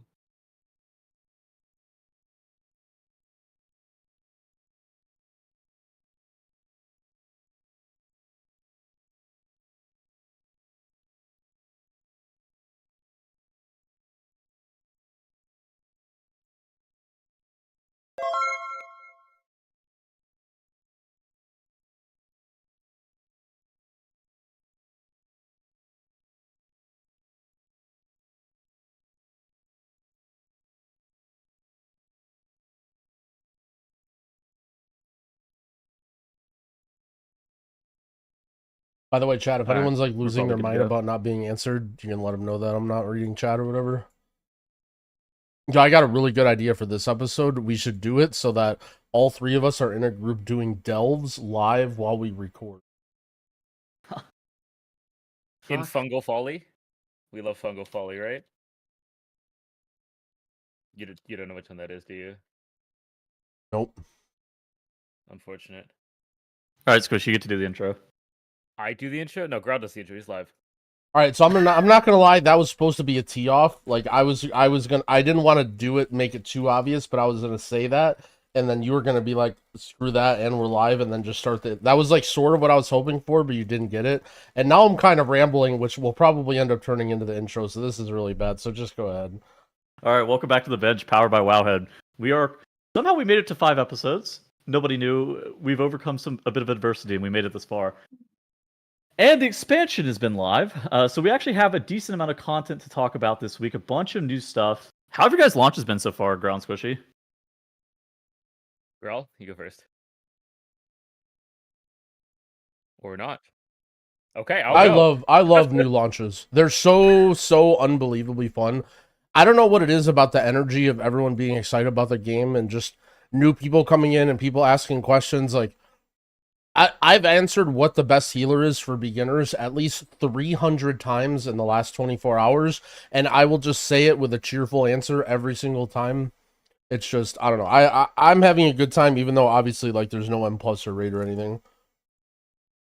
Yeah, I mean, for me, it's been a blast. Leveled up a lot of characters. Been busy, but it's fun just getting back together with everyone, doing dungeons, leveling up, doing more dungeons, and then doing the good old rare farm. Dude, what is going on with leveling in this expansion? Like, maybe I didn't really understand how fast it was going to be, but first off, the campaign and leveling that my first time through was only 6 hours, but then somehow alt leveling is only like 2 hours total. You just like spam dungeons. What is going on? Yeah, leveling is great. I think they really, I mean, to be honest, the easier and faster the leveling, the better, to the point where you just press one button and you get max level, and then that's the ideal leveling. But obviously, it's like really chill. I really like that there are different options that you can do for leveling. So, like, for example, like you said, you can dungeon spam leveling. But another really awesome thing, a consequence of the warband, is rep is account wide. So, like, if you don't want to do dungeons, another way that you can level is go into one zone and just clean it out. Every single achievement, every single rare, every single side quest, get all the, explorer or whatever achievements, and then you're earning XP on your guy while you're questing, right? And then as soon as you're done with that all, you just hop on another one. And so if you're the kind of person that does want to full clear all that stuff and do all the renown, you can actually level while you're doing it, which is really, really super cool. And then you just have that unlocked for all your guys. Yeah. Like Growl said, I don't know. The 70 scaling is just wild. This feels like MoV Remix, where level 70 characters are just soloing normal dungeons. Like what? How did this happen? Like, how are level 70 characters like 100 to zeroing normal dungeons and like tanking them and stuff? Like, what even is going on with the scaling? I think they forgot to account for season 4 while leveling, and because people are now like 30 plus eye levels stronger than they should be, people are just demolishing the 70 content and just making it so that like people are soloing dungeons and making like 5 to 10 minute dungeon runs. So much so that they had to disabling the ability to turn off experience. Oh yeah, I mean, if you locked your character to level 70 and you weren't actually gaining experience, the rest of your group is paying a penalty anyways. There's like only in pre-made groups. That is insane.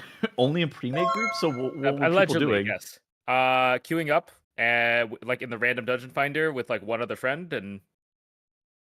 Oh, so it was only an issue in 5-man, like 5-man. I believe so. I'm not exactly sure. I didn't do it, but yeah, people were locking XP. It was a thing. And apparently, the people who did previously lock their characters still have their characters locked. So just new people can't lock their characters anymore. Isn't the XP bonus supposed to be a first of the day thing? Why are we getting that for every single dungeon? No, that's normal. You get XP at the end of every dungeon. Usually there is I don't think they've had first dungeon bonuses for a while. No, yeah, that's always been a thing because they want to incentivize you to complete the dungeon, right? Instead of just doing one boss or whatever. So like if you get put into a halfway done run, you don't kind of get owned. I think it's always been. I mean, it's just a lot of XP. Also because of the scaling. So we've been referring to it as your level is your age. So when you're young, you're powerful, you can just pull the whole dungeon, you can blast damage, and then as you start to level up, your character gets older and older. By the time you're level 79, you're decrepit, you're actually taking damage from the mobs, you're needing to invite youngins to carry you along the way. We actually had somebody who was playing Prop Paladin, and he got so old at level 79, we let him retire for his last level and switch to Rep Paladin while we brought in a young level 70 bear, and he just walked along. And now normally you would say as a Rep Paladin he's doing tank damage, but he was doing 10% of the tank's damage. Just a decrepit level 79 Rep Paladin with his wheelchair just being rolled along in the dungeons as he reaches his final destination. Dude, you don't even need a geared level 70. You just get like a boosted 70 by some A70. PoEs, Yeah. and you're like doubling the damage of any 80. And it feels bad to level up in some ways. Like I mean, I logged on my remix characters, which were pretty, like, remix characters didn't convert that well, and my remix character is just smurfing in these keys. Yeah, I had a guy come in my chat earlier, he was like, oh no, like, I forgot to do the pre-patch, I'm in fresh remix gear, I'm level 70, am I gonna be a burden? And I'm like, no, you are in high demand. Everyone in the chat is like, hello, youngin, I'm level 78, would you like to party with me? It is great. It's like, I don't know, it's a funny dynamic, and I think especially because you need to do the campaign once, like, whatever, let people level alts fast, let people earn renown, like, I don't know, we're starting to see the consequences of Blizzard's ideology shift from Shadowlands to Dragonflight and now to War Within. Like, now we're seeing how modern WoW should be of, okay, there are renowns and there are grinds, but you can do them however you want, you can level up and do them, you can, it's awesome. I don't know. It's really, really cool. Was this intentional? I feel like this wasn't intentional, but I don't think that they can fix it. Yeah, I doubt it, but I'm giving them the dub anyway. It was an accidental dub. The actual chill moment right now. Dude, yeah, server stability's been pretty good. It has. Some lag on the first day for me, but that was it. Like, and I think I've DC'd more from dragon riding into a fence or a tree than I have DC due to the servers. So that's good props. Same here. So- I'm on a dead server, but it's been zero. I haven't had a single problem. Sometimes people even joke, like I think Area 52 went down earlier or something, but I just say I'm on the streamer server because I don't think I've had one singular problem the whole time. We're recording this on Sunday. Does this change after early access ends? Doubt it. I think so. My take is I think so. So today I went on a mission to craft a staff because I don't know, I'm playing 12 hours a day and I'm bored and I want to do stupid things. So I was exploring around the lands to try and find somebody to craft my staff. And I would say the trade chats are a lot less active than I expected them to be. Considering that who's the ones buying early access? It's going to be the crafters, right? And the fact that I had to do some shenanigans. I mean, the TLDR is I had to invite someone from another server. All right, actually, this is Growl's tip of the week. If you need somebody to craft something for you, even though crafting isn't cross-server, guild crafts are cross-server. So if you're on a dead server or you need somebody to craft something from a different server, simply just invite them to your guild and then put a guild crafting order, and they can make it cross-faction, cross-server, cross-everything. So that's what I did to make a staff, and it was still 3-star and only 3 levels higher than any other staff. And my chat laughed at me, but that's what I did. That's actually pretty good. I mean, I didn't realize that you could craft cross realm by inviting people to your guild. Mm-hmm. That's a good tip. It's Any final launch day things that we want to discuss? How are delves? You know, leveling process. I mean, we talked about server stability. Anything else? Well, we still want. Do we want to talk about we're still going to talk about what to do or no? Yeah. So we have a couple of topics for today. Miscellaneous interview stuff. So there was a couple of interviews. I think there was a Gamescom. There's a couple of interview points that we can cover. There's also launch and things to do, and then I have a rant about solo queue that I want to hit at some point. Oh heck yeah, we had the solo queue survey. We definitely got to talk about that. Yeah. I mean, yeah. I guess we can just transition this and launch and what to do. We can start with delves if you want. All right. I put out a banger video. I'd recommend that. I'm just going to kind of summarize it. Basically, the TLDR, we're assuming this goes live on Tuesday, so all the normal non-early access people are in. So the first thing you want to do when you hit 80 is to get geared up for heroic dungeons. There's actually very good greens that are available for very, very cheap, and they will continue to get cheaper. So if you don't want to do world quests for gear or farm rares, you can just buy the greens off the auction house. Once you can do that, you go into heroic dungeons, gear up through heroic dungeons, work your way toward the gear that drops is 467, and then that stuff you can upgrade all the way up to 567. Dude, I do that all the time. Yeah. My chat's not gonna let you. All the way up to 580. With just Valor Stones, which are infinitely farmable, and then you can basically be full 580 item level if you want to be ready for Mythic 0 week and the normal and heroic raid. There are some other degenerate things you can do to try and raise your item level. I'm interested in what you guys have come up with and what you guys have been doing. So you can craft, right? I feel like some people are hoarding crests, but the crests that you're getting right now, for most players, are pretty replaceable. They're going to be replaced rather quickly with higher level crests. So if you're looking to, craft something for, like you're saying, M0 week, whenever the raid opens, there's no downside to crafting it right now. You don't have to commit a spark or anything. You're not committing anything long term. You're not going to put embellishments on any of your gear realistically, but you can craft some pieces of gear, and I think that will help you at least a little bit with your item levels. Yeah, there's also the Dark Moon trinkets. If you go to the auction house and type Dark Moon in, those are extremely cheap, and they're 577. So just in between, if you don't want to spend a whole lot, just getting 2 trinkets, trying to do a couple world quests, make an item cheap. The downside to crafting is that you can't upgrade it later. So you're gonna eventually what's gonna happen is you're gonna get an item that's you're gonna need to upgrade it up, but that's mostly fine. It's just wasting a little bit of Valor Stones. In theory as well, you can also use your coffer keys, kind of like we talked about last week, to at the end of a bountiful delve to get gear. In general, we've kind of discouraged doing that.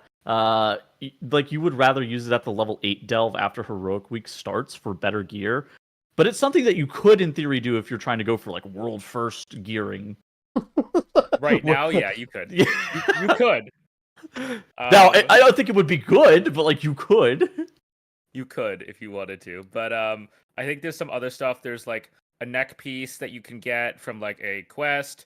There's a trinket that you can get from Renown. Yeah. The currency to buy from the Renown vendors is Warbound wide, which means you just need to collect one shard on your other characters, then you can just transfer them around to your other characters. Because I think that's Epic 584, which is better than Heroic Gear maxed out. So that's just gonna be BIS. It's like pre-raid BIS until season 1. Yeah. Additionally, there's some world events. So the world events aren't working right now during early access. I kind of expect. Is this going to change on launch? Is this going to change on, or is this going to change on reset? I suspect this is going to change on reset, but I'm not 100% sure. I'm not going to make a prediction because this podcast is going to be posted on the reset, and so people like everyone listening will know the answer, but I have the potential of sounding dumb, so I'm gonna take the fifth on this one. Honestly, good point. But anyways, world events aren't. We're recording this a bit early. World events during early access were giving rewards. Some of them were, like the special assignments and the wax collecting. But if you went and did the spreading the light in Hollow Fall, the theater troop in Isle of Dorn, none of those were giving like the gear boxes. Now some of them still give rep, like spreading the light in Hollowfall has some like one-time rep. You also get a ton of resonant crystals from spreading the light in Hollowfall, so like doing that on your alts and stuff like that is not bad. The only downside of doing it early is if for some reason on like a Monday, the early access day, this actually allows you to like actually get the cash from it, but it's pretty minimal. I will say that anything that you're doing for gear right now is almost instantly going to be replaced the millisecond that M+ and raid open. Yeah, I want to stress this out or stress the fact that this gearing stuff is not super important. I mean, obviously a couple item levels feels good. We're all doing it for fun, and I think honestly a lot of the people listening also do it for fun. I put out a video today and it just completely popped off more than any other video about gearing because that's just what people want to do. And so I also want to go a little bit into the renown stuff too, speaking of stuff that you can do but shouldn't do. So what Squishy mentioned was you can get items from your renown, which is the reputation equivalent in this expansion and in Dragonflight. And in order to earn renown, basically, you earn it from doing anything in that zone, whether it's doing rares, doing side quests, and finishing those thingies, doing the weekly quests, and so on. However, the thing that you have to realize is that how deep you go into the renown, it gets progressively harder and more degenerate as you go. So, for example, these 584 purple items that you can get, you need to reach either 7 or 8 renown in each equivalent zone in order to get them. That's pretty reasonable to obtain in like one long sitting or whatever. You basically just knock out all the world quests in the zone, kill a couple rares, do the side quests, and you can kind of get to 7 or 8. There are other things deeper in the renown tracks. However, once you clear up all the world quests, all the side quests, getting very deep in the renown becomes very, very difficult and very complicated. Yeah. So what you'll see is people are saying things like, for example, buying a contract to earn extra renown. People are talking about saving quests and not doing anything for the Dark Moon Fair buff. People are talking about a lot of stuff. And so for the most part, when you hear people talking about min-maxing their reputation, only you're really doing that if you really care about going deep into the renown track, and anything past I think like 7 or 8 is I would put into the degenerate activity category. And really it's the amount of hours you're putting in terms of the gear that you're getting is not something I would recommend unless you really just want to do it, like you're just enjoying it and doing it for fun. And I think if that's the case, like you're sort of on your own for those. I think the only thing that could, like, there is some good stuff that's through the later parts of the renown track. The only thing that realistically matters is if you could somehow make it to renown 24. I don't even know if that's possible. That barely matters. I don't even know if it's possible. But if you wanted, if you could somehow make it to renown 24, and you care so much about raid on like the first, I would say 5 or 6 weeks of the patch, that spark that crest that you get is actually kind of valuable, and it ends up saving you a lot of crests. However, I don't even think 24 is achievable. It is. There's a couple ways. There's a couple exploits that people have done that I'm very disappointed in, and reported them. But 24 doesn't even matter because realistically, the quest for killing an Usarek is supposed to give one of those crests. You only need one. Wait, is her name Anusarek? Queen I thought it was Anusarek. Ansarek. Is it Ansarek? I have no idea. I'm asking. No, let him finish. Okay, anyways, regardless, that quest is supposedly going to give a heroic crest. You only need one, so you can just use that one. Grinding to 24 is pretty worthless, I think, unless you're not willing to make your second spark, like to use crest to craft a second spark. At which point, then sure, but that also gives you more time to get this rep up. I think it's pretty not great to do 24 Okay. unless you're looking for something else. I didn't There are realize that the Delphies. boss gave that. Okay, so that is way better than. It is currently data mined to give on the boss quest. So on heroic Squishy week, is him, you just he do knows. that on normal or even heroic. Holy shit. Yeah, so what they're saying, basically, to very quickly explain, is that when you craft a high level item, you can only craft one per 2 weeks, I believe. And in order to craft that high level item, you need to spend some of your crests that go towards your cap. And so the very first but in order, you spend the crests and you get a enchanted crest, basically. And what that does, you combine that with the crafting materials to make an item, right? But if you complete this renown grind and get an enchanted crest for free, it doesn't count towards your cap. So basically what you're getting is 4 individual upgrades of one piece by going to renown 24, and that's only if you're saving. That's only if you can't get a crest by any other means.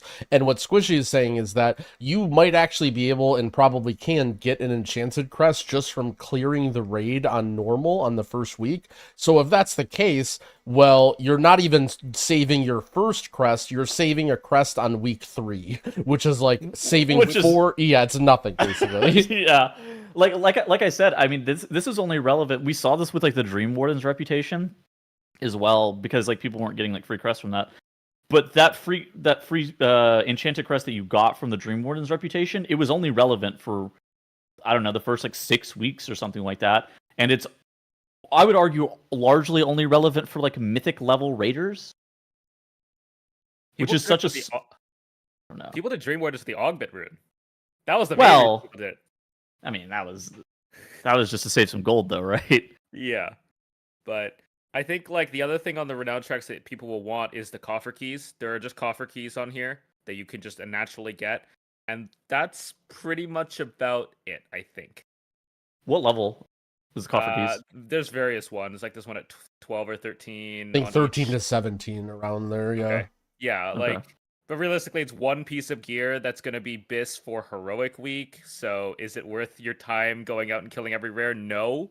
But if you're looking for something to do, go collect the treasures and rares. Get your achievements. Yeah, so to talk about the coffer keys real quick, we talked about delaying those for week 3. If you are fiending to do bountiful delves, or if you accidentally used one, what a coffer key is equivalent to is essentially you get a chance at a 603 item of like a random slot, right? So basically you'll be able to get, I believe, 597 items like deterministically. So what each coffer key is equivalent to is the chance, because you don't know what slot it's going to be in, for a 6 item level upgrade. So wasting, like, if you lose a coffer key, whether it's like because you missed a world quest because you're on vacation or you spent one or whatever, honestly, don't even really sweat the coffer keys either. I know it feels really bad because it's like, okay, this is the one thing you need, but even that is like such a very, very small thing to worry about. People are doing some of the most mad degenerate stuff for like the smallest gains, I feel like, this expansion. I love it. Yeah. I mean, where is that rare? Where's the rare? Did you see Genji and Mirez in them level 17 characters? What are they doing with all those guys? Man, did you see them power leveling Bran? That's the most degenerate. They got that nerfed, by the way. There has to be a rollback for that, right? I guess we should give context, probably. So, earlier today, or last night, Bran got hotfixed to no longer get XP past level 15. And every level past 10, Bran gains 5% damage and healing. A lot of people from Echo and maybe Liquid, I know Echo do, have Bran capped out at level 60 for 500% bonus damage and healing for the, assumingly for tier 8 delves. They didn't get rolled back, but nobody else can get above level 15 now, while also leveling a bunch of characters. So, ice cold take. I don't even think that Bran being 60 versus 15 matters, man. Like, this is... Like, actually, who cares? I don't know. Yeah, because keep in mind, this is only for heroic week, right? Like, this is only for making, because you do all the delves and do all the leveling in heroic week. So it's not even like this is saving you time when there's Mythic Plus and Raid available. This is, I mean, I just think it's hilarious that, so basically, like, what did people do? Multi-box 3 accounts with XP locked at on level 70, and then power level Bran, like... Yep. Come on, so man. stupid. So stupid. It's actually it's one of the dumbest things I've ever heard. You could complete a delve, one of the delves, the fastest delve, at about a minute 30 on average. So that's 70 scaling combined with the fastest delve. Yeah. What is wrong with the people who play this game sometimes? Yeah, what is wrong with us? All of us in the podcast, all of us listening, what is wrong with us? Yeah, what is wrong with us? All right, let's get some thoughts on early access. I've actually been missing Mythic Zeros. I think that one of the things that I noticed whenever M0s are changing is like we have heroic dungeons that are going to be unlocking, or at least they're going to be unlocked at the time of recording this, or at the time that this is released. I feel like I'm sad that we don't have like M0 armor stacking swoops that you would do as a group. Yes. Absolutely. I'm going to pose the question, are heroic dungeons walk-in only and once per day like Mythic Zeros were? Oh. On the first 2 weeks? First off, I noticed that they artificially capped the item level from heroic dungeons to be lower than what it's supposed to be as the season starts. Yeah, so so for people who are returning, coming back from previous expansions and might be wondering what the heck's going on, so they basically, the short answer is they deleted heroic dungeons. So heroic is now mythic. So the equivalent difficulty of Mythic 0 before is now heroic, and also Mythic 0 is now like an increased difficulty, and that's meant to be for people who want to do more challenging dungeon content but not have to worry about the timer or affixes or whatever. So when you hear that heroic dungeons are coming out, it's basically Mythic 0 is what's going to be available. Yeah. However, there's not going to be the Mythic only mechanics. However, they're limiting, they increase the difficulty of them, but they did not increase the item level rewards yet. So the item level rewards are sort of like neutered for these dungeons, and they're mainly just trying to slow people down because like they don't want people to feel like they have to grind up a bunch and get really far ahead. So the rewards might feel a little bit not worth it, but honestly, we literally just talked about power leveling Bran with multi-boxing. Like, I don't care what anyone says, you people need to be held back. Like, you people need to be slowed down. The activities that people are doing right now to get item level, like, there's no problem at all with restricting the item level and slowing everyone down. I will say, you say really far ahead, but I would put that like even in quotation marks. I really feel like what would even is the heroic dungeon item level supposed to be? It's like 580, isn't it? Well, the main concern is to do with the raid. They want the raid on the first 2 weeks to feel very valuable, like this is where the best gear is, and they want to encourage people to get there.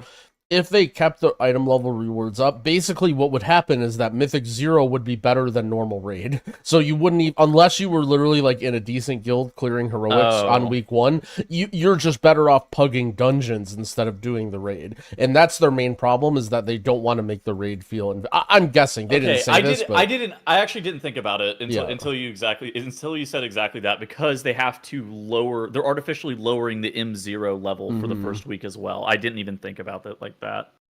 Yeah, I mean, heroic is starting at Explorer 4 of 8. It's 567, so it goes up to 580, which isn't that high. It's really not. And I mean, Explorer gear is fake, right?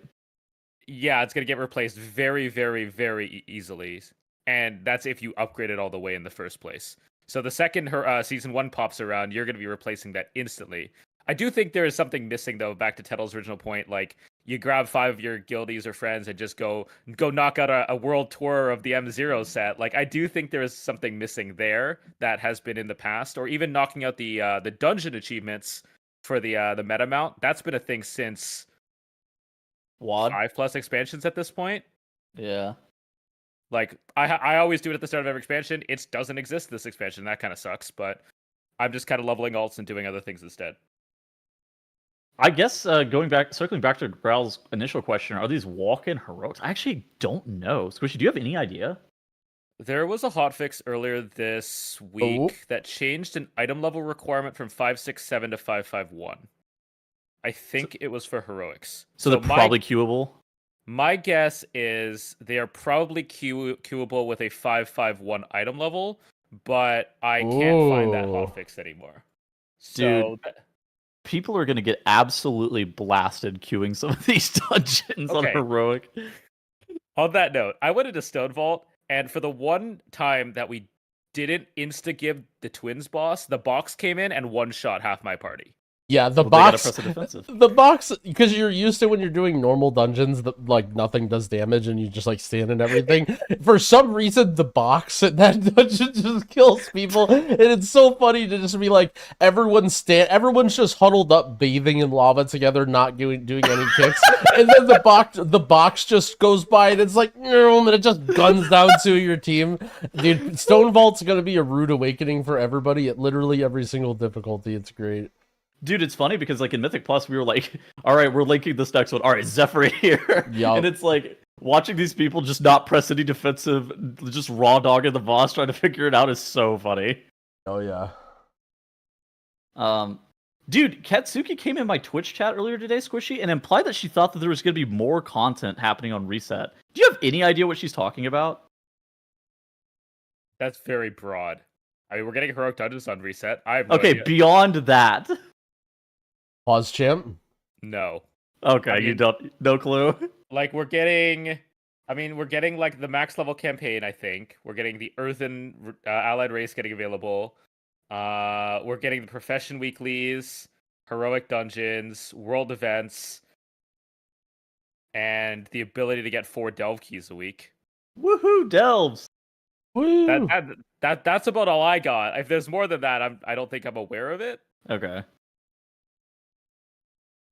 Oh well, I think that the early access and the launch has been actually pretty interesting. I don't really have too many complaints. I think the launch overall has been, in my opinion, better than most other launches. I do think that there feels like there's a slight lack of content or like lack of things to do outside of leveling 15 characters. I don't know. I think it just maybe is it's always what it like is. this. The problem is like the amount that they want to slow people down to like keep everyone together and allow people to get through the story versus the absolute just ravenous need for us WoW fiends to do content. Will just like, it just feels like you're in a cage, but like there's no amount of, I mean, like we have people literally on the beta doing beta M plus already. Like it just, what it doesn't. What's wrong with people? What is wrong with people for doing that, by the way? These are our people, man. These are our people. Dude, I talked to Calabazi. Calabazi goes, yo, do you want to do beta dungeons this weekend? And I go, no, man, I do not want to do beta dungeons this weekend. What do you mean? Yep. I mean, they are different now, especially if you do on the level 12 dungeons. They did fix a bug that's been around for 2 months. Yeah, so we can fast forward a little bit. So how did this happen exactly? So when Xalatath's Guile came out, which is the level 12 affix that removes all other affixes, or the random affixes, all mobs are supposed to get a 20% health and damage buff. From its inception, that 20% damage buff never existed. And was recently discovered by the community again that it still did not exist. Undiscover that, actually. Please go walk that back. And so Blizzard came in and was like, yeah, we're fixing it, and we're going to monitor your feedback to see how this goes. So I kind of feel guilty. I kind of feel guilty because I was like a part of the like swarm of people who were sort of figuring that out and talking about it. And while I like to give Blizzard the benefit of the doubt on most things, I think it would have been truly hilarious as players to come together and not say anything or make a deal about it and just wait to see how long into the season it would be if the game would have gone live like that. I really wish if you had a time machine to go back in time to see what this expansion would have been like if you knew that the Xal'atath's Guile doesn't work and you just wait to see what happens when it goes live. I don't know if they would have known. I will say, just for point of reference, you say doesn't work. What didn't work was the damage modifier. The HP modifier that's attached to Guile. So basically, Guile is a 20% damage, 20% HP modifier to all mobs. The HP modifier has always been in and has always worked. The damage was the part that wasn't working. Yep. I mean, Growl, like I told you, I knew for 2 months. I kept that a secret. Why did you? Yeah, it was unreal because when I mentioned it, obviously the numbers guy, right? I go to Squishy, and he's like, "Yeah, I knew that," and I'm like, thinking to myself, like, "What? Huh? Like, what do you mean you knew that? This is like the craziest thing ever." He's like, "Oh yeah, I realized it the day it went live because I saw it, but I figured it was such an obvious bug and so important that it literally wasn't even worth reporting about because they were just going to immediately fix it." And then it sat there for the entire beta cycle, and Squishy's like, "Wait, they didn't fix this?" I did check again. Like, I thought you guys check again. Well, you think I know anything about numbers, man? Look at the numbers. Oh god. A wise man did once say, "Just look at the numbers." We just weren't doing it. Yeah. Okay, so they also reduced all enemy damage dealt by 7% on all Mythic Plus and Mythic Plus, or on Mythic and Mythic Plus difficulties. Oh shit, Chloe? Except for only between Keystone levels 2 and 11. That was I love it. So they pushed an update that reduced damage slightly on all Keystone levels, and then immediately after that is when they sort of realized that the 20%, because everyone was looking at the numbers, right, trying to see, and that's when they discovered the 20% thing. And so then Blizzard pushes out another update. Oh yeah, by the way, we added the 20% back, and then in little parentheses they were just like, yeah, so the other nerf, that was, we really only thought the low level dungeons, even though now the higher level dungeons are actually going to be harder after our update. We were only doing that for lower dungeons anyway, so you guys are fine, don't worry. That was like, that cemented my realization that unfortunately Mythic Plus will never be balanced around me as a try-hard, sweaty nerd M plus gamer, and all they care about is up the portals, and they will not care about anything else. Seeing that is like, not to be overly negative, but I'm allowed to because I'm the Blizzard shill. I was like, you know what? They just don't care about me, and that's okay. I'm a special one.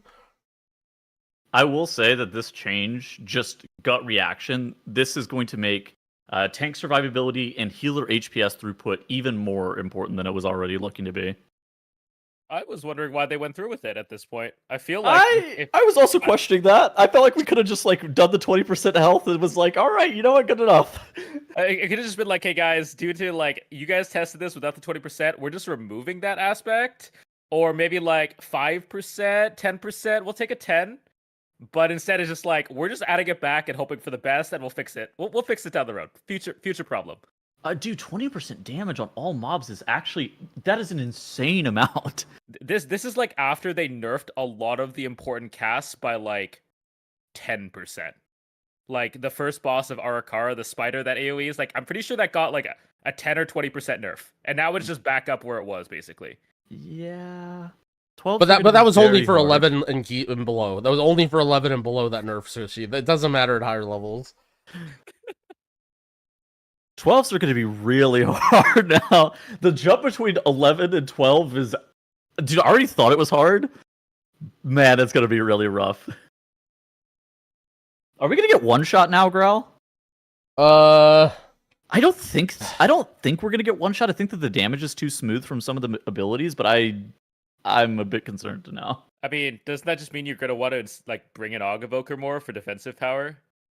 Yeah, I hope not. Yeah. I hope I don't have to walk everything back that I was saying about the beta.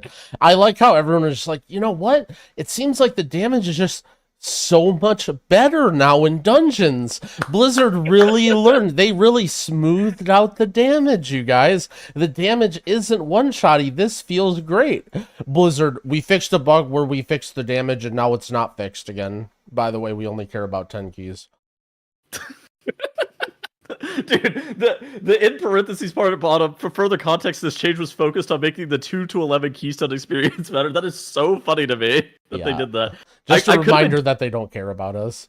I would have been down for a 7% nerf to all enemy damage dealt for like even non-guile keys. I'm pretty sure that does apply to it. It's just the 7% was made before they realized the bug. And I think it's a 7% global. Oh, but when they realize it just affects, like, because you think about it, it's -7 for everything, and then plus 20 for 12. So it's like a plus 13% to the upper keys and a -7 to everything else. I read this as if this was actually only being applied to the 2 to 11 keystones. No. That line, the line is literally a disclaimer. I guess the word focused. The line is literally a disclaimer because they felt so dumb putting out an update that reduces the damage, and then actually the damage goes up and they're not going to change it, and they had to put that there just to acknowledge that they're doing that they're putting out an update that says the damage is going down, but at 12s or higher it's actually going up, and they're like, oh god, like yeah, that was for these keys, we meant it for those keys. Anyhow, but that's why you need to test keys again, Tettles, this weekend.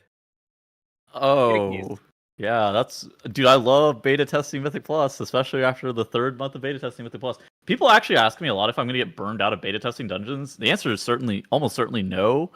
But it's not something that I'm like, oh yeah, I love grinding the beta permanently. I don't love grinding the beta. I was just playing it because I wanted to get prepared for expansion launch. Yeah, I'm just looking forward to being able to do some more challenging dungeons. I'm ready as well. I'm ready for challenging content. Are you rating this tier, Growl? Yep, I'm in Drogo's guild. I'm playing Preservation, Evoker, and Raid, and I'm ulting Resto Shaman. Are you worried that Prez HPS is going to get nerfed? Yes. Okay. The honest answer. I'm not going to go into any more detail. I will just say yes, and I will plead the fifth. All right, Your Honor. That's it. All right, moving on.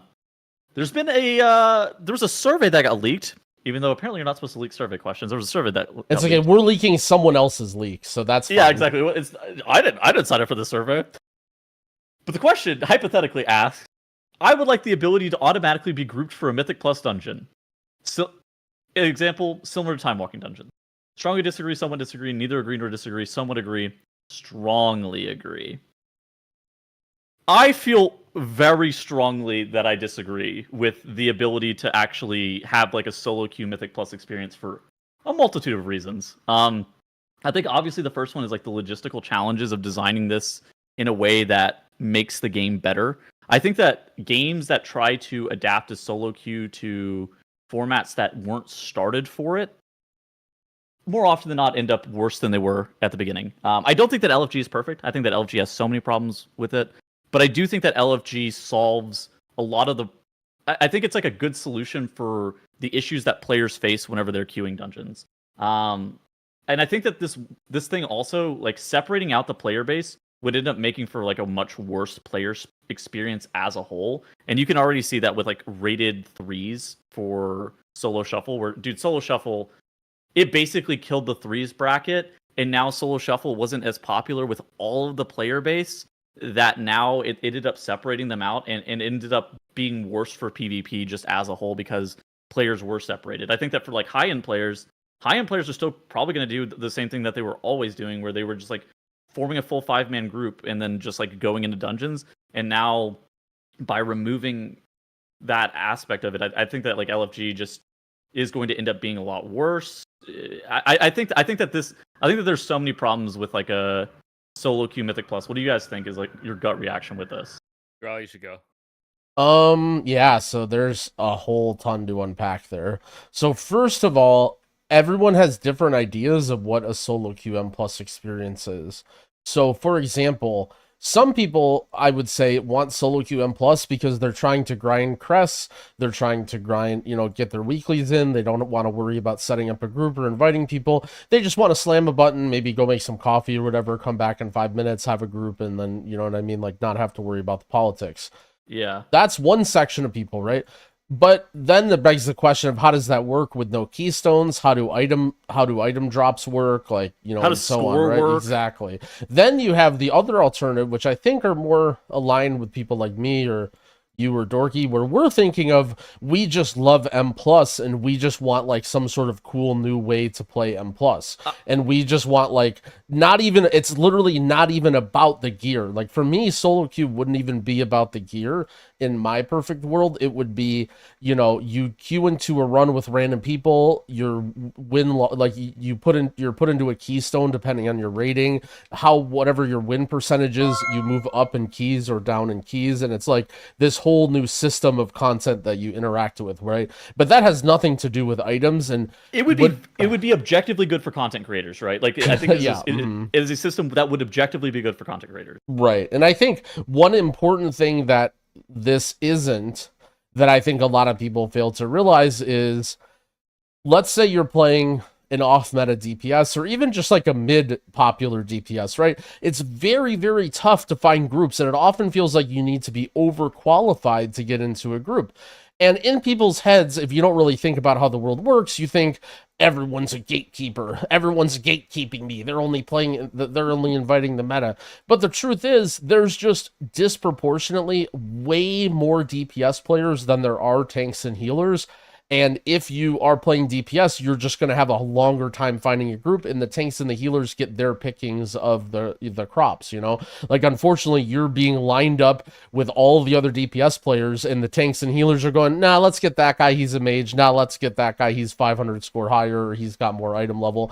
And a solo queue isn't going to change that. Like, if you're queuing DPS and no one plays DPS, your queue times are going to be massive, right? Like, you're going to be sitting there for just as long, if not longer, in a unless there's some argument that solo queue could cause more tanks or healers to queue, your queue time will not, like, solo queue does not help your queue time, and I think it's important that people realize that.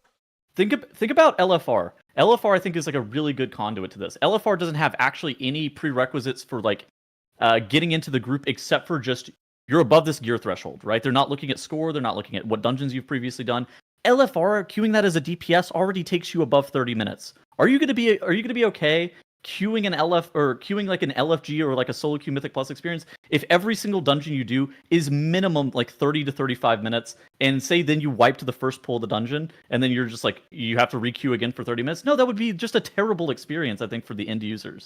And Shuffle, like we already see this with PvP solo Shuffle, you get to 1,000 rating, 1,100 rating, you're like 1,700 MMR, 1,600 MMR. That's where most of the players are, by the way, and you just default to having a 35-minute queue. I don't even understand how that happens in solo Shuffle, where that is like the lowest level of rating.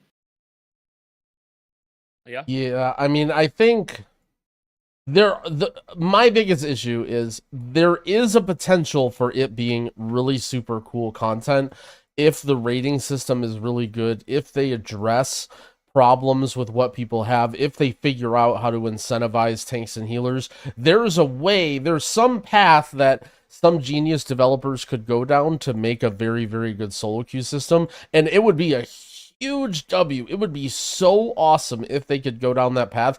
But unfortunately, I think there's just too many types of people in WoW, and I just like, in terms, again, like, this isn't developed for me. It's not developed for my type of player, and like, oh, I'm playing for rating and I want to climb a leaderboard of M+. Like, that's just such a small percentage of people who are interacting with M+, that in my opinion, if they do some sort of solo queue, I think almost definitely it'll be something along the lines of a like a crest farming mechanism where if you're overqualified for the key, you can join a queue and be put in with 4 other people that are overqualified for a key and be queued in for like a 4, a 7, or a 10, and those are the only options. That's sort of what I see them doing as, not sort of like the glorious system that other people envision. And who knows though, maybe like, you know, solo queuing 10s or something, but I don't know. I just don't see them doing it in a way that would be fun for me, but there is the potential for like a huge W, like awesome system. Yeah, I don't know. Maybe I'm too downer here. No, I think you're pretty much exactly right. And that comes to what people want out of a solo queue system. I think there are 2 main things that people want from a solo queue system. One is the ability to wait in queue without having to look. I think that is completely valid. Like, if I knew that a DPS queue was 30 minutes, I could queue up 30 minutes before at the end of my work shift, or go make a coffee, do some stuff around the house, come back in 20, 25 minutes and get a group. I think that is completely fair. Because, you know, with LFG, there's no guaranteed, it is a random number, and people like determinism. The second thing is just sometimes you want to play a game, but that isn't necessarily solved by an LFG system because, as Growl said, the lack of tanks and healers. And this kind of gets into the negatives of a system where the tanks and healers are the ones that people are going to be waiting for, and they have the power. So Growl as a healer, or, you know, when I used to play tank, why would I risk my key, my Q, my time on RNGing a group? Why would I not then, as the person who has the resources and is in need, list in LFG and get to pick who I want to do? And I've seen this in other games as well, like Lost Ark, or I think Final Fantasy does it as well. When you provide an option of matchmaking and queued content, or sorry, that's the same thing, matchmaking and predetermining your group, for hard content, people are always going to be choosing the pre-made groups because you want to be able to curate your group and not waste your time get matchmaking into a group that is going to fail the content, which is absolutely something that could happen in a high level. As Growl said, I think there is absolutely a place where when you're over-geared for something or over-accomplished for it, you just want to run a key. That is a good thing for a match-made content. Maybe it's like a +5. Maybe it's when you overgear the content or just looking for crests. I think that absolutely works, but I think a lot of this comes down to player behavior. The DPS want quicker queues. That's not going to happen. And the tanks want to make sure that their time is not wasted. Yeah. And therefore, they're going to... Why would a tank or as a healer ever click matchmake randomly if they want to successfully complete a +10, especially in the first couple weeks? You're going to use the time to make sure that your time is not wasted and curate your group directly. A solo queue is so weird too, because I think that for like a solo queue for Mythic Plus to be successful, you'd almost need to get rid of LFG just to make sure that people are using like the solo queue experience to its fullest extent. And I feel like there's just so many different types of people that play World of Warcraft and do Mythic Plus. There's people that are looking to farm gear. There's people that are looking to push score. There's people that are going for their portal. There's people that are going for their achievements, right?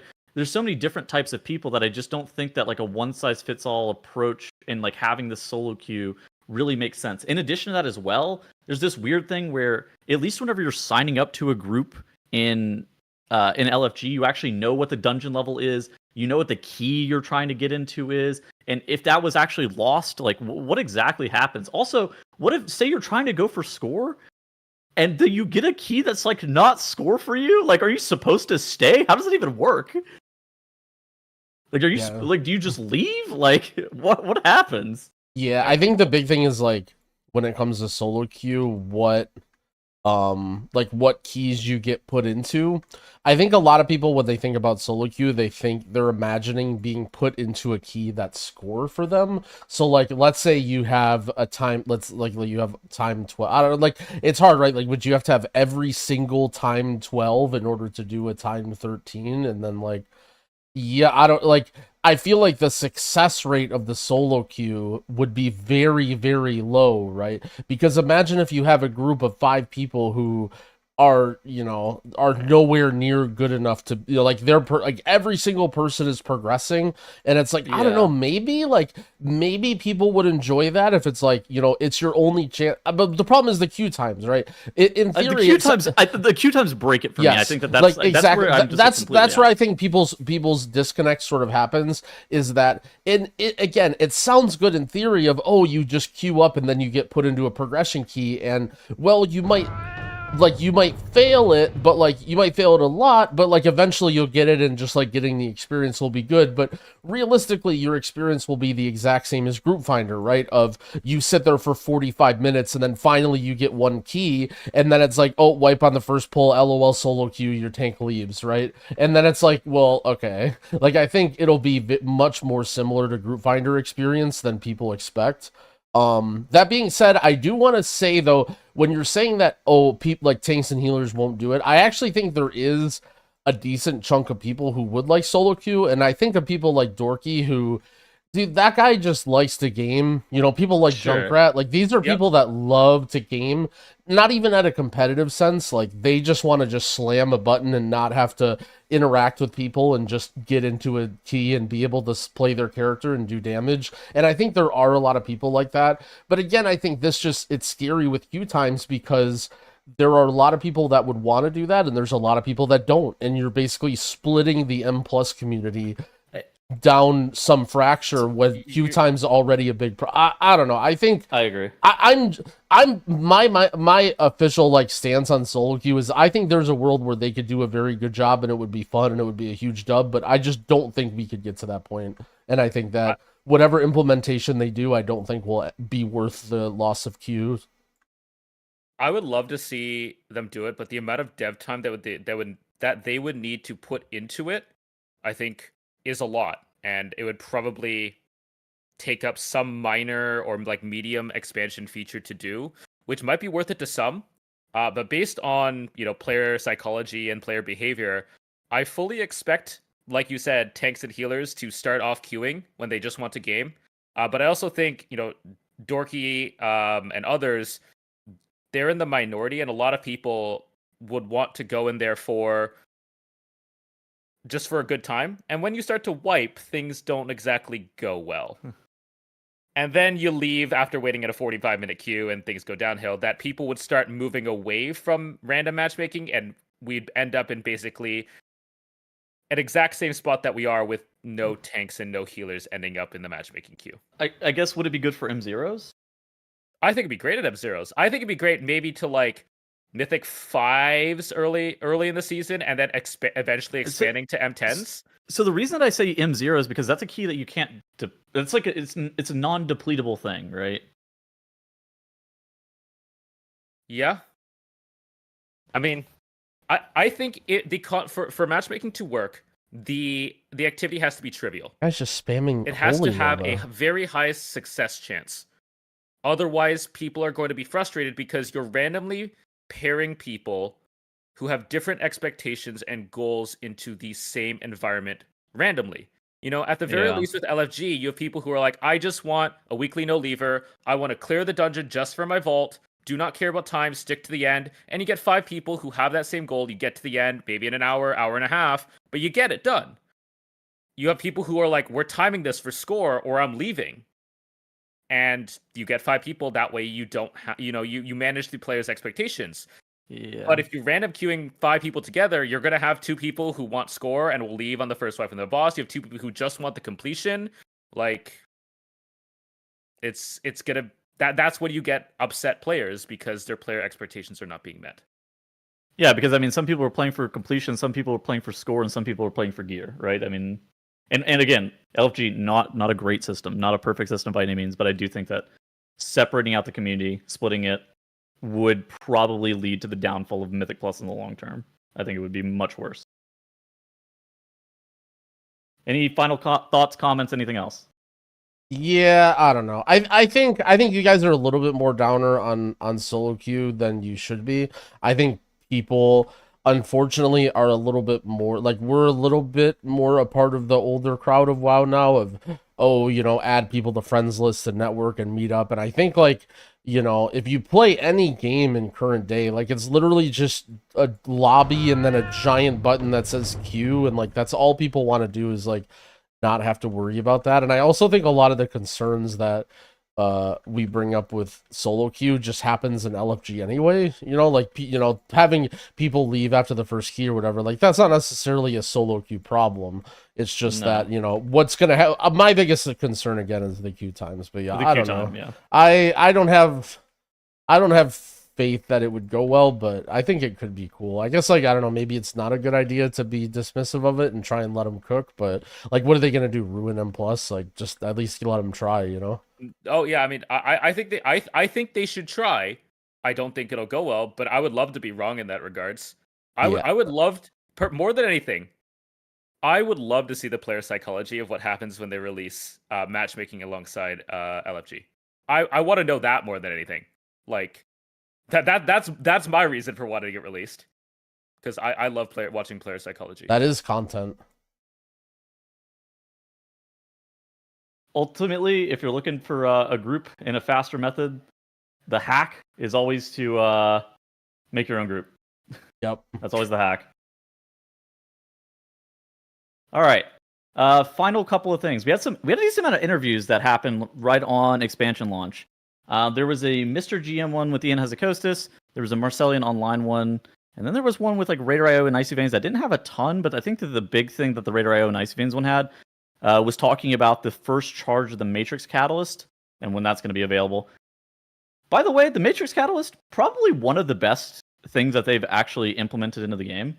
I think the Catalyst, just as a whole, has been something that I've been a huge fan of. It's going to work basically the same way that it did in Dragonflight Season 3, where you get the first charge starting on week 1, and then you get it every other week after that.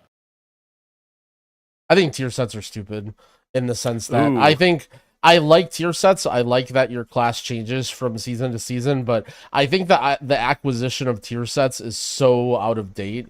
So like previously, the way tier sets would work is, you're with your guild, you're collecting pieces, you're slowly building your set. Like after 2 months, you have your 8 piece from Nax or whatever. Like that's just not how tier works in current year. Like current year, speaking of Group Finder, like you get your tier ASAP and you hope that you can get it and you're not unlucky, and people are in Group Finder like, oh, show tier or we won't invite you if you don't have 4 piece. And it's like, I think the Catalyst is just a massive band-aid for tier sets, and I think you should literally just like be able to catalyze anything that you want infinitely, and just everyone gets their tier set bonus on week 1, and you don't have to like raid or farm or do any of this. Like, I don't know, in my opinion, it's just like this weird kind of incentive to make people raid, but it's so shortchanged in that like you're basically having 4 piece by like week 2 or 3, no matter what, every time. Like, I don't know. I think just make the Catalyst have infinite charges, be able to get your full 4 piece tier literally like on day 1 or day 2, and then just like, I like the idea of tier sets. Like I like, we have something new to play with a little bit each patch. Like this is how my class feels. Yeah. But I just think the acquisition of tier sucks. I should have said not tier sets suck. And I think that the Catalyst is simply just a band-aid to stop the bleeding of an outdated system. It does seem very antiquated with like old WoW, right? Where it was like this old thing where the only end-game content you actually had to do was go into the raid, and there wasn't really anything else outside of that. Yeah, and like again, that's cool for like, there's people that I talk to that still play Hardcore Classic, and they're like, yeah, got my 8-piece Nax. I've been farming for 6 months, and like, I farmed up all the war scraps. Like, dude, the way tier sets used to work was so archaic and just like so not modern. And I think that like, again, there's good parts about it, but yeah, I mean, I'm glad that the Catalyst exists, don't get me wrong, but I don't know. Yeah, so my kind of thought on it is I completely agree. Like, I like what they've done with like the complete heroic raid, get a certain KSM, I think it is, or do something in PvP. But with how important tier is to classes in general, I do think a baseline tier set that you can kind of work towards every season is kind of like the move. If you play Diablo, at the start of every season of Diablo, you complete a bunch of objectives and you get your tier set, essentially. It's a 6-piece set. You just get all your tier set pieces. Diablo, and I think that holy. maybe Blizzard can do something similar in WoW and just create a bunch of like objectives every season. And you get a very, very basic amount of tier, of tier sets. Like complete normal raid, you get a normal piece tier. Complete, 1,000 score in Mythic Plus, you get a normal piece tier. You get a heroic, you get your third, and then the catalyst is your fourth. And then the catalyst can serve its purpose of upgrading tier pieces going forwards. But everybody goes into season, you do some of the content that you want to do, and you just get your tier and can upgrade it later. Because it sucks not having your tier. But do some stuff for it. Like, yeah, I guess that's kind of a middle ground too, where just like, everyone can get their tier by just doing stuff. Like, I would say your goals are a little bit too high. Like, I would say, like, tier set is something that one solo player can accomplish very easily. Like, you get one of the pieces for doing the campaign, and you get another piece for like, whatever. Sure. Do 4 delves, you get a piece, right? Like, just very, very basic stuff like that. But I think we're along the same track that, like, just allow people to get it deterministically as fast as possible so that they can play with their new toys, as opposed to, like, the problem with tier pieces, right, is you're limited to the drops, right? Like, you could wake up and decide that you want to stick a horseshoe up your butt, and then you walk into the LFR and you get 4 pieces, or you do every single thing possible to yourself and you get nothing, and you're sitting there with, 2 piece or whatever, or 1 piece, and you don't have any items. Like, I think that's my biggest problem, is just like the discrepancy between having no control over whether or not you can get your 4 piece at a given time. Like, I'm okay if those pieces are just LFR and they're easy. Like, do delves, complete a certain amount of delves, complete a certain amount of like open world quests, like the theater and stuff like that. You get a couple, you get your 4 set at LFR, then can just upgrade it via the catalyst later or something. Like, make it super easy to get so that people can play with their new toys. You're muted. Oh my goodness. Hello. Tells like they've been ignoring all of my thoughts this whole time. No. I was just listening. I was listening intently. I thought all of your takes were great and your opinions were great. What I will say is I was kind of thinking that you guys were explaining it as if that was just like the tier that you got for the season, and then you proceeded to upgrade it with crests, right? And that was just your tier that you got. And the upgrade process wasn't like you're getting new pieces. It was that you're just like upgrading it Boolean style, like all the way up. Not Boolean star. Okay. It just, I see what you're saying. Yeah. I will say though that the nice part, at least about the Catalyst, is that if you're getting the Omni token from KSM/AOTC, that you can like guarantee 4 set by week 5. I think that's actually a really big advantage of the Catalyst just in general. Like, it does suck if you have to wait 5 weeks to get your tier, but at least it's only 5 weeks. Whereas we saw it return in case in point. What tier was that? Sepulcher? I guess that's technically and it week took 2, like but 10 weeks or something to get all of your tier. Yeah. I remember the Catalyst wasn't open until like week 8. Yeah, exactly. It was insane. The Catalyst, like, everybody was like, "Please open the Catalyst earlier." No, all right. Even bigger plus, the Catalyst is right in town. Oh yeah, is it? Oh, yeah. Oh my gosh, wait, it is. You don't have to fly all the way to the top of the mountain to do it. Now you just hearth. Somebody gets their token. Can I go turn in and get my tier? Yeah, go. Well, because it takes like 5 seconds now. Because literally, like right by the bottom middle where all the mining and engineering trainers are. Yeah. Mr. GM had an interview. I read through this. I actually ended up listening to the interview. I think the only thing that was maybe worth discussing here was their take on early access. Basically, Ian was saying that, like, as of recording the episode, they think that they did a good job of locking down things so that you could give a long-term, so that you wouldn't actually give a long-term competitive advantage to people with early access. There hasn't been a perception or discussion that has to maximize your item level for Season 1, that you need to have early access, where basically people who... Dude, the people calling people who don't buy early access the poors is actually the most insane right. thing to me. I'm gonna reclaim growl of the people here. I need to get on a soapbox here.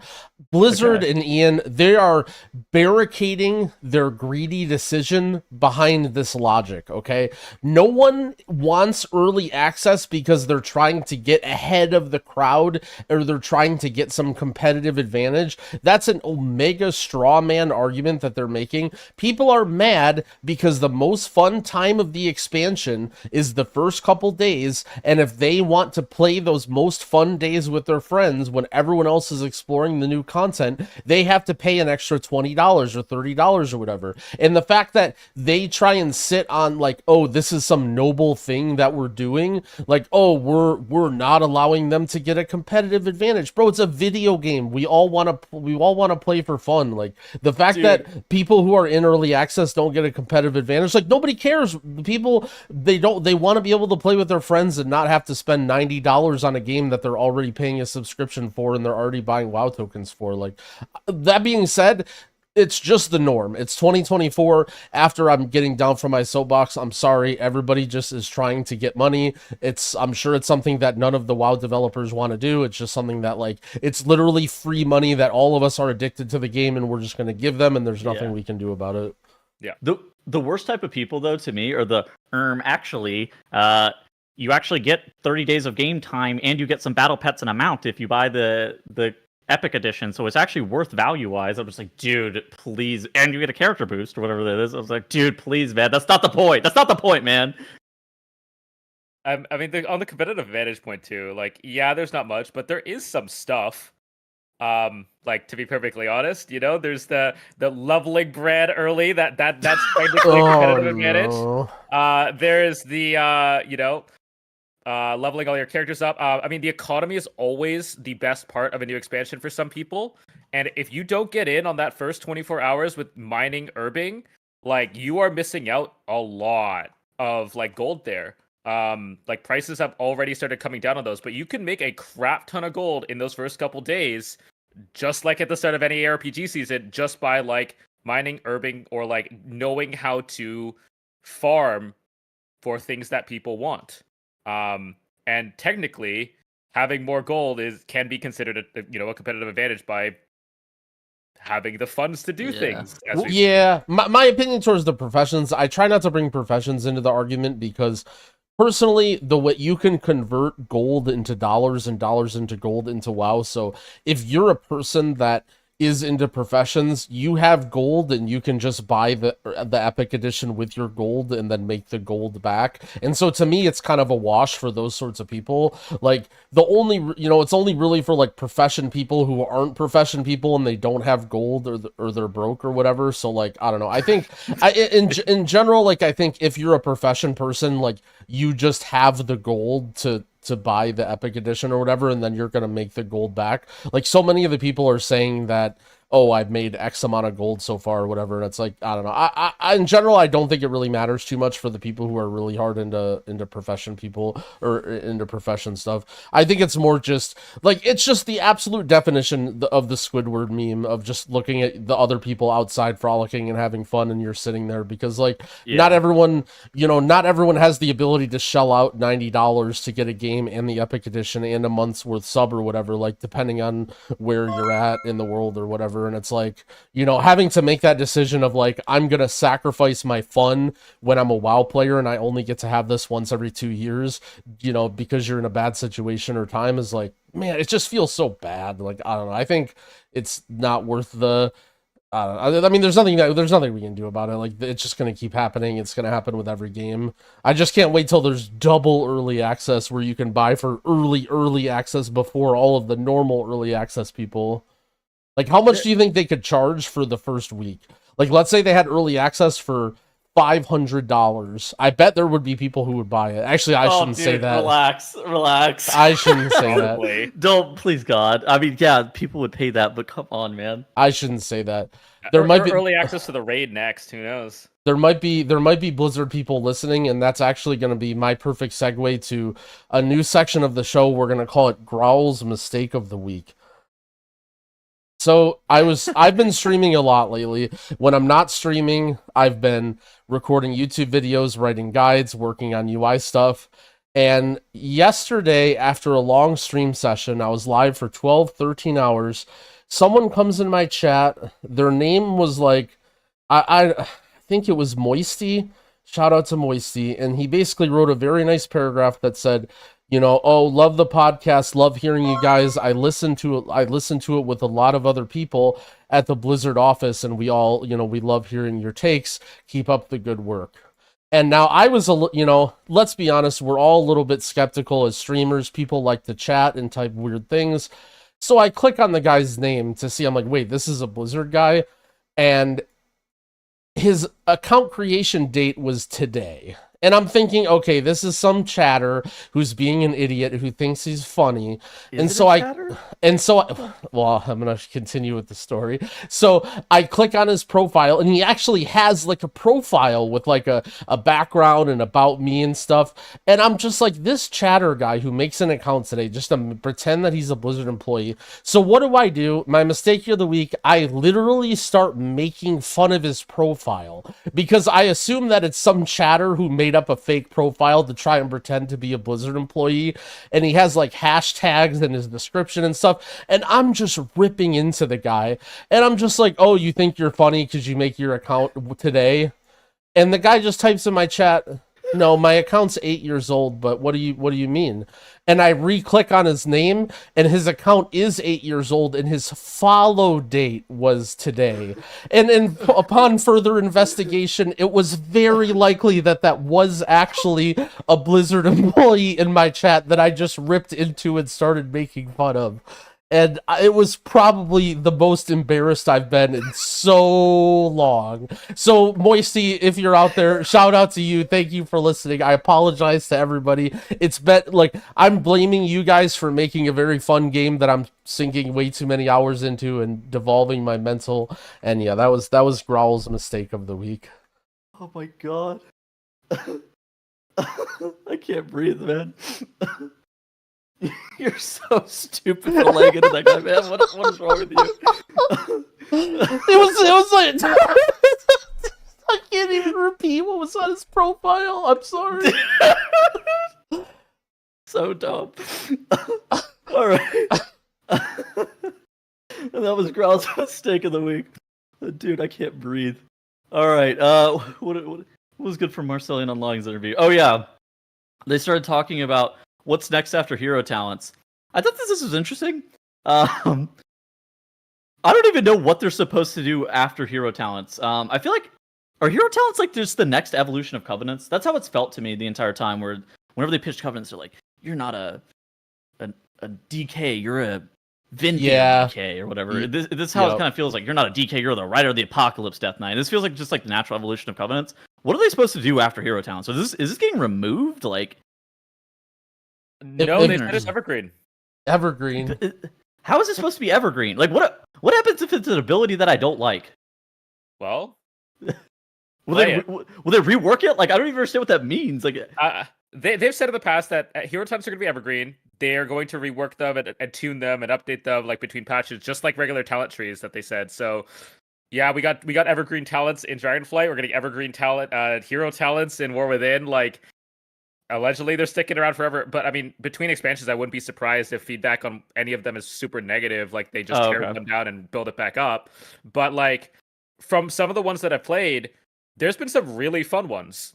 That, like, as somebody that hasn't really interacted with too many of them on the beta, like, there are some fun ones that I've enjoyed. Like, the Evoker one where you called on like a Dracthyr bombing run is kind of cool. Scale Commander. Yeah. I love that. Like the Demon Hunter one where it changes all your abilities when you go meta, that's super cool. And then you get like the Hunter one and they're all like boring and I'm just real sad. So yeah, there's definitely a large discrepancy between some of them. I wish I was a DK. Dude, I don't know if you played DK at all, Squishy, but the DK ones are by far the coolest and I don't think it's particularly close. I have not, but I mean, yes, I've seen the Horseman stuff. It's just amazing. They also got the Argus Scythe. The Argus Scythe is getting after it. Yes, that is the one that I have seen. Yeah, apparently they also mentioned level squishes. I'm pretty sure we have to do like a level Not necessarily a level squish, but I think we have to do a damage squish after this expansion, don't we? Yeah, they said at midnight, so expansion 12. Yeah, which makes sense. I don't really mind. I don't really mind the hero talents. I think some things that are good about them. I like the way that they work. So, for example, it's not this complex tree where you have to like path or whatever. Like it's simply just binary. It's like, okay, do I want to be this or do I want to be this? I think while the talent trees were cool, I like the binary choice of just like, you know, which one do I want, and then I pick that and I get everything from it, as opposed to, you know, trying to make this complicated situation of picking or choosing.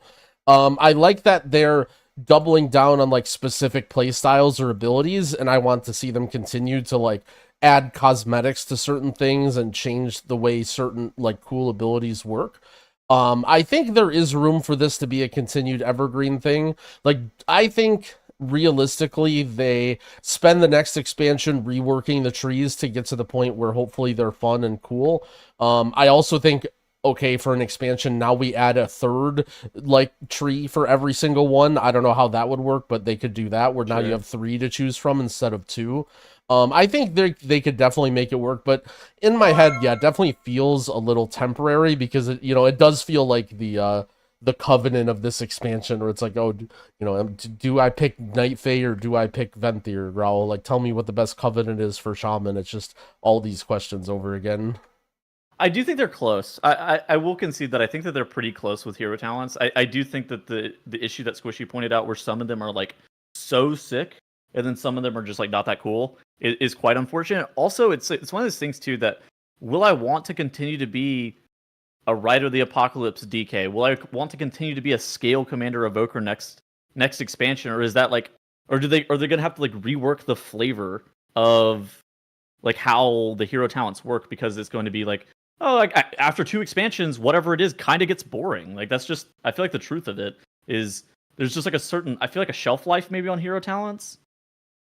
Yeah, actually a hilarious shout out to Potty C, by the way, their weekly episode. They were talking about almost something very, very similar, in that they were saying now that everything is evergreen and you know, it's almost feels like each expansion isn't different enough from expansion to expansion. And then their conclusion almost was like, all right, bring borrowed power back, you know, that's fine, you know, bring back in AP or whatever. And I'm just like listening like, gosh, if we had a time machine to hear what we would have said to hearing Max and Dratnos and Dorky say bring back AP in the end of BFA, would have been absolutely wild. But I mean, I do see what they're saying, and I think another thing I think is a little bit of a problem with hero talents is that, you know, let's say you have an easy example is Druid. So Resto Druid has 2 different ones. One of them doubles down on instant cast healing and burst healing. The other one doubles down on your heals and damage over time, right? Like, seems like pretty straightforward. Well, what happens when you have a tier set now that only wants to give you big buffs to your heal over time spells? And now almost like, you know, if the 2 hero talent trees are balanced, when you sort of have these builds or tier sets or situations, all of a sudden, like, now you can't even play the hero talent tree, or incentivize not to play the hero talent tree that, you know, is good for you because of this tier set or whatever. So I do think it's going to butt heads with other systems they put in as well, you know, when they're like, oh, we're gonna buff these types of abilities if you play this type of Moonkin, and then it's like, well, if the tier set also buffs this, it's like you kind of just feel like you need to combine the 2, and then just you can only play that for a season, which I don't know, maybe is good, maybe is bad. It is what it is. To me, I think the most important thing is the VFX on the hero talents. 100%. I think that some of them not having good visuals, like the Hunter one that Squishy pointed out, and like the Druid one, and then some of them having like just the sickest visuals ever. I think that's like maybe a bit of a miss. I feel like they all should have been like so cool visually. I know, like, Shadow Priest has the halo that expands and closes like 3 times or something, and then there's also the they have like a bomb or something that sticks to, like, there are some that are just so cool, and some that, like, I'm pretty sure I couldn't even tell they existed. Rogue like flips a coin for Trickster or Fatebound. I don't remember what the gamble one is. They like flip a coin, and it is like something that you cannot see. Like, it is crazy how subtle it is. Yeah. I think, like, I'd love to see what they do with it in the future, just because, you know, they could do something that isn't it depends how evergreen they want it to be, I guess. But they could theoretically rotate the hero talents between specs for little work. But like you get you get Flame Shaper as Og. Like, what do you mean rotate? Yeah, like you could. I mean, they could just expand it to all three in a future patch. Like, you just have access to all three as kind of like a opening, like an evergreen system, making it more open, and then eventually they could just this it into the talent tree. I don't really know. There's some options there if they plan on making it evergreen. But right now, because it's kind of like this weird thing in between it all, I think it definitely feels very disconnected. It feels borrowed powery, but they say it's not, so I don't know what's going to happen with it. Pretty much. It feels like Covenants. That's the only thing that I would even have to say about it. Okay, any final thoughts on any of the topics that we've covered before we move to Q&A and any cool stuff that we've seen this week? I think we hit it. I think we hit most of the I'm sure there's stuff we're forgetting, but you know, we got drops coming up. We got gift to sub promo. We'll be streaming like permanently for the next 2 weeks. So you guys will hear plenty of our yapping. No reason to, you know, spend all of our stories and thoughts now. I guess the one thing is just there's a crap ton of WoW merch for the 20th anniversary right now. Good shilling right now. Yeah, I mean, there's hashtag ad. No, there's no ad. There's no ad, but good shill. There's the Twitch drop coming up. There's the Discord stream WoW to a friend for 15 minutes to get a pet. There's and then there's the other external promotions like the Steel series stuff for exclusive mounts and I need that MSI graphics card. That's what I really need. Oh yeah. Yeah. Jeez. I mean, the thing looks cool. I don't know what you want from me. Don't laugh. Okay, fair enough. But yeah, that's hashtag ad, I guess, for Grell or not. For Tails. I don't think. No. There's no ad. We're not getting paid to promote, so we don't have to put that in anything. All right, what is the cool stuff that you've seen this week? Let's start with you, Squishy. Well, a wise man once said, this is a new town, so when you set your Hearthstone, make sure to face the direction that you want to go when you set your Hearthstone. There's no way that we're using that as a tip. Man, what? I'll defend Squishy, actually. I owe Mandem, but I'll defend Squishy. He was going to talk about the scaling, but Blizzard literally nerfed it today, like hours within the podcast. So he had to pull one from the Dratnos' Book of Secrets. You know what's crazy? I actually set my Hearthstone like that, too. Yep, I do, too. I actually used that tip in the end, faced my character the right direction, went as far as possible from the innkeeper. Hey, tell me you don't hear Dratnos' voice whenever you're going to the innkeeper and you're like, no, I don't hear his voice, man. I'm not. He's not whispering in my ear. Yeah, you got to set your hearth as far as possible. Like, it's like some Xalatath level shit. It's just Dratnos in your background, but only when you're doing monotonous, grindy things in the first week. Hello, everybody. I mean, I literally set my hearth the wrong way. I deleted my Hearthstone, turned around, and then set my Hearthstone again. Dedication. Smart. That is dedication to the cause. All right, Grau, you got anything? Jeez. I guess I would say, I don't know about cool stuff, but I would say keep an ear to the ground for stupid, dumb farms. Now that Heroic is coming out and all the other content is coming out, a lot of people are wondering like what sorts of degenerate stuff we can do. And while we said it's not going to be worth it to farm Renown or it's not going to be worth it to farm whatever, like you never know what people are going to discover. There may be, oh, this rare drops an item, you know, some crazy item that's actually very good. Or, oh, this Renown, you can farm it by killing 500 bees.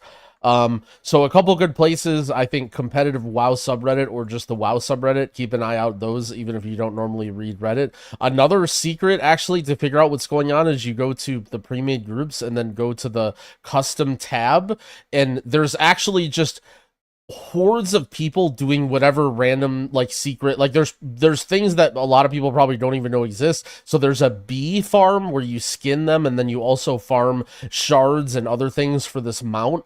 There's a cloth farm that people do with these spiders. So like if you're ever wondering like what are the sort of things people do, looking at the custom tabs in the group finder is actually a good thing. So a funny thing that happened that happened during Mop Remix. Literally, like, every time a new frog farm came out, it was just 50 groups, goat farm, shark farm, turtle farm, and it was just like every single hour when someone discovered something, it was just 100 custom groups doing it. So that's a really good place, along with Reddit, to kind of like keep an ear to the ground and figure out what weird stuff people are doing. Because even though this stuff doesn't matter, let's be honest, a lot of us just find this stuff fun and just like, you know, doing whatever nonsense in the early weeks. Yeah, I mean, I think that that's the best time. I think that just like getting in a raid group as like 20 people and flying around and farming rares was actually some of the most fun that I had during Dragonflight, and that was maybe the least relevant thing I've ever done in terms of long-term power. All right, for my tip, I somehow figured out how to reuse a tip 3 weeks in a row. Invisibility potions now have been updated. How are we? So, they previously were on their own unique 10-minute cooldown, and now they've been updated to share cooldown with combat potions. Blizzard somehow decided that this was a bug and not intended, which I'm really unfortunate about. I think that, similar to the Guile, if they could actually just, you know, pretend that it was intended as opposed to being a bug, I would be down for them to walk that back. It's because you said it twice, 2 weeks in a row. That's the real reason. That's my bad. No. I'm gonna blame this one on Archie. This is actually not my fault. He posted an article on Wowhead, and then it got fixed within hours. So that was definitely not on me. Fair enough. But yeah. So yeah, Invis pots and Shroud never got power crept again, and Growl's Invis potioning ways are back to normal, I think. Yep. Yeah. I'll give it an actual tip here. There's a weekly dungeon quest in town. The first character that you complete it on gives a good amount of rep for the chosen reputation. Pick your favorite one. It doesn't really matter.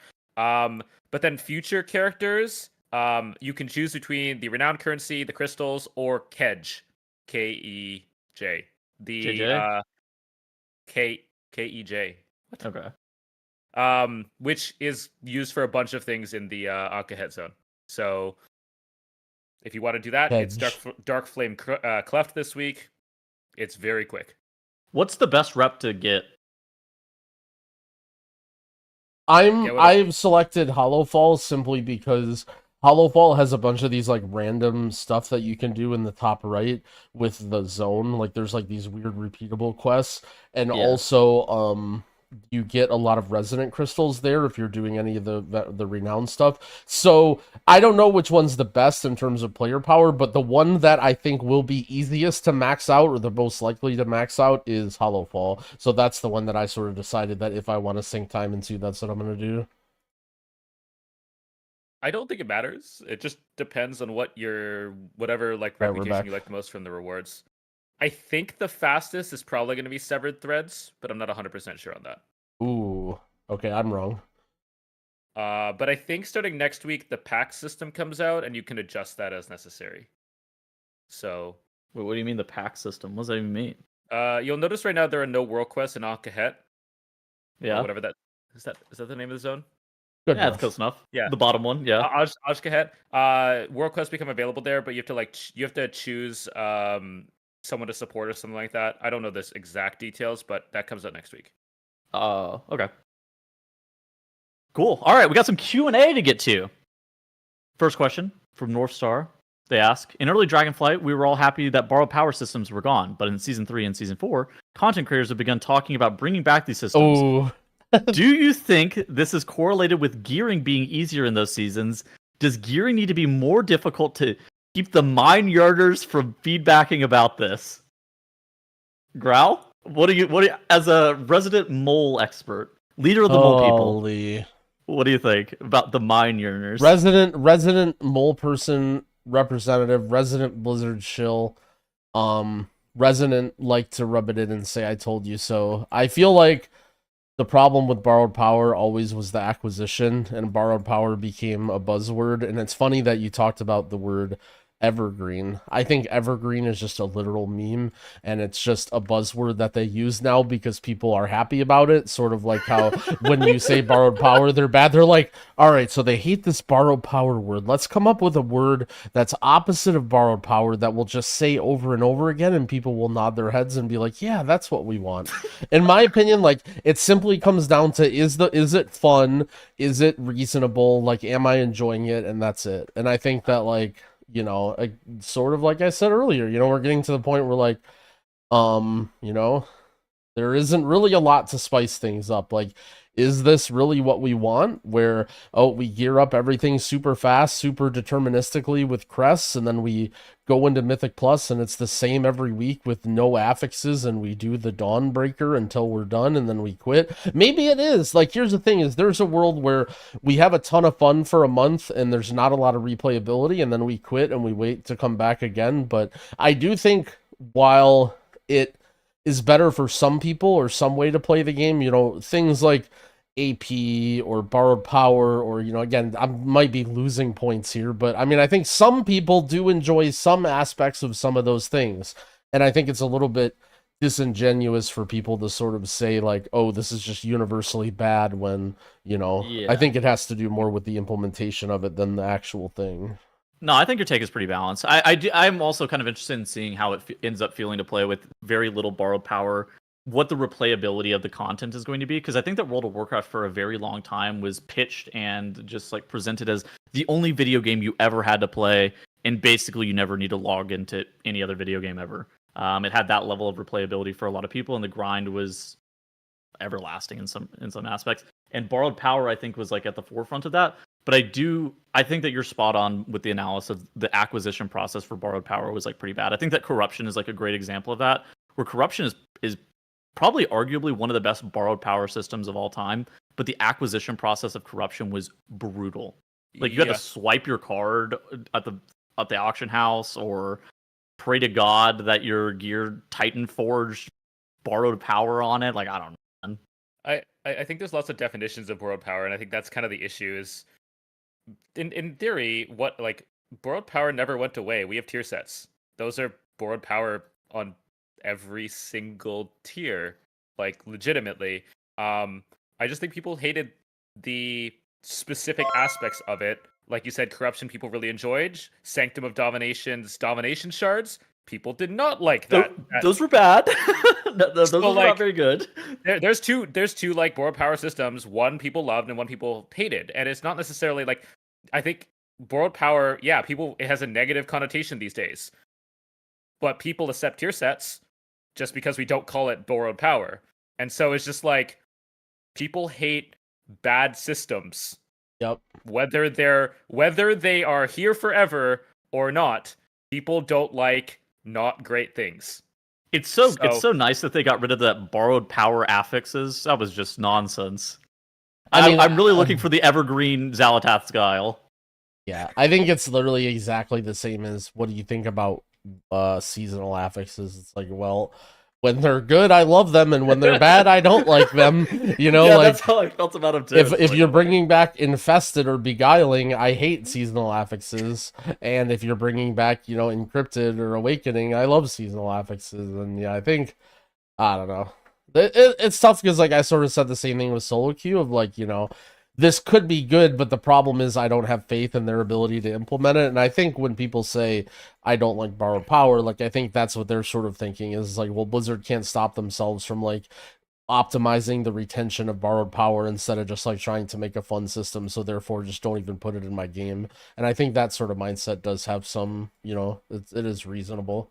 I mean, like, there's something valid there of like, I want something to grind. Like, we all see that right now. We want something to do in WoW. And I wouldn't say it's completely on the devs' fault that people are going to fiend over farming an infinitely powered system. Yeah. Of AP. So, like, there's probably some balance to be had there, whether it's capped or not capped. Like, there have been a lot of systems that are going to last for a long time, and we're eventually going to get to a point when we're going to have so many systems building on each other that it's going to be an absolute nightmare. You know, come midnight, come past the World Soul Saga, like, they said they're already planning up to expansion 17. Like, what? If we keep doing things that are going to last forever, are we going to have these massive talent trees 7 expansions down the line? Or one of the expansions going to have to pull back and add an expansion-specific system? That's kind of like, I think there's some valid thoughts there, because if they keep building on all this, we're going to run out of things. Or, like, our brains are not going to be able to keep up with the amount of ways to customize our character. Okay, I think that answers that question. All right, next question from Zach. And he asked this in Growl's chat whenever I was fielding Q&A. He said, was early access better or worse than a standard release? So again, we are recording this prior to the official release. I think I would just I think I just prefer the 2 weeks of do whatever and do the lore and mess around, 1 week of heroic like slow gear up and then launch. And I think the main problem with the early access, not aside from the fact that they're charging us more money, is that now we have another whatever 3 or 4 days of not being able to do Mythic Plus or dungeons or whatever. So I think I'm not a fan, but I also tend to agree that I think it's worse. I also felt like I got legitimately nothing out of the early access at all, except for fixing my FOMO of not having it. I might be their target demographic for buying the early access. I could not have helped myself. I would have been fiending if I was watching my friends play the game, and I would have just like impulse purchased the early access anyways. I am like their target demographic, but having played it, I'm just like, well, I didn't even do anything. I mean, Dorky is literally on the beta doing M plus right now. What? Yeah. Good for him. You got to test that Zalatas Guile, so you know, I understand. This is insanely funny. But like, I think from a launch perspective, for those who had it, I think you will find a lot of people would rate this launch higher because of the lack of bugs or server issues. So I think the launch has been good, right? Yeah, people got to play the game rather than waiting hours to get onto the airship into the new continent. So from that aspect, I think people are going to rate it higher. For those who don't have it, obviously they're going to rate it lower. Like it's just kind of splitting the player base, and that's kind of the unfortunate thing about it. Oh, dude, I meant to ask this earlier. What percentage of the player base do you actually think bought early access? Because I feel like all the people that I know bought it, but I think that all the people that I know are like people who are hardcore WoW people who play the game every day anyways, and so they would be the people to buy it, right? Well, this is the mole people question, right? Like how many mole people really do exist? Like I think there aren't as many as you might think. However, I think there are also a lot of people that are just saying like, WoW isn't that big part of my life. Like I'm just gonna do something else because there's like anybody who has a brain that knows better doesn't need to buy the early access unless you're bored. Like someone basically asked me like, if you weren't a content creator, would you be doing early access? And the simple answer is like, well, it depends. Like if I had something going on in my life and I was busy or I was working or whatever, like no, I wouldn't buy it. It's a total fucking waste of time. But if like I'm bored and I'm fiending and I want to play WoW, then I'll buy it. So like I don't know. I was a little bit surprised when I went on my little crafting adventure today. I was surprised how few people were around Illidan Horde trade chat. So I'm gonna say 25% of people bought early access. I was thinking like 15 to 20%. Oh, you even think lower? Okay. I was thinking slightly higher, but less than 50. Chat, type your percent. What percent of people do you think bought early access? Here's the thing: is like I think it's really easy to get brainwashed and see like all of your friends online or your entire guild online because we hang out with WoW people. The way I see it, I think you have a good chunk of people that are going to buy it because it gives them a weekend leveling session. Okay. Because a typical launch is Monday night. It is the start of the work week, and a bunch of people are just like, I want to play. I don't want to take time off, or I can't take time off. Yeah, I'm going to shell out for that. So I think like I don't think it's more than 50%. I would put it close to like 30. I think that's about where I would like 25 to 30. I think is about where I would put it. Yeah. The one thing that I will say that I didn't touch on in early access is for a bunch of people, there is a bunch of story in the game right now that unlocked with early access. Blizzard put those cutscenes on their official YouTube channel, and launch hasn't happened yet. Spoilers? Yeah, I know you don't exactly care about those, but for a good chunk of a community who keeps up with things that didn't have early access, that was an interesting choice. Because I think it kind of goes what Growl was saying earlier of this isn't early access. This is the real launch. They posted those big, heavy spoiler cutscenes on their YouTube, and they are available to watch now. Which is a choice.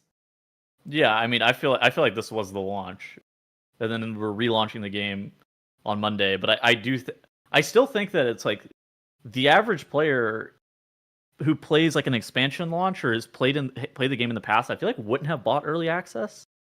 Like especially those who don't have friends who were actively playing the game at this time, right? Who loved to play WoW 15 years ago, who shows back up for the beginning of every single expansion and plays a little bit. I feel like those are like the core audience of the game, and I feel like those people don't buy early access though. Yeah. I don't know. We'll see. All right, next question from Coconut Flower. He says, "How is early access going to impact the community long term?" People really are interested about this early access stuff. People really want to talk about this. I mean, this is I guess that's the time that we're in, so I don't know. I genuinely think there just isn't that much to think about it. Like, unfortunately, this is just a way for developers to make more money, and they're going to sell early access, and I don't think I'm going to be convinced that there's any sort of meaningful purpose behind early access other than allowing, some sort of like upsale or whatever of the expansion. I don't think it matters long term at all. I mean, every single expansion going forward is going to be early access. Yeah. I sort of think that's what I think that was like a pitchfork question of like, trying to bait, every single expansion is going to be early access because of this. But I mean, like, that just was going to happen anyway. Like, the future is now. Yeah. And like, I don't think they'd go any further than that, or like early access raids or early access dungeons or anything like that. Like, surely this is as far as that they'd go, in my opinion. And I think people will make peace with it. All right, last question. I'm going to once again ask the host what their favorite bench in Azeroth is. Yeah, he's been trying to get that question in for a while. I feel like... Yeah, he DM'd me. He tried to bypass me. He's like, he's not asking this question. He just types in my chat, finally. I will always be keen on the one in the Zarlor. That will always be the one true bench in my mind. Although I vaguely remember in Shadowlands complaining that there wasn't a bench, and then they added the harp room, or that was always there and I'm dumb. But in the back of my mind, I like to pretend like they added that room for me. That was a very peaceful bench room as well. Okay, for me, it might be recency bias, but I just liked the Veldraken bench in front of the fountain. The fountain was nice. It was a good backdrop. It was. Huh. What do you think? We just took the one of every single expansion of the last 3, so now you're stuck. It's okay. You can double up on one of them. It's fine. When was the last time you used a bench, Tettles? Orbos. I got benched. When's the last time you used a bench? Like yesterday? It's Tettles we're talking about. Come on. Relax. Got I definitely used one. I think that was in my Doom era where I was dooming on Twitter a bunch about Moonkin being unplayable, and I used a bench in Orbos. Like, this is where you can find me. I have no idea. It probably has to be Orbos. You know what I really like to do? I like to slash sit off the ledge of Orbos and like dangle my feet off the edge. Ooh, all right. That's a good one. That's your own personal bench. Okay, I have a quick follow-up question then. Typically in past expansions, we fly around the cities. Like Dalaran, you fly loops. Orbos, you fly or like walk loops. What's your go-to this expansion for when you're like AFK or something, or like not doing anything? I don't know. Far, I don't even know if I've been AFKing so far. I'm like flying around Urbing so far. Well, dude, I'm like flying around Urbing whenever I'm like doing nothing, right? I fly around the crafting area. That's a perfect loop for me. I just fly low to the ground and just keep flying circles. I don't know why, but I guess I do it. Maybe I just like sit AFK in front of the auction house. By the way, I like the auction house in the middle of town. I'm a big fan of that.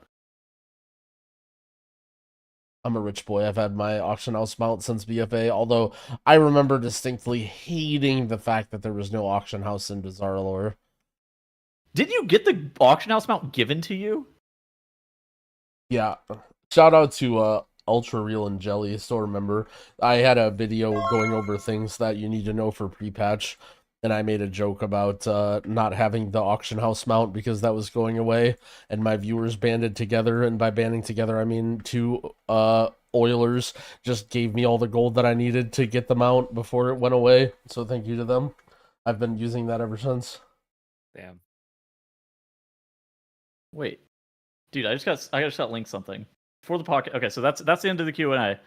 Look at this guy's red paladin's 585 item level.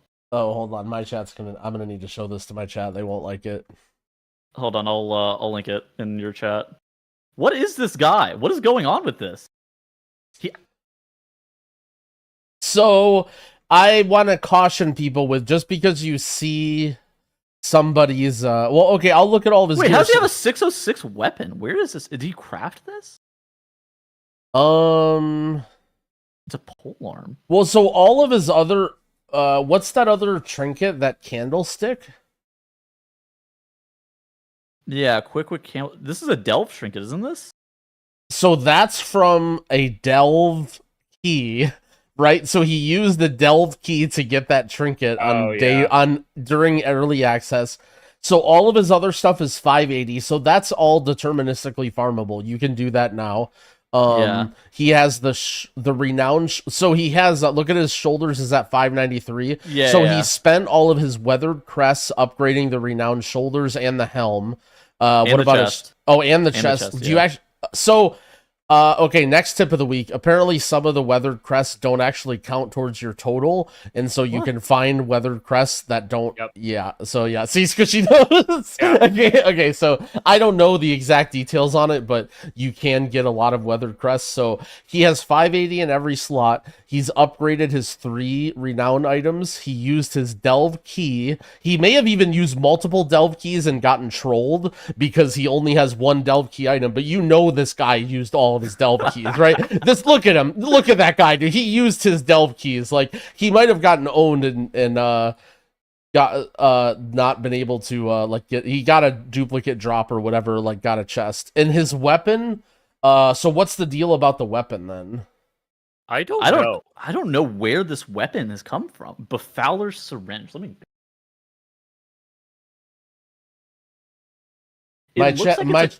My chat has decided that he is now the king of the mole people. That guy is King Mole.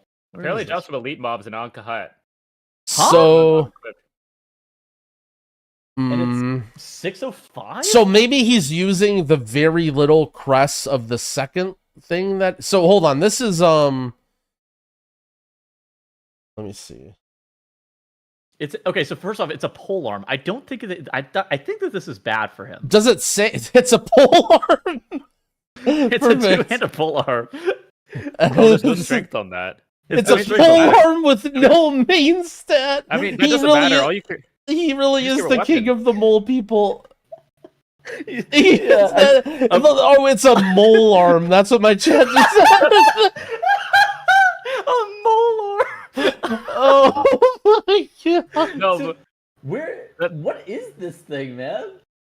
It drops off elite mobs apparently, but I mean the most important thing with weapon is just the item level. Like, it doesn't matter. There's no main stat. That thing's gonna own. He's gonna do sick DPS in heroics next week. Oh yeah, he's gonna be, dude. Him and Bran are gonna be slamming. This guy doesn't go into heroics, man. Him and Bran are gonna be slamming tomorrow, dude. A mole arm. Jesus, dude. Okay, you said it drops from elites. Yeah, apparently. Is it specific ones? I don't know. There's a single comment that says drops near coordinate 6414 in Ashkahet. All right, log in. Everybody log in. Oh, wait, hold on. I found the comment. All right, I'll log in. All right, we got to end the podcast. Goodbye, everybody. Everyone go farm the polearm. Shout out the bench, the Molearm people, 6414 in Ashkahet. Goodbye. That was great. All right, good outro. Bro, you gonna fly there now real quick and check it out? Get that polearm? Yeah. What's the... Hold on, I'm flying there right now. 6414 at Ashkahet. I actually did kill some of those guys. They're like... There's like very, very high HP rares in Ashkahet. Oh, like it's up there. I don't know if it is up there, but I know that area. Yeah, you know the area I'm talking about, right? I wouldn't be surprised if it's there. There's like 3 rares up there. Hold on, I'm logging in. You gotta invite me to the group. We're all Morgan now. We're Oshcat log in. That is insanely funny that we were just like doing research in the middle of the podcast. By the way, mid podcast, they did more hotfixes. Great. They nerfed the spore bit delves. Thank God. The ones with the delve nerfs. Yeah. Well, no, those things were terrible. So it's a good nerf. And then they basically made all MOP remix gems do absolutely nothing because it was terrorizing PvP. People were using MOP remix gems. Wait, hold on. People exploited MOP remix gems out of MOP remix because of course they would. Obviously not saying how, but they were on the auction house. That also includes tinkers and stuff, and so people were putting them in the tinker slot of like various engineering items because they're tinker gems. And also, so stuff like Mark of Arrogance. That is so troll. So like Mark of Arrogance, the one where you put a dot on people attacking you, was super OP because it was in Remix too. And it was terrorizing PvP. All those gems do absolutely nothing now. Also, the gems that provide stats like +++ leech, +++ stamina, stuff like that. All those do nothing now. The entire MOP Remix gems do nothing. So those all just got obliterated for good reason.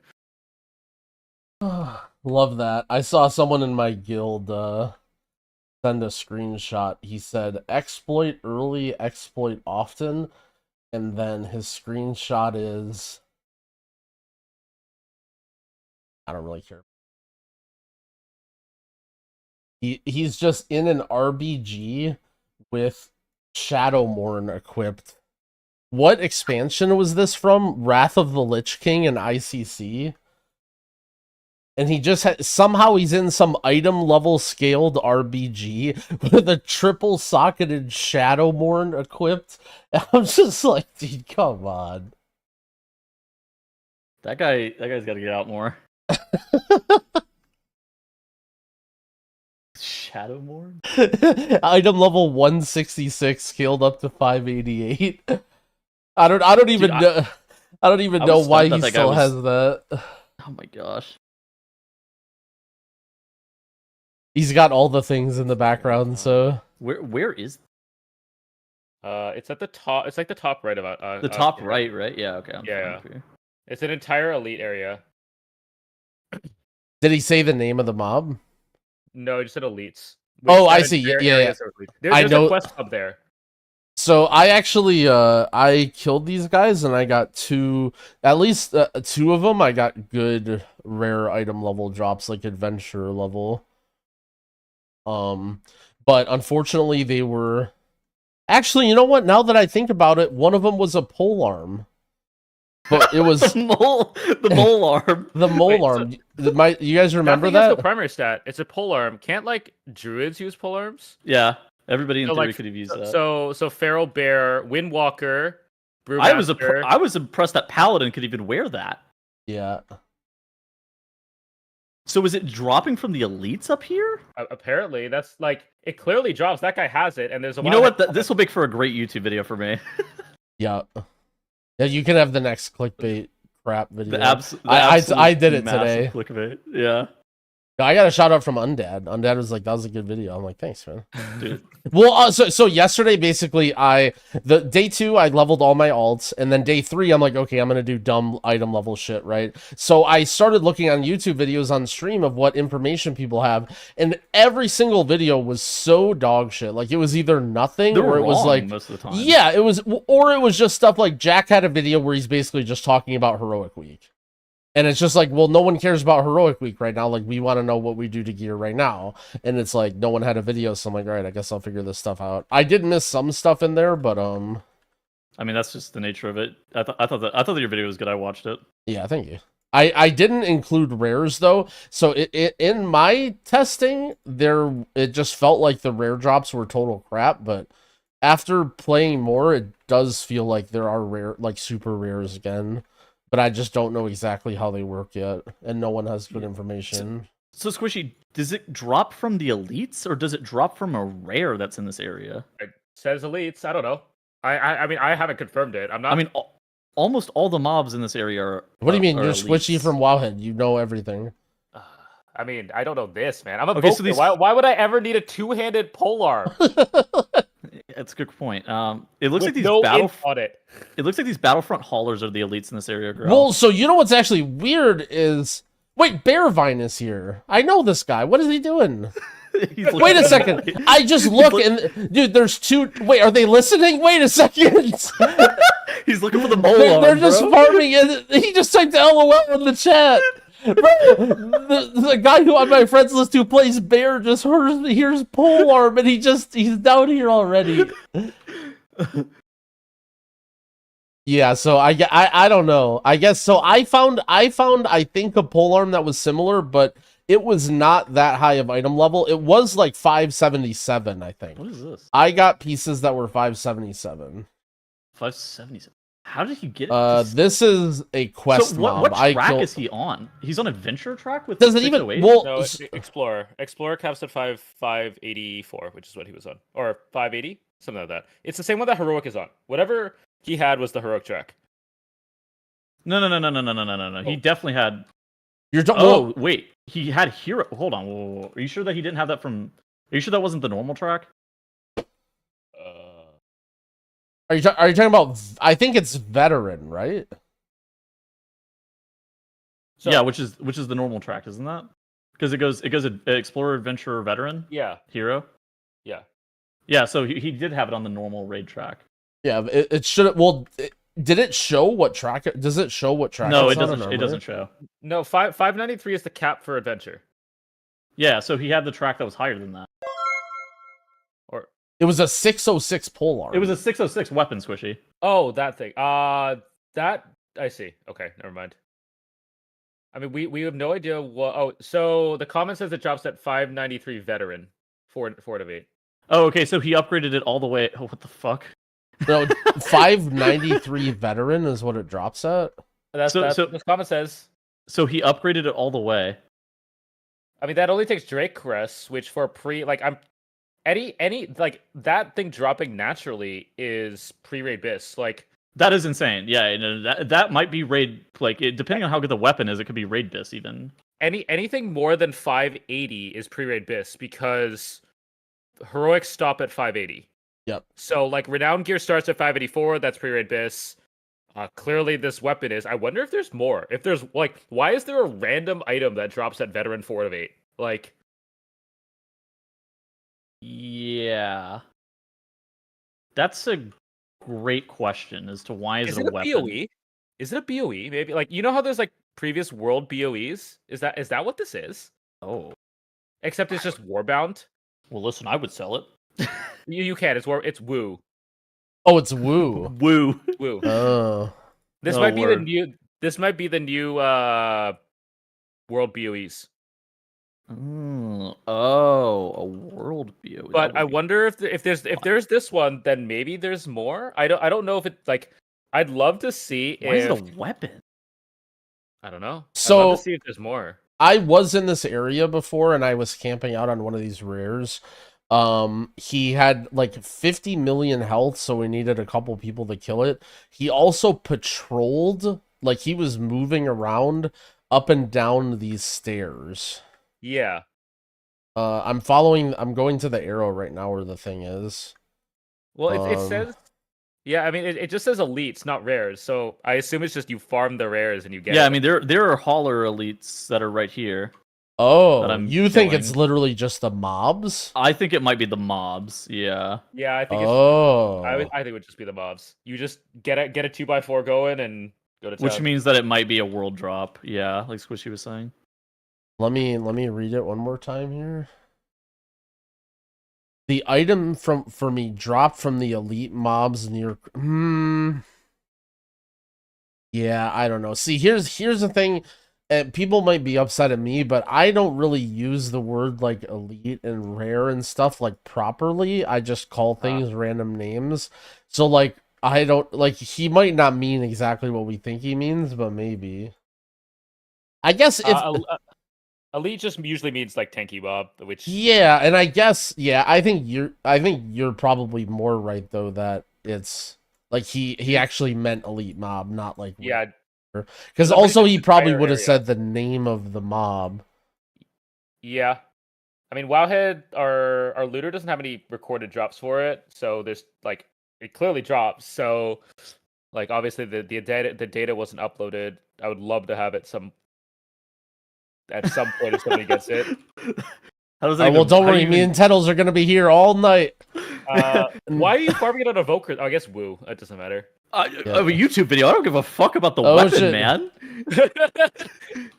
You think I care about the weapon? No, man. I want the video. Okay, if you get it, yeah, fucking make the video and send it to me. I'll highlight it. But where are you? You're dead. That's okay. It's an elite area, man. Oh, yeah, man. Is it so? You're just like killing all these random mobs or whatever? Yeah, I was just killing random mobs. It might just be a world drop. It might be a world BOE or something like that. Do you want to just be idiots and just sit here and waste 2 hours of our lives killing rare mobs for no reason? I have literally nothing better to do with my entire life, shit! Yeah. Are you? I'll let you have the YouTube video. You can have it. You can't have the item though. If I get traded, I'll give it to you. I don't give Holy shit! That'll be so sick if it's like I find it and you're like, breaking news. Preservation of Evoker Fragility has found the first world BOE rare 593 King of the moles. The king of the moles. That's me.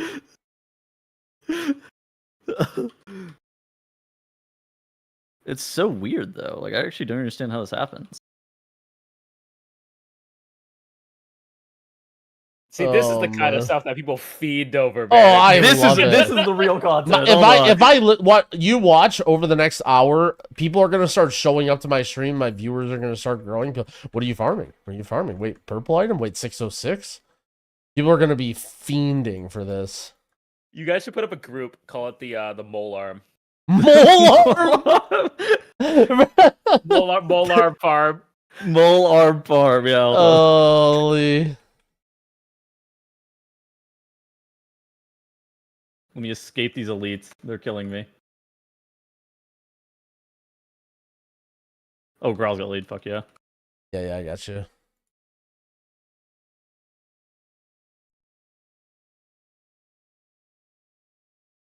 So far, these mobs have dropped no loot. Yeah, just a ton of grays and. Oh, hold on. Oh, never mind. Never mind.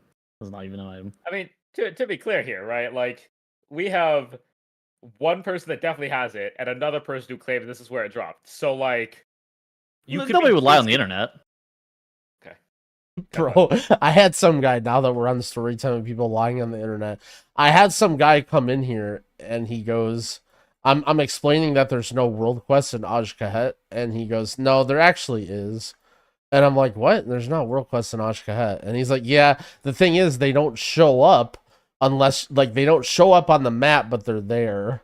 You have to go to the actual world quest, and then if you're in the zone, it shows up. And I'm like, wait, really? He's like, yeah, Fired Up's doing it. And I'm like, oh, like that's, I guess, like, I don't know, I guess I didn't even try or think about it, right? So, of course, I fucking fly down there like an idiot from fucking Isle of Dorn. And the guy's like, all right, yeah, just walk around and just see. And then I'm just flying around, dude, there's no world quest here. And he's just like, no, there is. And he's just like, yeah, there's a world quest. So I'm just like flying, I can't find it. And I'm like, okay, wait, like, there's no world quest. He's like, I know for sure there's one. He's like, go to this house in this corner in this one spot, and I fly to the corner in this fucking house, and I'm just standing in there. He's like, oh, I don't know. And my entire chat is just spamming XDD while this guy just leads me around Aj-Kahet trying to find the invisible world quest. Nice. Oh, yo, Circa, thank you for the 52 months. I appreciate it.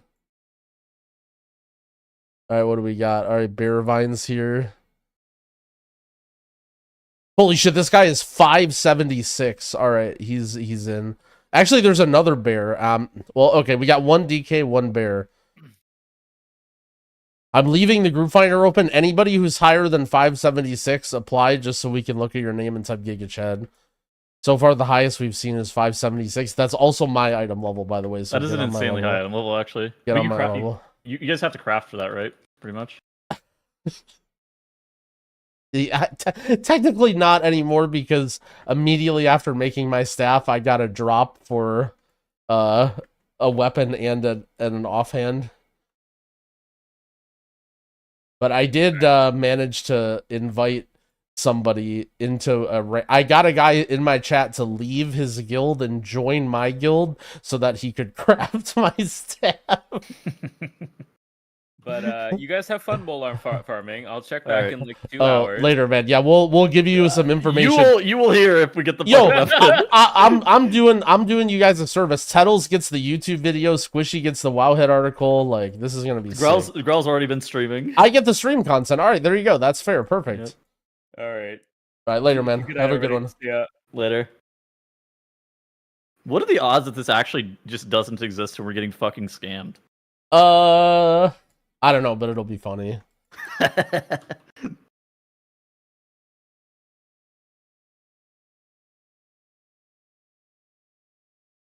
right, let's see who applied. Oh, there's 577. Oh, 578 DK. All right, let's fucking go. Does he have the polearm, do you think?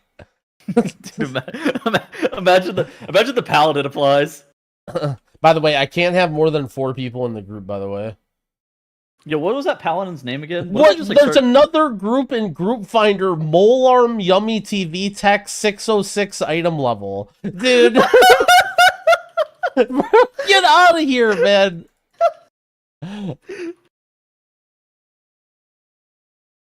Dude.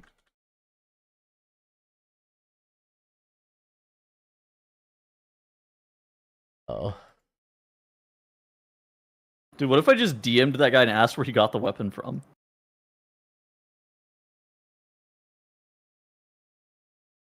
He's on Proudmoore? Alright, I put a big blue square over my head. That way you can find me if anyone needs healing. I'm just gonna run around and loot while you guys kill everything for me. Oh, word. Yo, invite the Giga Chad. No, we need to be 4, I think. I don't think we should be 5, because then it starts graying mobs and weird. Oh, well, that's if another group of 5 is here, right? They'll come. Okay. Oh, are you like... Oh, no, you're different faction. Oh, never mind. I can't even heal you. Yeah, I was wondering. I like started... Oh, your horde? Yeah. That's see, crazy. what are these guys? This DK's Blood Elf. What is Belf and Bearvine? Tauren. Okay, so they're horde, and you can't be healed. It's okay.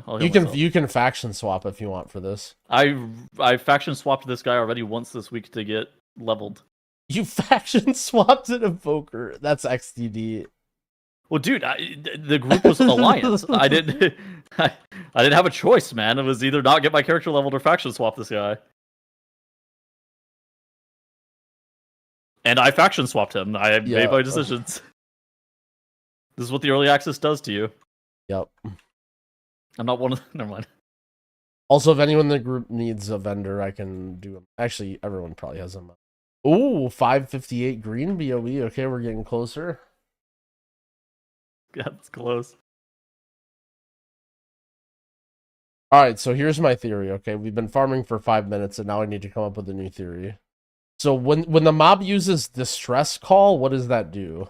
What if we need to have the mob summon more mobs, and then those mobs drop the Molearm?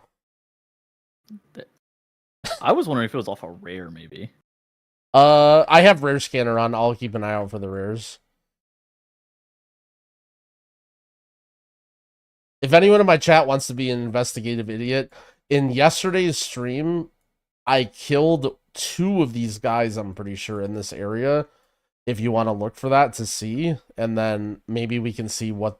I know 100% I got a polearm from this area, but I don't remember like it being anything different from, you know, like it was just a random thing. Dude, that polearm that guy has is insane because it's got a cantrip effect on it. Yep.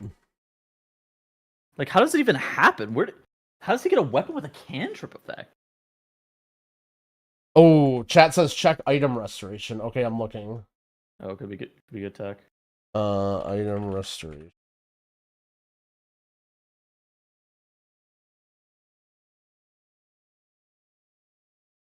Being a healer is fucking sick. Don't do anything and I get carried. I'm down to give this like a solid hour. And then we'll see. I mean, yeah, it'll be fun. I don't know. Not too bothered. What character was it? Kill Jaden? I think at some Evoker? point it's just like, all right, maybe this is Yeah. just like No, urban yeah, I myth. don't care. Just leave whenever you want. I'm sure I can get others to do it too. There's no way I'm gonna be able to find an item restoration.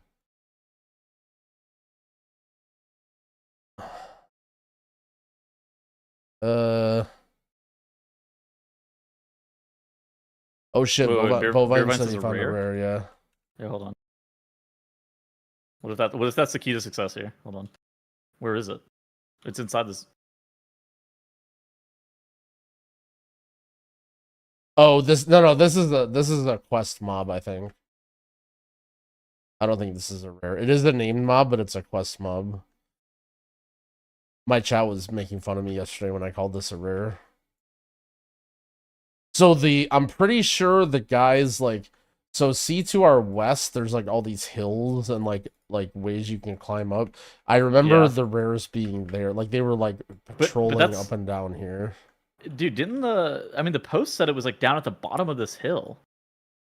That's Yeah, what 6414 is, yeah. right? Again, It's at the bottom of this that's hill. why I'm not really so certain about like What actually drops this item. Yeah. What is this? Maybe that guy is doing? just making shit up. Pirate rare. What is it?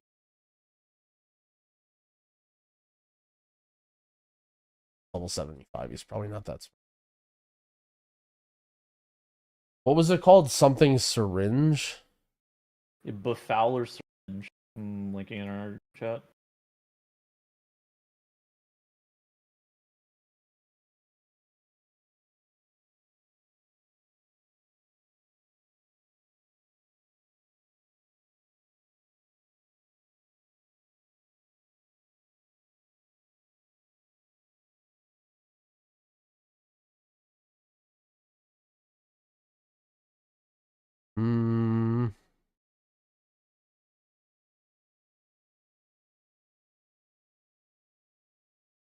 I'm finding. Remember this fist weapon? I remember this fist weapon.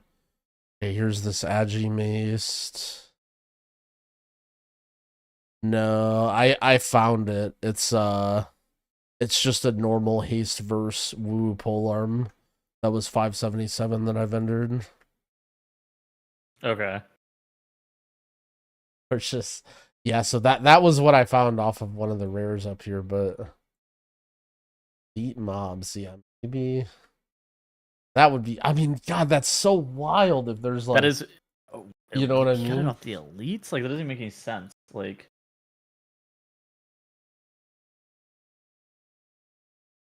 all right, we're having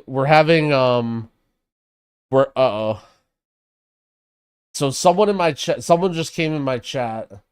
I have this weapon. It's adventure tracked though. Can I send a screenshot? And he sent it, and he sent an armory, so it's not like a fake screenshot.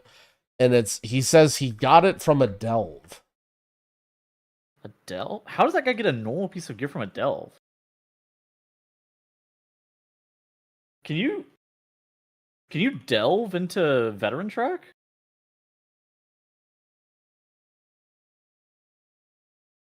I thought you couldn't.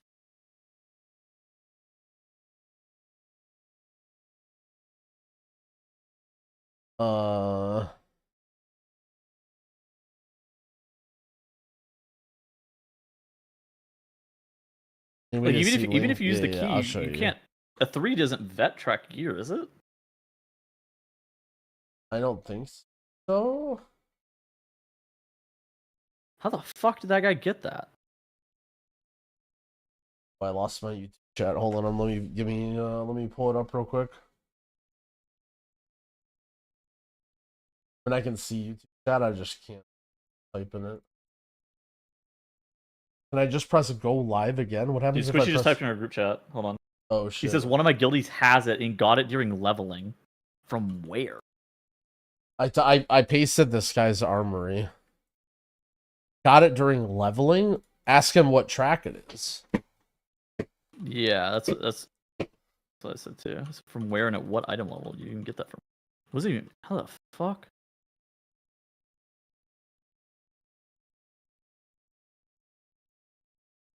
The guy in my chat claims that he got it from a bountiful delve, and he has the armory. Yeah, I mean, I believe that that's probably true. Oh, a 564 rare ring. Have you gotten any purples? I feel like I've gotten 0 purples this entire expansion before. It has to be color is based on item level, I think, right? That's how I think it works now. I think you just have to upgrade it to like X item level and it's purple.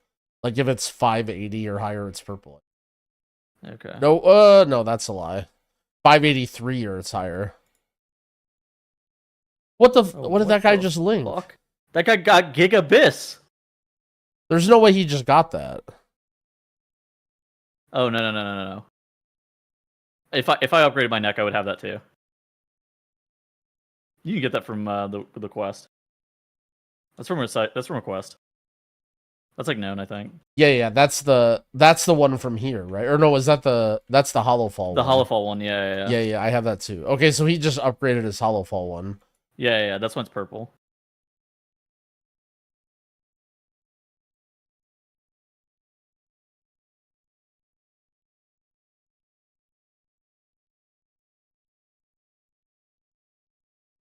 His is veteran. Let me see.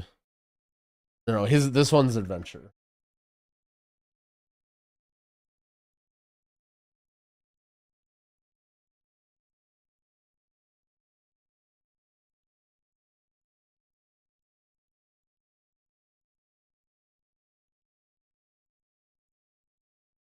I think the weird thing with that neck is that it can proc like Feather Flare and then just have a bunch of fucking stats that's not supposed to have on it. Oh, I see now. Yeah, it's got more stats than like a heroic neck on it. Oh. Yeah, I mean, I looted that the other day. Like, I really lucky. I have no idea if they're gonna change it or not. I didn't even know that. Yeah, that's insane, actually. What the hell? So the neck he's talking about is a quest reward from getting like X number renown. It like appears in Hollowfall. And apparently when because it was a quest reward at first, it could like Titan for it. And you could get mods on it. Wait, he got it at 593 veteran. Whoa, wait. No, it's not veteran. No, it's not veteran. Squishy said this guild he got it at 593 veteran 4 out of 8. Oh. What would 8 out of 8? What would 8 out of 8 be then? Oh, would 8 out of 8 be 606? Oh shit. It might be an entire zone drop. Oh. Interesting. Yeah, it has to be veteran, right? Yeah. I think it has to be veteran then. I think he probably has it max veteran then. 606. Because it goes to up to 8. Gotta level a new tune. The DK says they already fixed it.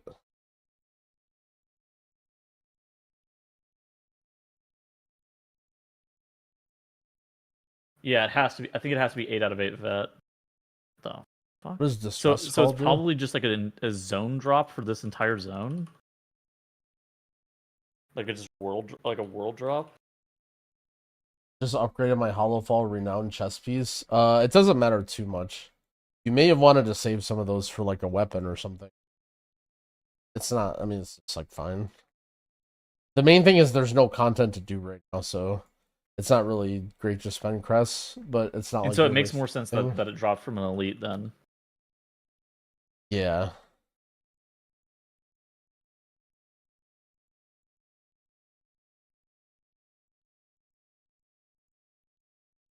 Oh wait, hold on. There's a rare. Oh shit, rare. Log in. Oh shit, that's a big boy. Remember, I can't heal you. Shit, wait. Just get Bear Vine over, or we have a DK tanking it.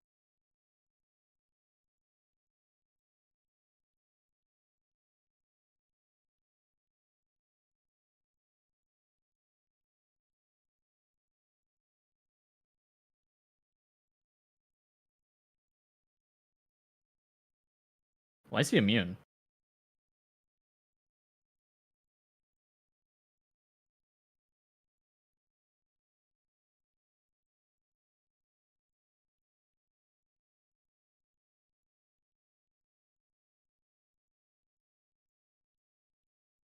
Bro, the Laya. I don't know if you're still here, but I'm not gonna read that message in guild chat out loud out of respect for thanking you, but I really want to. Nerubian's cutthroat reach. Okay, well he got a pole arm, but it's he got a woo pole arm, but it's adventurer. It's not the right one, yeah. It's not the same one, but maybe they need it. Wait, I didn't get loot from that guy at all. Yeah, I just got renowned.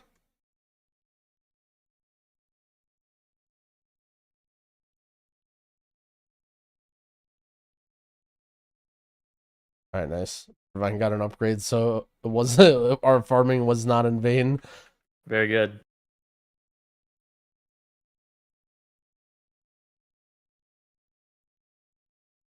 It's gonna be a little bit trickier if it's zone wide then. It doesn't change that much, right? I don't think so. We just farm a bunch of mobs. It actually is worse because I feel like we're more likely to be stubborn and wait longer for it. Yeah, that's kind of feel that too. Alright, it's gonna be a banger video. Just think about that fucking thumbnail, dude. 606. How this guy got a 606 item level weapon? All you need to do is just sit here for hours and just kill mobs. Is it worth? Probably not. Yeah.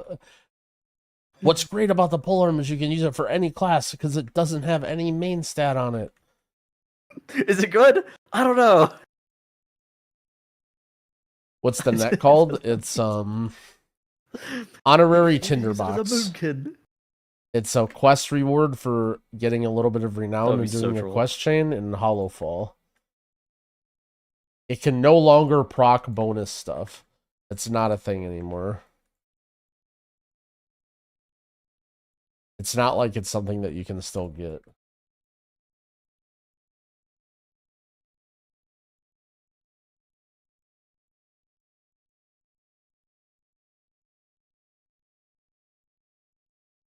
Why is my guild doing walk-in normals? Oh no. Oh, is it some weird way to farm flight stones? I don't know. They're doing. It's a Alliance Dawnbreaker group, 1 heal, 1 DPS. Oh, I guess that's not even walk-in, but they're going for the Dawnbreaker. Dawnbreaker badge. Yo, Phoenix, thank you for the Prime sub. I appreciate it. Dude, we get viewers to submit screenshots of their worst Dawnbreaker run still. Yeah, I had somebody PM me one. It was like a 60 something deaths. No, we need it on live, yeah. Live though. Yeah. Yo, by the way, shout out to everyone who's been subscribing and all that. Quest for 500 rep. I've been doing the podcast before and hanging out with Tuttles. I apologize if I missed anybody's questions. I'm integrating back into being a normal streamer now, but apologize if I ignored you and then you're wondering what the hell's going on. We're just recording our podcast because we're always live now. We don't have time to do it offline.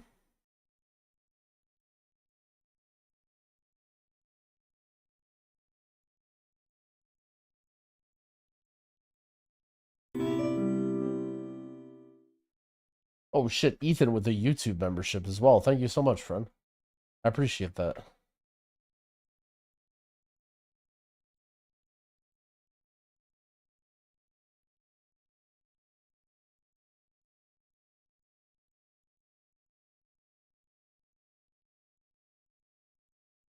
Yeah, Attack's been growing the membership.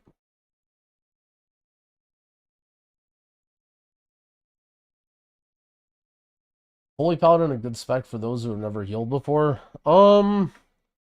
Ultimately, like, you want to play a spec that you're going to enjoy. I wouldn't say it's particularly good, but it's not, like, terrible.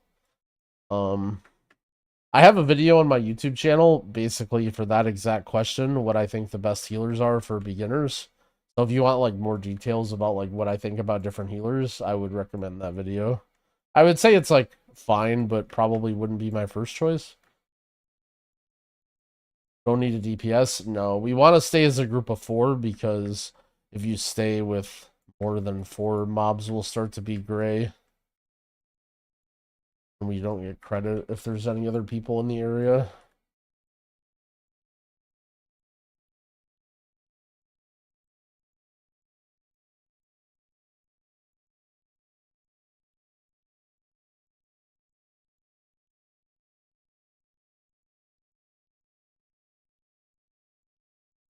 2x4. Yeah, I mean, if you guys want to form up and... I don't... to be honest, I think this is a total massive omega waste of time, but I'm just vibing and hanging out with the buds anyway. Like, I... Don't do this with any expectation of getting something. Will Dragonflight tier sets be disabled on launch? I don't know. I threw my tier set away right away. No reason to worry about it. Although a lot of people are wondering about it.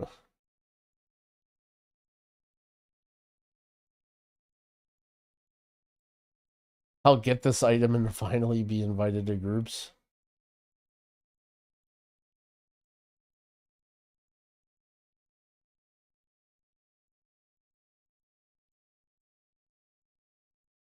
So his TomTom or his coordinates that he posted was like right literally here. I think he was just trying to show the entrance. I think that's why he posted this. Maybe not. Maybe not. I don't know if he was saying this is the exact spot that he found it, but could be wrong.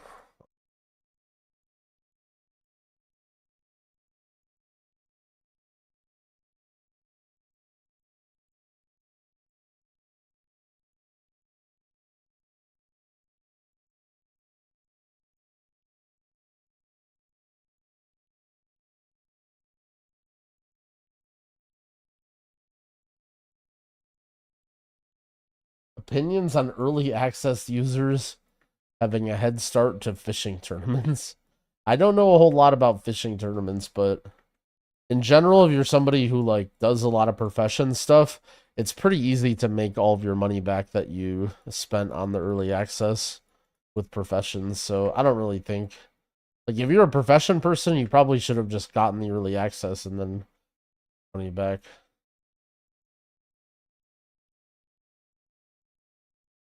But change your stream title to search for the Molearm.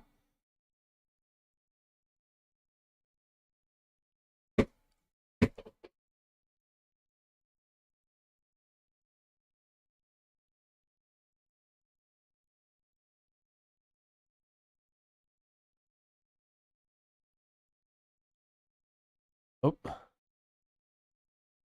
Profession people. Yeah, I mean, okay, there's two different types of people. There are people that like actually make money during professions and like go omega hard and spend a lot of time and figure out the strategies.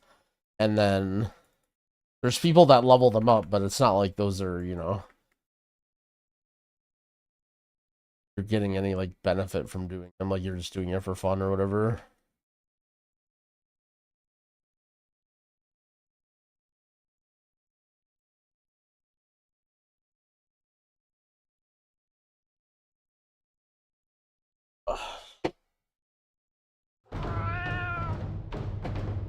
Oh. New rare. Umberclaw Matra.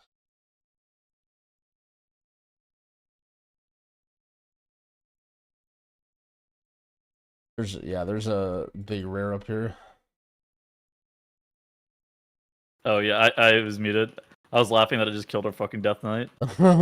Big boy.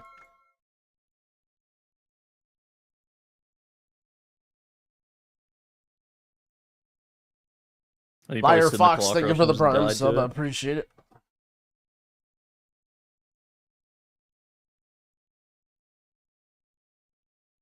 How do you farm resonance crystals? I've heard as you can make alts.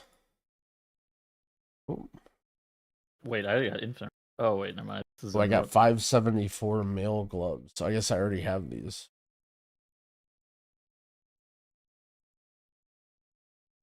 We're farming mad woo gear. Big woo.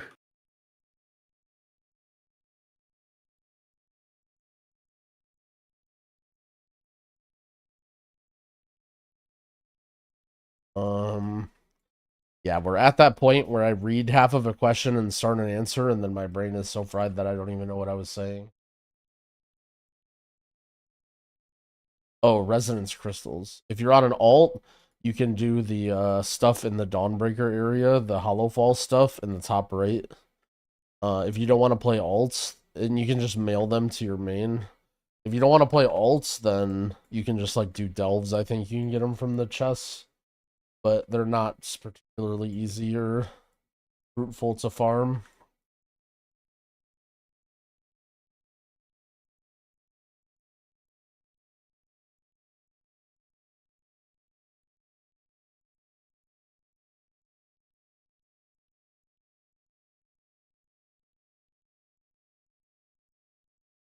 I thought I had a command for like some clip of Dorky talking about graphics setting. There you go.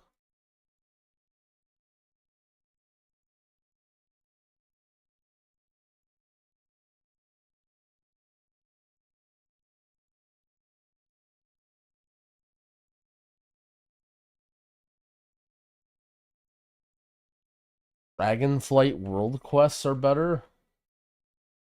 Holy shit, wait a second. You get... Oh, dragon riding. Oh, okay.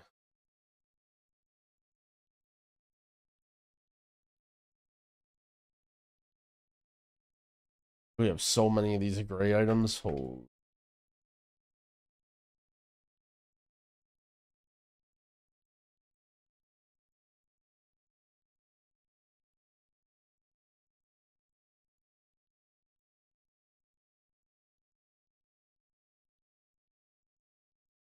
Tomorrow you're gonna have Genji sitting in this fucking spot trying to farm this weapon for 12 hours.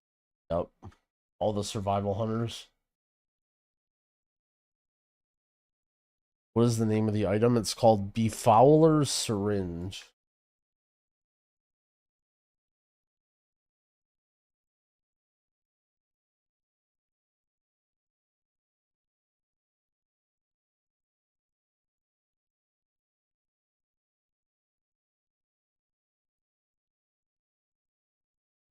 What's it do? It's just a veteran track weapon.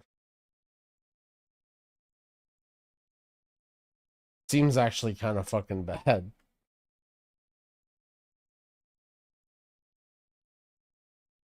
Unless you're like specifically a polearm user.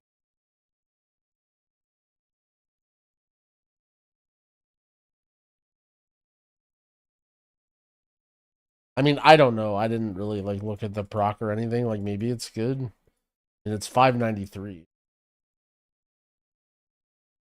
Did I say I'm doing a Prez guide or I've done one already? It's in the works currently.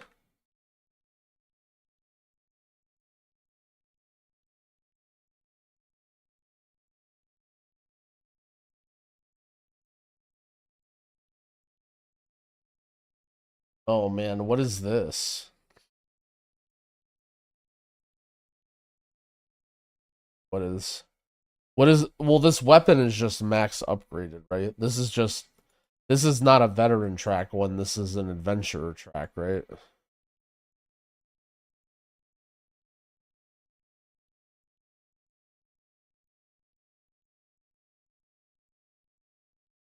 .606 plate. Well, you can get veteran track stuff from the renowned vendors. Like I have those.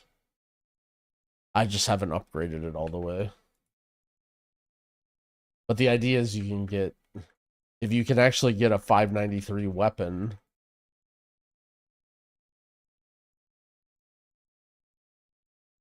save a lot of cress, / have a good weapon.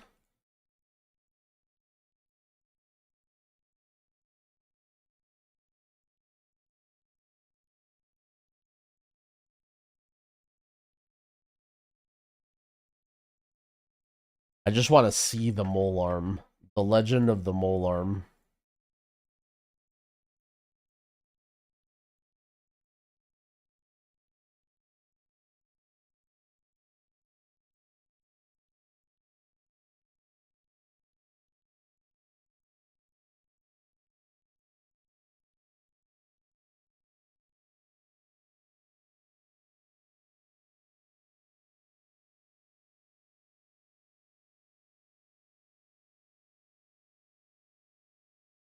This guy's the average Growl viewer, I think.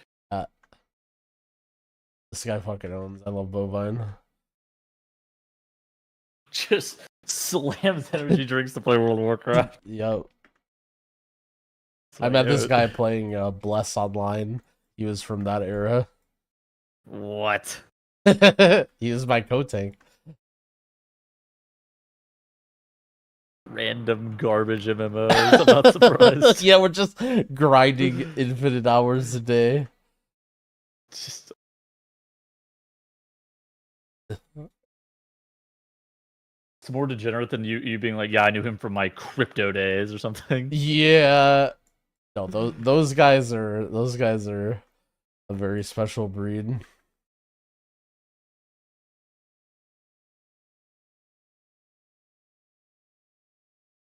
The 3,000 hours in Bless. Holy shit. It is a miracle that he converted to World of Warcraft and not to like hard drugs. What character have I had the most fun leveling? I've been really enjoying Evoker. Evoker's fun. I mean, to be fair, leveling was like kind of brainless. I was just like powering through all of it.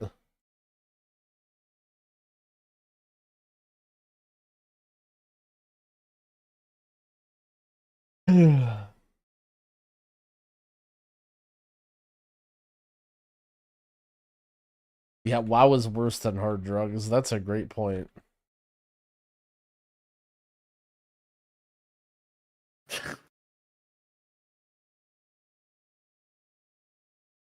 What is the rare out on? It's called Silver Dragon. Staring at the fucking loot log. I just want to see the Molearm, man. I don't think it'll ever drop, but I want to fucking see it.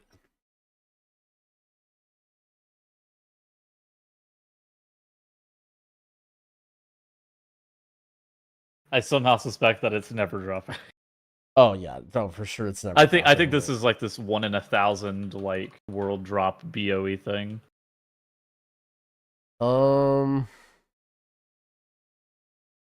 Sick. I mean, the thing is, like, no, if that's the case, then it only fills us with more determination.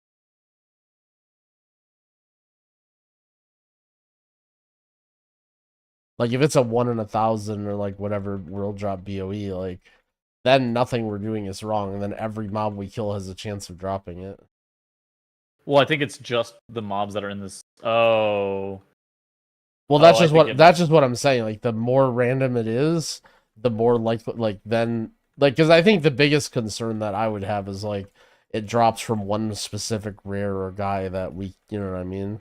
Like, then we'd be screwed and we might be wasting our time. But if it's a world drop, there's always a chance.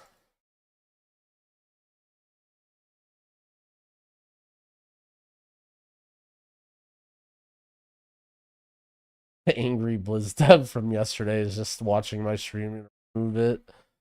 Wait, was he mad? No, he was very, very nice, but I was so unbelievably embarrassed. That is one of the most embarrassing things ever. You're just lashing out at some chatter, and he's actually a BlizzDev is like nightmare scenario. Bro, man.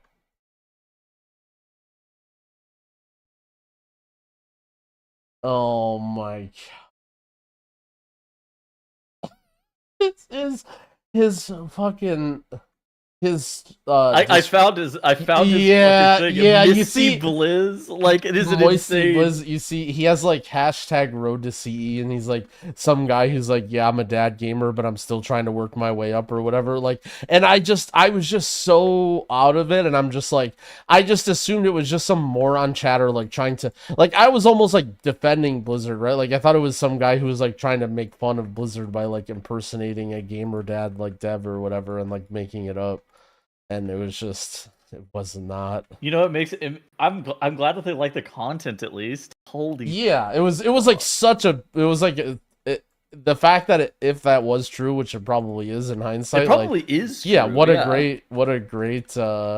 extremely positive message. Like, I mean, that's why it's so embarrassing. It's because like it's such a nice thing for him to say and to reach out and do that. I'm trying to user him again. What exactly was it? I thought it was Misty Blizz. Moisty Blizz. Bro, don't read. If you're gonna. The thing is, I even shielded people by not reading some of the stuff. Like, dude, I felt like it was just like the epitome of like a cool person who's just like chilling, like trying to stay into WoW and like be connected to the community. I'm just like, oh shit, there's another rare. This is the one that I killed yesterday. Oh fuck! Oh fuck! He's up there, up. Yeah, I west. see him. I see him. We're just gonna pick him up.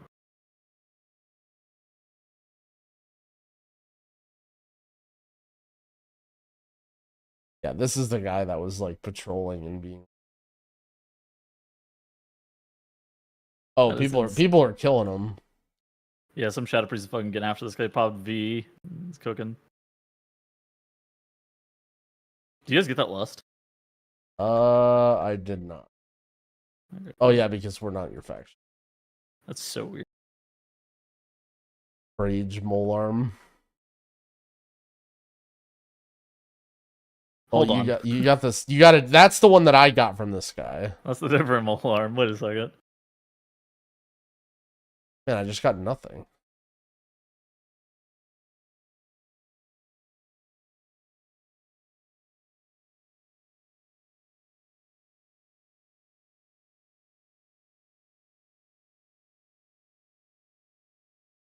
Yeah, now everyone's gotten one of those.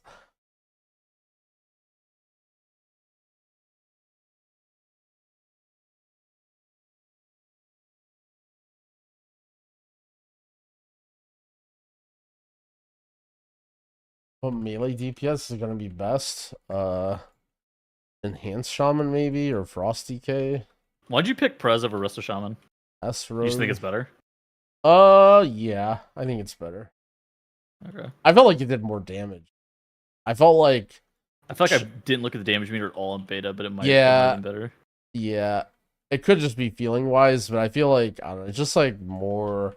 I don't know. I feel like it's just pretty significantly, but that's kind of why when I say like, oh, I'm worried about getting nerfed or whatever, because like I don't know. I mean, just, it looks insane. Mode and raid. Like that's I why I asked if you're worried about getting nerfed. I just feel like the way some of the spell synergies work and the numbers, like I can't imagine that. It looks similar to the season 1 Prez Evoker, where it's just way far ahead of everybody else in HPS, just like raw throughput.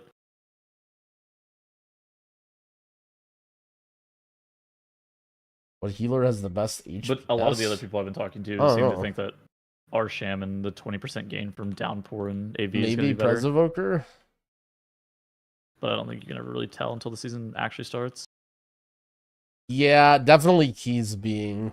I sort of feel like people are. I mean, don't get me wrong. It might just be close, right? It might just be close and not actually matter. The max HP stuff is good. Like, it's definitely up there. But, like, I think everyone's like, oh, AUG has 100% chance of being good. Like, max HP and one-shots have 100% being good. But I think they're going to try harder to tune things so that it's more balanced. Like, I don't think any one thing is going to be turbo important. Yeah, I agree with that. So, just doing good numbers, I think, is... I don't know. We'll see. I mean, I genuinely think it's better. Like, I'm not really... Yeah, it's fine. I have no thoughts on it one way or the other. I've played with both, and I feel like both are very good. They're just... You're not trying to play fucking trying to gaslight and say Holy Paladin's best or something, so... 577. I've seen some people be like, Holy Paladin's insane. I'm like, I haven't seen anything higher that drops. They're like Warbound BOEs. Although, there's a rumor that you can get a 593 weapon. And we're searching for it by killing 1 million mobs for no reason. That's what we're currently doing. It's also weird because like most healers don't have burst HPS, but Prez actually can heal the shit out of you. Yeah, like that's the thing is like a lot of the like one-shotty stuff technically isn't really one-shotty, right? It's just like a bunch of burst damage over a very short window. And like Prez actually, its heal is just so big that it actually can just, you know, it's not group-wide DR, but it's like as close as you can get with how fast the healing is. I mean, you're healing 5 stacks on the first boss of Stone Vault. Like, I don't know. How's H-Pal? That's alright. It's like in a good spot. Not particularly Meanwhile, OP, Greg, but... Resto Druid is healing 2 stacks. Farseer versus Totemic? I think both are good. I think Farseer is like a little bit easier and more straightforward and like better for pugs. Totemic, I think, has like a higher ceiling though. Might want to be playing it for like really high keys.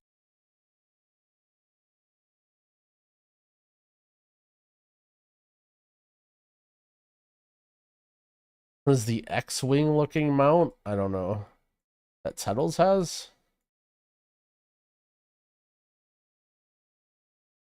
So Evoker is going to be nerfed? I mean, I don't know what's going to be. Magic 8 Ball. Try to save him. Or poor DK. He's role-playing his Blood Decay.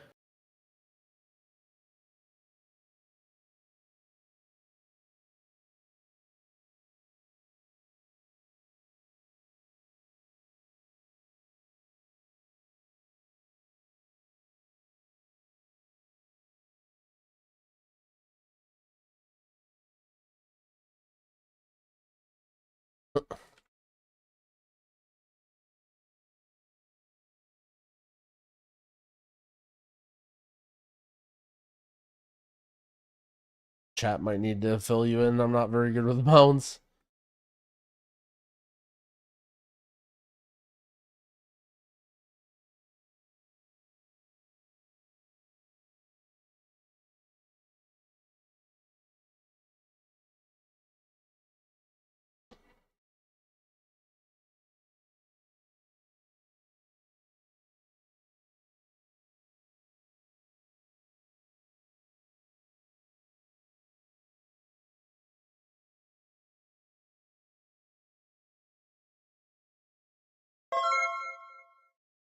Yo, Avulso, thank you for the 4-month resub. I appreciate it. Thank you.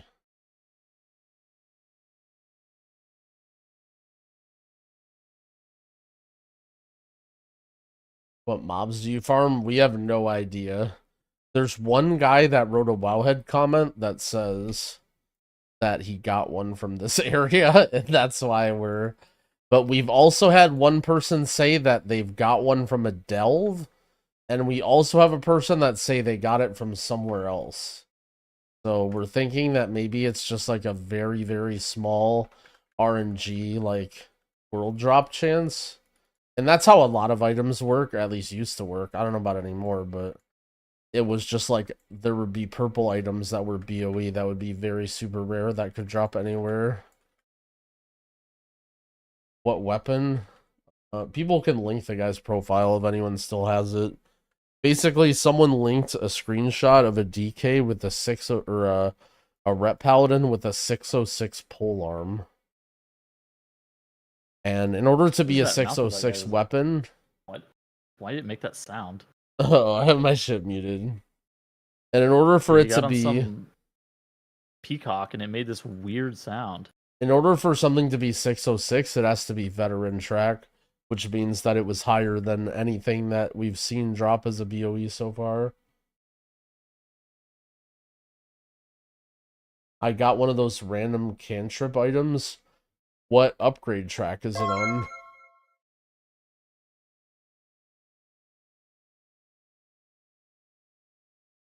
A person in my guild has one and says he got it in a dungeon. The syringe thing? What item track is it?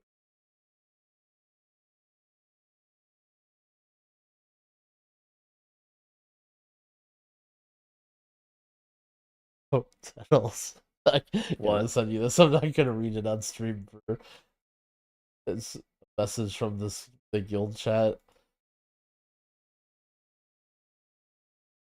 This is a guild that randomly invited me because I was trying to get stuff crafted. And I needed an invite to a guild with a crafter that could make a staff, and so I joined it, and I don't know who any of these people are.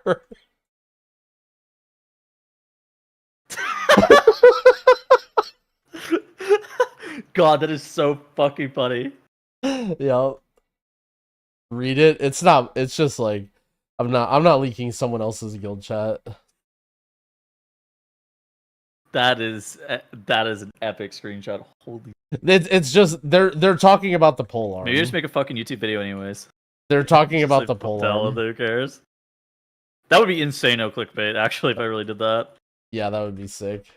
I mean, it's not like it's not So, that yeah, so embarrassing. the entire guys. zone It's can, not like, some drop, crazy secret. It's not. the I'm not weapon. trying. I'm not hiding it because it's top secret or it's super embarrassing. I'm just literally not gonna post some guy's guild chat who is nice enough to invite me. That's literally it. It's not even anything to leak. It's just the fact that some guy was talking about the polearm in the guild chat, and like somehow the word is Did you say already somebody said in your chat that they spreading. got it from a delve? Someone and they linked their armory to have it, but it wasn't veteran. It was a different track. That is what? Yeah, right.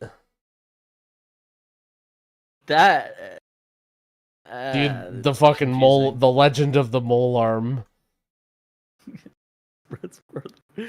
Yo, Juicy, What an thank you for the insane prime, end I to the appreciate podcast it. this week, by the way. Yeah. Our podcasts are always bangers. Who? All right, sorry. I will say I would be a lot more concerned if somebody I know from Mike didn't also have it. Who got it while leveling at veteran item level?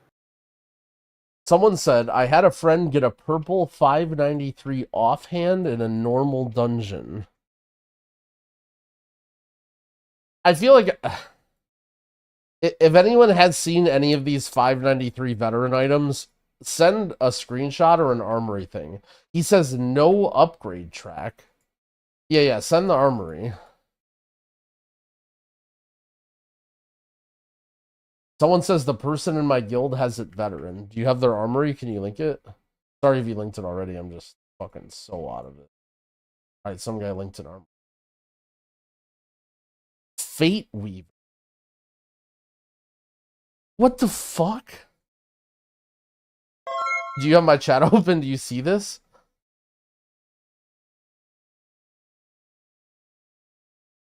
Wait, he's got two epic weapons. What? Fate Weaver. Wait, isn't that the thing for the fucking vendor on the beta?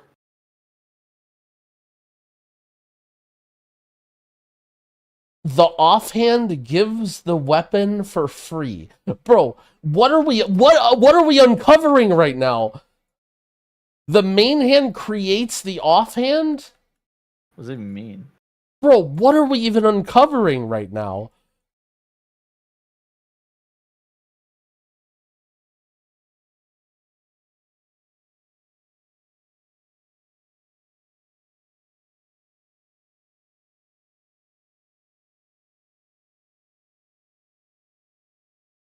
The cantrip items are on that weird vendor. I mean, I don't care anything about beta. Like, we care about getting it right now.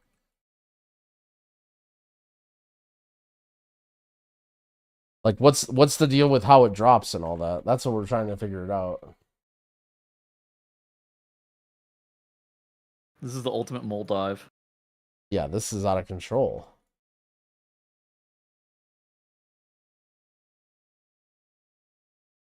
So is there like... This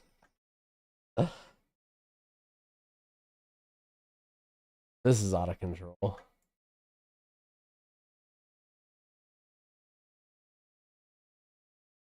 I mean, see, here's the thing: is people are saying track The guy skills. posted this in the Might Discord, by the way. Oh shit. Okay, so he has the weapon. Oh, and this is the guy that found it while leveling? Yeah.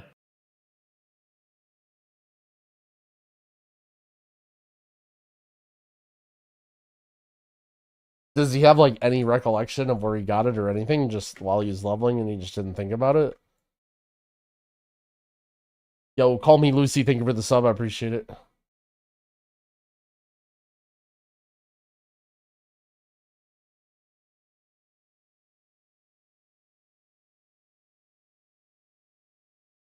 Yeah, you can post links. Actually, I don't know about YouTube. I don't have it set up to ban you, but maybe it will. I don't know.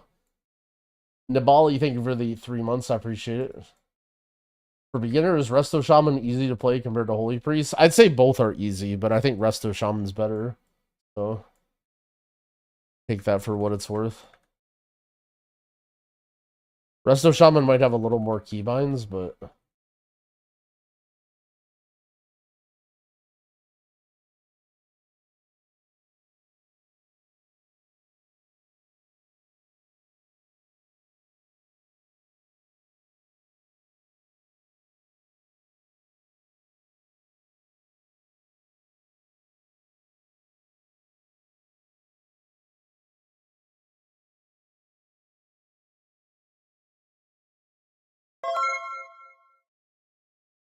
Oh shit, Call Me Lucy with the 5 gifted subs as well. On top of the sub. So thank you so much, friend. I appreciate the support. Found you from the I'm level 80 and do what I... Damn, nice. That's awesome. I'm really glad to hear that. The sub and the gifted sub and even the shout out to let me know where you came from. Yo, you own. Thank you so much. Glad you found it useful. By the way, you came in at the absolute wrong time. So... We're trying to uncover the secrets of Ajkat, and we maybe are leading everyone down a wild goose chase, but we're dumb and we don't know what else to do.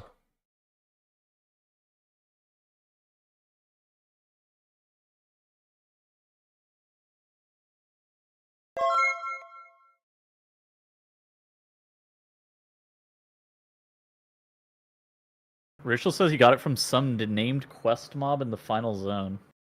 No, is it? Wait a second. Named quest mob like the ones in the caves?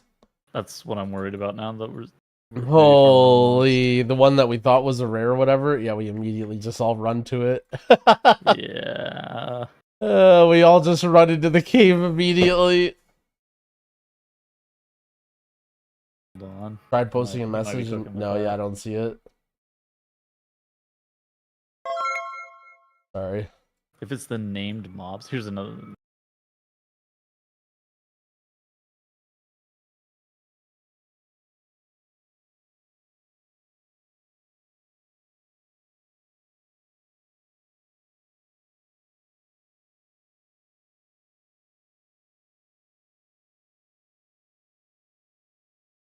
Isn't that weapon that druid has from the raid?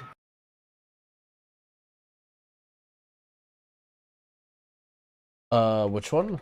I might have missed one of them.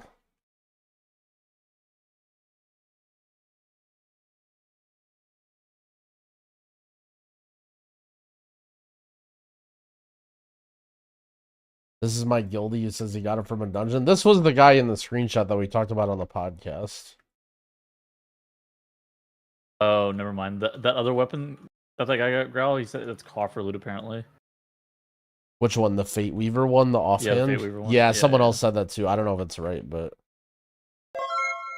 They're saying it's a rare item from a bountiful coffer or whatever. Oh god, that's gonna be so sick when the rank 8 delves, they don't just drop 603, they have like these random omega rare procs. Dude, I'm gonna like I know for some bullshit. I you know what's gonna both of happen. us thought the exact same thing at the same time when we fucking Jesus thought about that. We're like, Christ. very rare delve coffer drop. Oh my.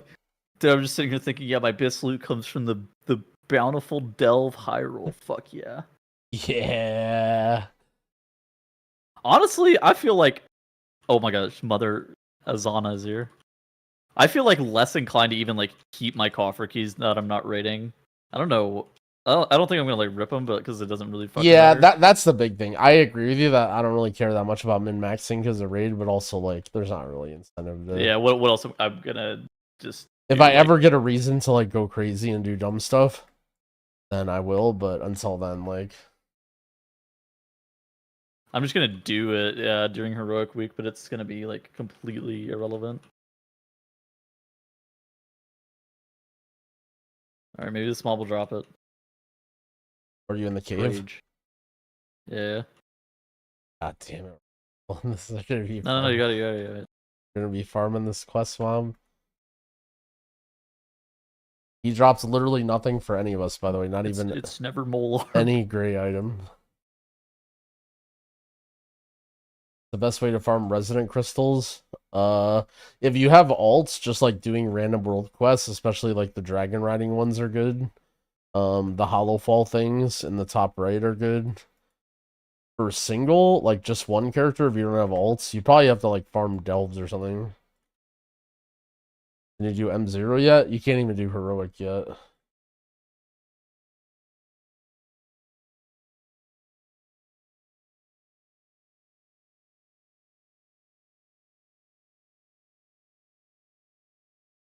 Maybe you need to be on the quest. There's no way that's true. That would be so fucking funny. That's some that is 100% fake lore. That's some Bless Online shit. That is not. I don't think that's how it works. How's the podcast? We have some great content that we're doing right I feel now. like I'm getting closer. Closer to the truth.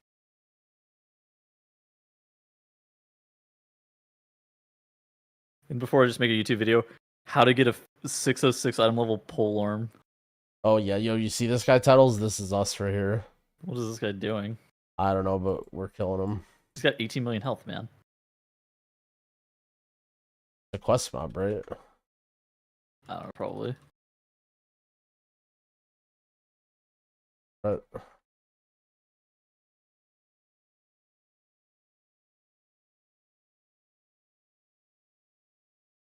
the mob is like immuning my abilities. I don't really understand how.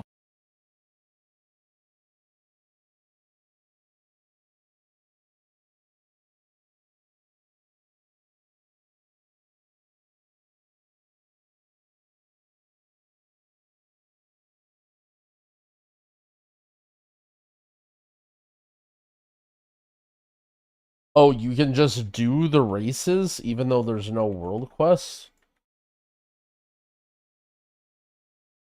Oh, now I understand what you're saying.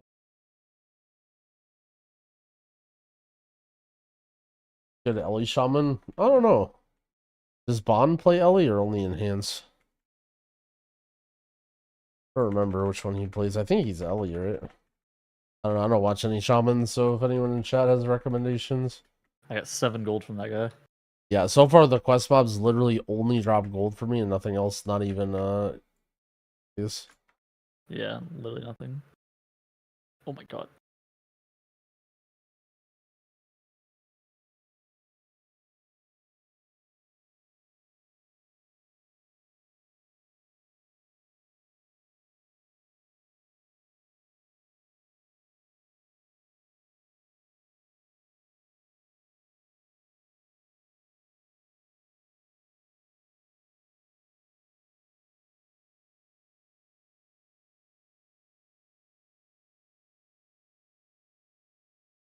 Do you get that spatial?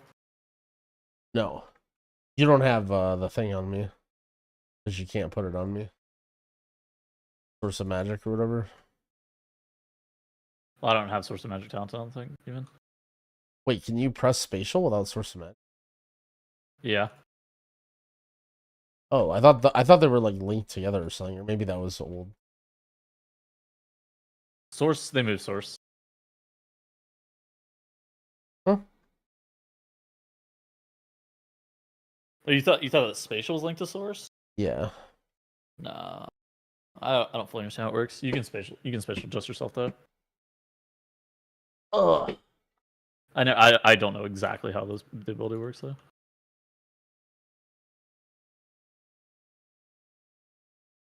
Do I like playing with no game sound? It doesn't really matter to me.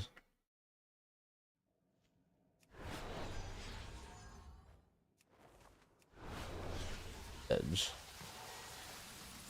Oh wait, bear. Hold on.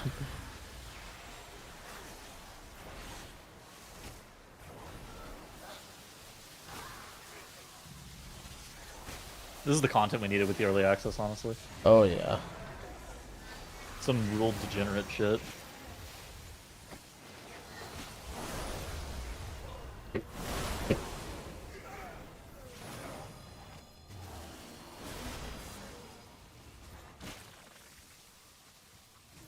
Why does it have secondary stats? What a weird item.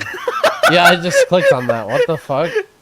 It just says int stamina, nothing else. 564. Why doesn't it have BOE? secondaries? What a weird item. Did I sell it? It's BOE. I mean, I mean, we probably don't care about gold too much, but yeah, I mean, like, you make a lot of gold just selling all this stupid shit.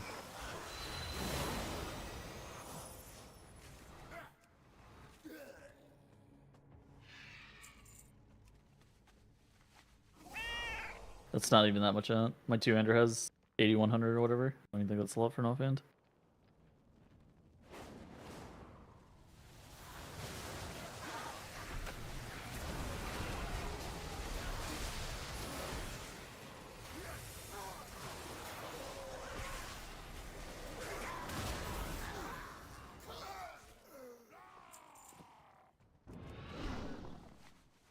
One day we will find the Molearm.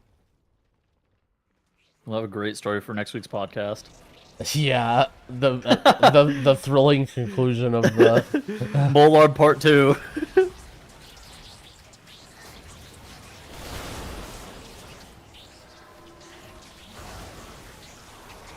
I can't believe that guy is top item level in the world doing like the most dumb shit ever. I mean, of course, like, I don't know. That's the early access. Like, I guess, you know what I want to do? I want to be rank 1 world item level. Hell yeah.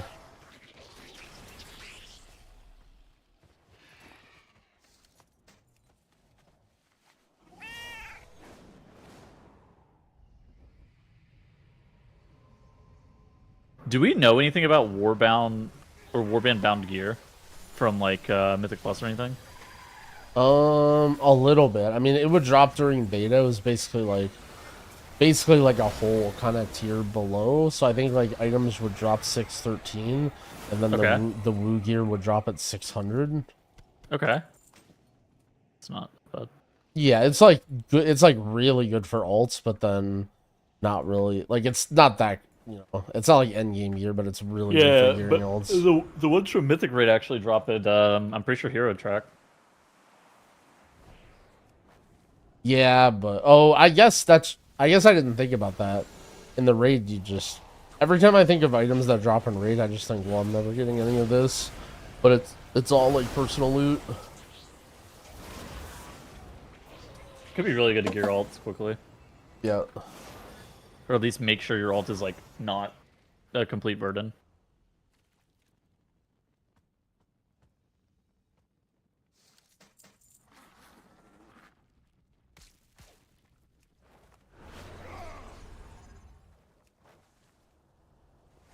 You carry your torch.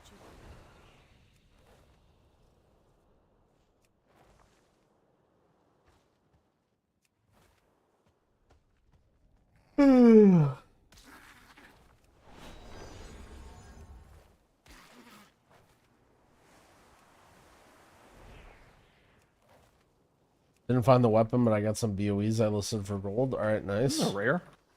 Yeah, this is the very first one that spawned, I think.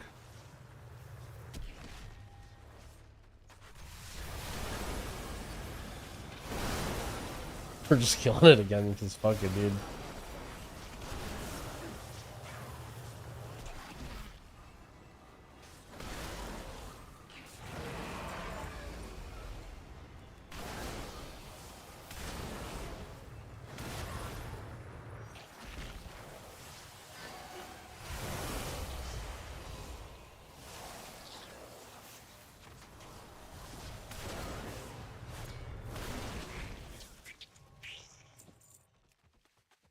I wonder if it...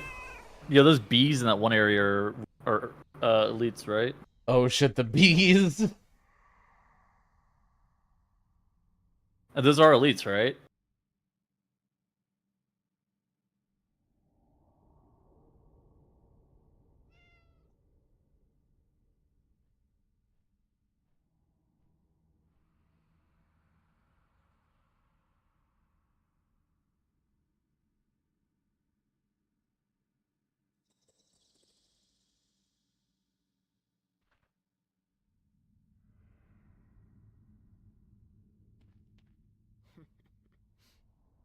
I don't know what mobs are elite or not. Someone says, yeah, the ones by the dungeon. Yeah. I feel like that would be just a fucking complete bait. I feel like there's a lot of people doing the bee farm though. Oh yeah, no, you're right. Yeah. I feel like doing that it for leather, aren't they? Yeah, well, there's a mount, I think. Oh. What a fucking sweaty mount people. There's like a double mount, because there's one where you need to collect 10 of these like rare shards to summon this bird, and then there's also a bee mount. Oh. And I think that's why people are doing it. And for skinning too, I guess.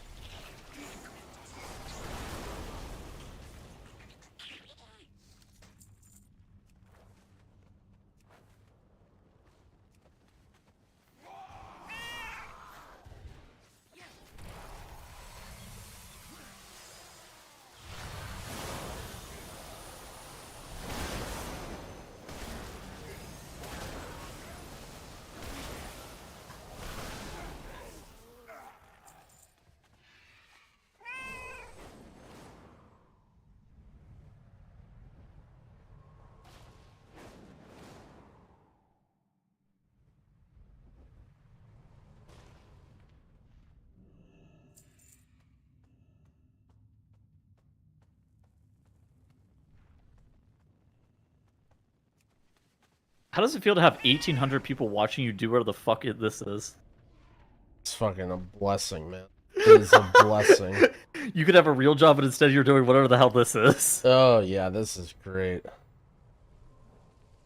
This is, I mean, we're like, oh, how's the launch going? Like, dude, not very many people in life have the privilege to do what I'm doing right now, and it feels real. I am thankful for everything. Worst case scenario, you could go back to poker. Yep.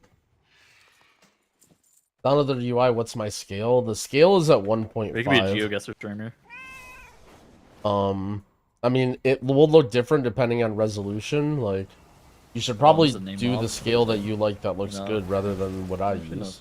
Because it might look different depending on, yeah, if you have a different resolution or whatever. It probably imports the scale, you just are playing on lower resolution than me. Is Twitch viewership down on launch? It goes in these like phases. I mean, I don't know. I think your overall viewership is up, but I'm pretty sure the fact of the sections is down more than I thought it was gonna be. Yeah, my viewership's been well.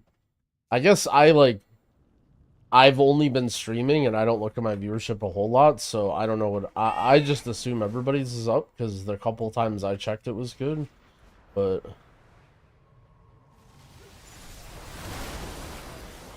there's like different phases. Like for example, I think when Race to World first starts, like it just sucks everybody out of the category. Oh yeah, no, the category. Yeah. It's like not even worth streaming whenever the Race to World first is going on. Yeah. Also, I don't know if you've noticed this, but I found that Race to World First, like, ruined prog streams viewership, like, just in general. Yeah, I guess I've never been like a prog stream, It completely just sucked all of the viewership out of any prog raid stream, which, I mean, I get it. Why the fuck would you watch that whenever you watch 100%. hundreds of pulls of the race?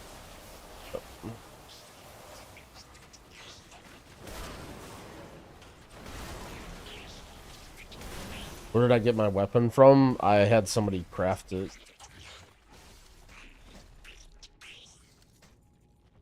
You don't, but you can if you really want to.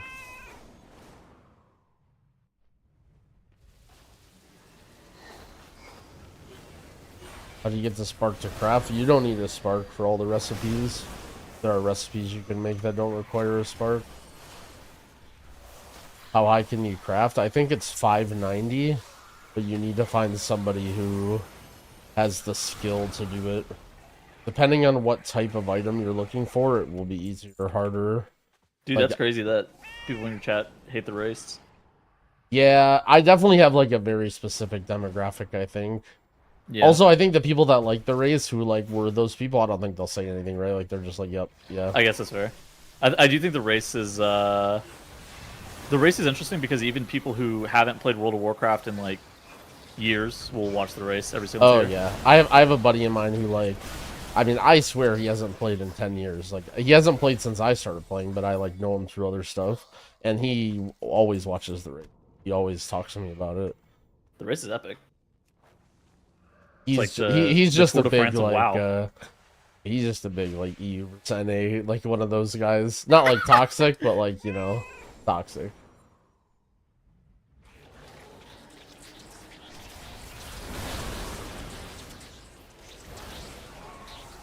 I'm like that with Dota. I am with games as long as I can follow them, but like Dota, for example, has changed so much since I last watched it. I can't really watch it anymore and like understand what's going on.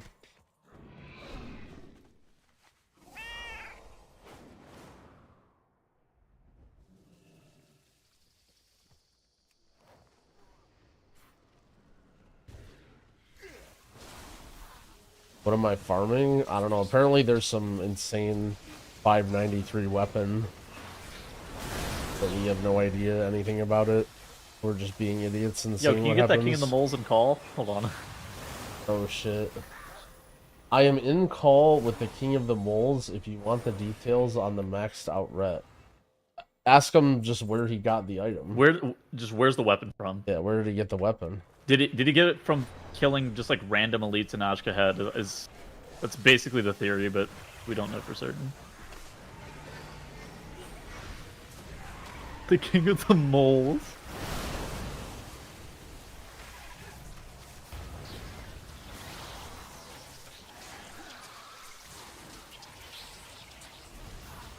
Is there a way to make show tooltips? There is an option in there, but I have a feeling it like doesn't work that well. Also, it like creates a dead zone on your stuff.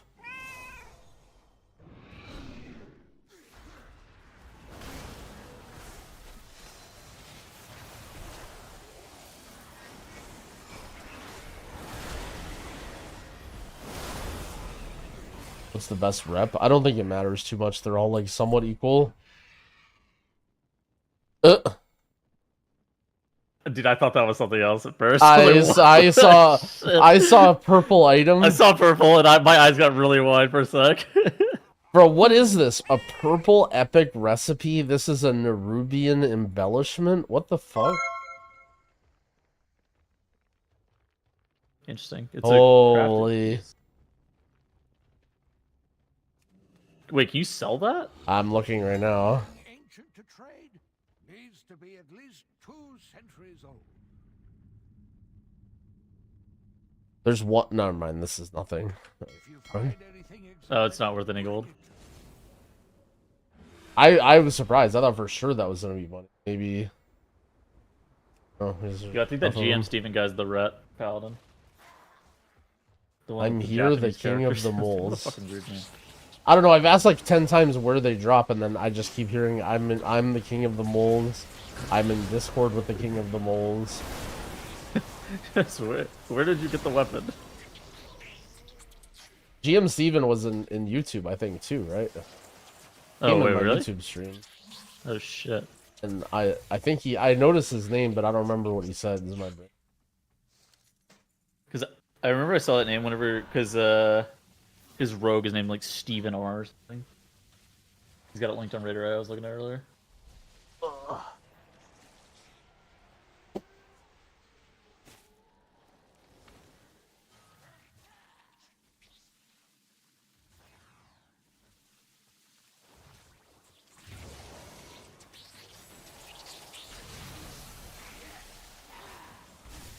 One mole cannot stand above the rest.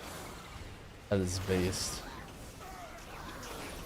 Moles go in a pack. I don't even know if that is that what moles travel in? Funnels. Call them a pack, I guess. No, a pack of moles. I don't know. We still haven't heard where the What polearm is a drops gathering yet. Of moles called? Unless I'm missing A labor. it. What the fuck? The labor.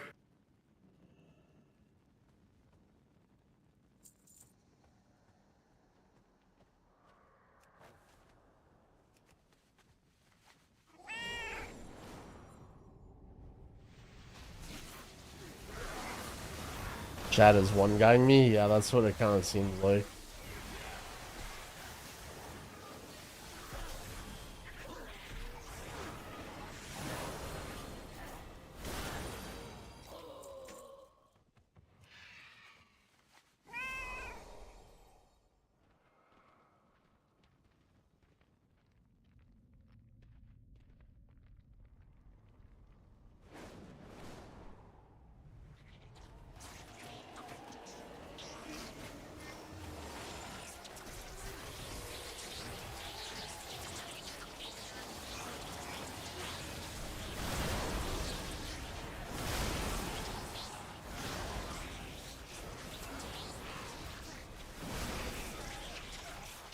What do you need to do to get the Spread the Light weekly? You can't do the weeklies yet.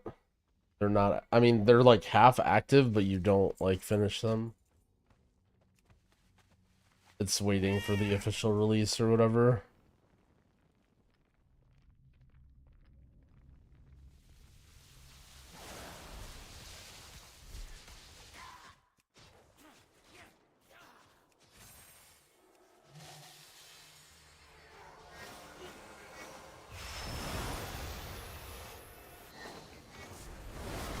Why are we wasting time farming a weapon that becomes meaningless in 2 weeks?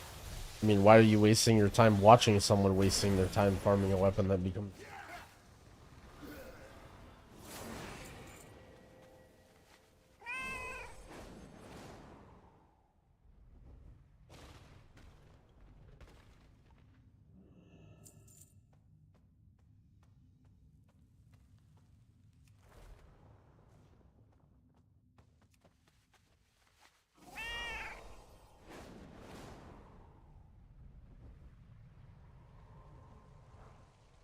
I looked at GM Stevens' VOD, the tournament, and the Paladin with the weapon and the Evoker I looked up have the same.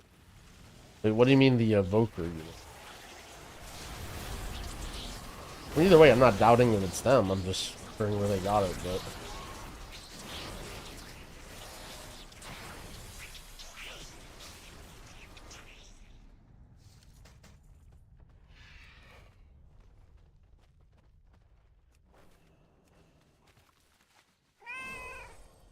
Feel the warmth.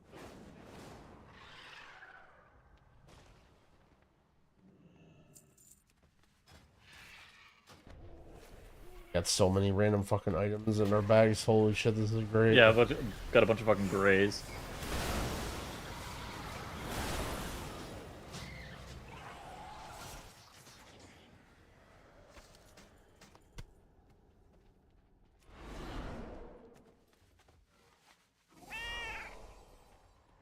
Do I get more KEJ? I don't know. Figured out what that resource is yet.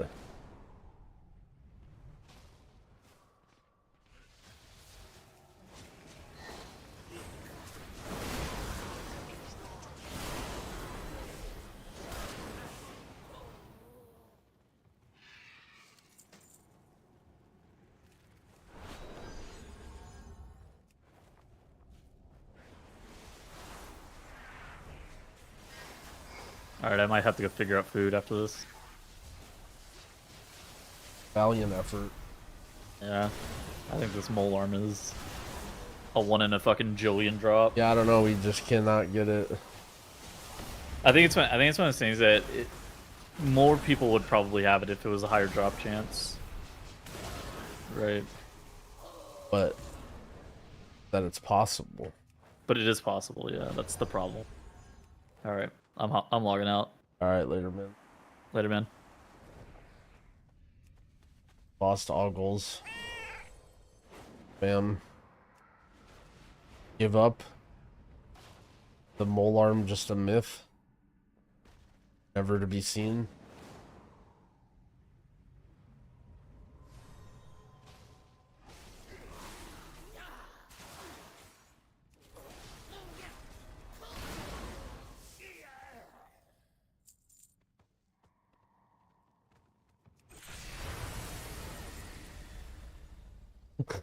More people would have it if it had a higher drop chance. Petals is truly genius level intellect. I mean, Neither of you are wrong.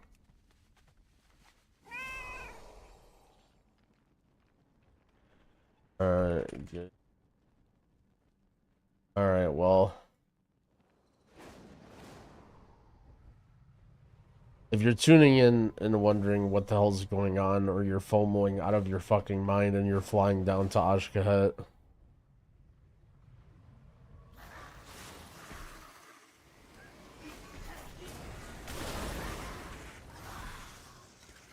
we saw several armories of people who have a like warbound weapon that's 593 that can be upgraded to 606, and we have no idea what drops it or how they got it, and it just seems to be like totally random how they're getting it. And so we're hearing that people got it from like random elites in the open world, and we're just killing random mobs trying to see if it drops. And so far, we're not having very good luck. We said, what were we here for, like an hour and a half or something?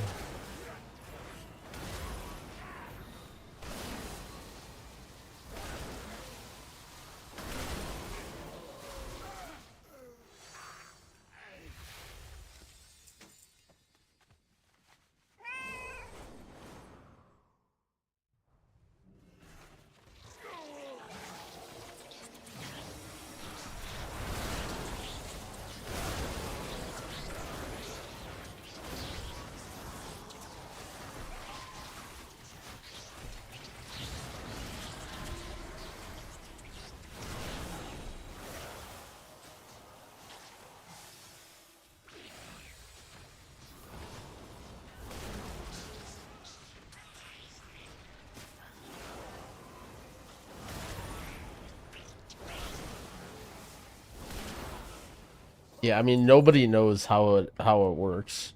So if you ever go on Wowhead and you see like in the bottom where it shows like what mobs drop it or what the percentage it is to drop, the way that works is people that have like, I don't know what the app is, but there's an app that basically logs kills and keeps track of things. And so it's not like they data mine those percentages, they just literally like get those from data from people.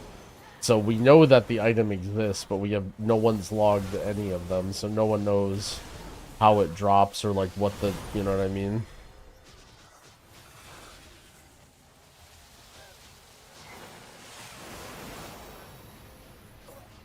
And the only person that said that, like, it was randomly in a comment on the Wowhead thing that said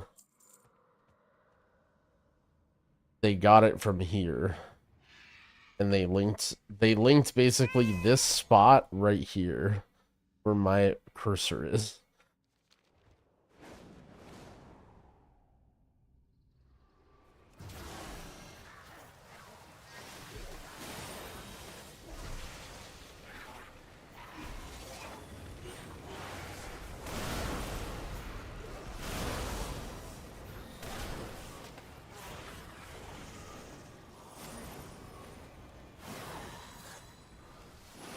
They fixed the scaling. As far as I know, they've just made it so you can't XP lock. So you're always gonna blast if you're low level, but you can't like abuse it, right? Like you just need to keep finding more people that are low level. Ugh. Back hurts. I'm old.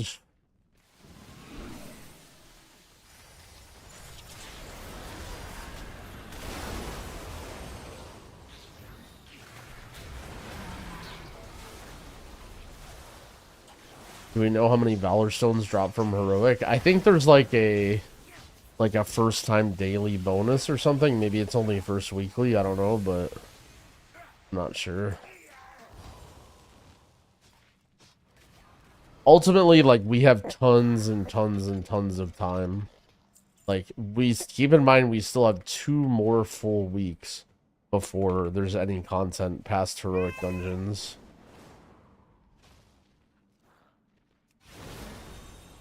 So you'll it may take a while to grind up all those, but I mean, you know, you can do it infinitely. There's no concern about like, oh no, I spent these.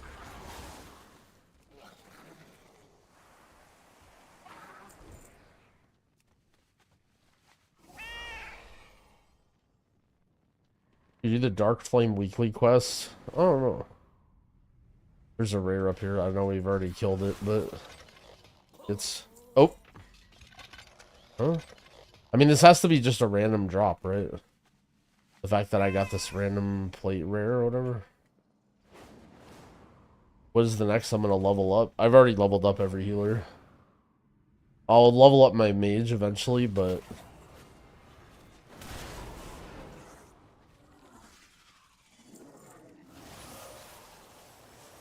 That's really funny that it's more popular than Dorky's Keys. I mean, people like to gear.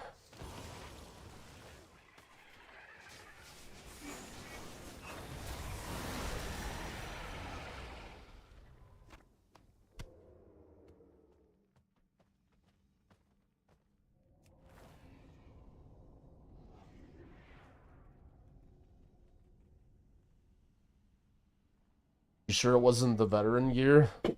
It's a weapon.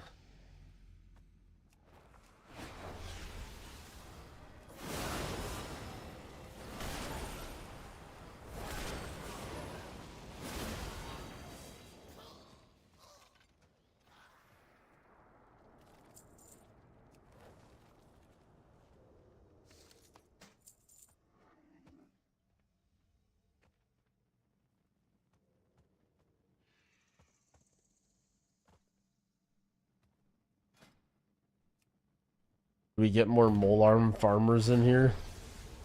Going because we're... Am I looking for a purple BOE? Sort of, but I don't really have a particularly good plan. So I wouldn't recommend anyone replicate.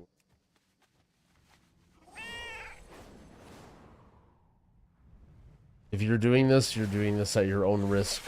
We're on the fringe of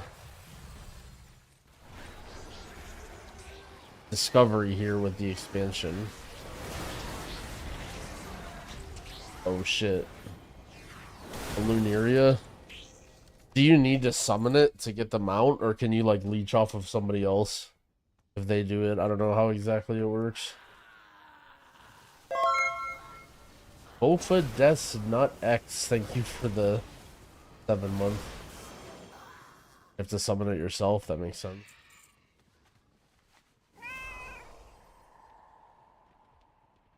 Molearm farming, damn. No Molearm enjoyers.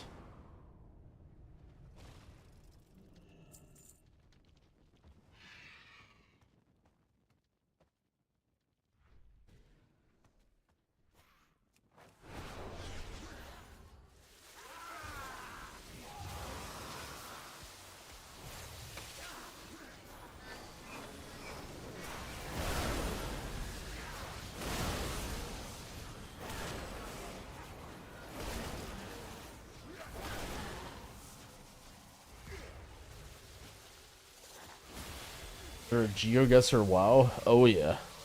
There's like a website that has like all like a GeoGuessr for like a bunch of different games.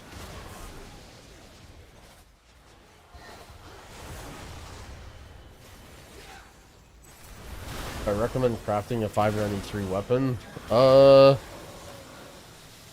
If you want to for fun. Doesn't really matter either way.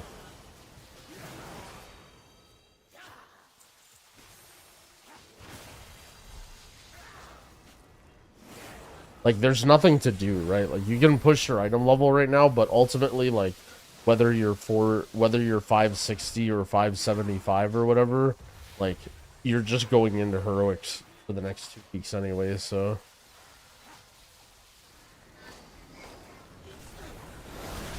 It's just hard because, like, we don't know what sorts of stuff we're going to be getting over the next 2 weeks. So, like, in theory, it's better to just save tons of resources until you need them, but, like, where's the fun in that?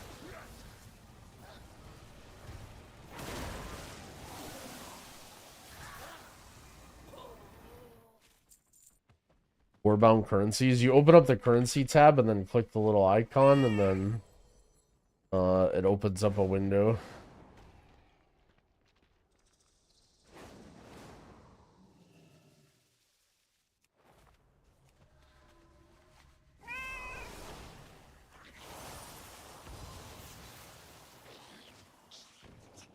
Got an enchanting formula for a weapon enchant, and it sold for 750k. Holy.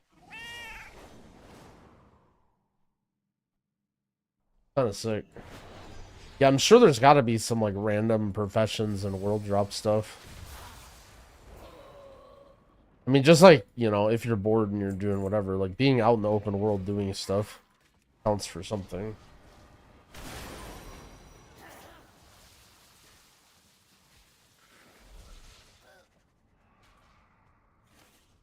What specs do you think share more similar stats with Shadow?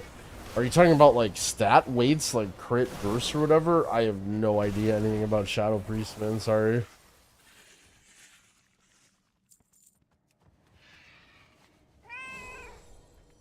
Using 30 crests to craft a 590. Yeah, like technically using your 30 crests to craft pieces is value.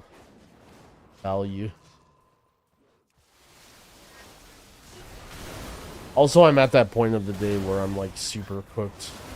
My brain is fried and I don't even know what I'm recommending people, so I'm not gonna give anyone solid answers.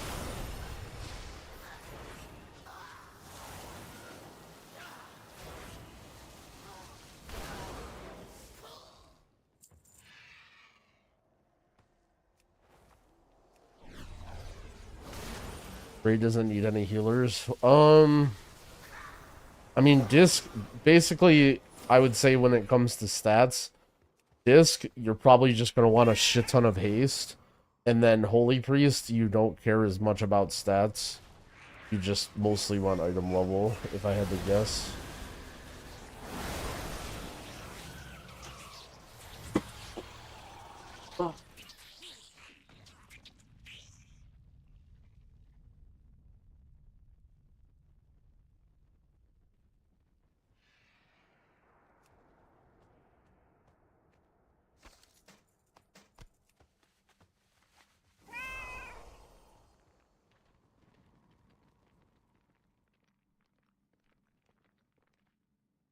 Gotcha. I've seen things that would scare you shellless. Shit, sell all junk items, bam. It's actually kind of annoying when you go to list a green BOE, it like doesn't sort by level. Just like, oh, this is 558, like over here.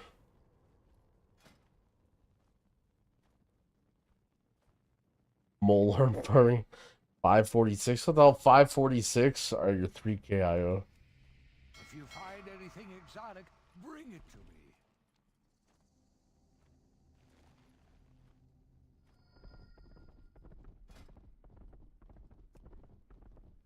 What's all, the guy just leaves the party instantly? Oh, sorry if you can, sorry, I don't know if you're using. Junkrat still play? Yeah. Junkrat like perma plays. But like, whatever's convenient, whoever's on, he's a gamer.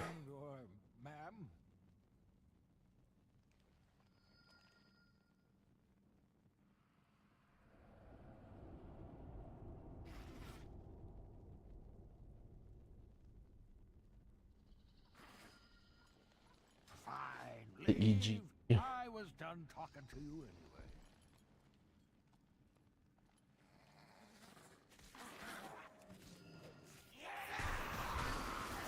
$551, how do we get those final levels to be able to do heroic tomorrow? There's a chance that you can just walk in to do heroic anyway. Like, I wouldn't super sweat it, but I mean, basically you're just wanting to farm rares or press and then upgrading your gear.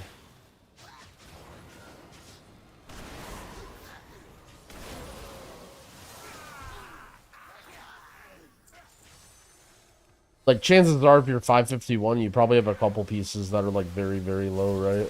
And like you could upgrade that. You could just buy greens on the auction house or try and find them from open world. Like you can basically buy stuff that's like 560. So if you're 551, like you probably have some pieces that are 540 or even lower. Just like replacing those with 560 is going to give you like a big chunk. It's going to give you like 1 or 2 item levels each time. And I mean, if you're broke, it might be a little annoying to shell out the gold, but...